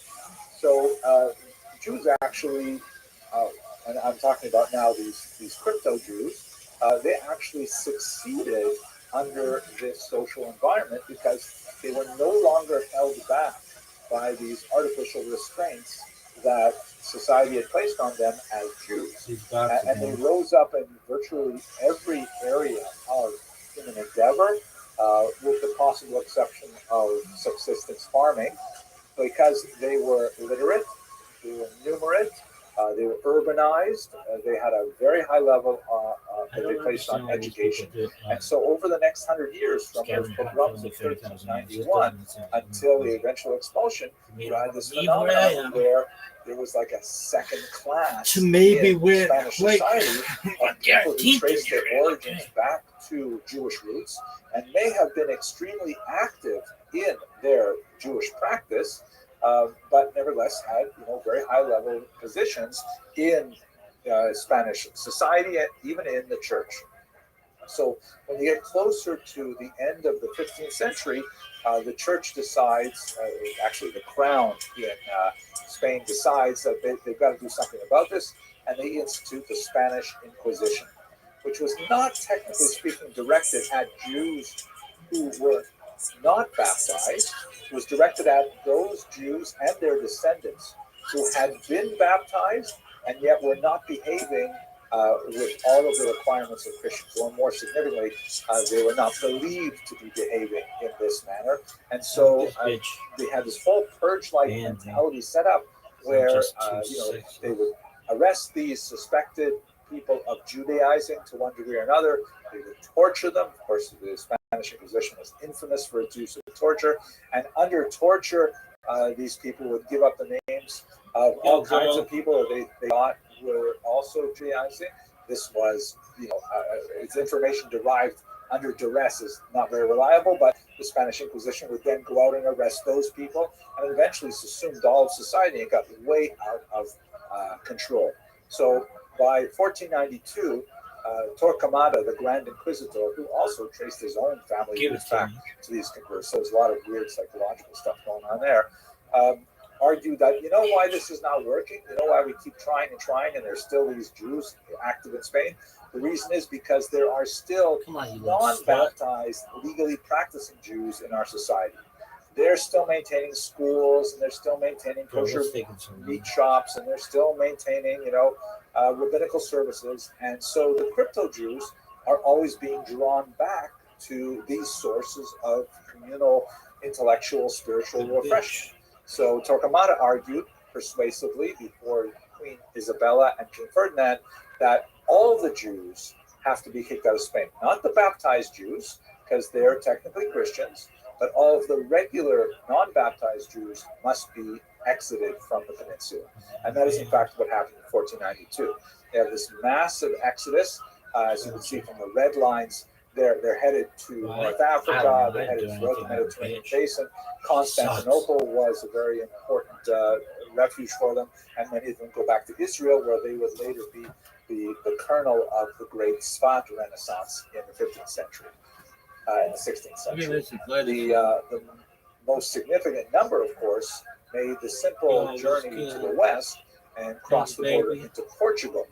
What happened there is especially significant because King Manuel I decided that it was not expedient to expel these Jews who had a lot of value economically to the society, but he arranged for a forced mass conversion of all of them in 1497. Again, the same kind of thing that started this all off in 1391. You think I highly knows made all kinds of promises for like, sure. we're going to do this, but there's going to be no inquisition for a good 30 years. Don't worry about things. You'll be all right.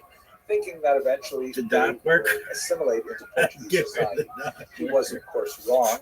And when the Inquisition came in Portugal in the 16th century, it was even more brutal, if that can be imagined, than that happened in Spain. So many Portuguese Jews in the 16th century began to seek ways to flee Portugal. Many of them went to Brazil, which was, of course, a Portuguese holding. Some of them even ended up in New Amsterdam, which, of course, would be Manhattan or New York City. And a lot of them went to the Netherlands. So you have this massive flux of these interesting people who call themselves a separate nation, the Portuguese Nacio, the Portuguese nation, who were basically Jews still thinking of themselves as Jews, still building synagogues, praying together, marrying within their own families, and yet they all trace their origins back to Portugal specifically, and they had status as Christians. They could travel to other countries. They could even travel to England, where the Jews had been evicted in the 13th century, and they became extremely important in the mercantile world with their connections in many of these other countries, Jewish connections, and they were extremely important for the advance of the economy.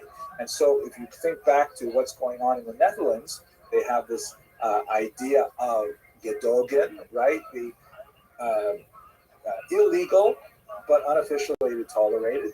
So even though, depending on who was controlling the Netherlands at that point, and there was a lot of Spanish influence and so on, they basically said, well, listen, these Portuguese people, we know that they're probably doing something kind of fishy, kind of Jewish in their homes and things like that, but they're not bothering anyone else. They're not specifically involved with draining agricultural land, but they are contributing to society through their mercantile activity. They're keeping their head down, not bothering anyone. So why should we be persecuting them? This was also in line with a form of Protestantism that was very strong in this region.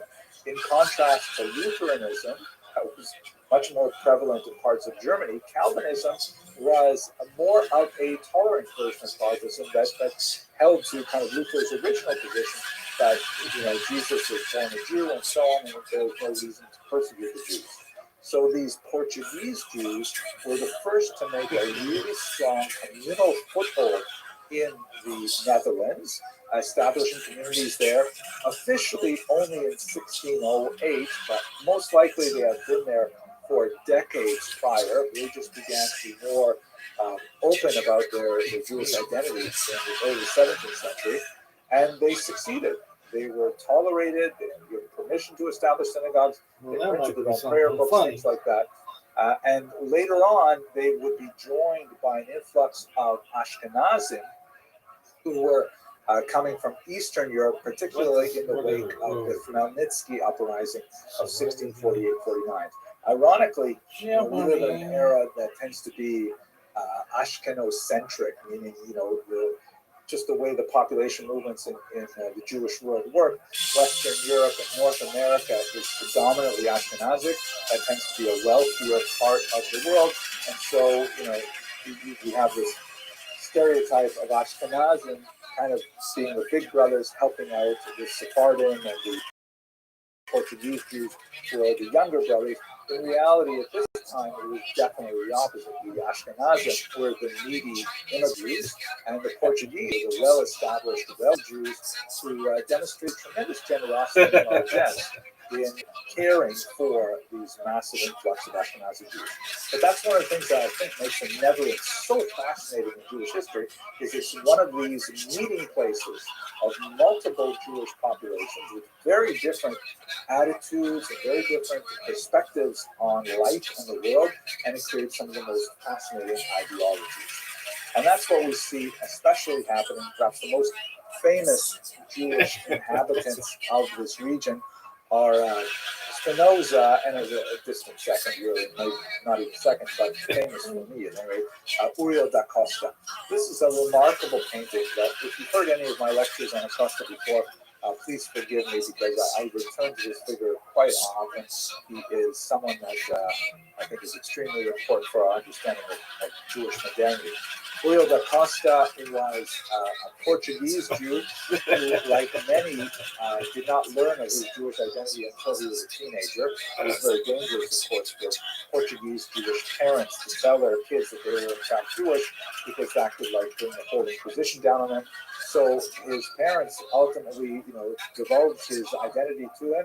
He had already earned a degree from the University of Coimbra in theology, and he was very, very excited about it. He said, "Oh, this is fantastic!" And they moved to Amsterdam. He actually spent some time elsewhere in Europe as well, but he was unable to fit in with Dutch society, Dutch Jewish society, because largely he had this. This ideal of what Jews should be like that was based entirely on reading only the Christian version of the Hebrew Scriptures, the Old Testament. He read about Abraham, Isaac, Jacob, and Moses, and David. He thought, wow, Jews are so fantastic. But when he got to Amsterdam, he saw they were regular people, but they were sometimes, not so careful with their language, and sometimes they didn't demonstrate the highest level of integrity that he thought. He became quite a bit of a gadfly on the community, and he took it to extremes. He actually published books criticizing the Jews from within, but a really nasty kind of criticism. Ultimately, he was excommunicated by the Dutch Jewish community more than once. And after a third, and he kept on coming back saying, "Please, I have to live among you. I can't be separated." Ultimately, after a third literally humiliating rapprochement, he decided that he should rather take his own life, and he died by suicide after leaving a 12-page suicide note. Very moving document called Exemplar Humanae Vitae, an example of a human life that says a lot, in my humble opinion, about what Jewish identity means in the modern era. Now, sitting on his lap in this remarkable picture, you can see that Da Costa has this, he's all dressed in black, and he has this, kind of claw-like grip on the edge of the chair, and he's got this 1,000-yard stare. He looks very somber and even a little morbid. And sitting on his lap is this, carefree boy with long golden curls, and he's languidly holding onto some flowers while looking askance at the text of a book. That's supposed to represent Spinoza, and in fact, they do overlap about this many years in Amsterdam. Spinoza went through much of the same process as Acosta did, but unlike Acosta, he was able to somehow simply say, "Well, okay, that's fine. I'm not too worried about it. I'm going to go on my merry way." And here, the same artist in 1907, a few years later, painted this version of Spinoza excommunicated. He was a Jewish lens grinder who became very interested in other perspectives on the Bible, and he, in fact, essentially invented what would be called later biblical criticism. There's a lot more to say about Spinoza and more than I would spend here, but in many ways he is the architect of modern philosophy. He was also excoriated by the community, who felt that his ideas were not only antithetical to Judaism, but they were also antithetical to the protection of the community, because the Amsterdam Jewish community did not want to rely on this idea of illegally but officially tolerated. They wanted everyone to stay in line and, have their ties on and look proper. And they regarded him with some hatred and fear. Whereas in this painting, you see his attitude of, well, I'm sorry about that, but I'm going to go on my merry way. Much more to say about Spinoza, but nevertheless, he is indicative of the intellectual ferment of the Jewish community there, for good or ill, depending on how you understand his thought. It was a place of tremendous activity, tremendous exchange of ideas, huge center of printing. You may recognize this frontispiece from the Amsterdam Haggadah, which is a landmark in printing, copper engravings that were illustrated, that Haggadah and used on hundreds of thousands of Jewish tables every Passover. It was illustrated by Abraham Bar Yaakov, a fascinating convert to Judaism who lived in Amsterdam. This picture, which depicts the artist himself as being none other than Prophet Jonah, being tossed over into the waves and swallowed up by that great sea creature, and then he is finally deposited on solid ground. Avraham Bar Yaakov, who signed his name at the bottom there, clearly saw himself as someone who was lost in the sea of intellectual ferment and found his home ultimately in Judaism, and he became a very important master copper engraver. And his work has been seen at the tables of who knows how many untold families, even here in America, because one of the most famous Haggadahs that's widely used, primarily because it was available for free from your local grocery store. The Passover Haggadah, published by the Maxwell House Coffee Company, is essentially the Amsterdam Haggadah. It went through a couple of iterations, but for the longest time it was the Amsterdam Haggadah itself. So when we get to the 20th century, and this is a very quick overview, Jews are finding themselves very much at home in Dutch society. And one of the most heroic moments came at the lowest point in that history, and that's specifically during the Holocaust.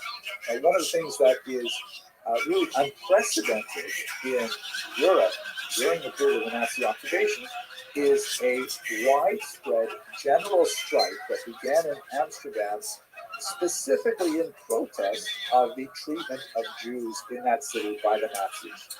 As you can see, here's the actual document that was circulated. You can even see strike, which means strike, and you get a sense of the anger that average workers in Amsterdam felt over the abuse of their traditional tolerance that had been extended to Jews. This strike was, as you might imagine, horribly and brutally truncated by the Nazis, who used collective punishment, which was their go-to tool for controlling dissent, and it was crushed within a matter of days. But nevertheless, it is the only one of its example in all of Nazi occupied Europe. This is a wonderful statue that was erected to memorialize that general strike. It shows a dock worker, and as you can see from this remarkable piece, I'm sorry I've forgotten the name of the artist who constructed it. I have a separate video where we talk about it. The artist has chosen not to portray some kind of neo-Soviet hero with bulging pectorals and a lantern jaw and things like that, which would have been really, a travesty in this kind of example, because the Nazis also liked that kind of heroic, artificial Superman type art. This is he looks like, he's in his late 30s, early 40s. He's overweight. He's just a regular working Joe. But he's looking up to the sky, and his hands are slowly clenching as he begins to feel the anger at how Jews are being treated, his fellow citizens in Amsterdam. And as his anger builds, he becomes resolved to engage in this general strike. It's a very, very touching and worthwhile statue. I can't wait to see it when we're there. Unfortunately, the larger story of the Jews in the Holocaust is not one of great heroism. In Amsterdam, in particular, of course, that's where Anne Frank was deported and lost her life after recording her thoughts in a remarkable diary later published. And in fact, Amsterdam had a horrific demographic impact under the Holocaust, worse than most other countries. And that's the sad reality. But after the Holocaust, with the influx, in particular, of refugees from Eastern Europe, the Jewish people was Yeah, the Jewish I population hear was about this shit. eventually 15 fucking times a reconstituted day. in these regions and began to succeed and thrive once again. So, God willing, I'm looking forward to seeing this in person in a few months. For those who are on the call, if you are able to join us, it would be great to have you. I'm going to conclude my presentation now, and then I'm going to turn to the Q&A to see if there's anything I can answer that will be helpful. Thank you very much for your attention and your endurance. Okay, so let's see what I've got in the Q&A. Stacy M. thanks me for letting me attend. You're most welcome.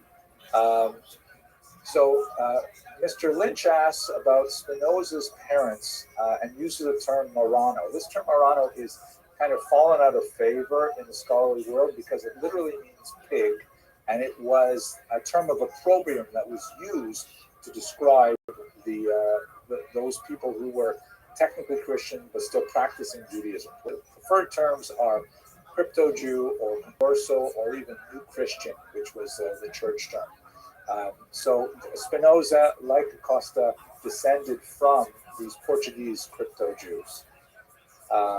Ms. Torres asks, Queen Isabella and King Ferdinand were inclined to acquiesce Torquemada because they wanted to confiscate property and money from the wealthy Jews who were forced, and because the Jews were forced to leave them behind, and that way they could fund their war primarily against Muslims to the south. That is quite true, and in fact, one of the big debates in Jewish historiography about this period was the expulsion of Jews primarily an economic? Was it a function of the economics of the region, or was it a function of ideology? Meaning, Ferdinand and Isabella were true believers, and they really wanted to get rid of all non-Christians from the Iberian Peninsula, make it not only totally Judenrein, but also Muslimrein, right? They wanted to also drive out the Islamic influence, and it's a massive debate. My humble opinion, I think the truth is somewhere between those two extremes, but the crown definitely stood to benefit from the seized property of the expelled Jews. They got into a lot of trouble later because there were still debts owed, and that had to be dealt with. And Christians were, well entwined into many of these economic arrangements, and so it was not just a simple matter to simply steal money and kick them out. It was something that required quite a bit of disengagement over the next century. Ms. Stacy M. reads that in one of the Jewish encyclopedias that the Spanish Jews were embarrassed by the poor immigrant Jews and actually pitched in to send them off to the British Empire.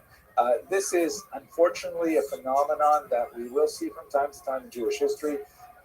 The Italian Jews were also they had a varying degree of enthusiasm for accepting some of these Spanish immigrants. In other cases, in New York, for example, the earlier immigrants who came first from Spain and Portugal, and then later from Germany, didn't have quite as good an opinion about the Jews who were coming from Ukraine and Poland and Lithuania. So it is a phenomenon that repeats itself, unfortunately, many times in Jewish history. In Amsterdam specifically, the Portuguese did have a very strong consciousness of the need to support themselves and their own charities first, but the bulk of their charitable donations actually went to Ashkenazim, which is really quite fascinating. Mr. Bosboom writes, how is it possible the Dutch went from tolerance and striking against Nazi treatment of the Jews to the most devastating stories of the Holocaust? That is indeed a very important question. I think the key variable that has to be isolated is the degree of collaboration of local populations in the destruction of the Jewish population. And that's something that is not at all simple to answer, particularly in a short Q&A like that. You know, we should recall that the Nazis had a very different attitudes towards how they occupied states in the West, which they regarded as their racial equals, and how they treated states in the East, like Poland, for example, Ukraine, which they regarded as their racial underlings. And the degree to which the local population was willing to cooperate with the Nazis was highly correlated with the treatment they received from the Nazis, which is a very, very different kind of thing. So your question requires far more attention that we can devote here. But thank you. Will the recording be made available on YouTube channel? Yeah, I intend to put it on there. And Mr. Barron asked my opinion on Columbus being Jewish or of Converso. Please have a look at my channel. There's a huge lecture there where I discuss it in great detail. Okay, that's it. Not too bad for timing. Thank you all very much for joining me. I think it would be great if we could learn together in person on this cruise. If that's not possible for you, then very happy to communicate my research as I go through it over the next few months on my YouTube channel. Thank you very much for attending this webinar, and I hope you all have a fantastic day.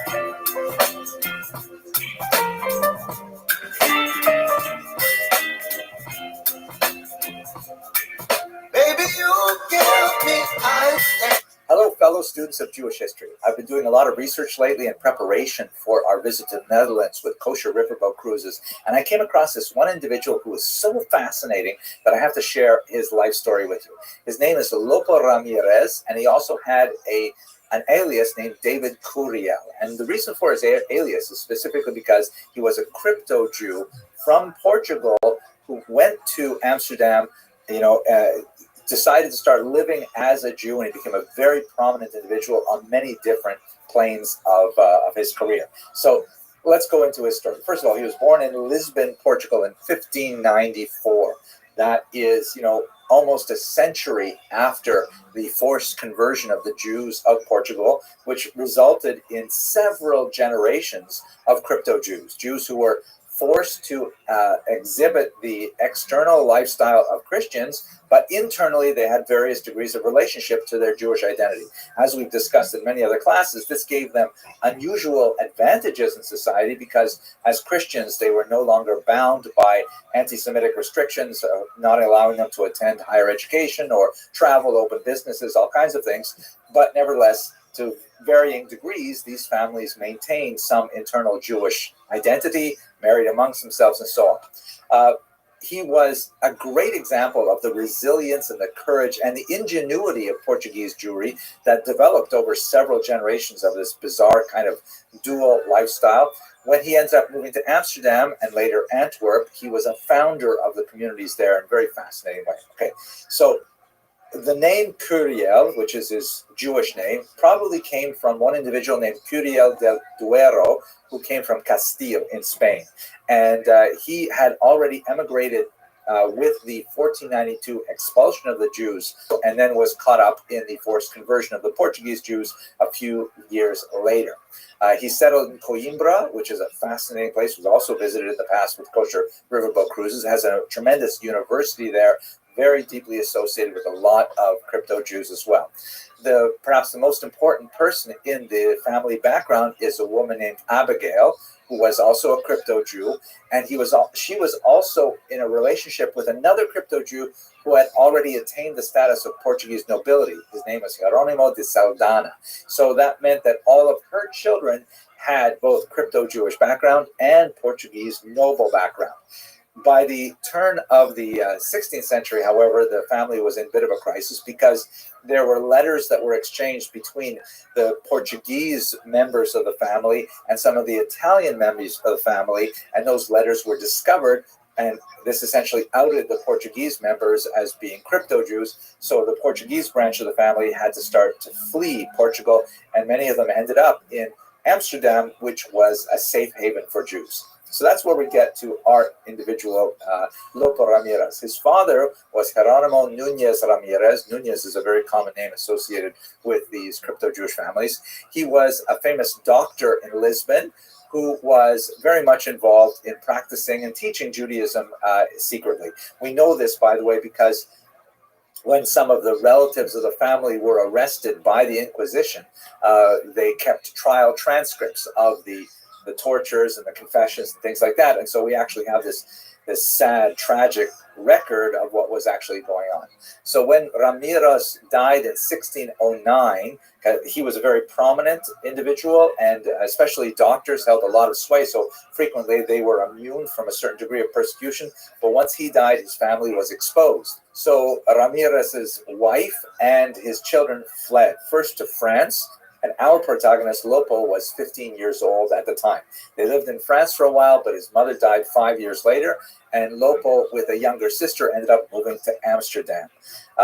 In Amsterdam, he ended up rising as a very successful businessman, using connections with the local Portuguese Jewish community. He ended up becoming extremely successful in both the jewelry and the perfume trades, including raising these bizarre animals called the African civet cats that apparently excrete kind of a musk from their anal glands. I kind of went down a little bit of a rabbit hole looking at that particular aspect of the perfume industry. Anyhow, he got married to a woman named Maria de Pina, and you don't be confused by that name Maria, even though it's a traditionally Christian name. Her actual name was Rachel Nahar. She was a crypto Jew as well. So working in this trade, becoming extremely wealthy, he was also highly regarded for his personal integrity, and he was named at the age of 24 to be the Gabbai of the Beit Jacob Synagogue in Amsterdam. Very, very important position, and he handled it very well. He was especially involved with a dispute that ended up in a breakaway minyan, which happens all the time, and he managed to sort of smooth out relations between the parent minion and the child minion, and make sure that the treasurers of both institutions were able to combine their funds to ensure that the poor of Amsterdam were to be properly treated by the charitable funds. He was later very influential, several decades later, in bringing together now 3 synagogues to form one single communal organization. So it's very much a sign of his business acumen, his personal integrity, and so on. There was a particularly dramatic moment in his life when he was 34 years old, and he was showing a stock of jewels to a customer from Germany when he turned his back to the customer, and the customer attempted to murder him, slitting his throat. Miraculously, he survived by wrestling himself out of the grip of this customer, and the attacker was then caught and was in fact tried and executed, and his corpse was sold to the University of Leiden for dissection. So you definitely do not want to mess with Lopo Ramirez because, anyways, the whole episode had a huge impact on me. He had the whole episode recorded first in Portuguese and then translated into Hebrew verse, into a long poem. He kept the scroll recording that particular story with him at all times whenever he traveled. And on Purim, the family would read this scroll every year alongside the Book of Esther. So it was kind of like his personal Purim story. Perhaps the reason why he was most famous, however, going well beyond what he did in the Jewish community, was that he ended up becoming very deeply involved in high-level diplomacy, involving Spain and Portugal, which had significant tensions at this time. He was very much involved in lots of international affairs, working with both the Spanish and the Portuguese governments, and especially when Portugal seceded from Spain in 1640, Lopo became a major promoter of his estranged homeland. And we see an unusual phenomenon here that actually shows up several times with these Portuguese Jews, that even when they are, estranged from their land, not able to return because of the Inquisition, they still bear a tremendous love for their home country. And in fact, in this case, Lopo was knighted by the King of Portugal. He was made a formal knight, Caballero Fidalgo da Casa Real, but he could still not return to the homeland where he was officially a knight. Another great example of this is Juan Rodriguez de Castelo Branco, who took the Latin name Amatus Lusitanus, very famous Jewish doctor who was, originally a crypto Jew. And his pen name, Amatus Lusitanus, means in Latin, lover of Portugal. So once again, even though he could not return, he still had great love for his homeland. Now, the services he rendered to both Spain and Portugal were not always appropriately appreciated, even though he was named as a knight. The King of Portugal was advised, like that would-be thief from Germany, do not mess with Lopo Ramirez. And he was told by ambassador, whatever you do, make sure you pay Lopo Ramirez on time for his services, because he can be quite dangerous. Where we would see this, perhaps, this other side of him is in a controversy that occurred a little bit later in his life. And I don't want to go into too many details here, but you can look at the little information box on the YouTube that will give you the link to an article where it's discussed in great detail. Basically, there were 3 Jewish men who married 3 sisters. So 3 brothers-in-law to each other. Lopo Ramirez was one of them. One of the other brother-in-laws, a very wealthy man, died in 1641, and he left his massive fortune to his orphaned 4-month-old daughter. His wife had already passed away. And he named his 2 brothers-in-law, including Lopo, as the guardians of this unfortunate child. So here's Lopo and his other brother-in-law taking care of this 4-month-old daughter, who is hugely wealthy because her father left her a massive amount of money, but none of the estate was left to the aunts, the 3 sisters, or the 2 sisters. One of them, of course, had passed away, meaning Ramirez's wife and his sister-in-law. So at a certain point later on, the brothers-in-law sought to use a legal technicality to try and claim some of that money for themselves. This was viewed with tremendous disdain by the Amsterdam Jewish community, and the Mahamad, which is essentially the formal Kehillah organization, formal community, placed both of the brothers-in-law, including our Lopo Ramirez, in nidui, which is a form of ostracism that is 1 level short of cherem, which is a much more stringent ban, sometimes called excommunication. In general, the Amsterdam Jewish community used nidui and cherem quite frequently. You may be familiar with the case involving Baruch Spinoza, Uriel da Costa, and others. So this status of nidui lasted a very long time. And Lopo Ramirez himself, because he's a very proud man, he had tremendous achievements, very wealthy, he ended up organizing for himself the possibility of living openly as a Jew in Antwerp. This was something that was not done at all, but he had many connections with the ruling authorities. And even though the papal nuncio himself opposed allowing Lopo Ramirez to move to Antwerp and to set up there, he nevertheless was allowed to do so. He was not allowed to, however, even build a synagogue there, but he could have, guests and so on. And in fact, some travelers report that he even had all kinds of people coming for Sukkot, and they lived in tents openly during that holiday. Well, fascinating. Eventually, the whole case was resolved, and after 13 years, Lopo Ramirez came back to Amsterdam. He apologized. He paid a massive reconciliation payment to make amends by donating to charity, and ultimately he regarded Amsterdam as his home. He was passed away in Rotterdam, but he was taken to Amsterdam for burial. Fascinating story, Lopo Ramirez, David Correa. Okay, I hope you enjoy this, and I hope you'll be able to come with us on this trip to the Netherlands, which promises to be absolutely fascinating. And if you're not, then God willing, we'll have some videos for you to enjoy as well. Thank you very much for watching. What's my boy's name? What's my boy's name?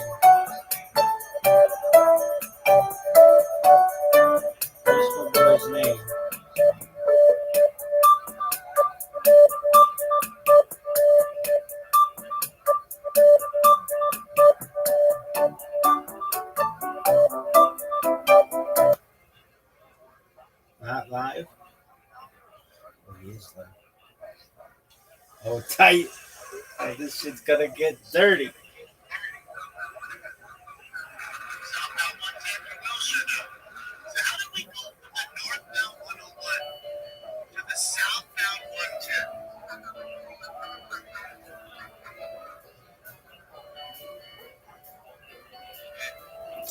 Oh, no. Gangster.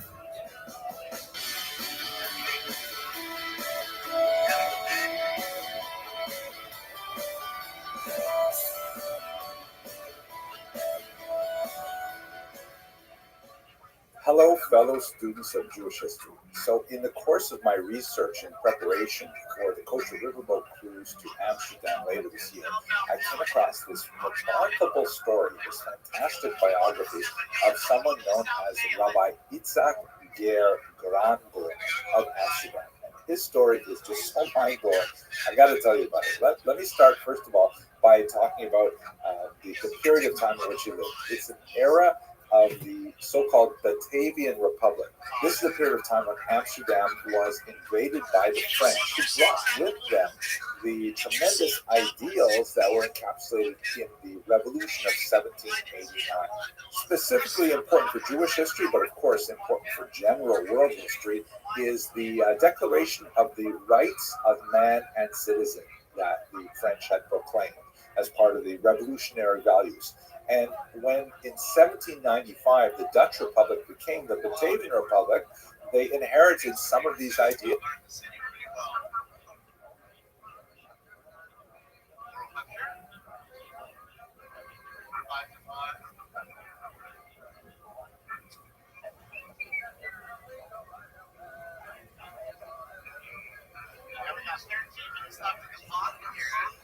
Interesting to see how long they stay with us. I think they will, guys. I don't know if they have much to show us.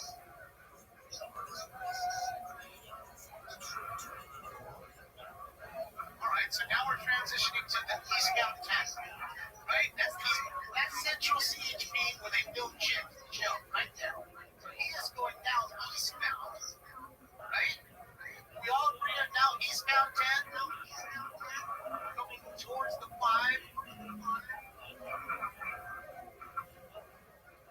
Yes, right, Kevin? Right, Kevin?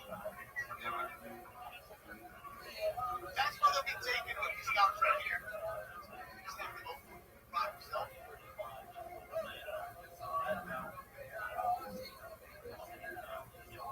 This one's going to be a long one. I mean, you guys are right. If that thing is full with gas, boy, we'll be driving for a long time. I'm watching Scott. I can see the helicopter in Scott's shot.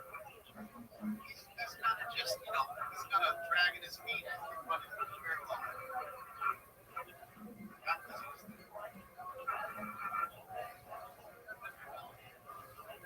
They already had one drop off. Right? They already had one drop off now. I guess 4's out of it. And you see the difference in delay because we already saw this transition about 30 seconds ago. Correct, everybody? I think we can all agree. Oh, Damon. Now you can see He's actual delay.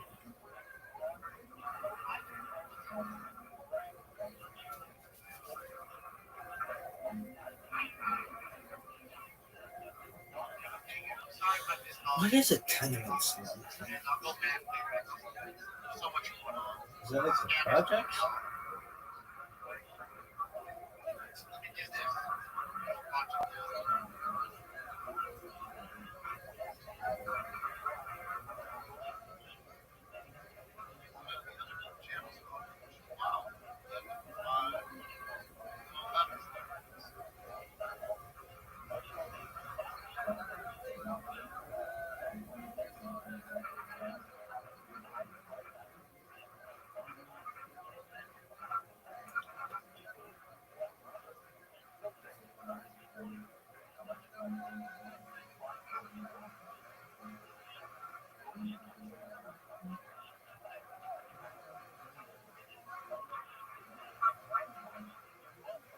Hold tight, driver also fired officers.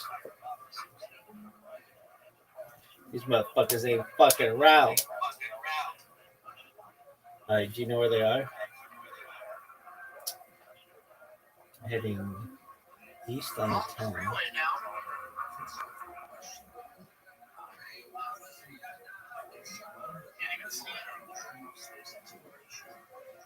I wonder why they get off the freeway. It's way easier to fuck with you.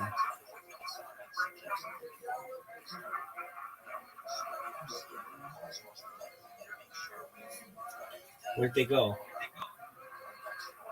Where'd they go? Tight.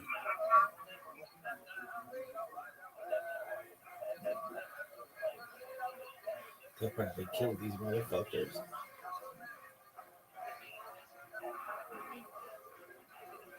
Who do you want to win? The truck drivers. Right? Right, so we got box overhead now, so Everybody's doing a second chance. I want to know what's in this fucking cylinder. If that bitch blows up.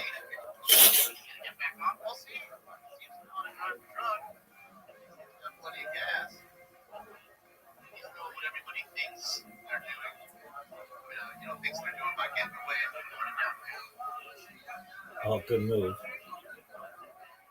Good move.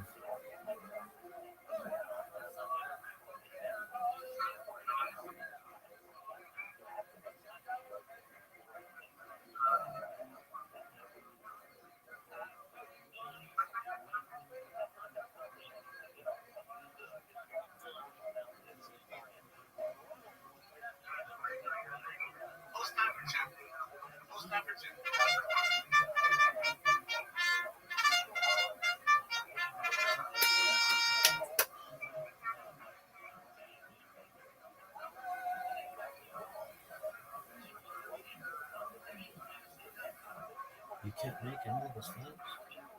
Like you're running about.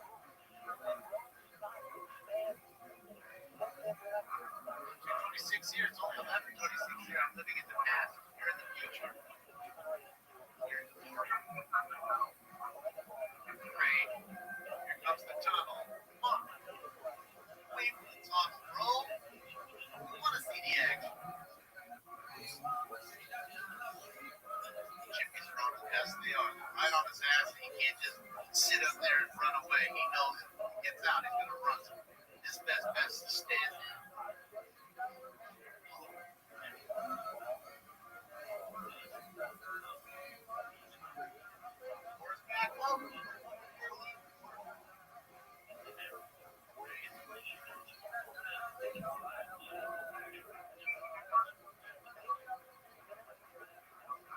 Floor.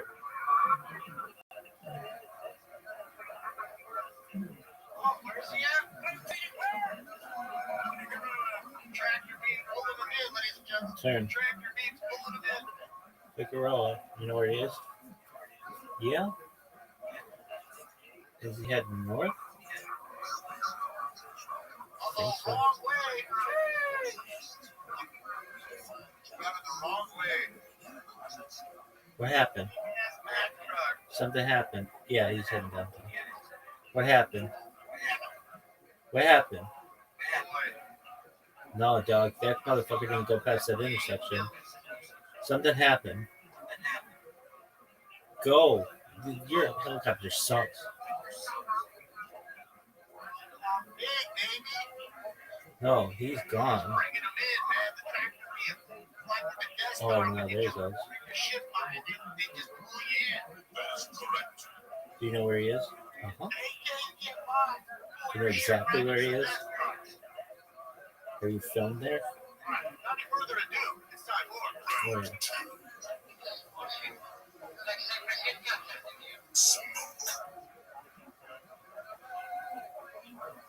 Did you film inside this motherfucker's cab?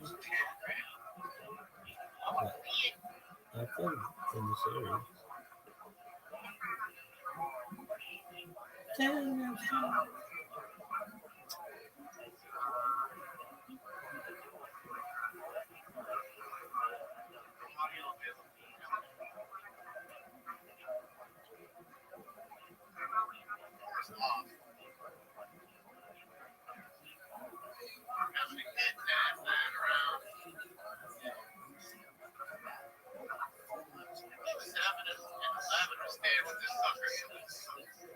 wheels fall off.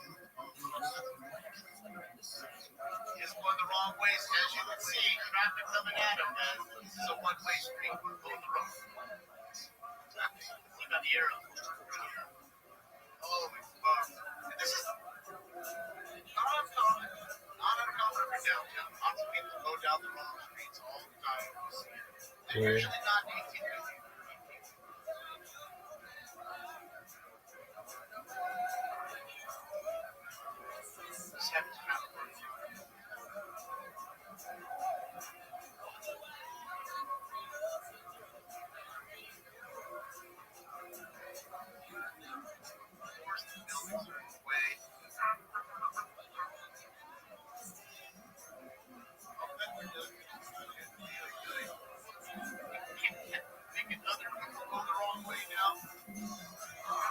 You know where he is?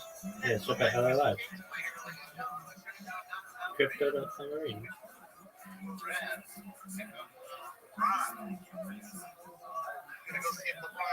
Have you been there? Been LA Live. Where's the Tagger Tower? Here's the Tagger Tower. All the graffiti still all over it. Now this is me.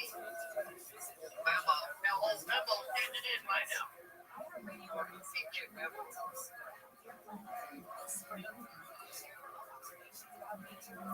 Where is he going?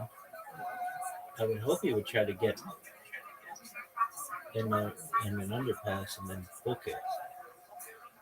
Last time you saw one of these, the guys got away, but it was during the day. I'm just gonna, again, I honestly think I'm gonna last too long here. If you keep staying here, or helicopter. Keep an eye on Scott.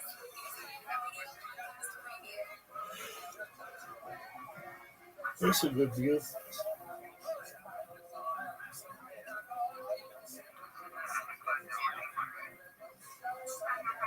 Go, dog. This is the best. This is the best TV. This is better than any sporting event, basically. It does not get any better than an 18-wheeler. This is one of those ones that they put on like those Fox specials.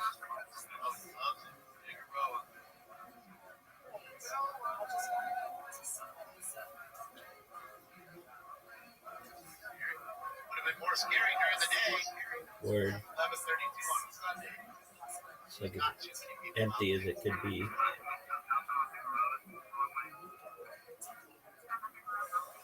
Go. Laura's back on it. Who gives a shit? They can't seem to find it. I was just looking at it, bro. We need a new cameraman. Oh man. All I saw was Buildings. And again, you shouldn't have left it, bro. I don't understand why they didn't just go high and then just be right over the guy. Come on, bro. Doesn't take a rocket scientist. They need me up there at Channel 4 to get me out. We need that shot. We need this shot. Channel 4, hey, I'm with this shit. Get off this far.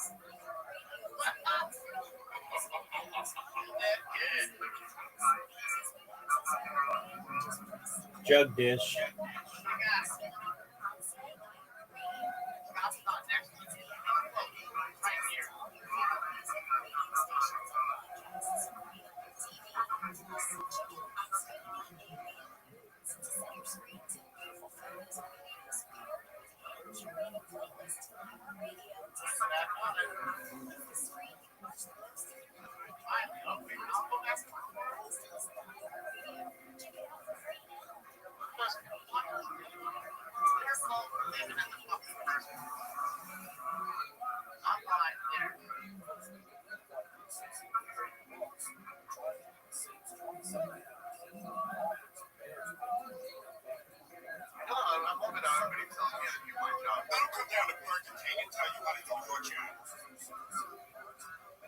I can't help it. They need to change. Nothing.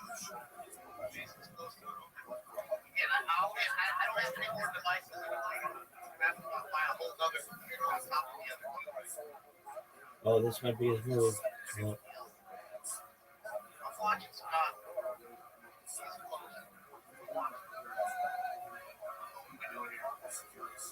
Uh-oh. I have a feeling he's going to go down the wrong way or something. Get stuck. They're on his ass. I think he's trying to get on the freeway. He's trying to get that. Wait for the next one. You see, he's running parallel with it. You see all the garbage and debris. They tell you how nice and clean the city is. They're doing a great job. Yes. Yes, you can see.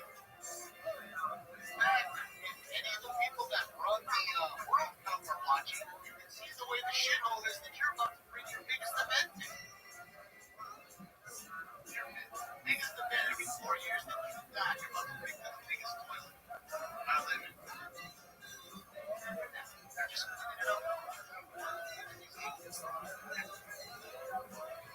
A long way again, huh? Hey, bro, let's be honest. This dude drives truck because there's no way Word. somebody would have taken that pole out on that turn right there. This dude knows how to drive a truck. On the down. Word. He's an old truck driver. Or a third. He's going to lose his life. Now,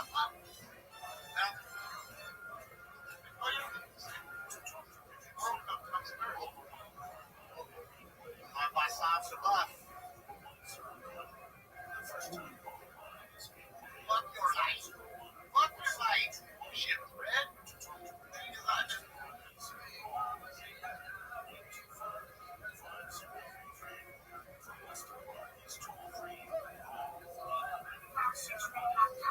She's not down for me. It's lucky you're thinking of Washington.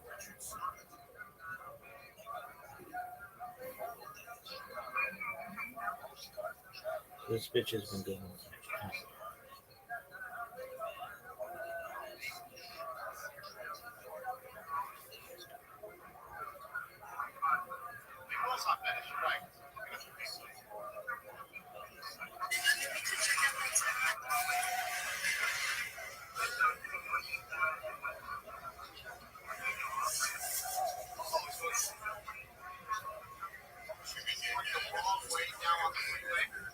Ooh, that's dangerous. That's dangerous. Oh, here it goes. He did. Right here is going to be an on-ramp to his right. Oh, that's dangerous. That's dangerous.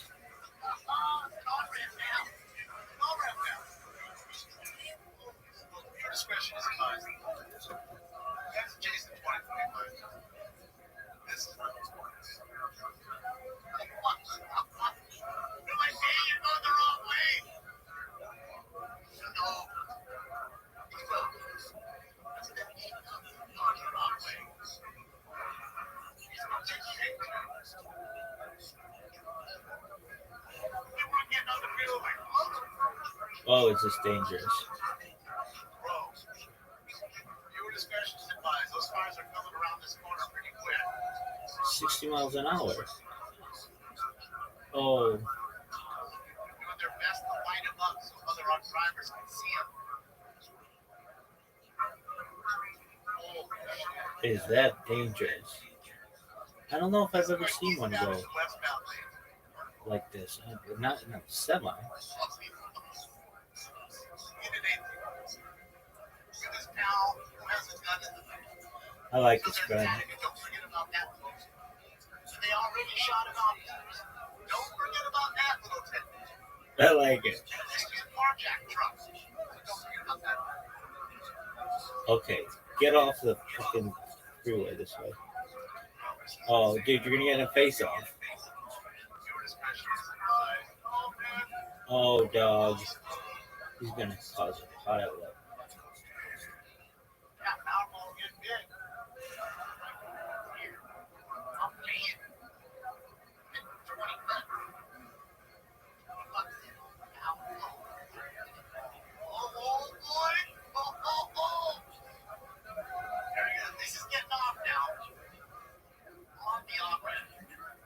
Yeah, good move, and not just go the right way. There's a jack in a box right here when he comes off. I want to say there's a jack in a box right here as soon as he gets off. Yep, there's a jack in a box right there. There's the drive-through. Wow, this guy can maneuver. That's amazing, Jack. Thanks. Yeah, but it's not Alameda, bud. Left or right on Alameda? Which way we going, bud? North on Alameda it is. No, go make a right. South on Alameda. Oh shit, move, and then Now, go. to the other pass. They're running. We got a runner. Here you go. We got a runner. Damn it. That was the runner, no. Dude, what are you doing? Go back to the other view. They're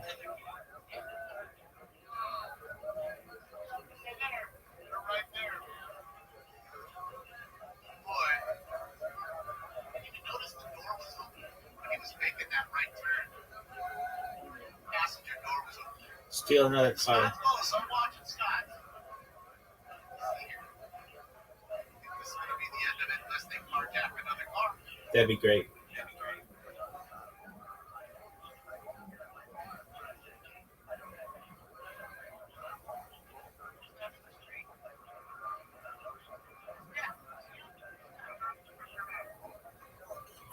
Perimeter set up here, guys. Alarm on foot, bolt out the cab. Closing valuable drive. Set up a drag net. Close the whole area. Hurry. I think that's Jason Snowball's car in the back.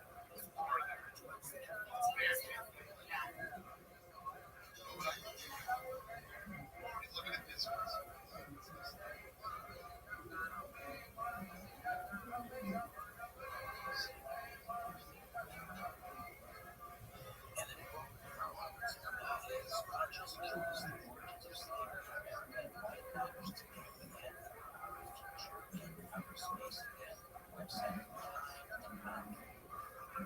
Get back in the semi.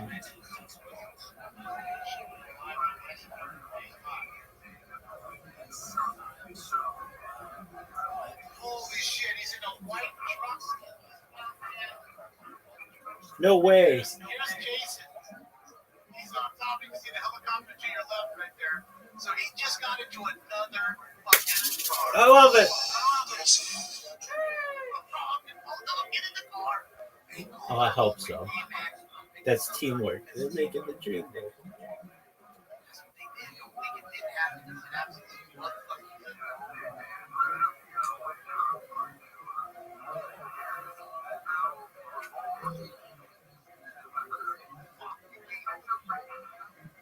Trying to tell you, don't be.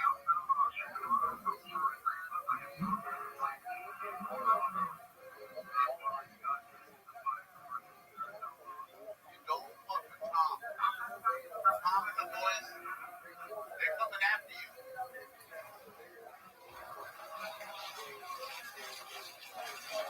Eagle eyes.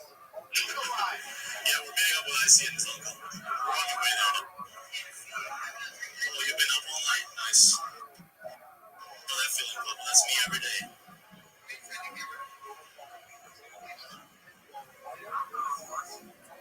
Oh, God, Ben is fucking bad. I got him. 7-7's got him. They got him too here, so now they have him. Both people have him. They're making me work tonight. These some bitches are making me work. That's the third car. Third car. That's Jason 2025.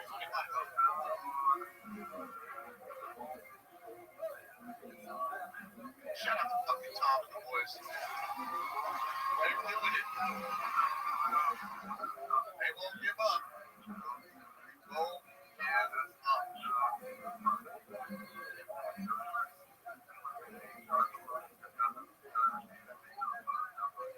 We'll see the switching of the drivers right here. Remember, guys, what we're hearing is a little ahead of what we're seeing.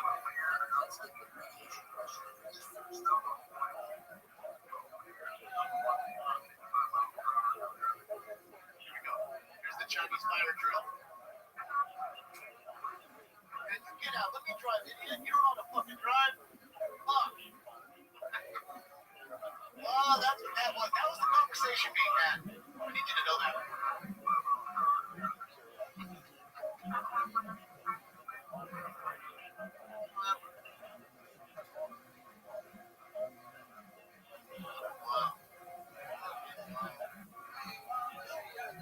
Damn, this guy's flying.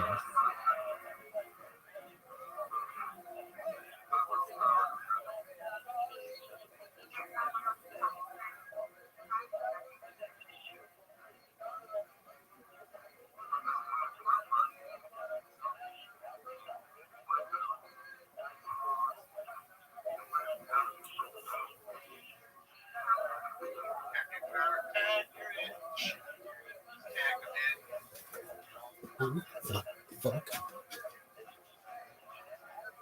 don't know if there's a third person, but I would assume there was two in the truck. This truck didn't get there by itself. One would assume there's three of them.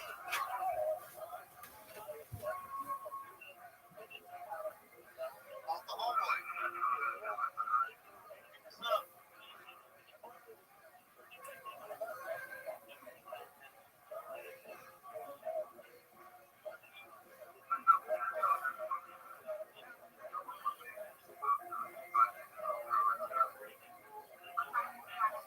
Jumped out.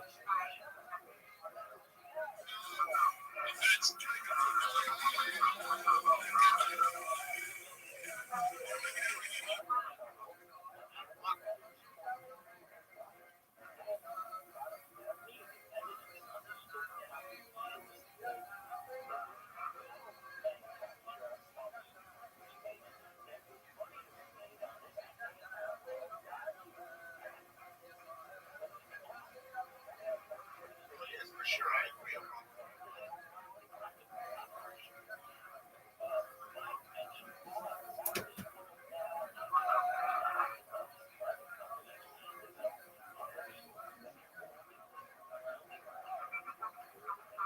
Just say they carjacked his driver jumped out that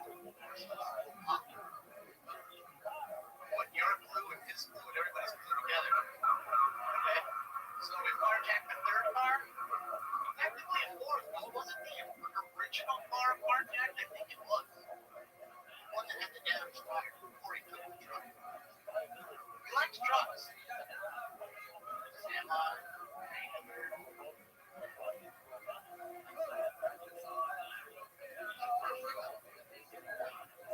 He's already wanted for murder on officers by shooting at him. That's gonna get you 10, 15 years. I don't know. You have a new DA, I don't know how he might work.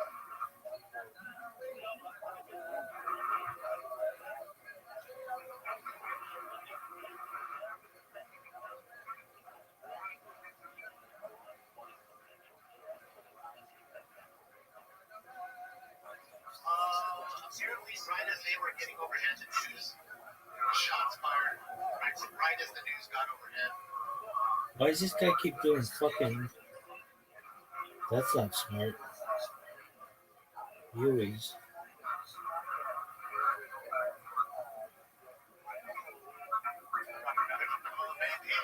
I mean, think about it. They took this many. I think this is their friend's truck. You guys could be right. Could be another carjacker. I think this person got it. What are they doing? Like, why even do that? Just give up. Makes no sense. No. Unless he's stalling for time because the next movie's coming. And remember, if you guys were right, this person is a part of a crazy organization. They have a lot of reach. They have a lot of people. Fuck. Pick me up, man. Alright, got him all the way right now.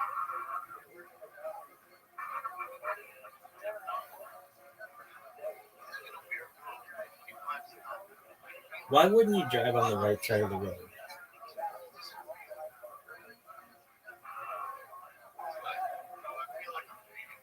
Bounce. Bounce. They're bouncing. They're bouncing.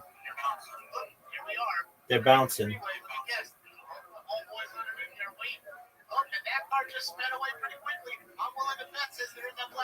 They're gone. They're gone. For sure. They're in the sedan, and I'm willing to bet says that car is just fucking ghost riding. They jumped in that black sedan. They did. Yeah, they did. Fucking did. They're in the sedan. They straight ghost riding the whip while They're gone. They need to realize that black sedan, that Honda that's on the freeway, they're in there. They're in the Honda. They're in the Honda. That thing's I don't gone. think they're in this. I really don't. This thing's gonna come to a rolling stop. It's gonna hit something in the truck. Boom. We'll see. Right here. Nope. Right there. They're in that car.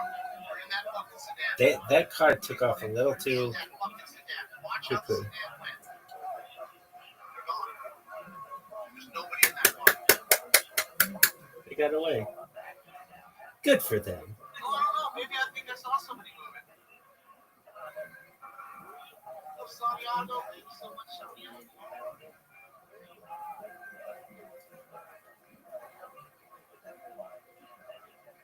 They're gone. I'm telling you, they're in that black sedan. They got away. They're in that black Honda.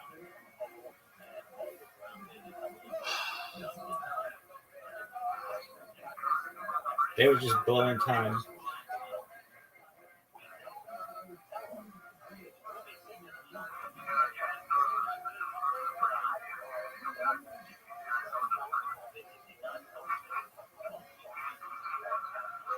Dog, they're not in there.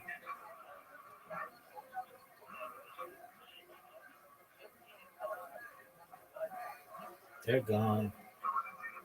Good for them.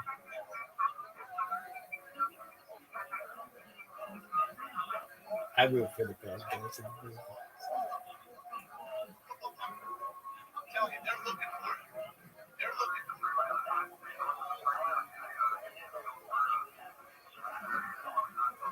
They're gone. Good fucking luck, dog. Rabbi is right. Like I said, you have people with a lot of money. They're worth billions. They can easily do it. And we can pick them up left and right.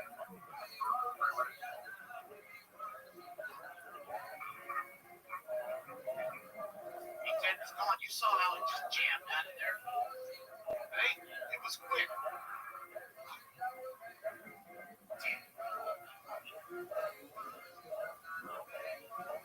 They're pissed. I think they think they're still in that truck. They're going to realize that nobody's in that truck. They're gone. Sea of vehicles. Black Ford to me. What do you guys think? Black Ford? Came out of that tunnel? What do you guys think? Didn't look like a Beamer. Looked like a Ford. Black Ford.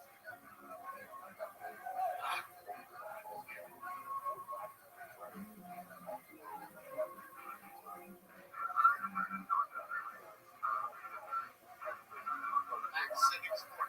Or Civic. Okay, Civic.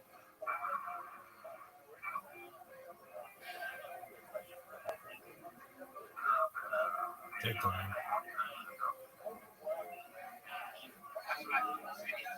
Either way, I think we're all in agreement that they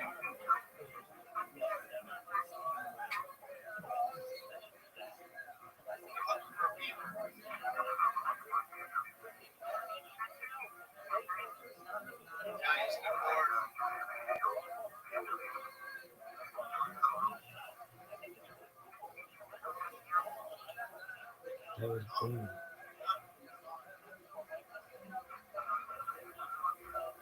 They made it. I'm watching Scott. He's not on it.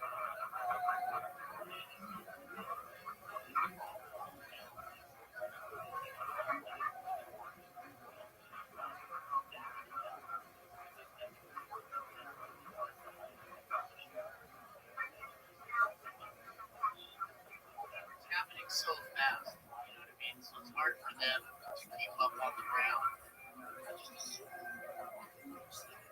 You gotta remember, Tom and the boys, they're orbiting, man. They're spinning with 60 miles an hour pace.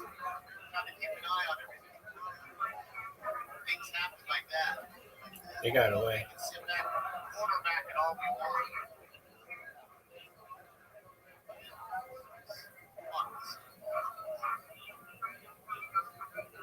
Gone.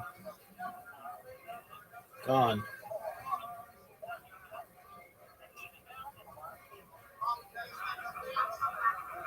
The first time we've seen this happen. You know, like people picking another person up. It's not the first time. See, they're in the car now. They're in the car now. See, there's nobody in that car.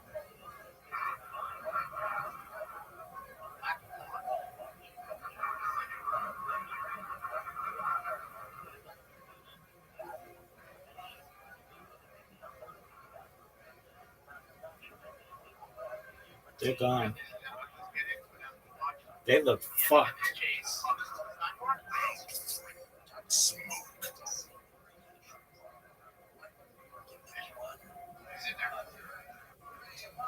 Just like I thought, Ghost Rider is.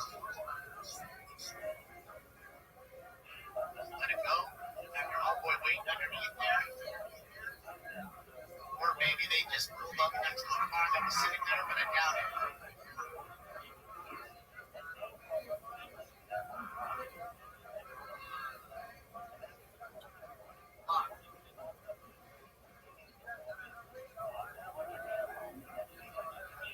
What's that?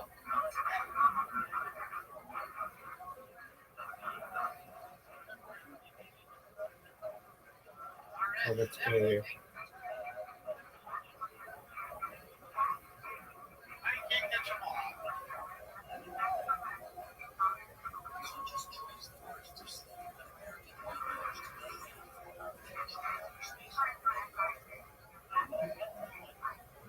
That was no BMW. No way. No way.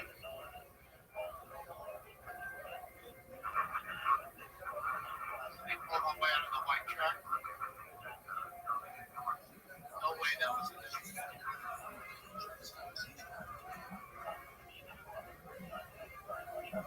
Dog.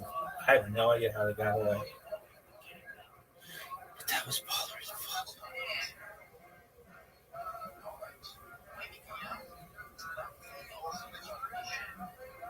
I'm just saying you could do that with 20 or 30 homies. You have that kind of reach and powers. You have this. No. CHP. I believe it originally started with the sheriff posse. Then it went to the CHP.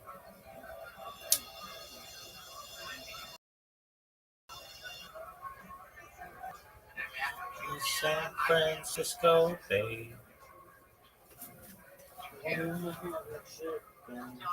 What they have to say. How hard that car jammed onto the roof. That's what was the telltale sign to me. That was it. I'm telling you, looking at the rear tail, there's no way that car's a black issue. It was black. It wasn't an SUV. I'd be willing to bet since it's a Honda.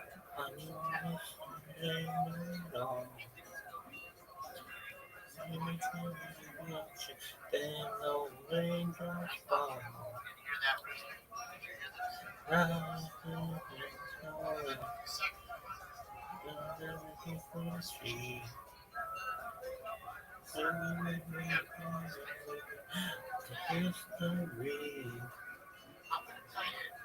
Ride, Captain, ride on your mistress ship. We don't play,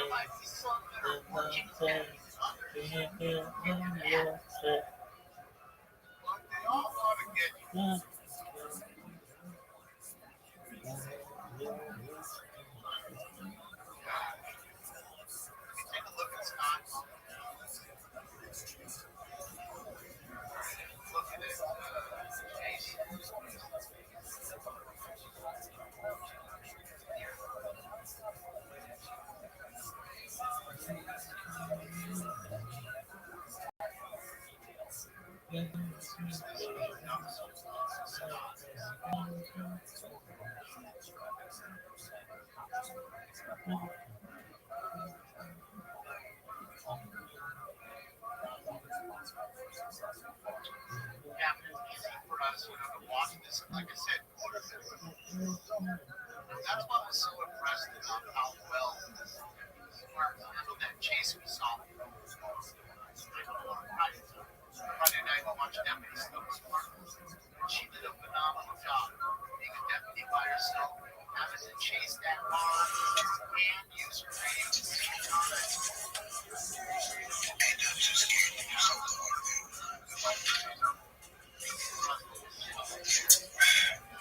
No self-promotion. What does that even mean?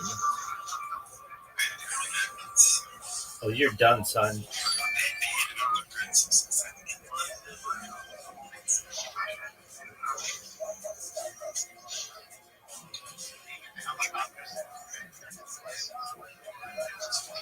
Oh, you don't know who I am?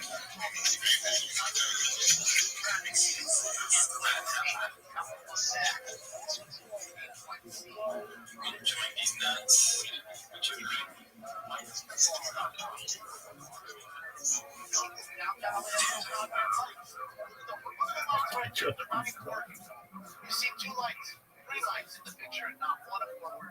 At the actual city street. Dills Gaming.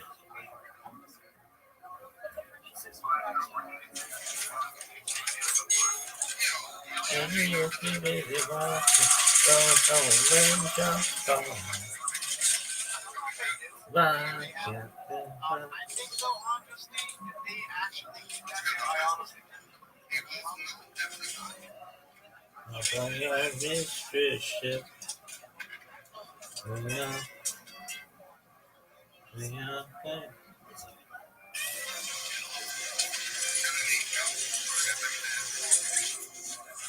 How many fucking minutes, dog, you loser?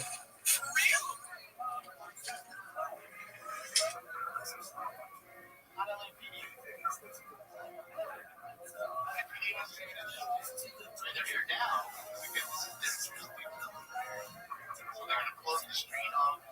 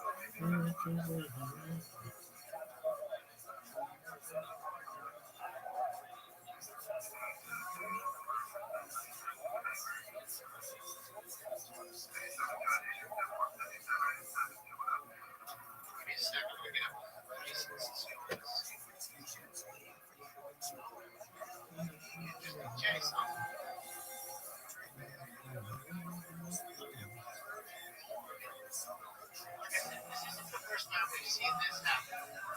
Guys picking each other up. It's not anything new. What's new is to see it happen that many times or that many carjackings. I mean, it reminds me of the best chase I ever saw, the one I showed you guys in Colorado. Dude got 140 years in prison. I think he got 140 years in prison for 4 or 5 carjackings. And he tried for a bid. He didn't get the bid. They were troopers were auto by then. They chased him way halfway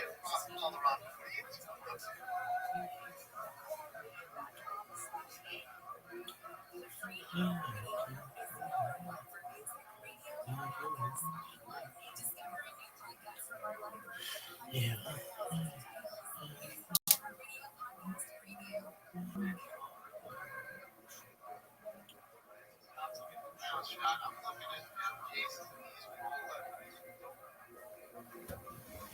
This athleticism, folks.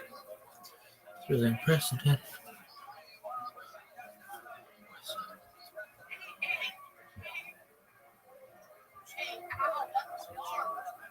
Ride, Captain, ride upon your mistress ship. You are flying.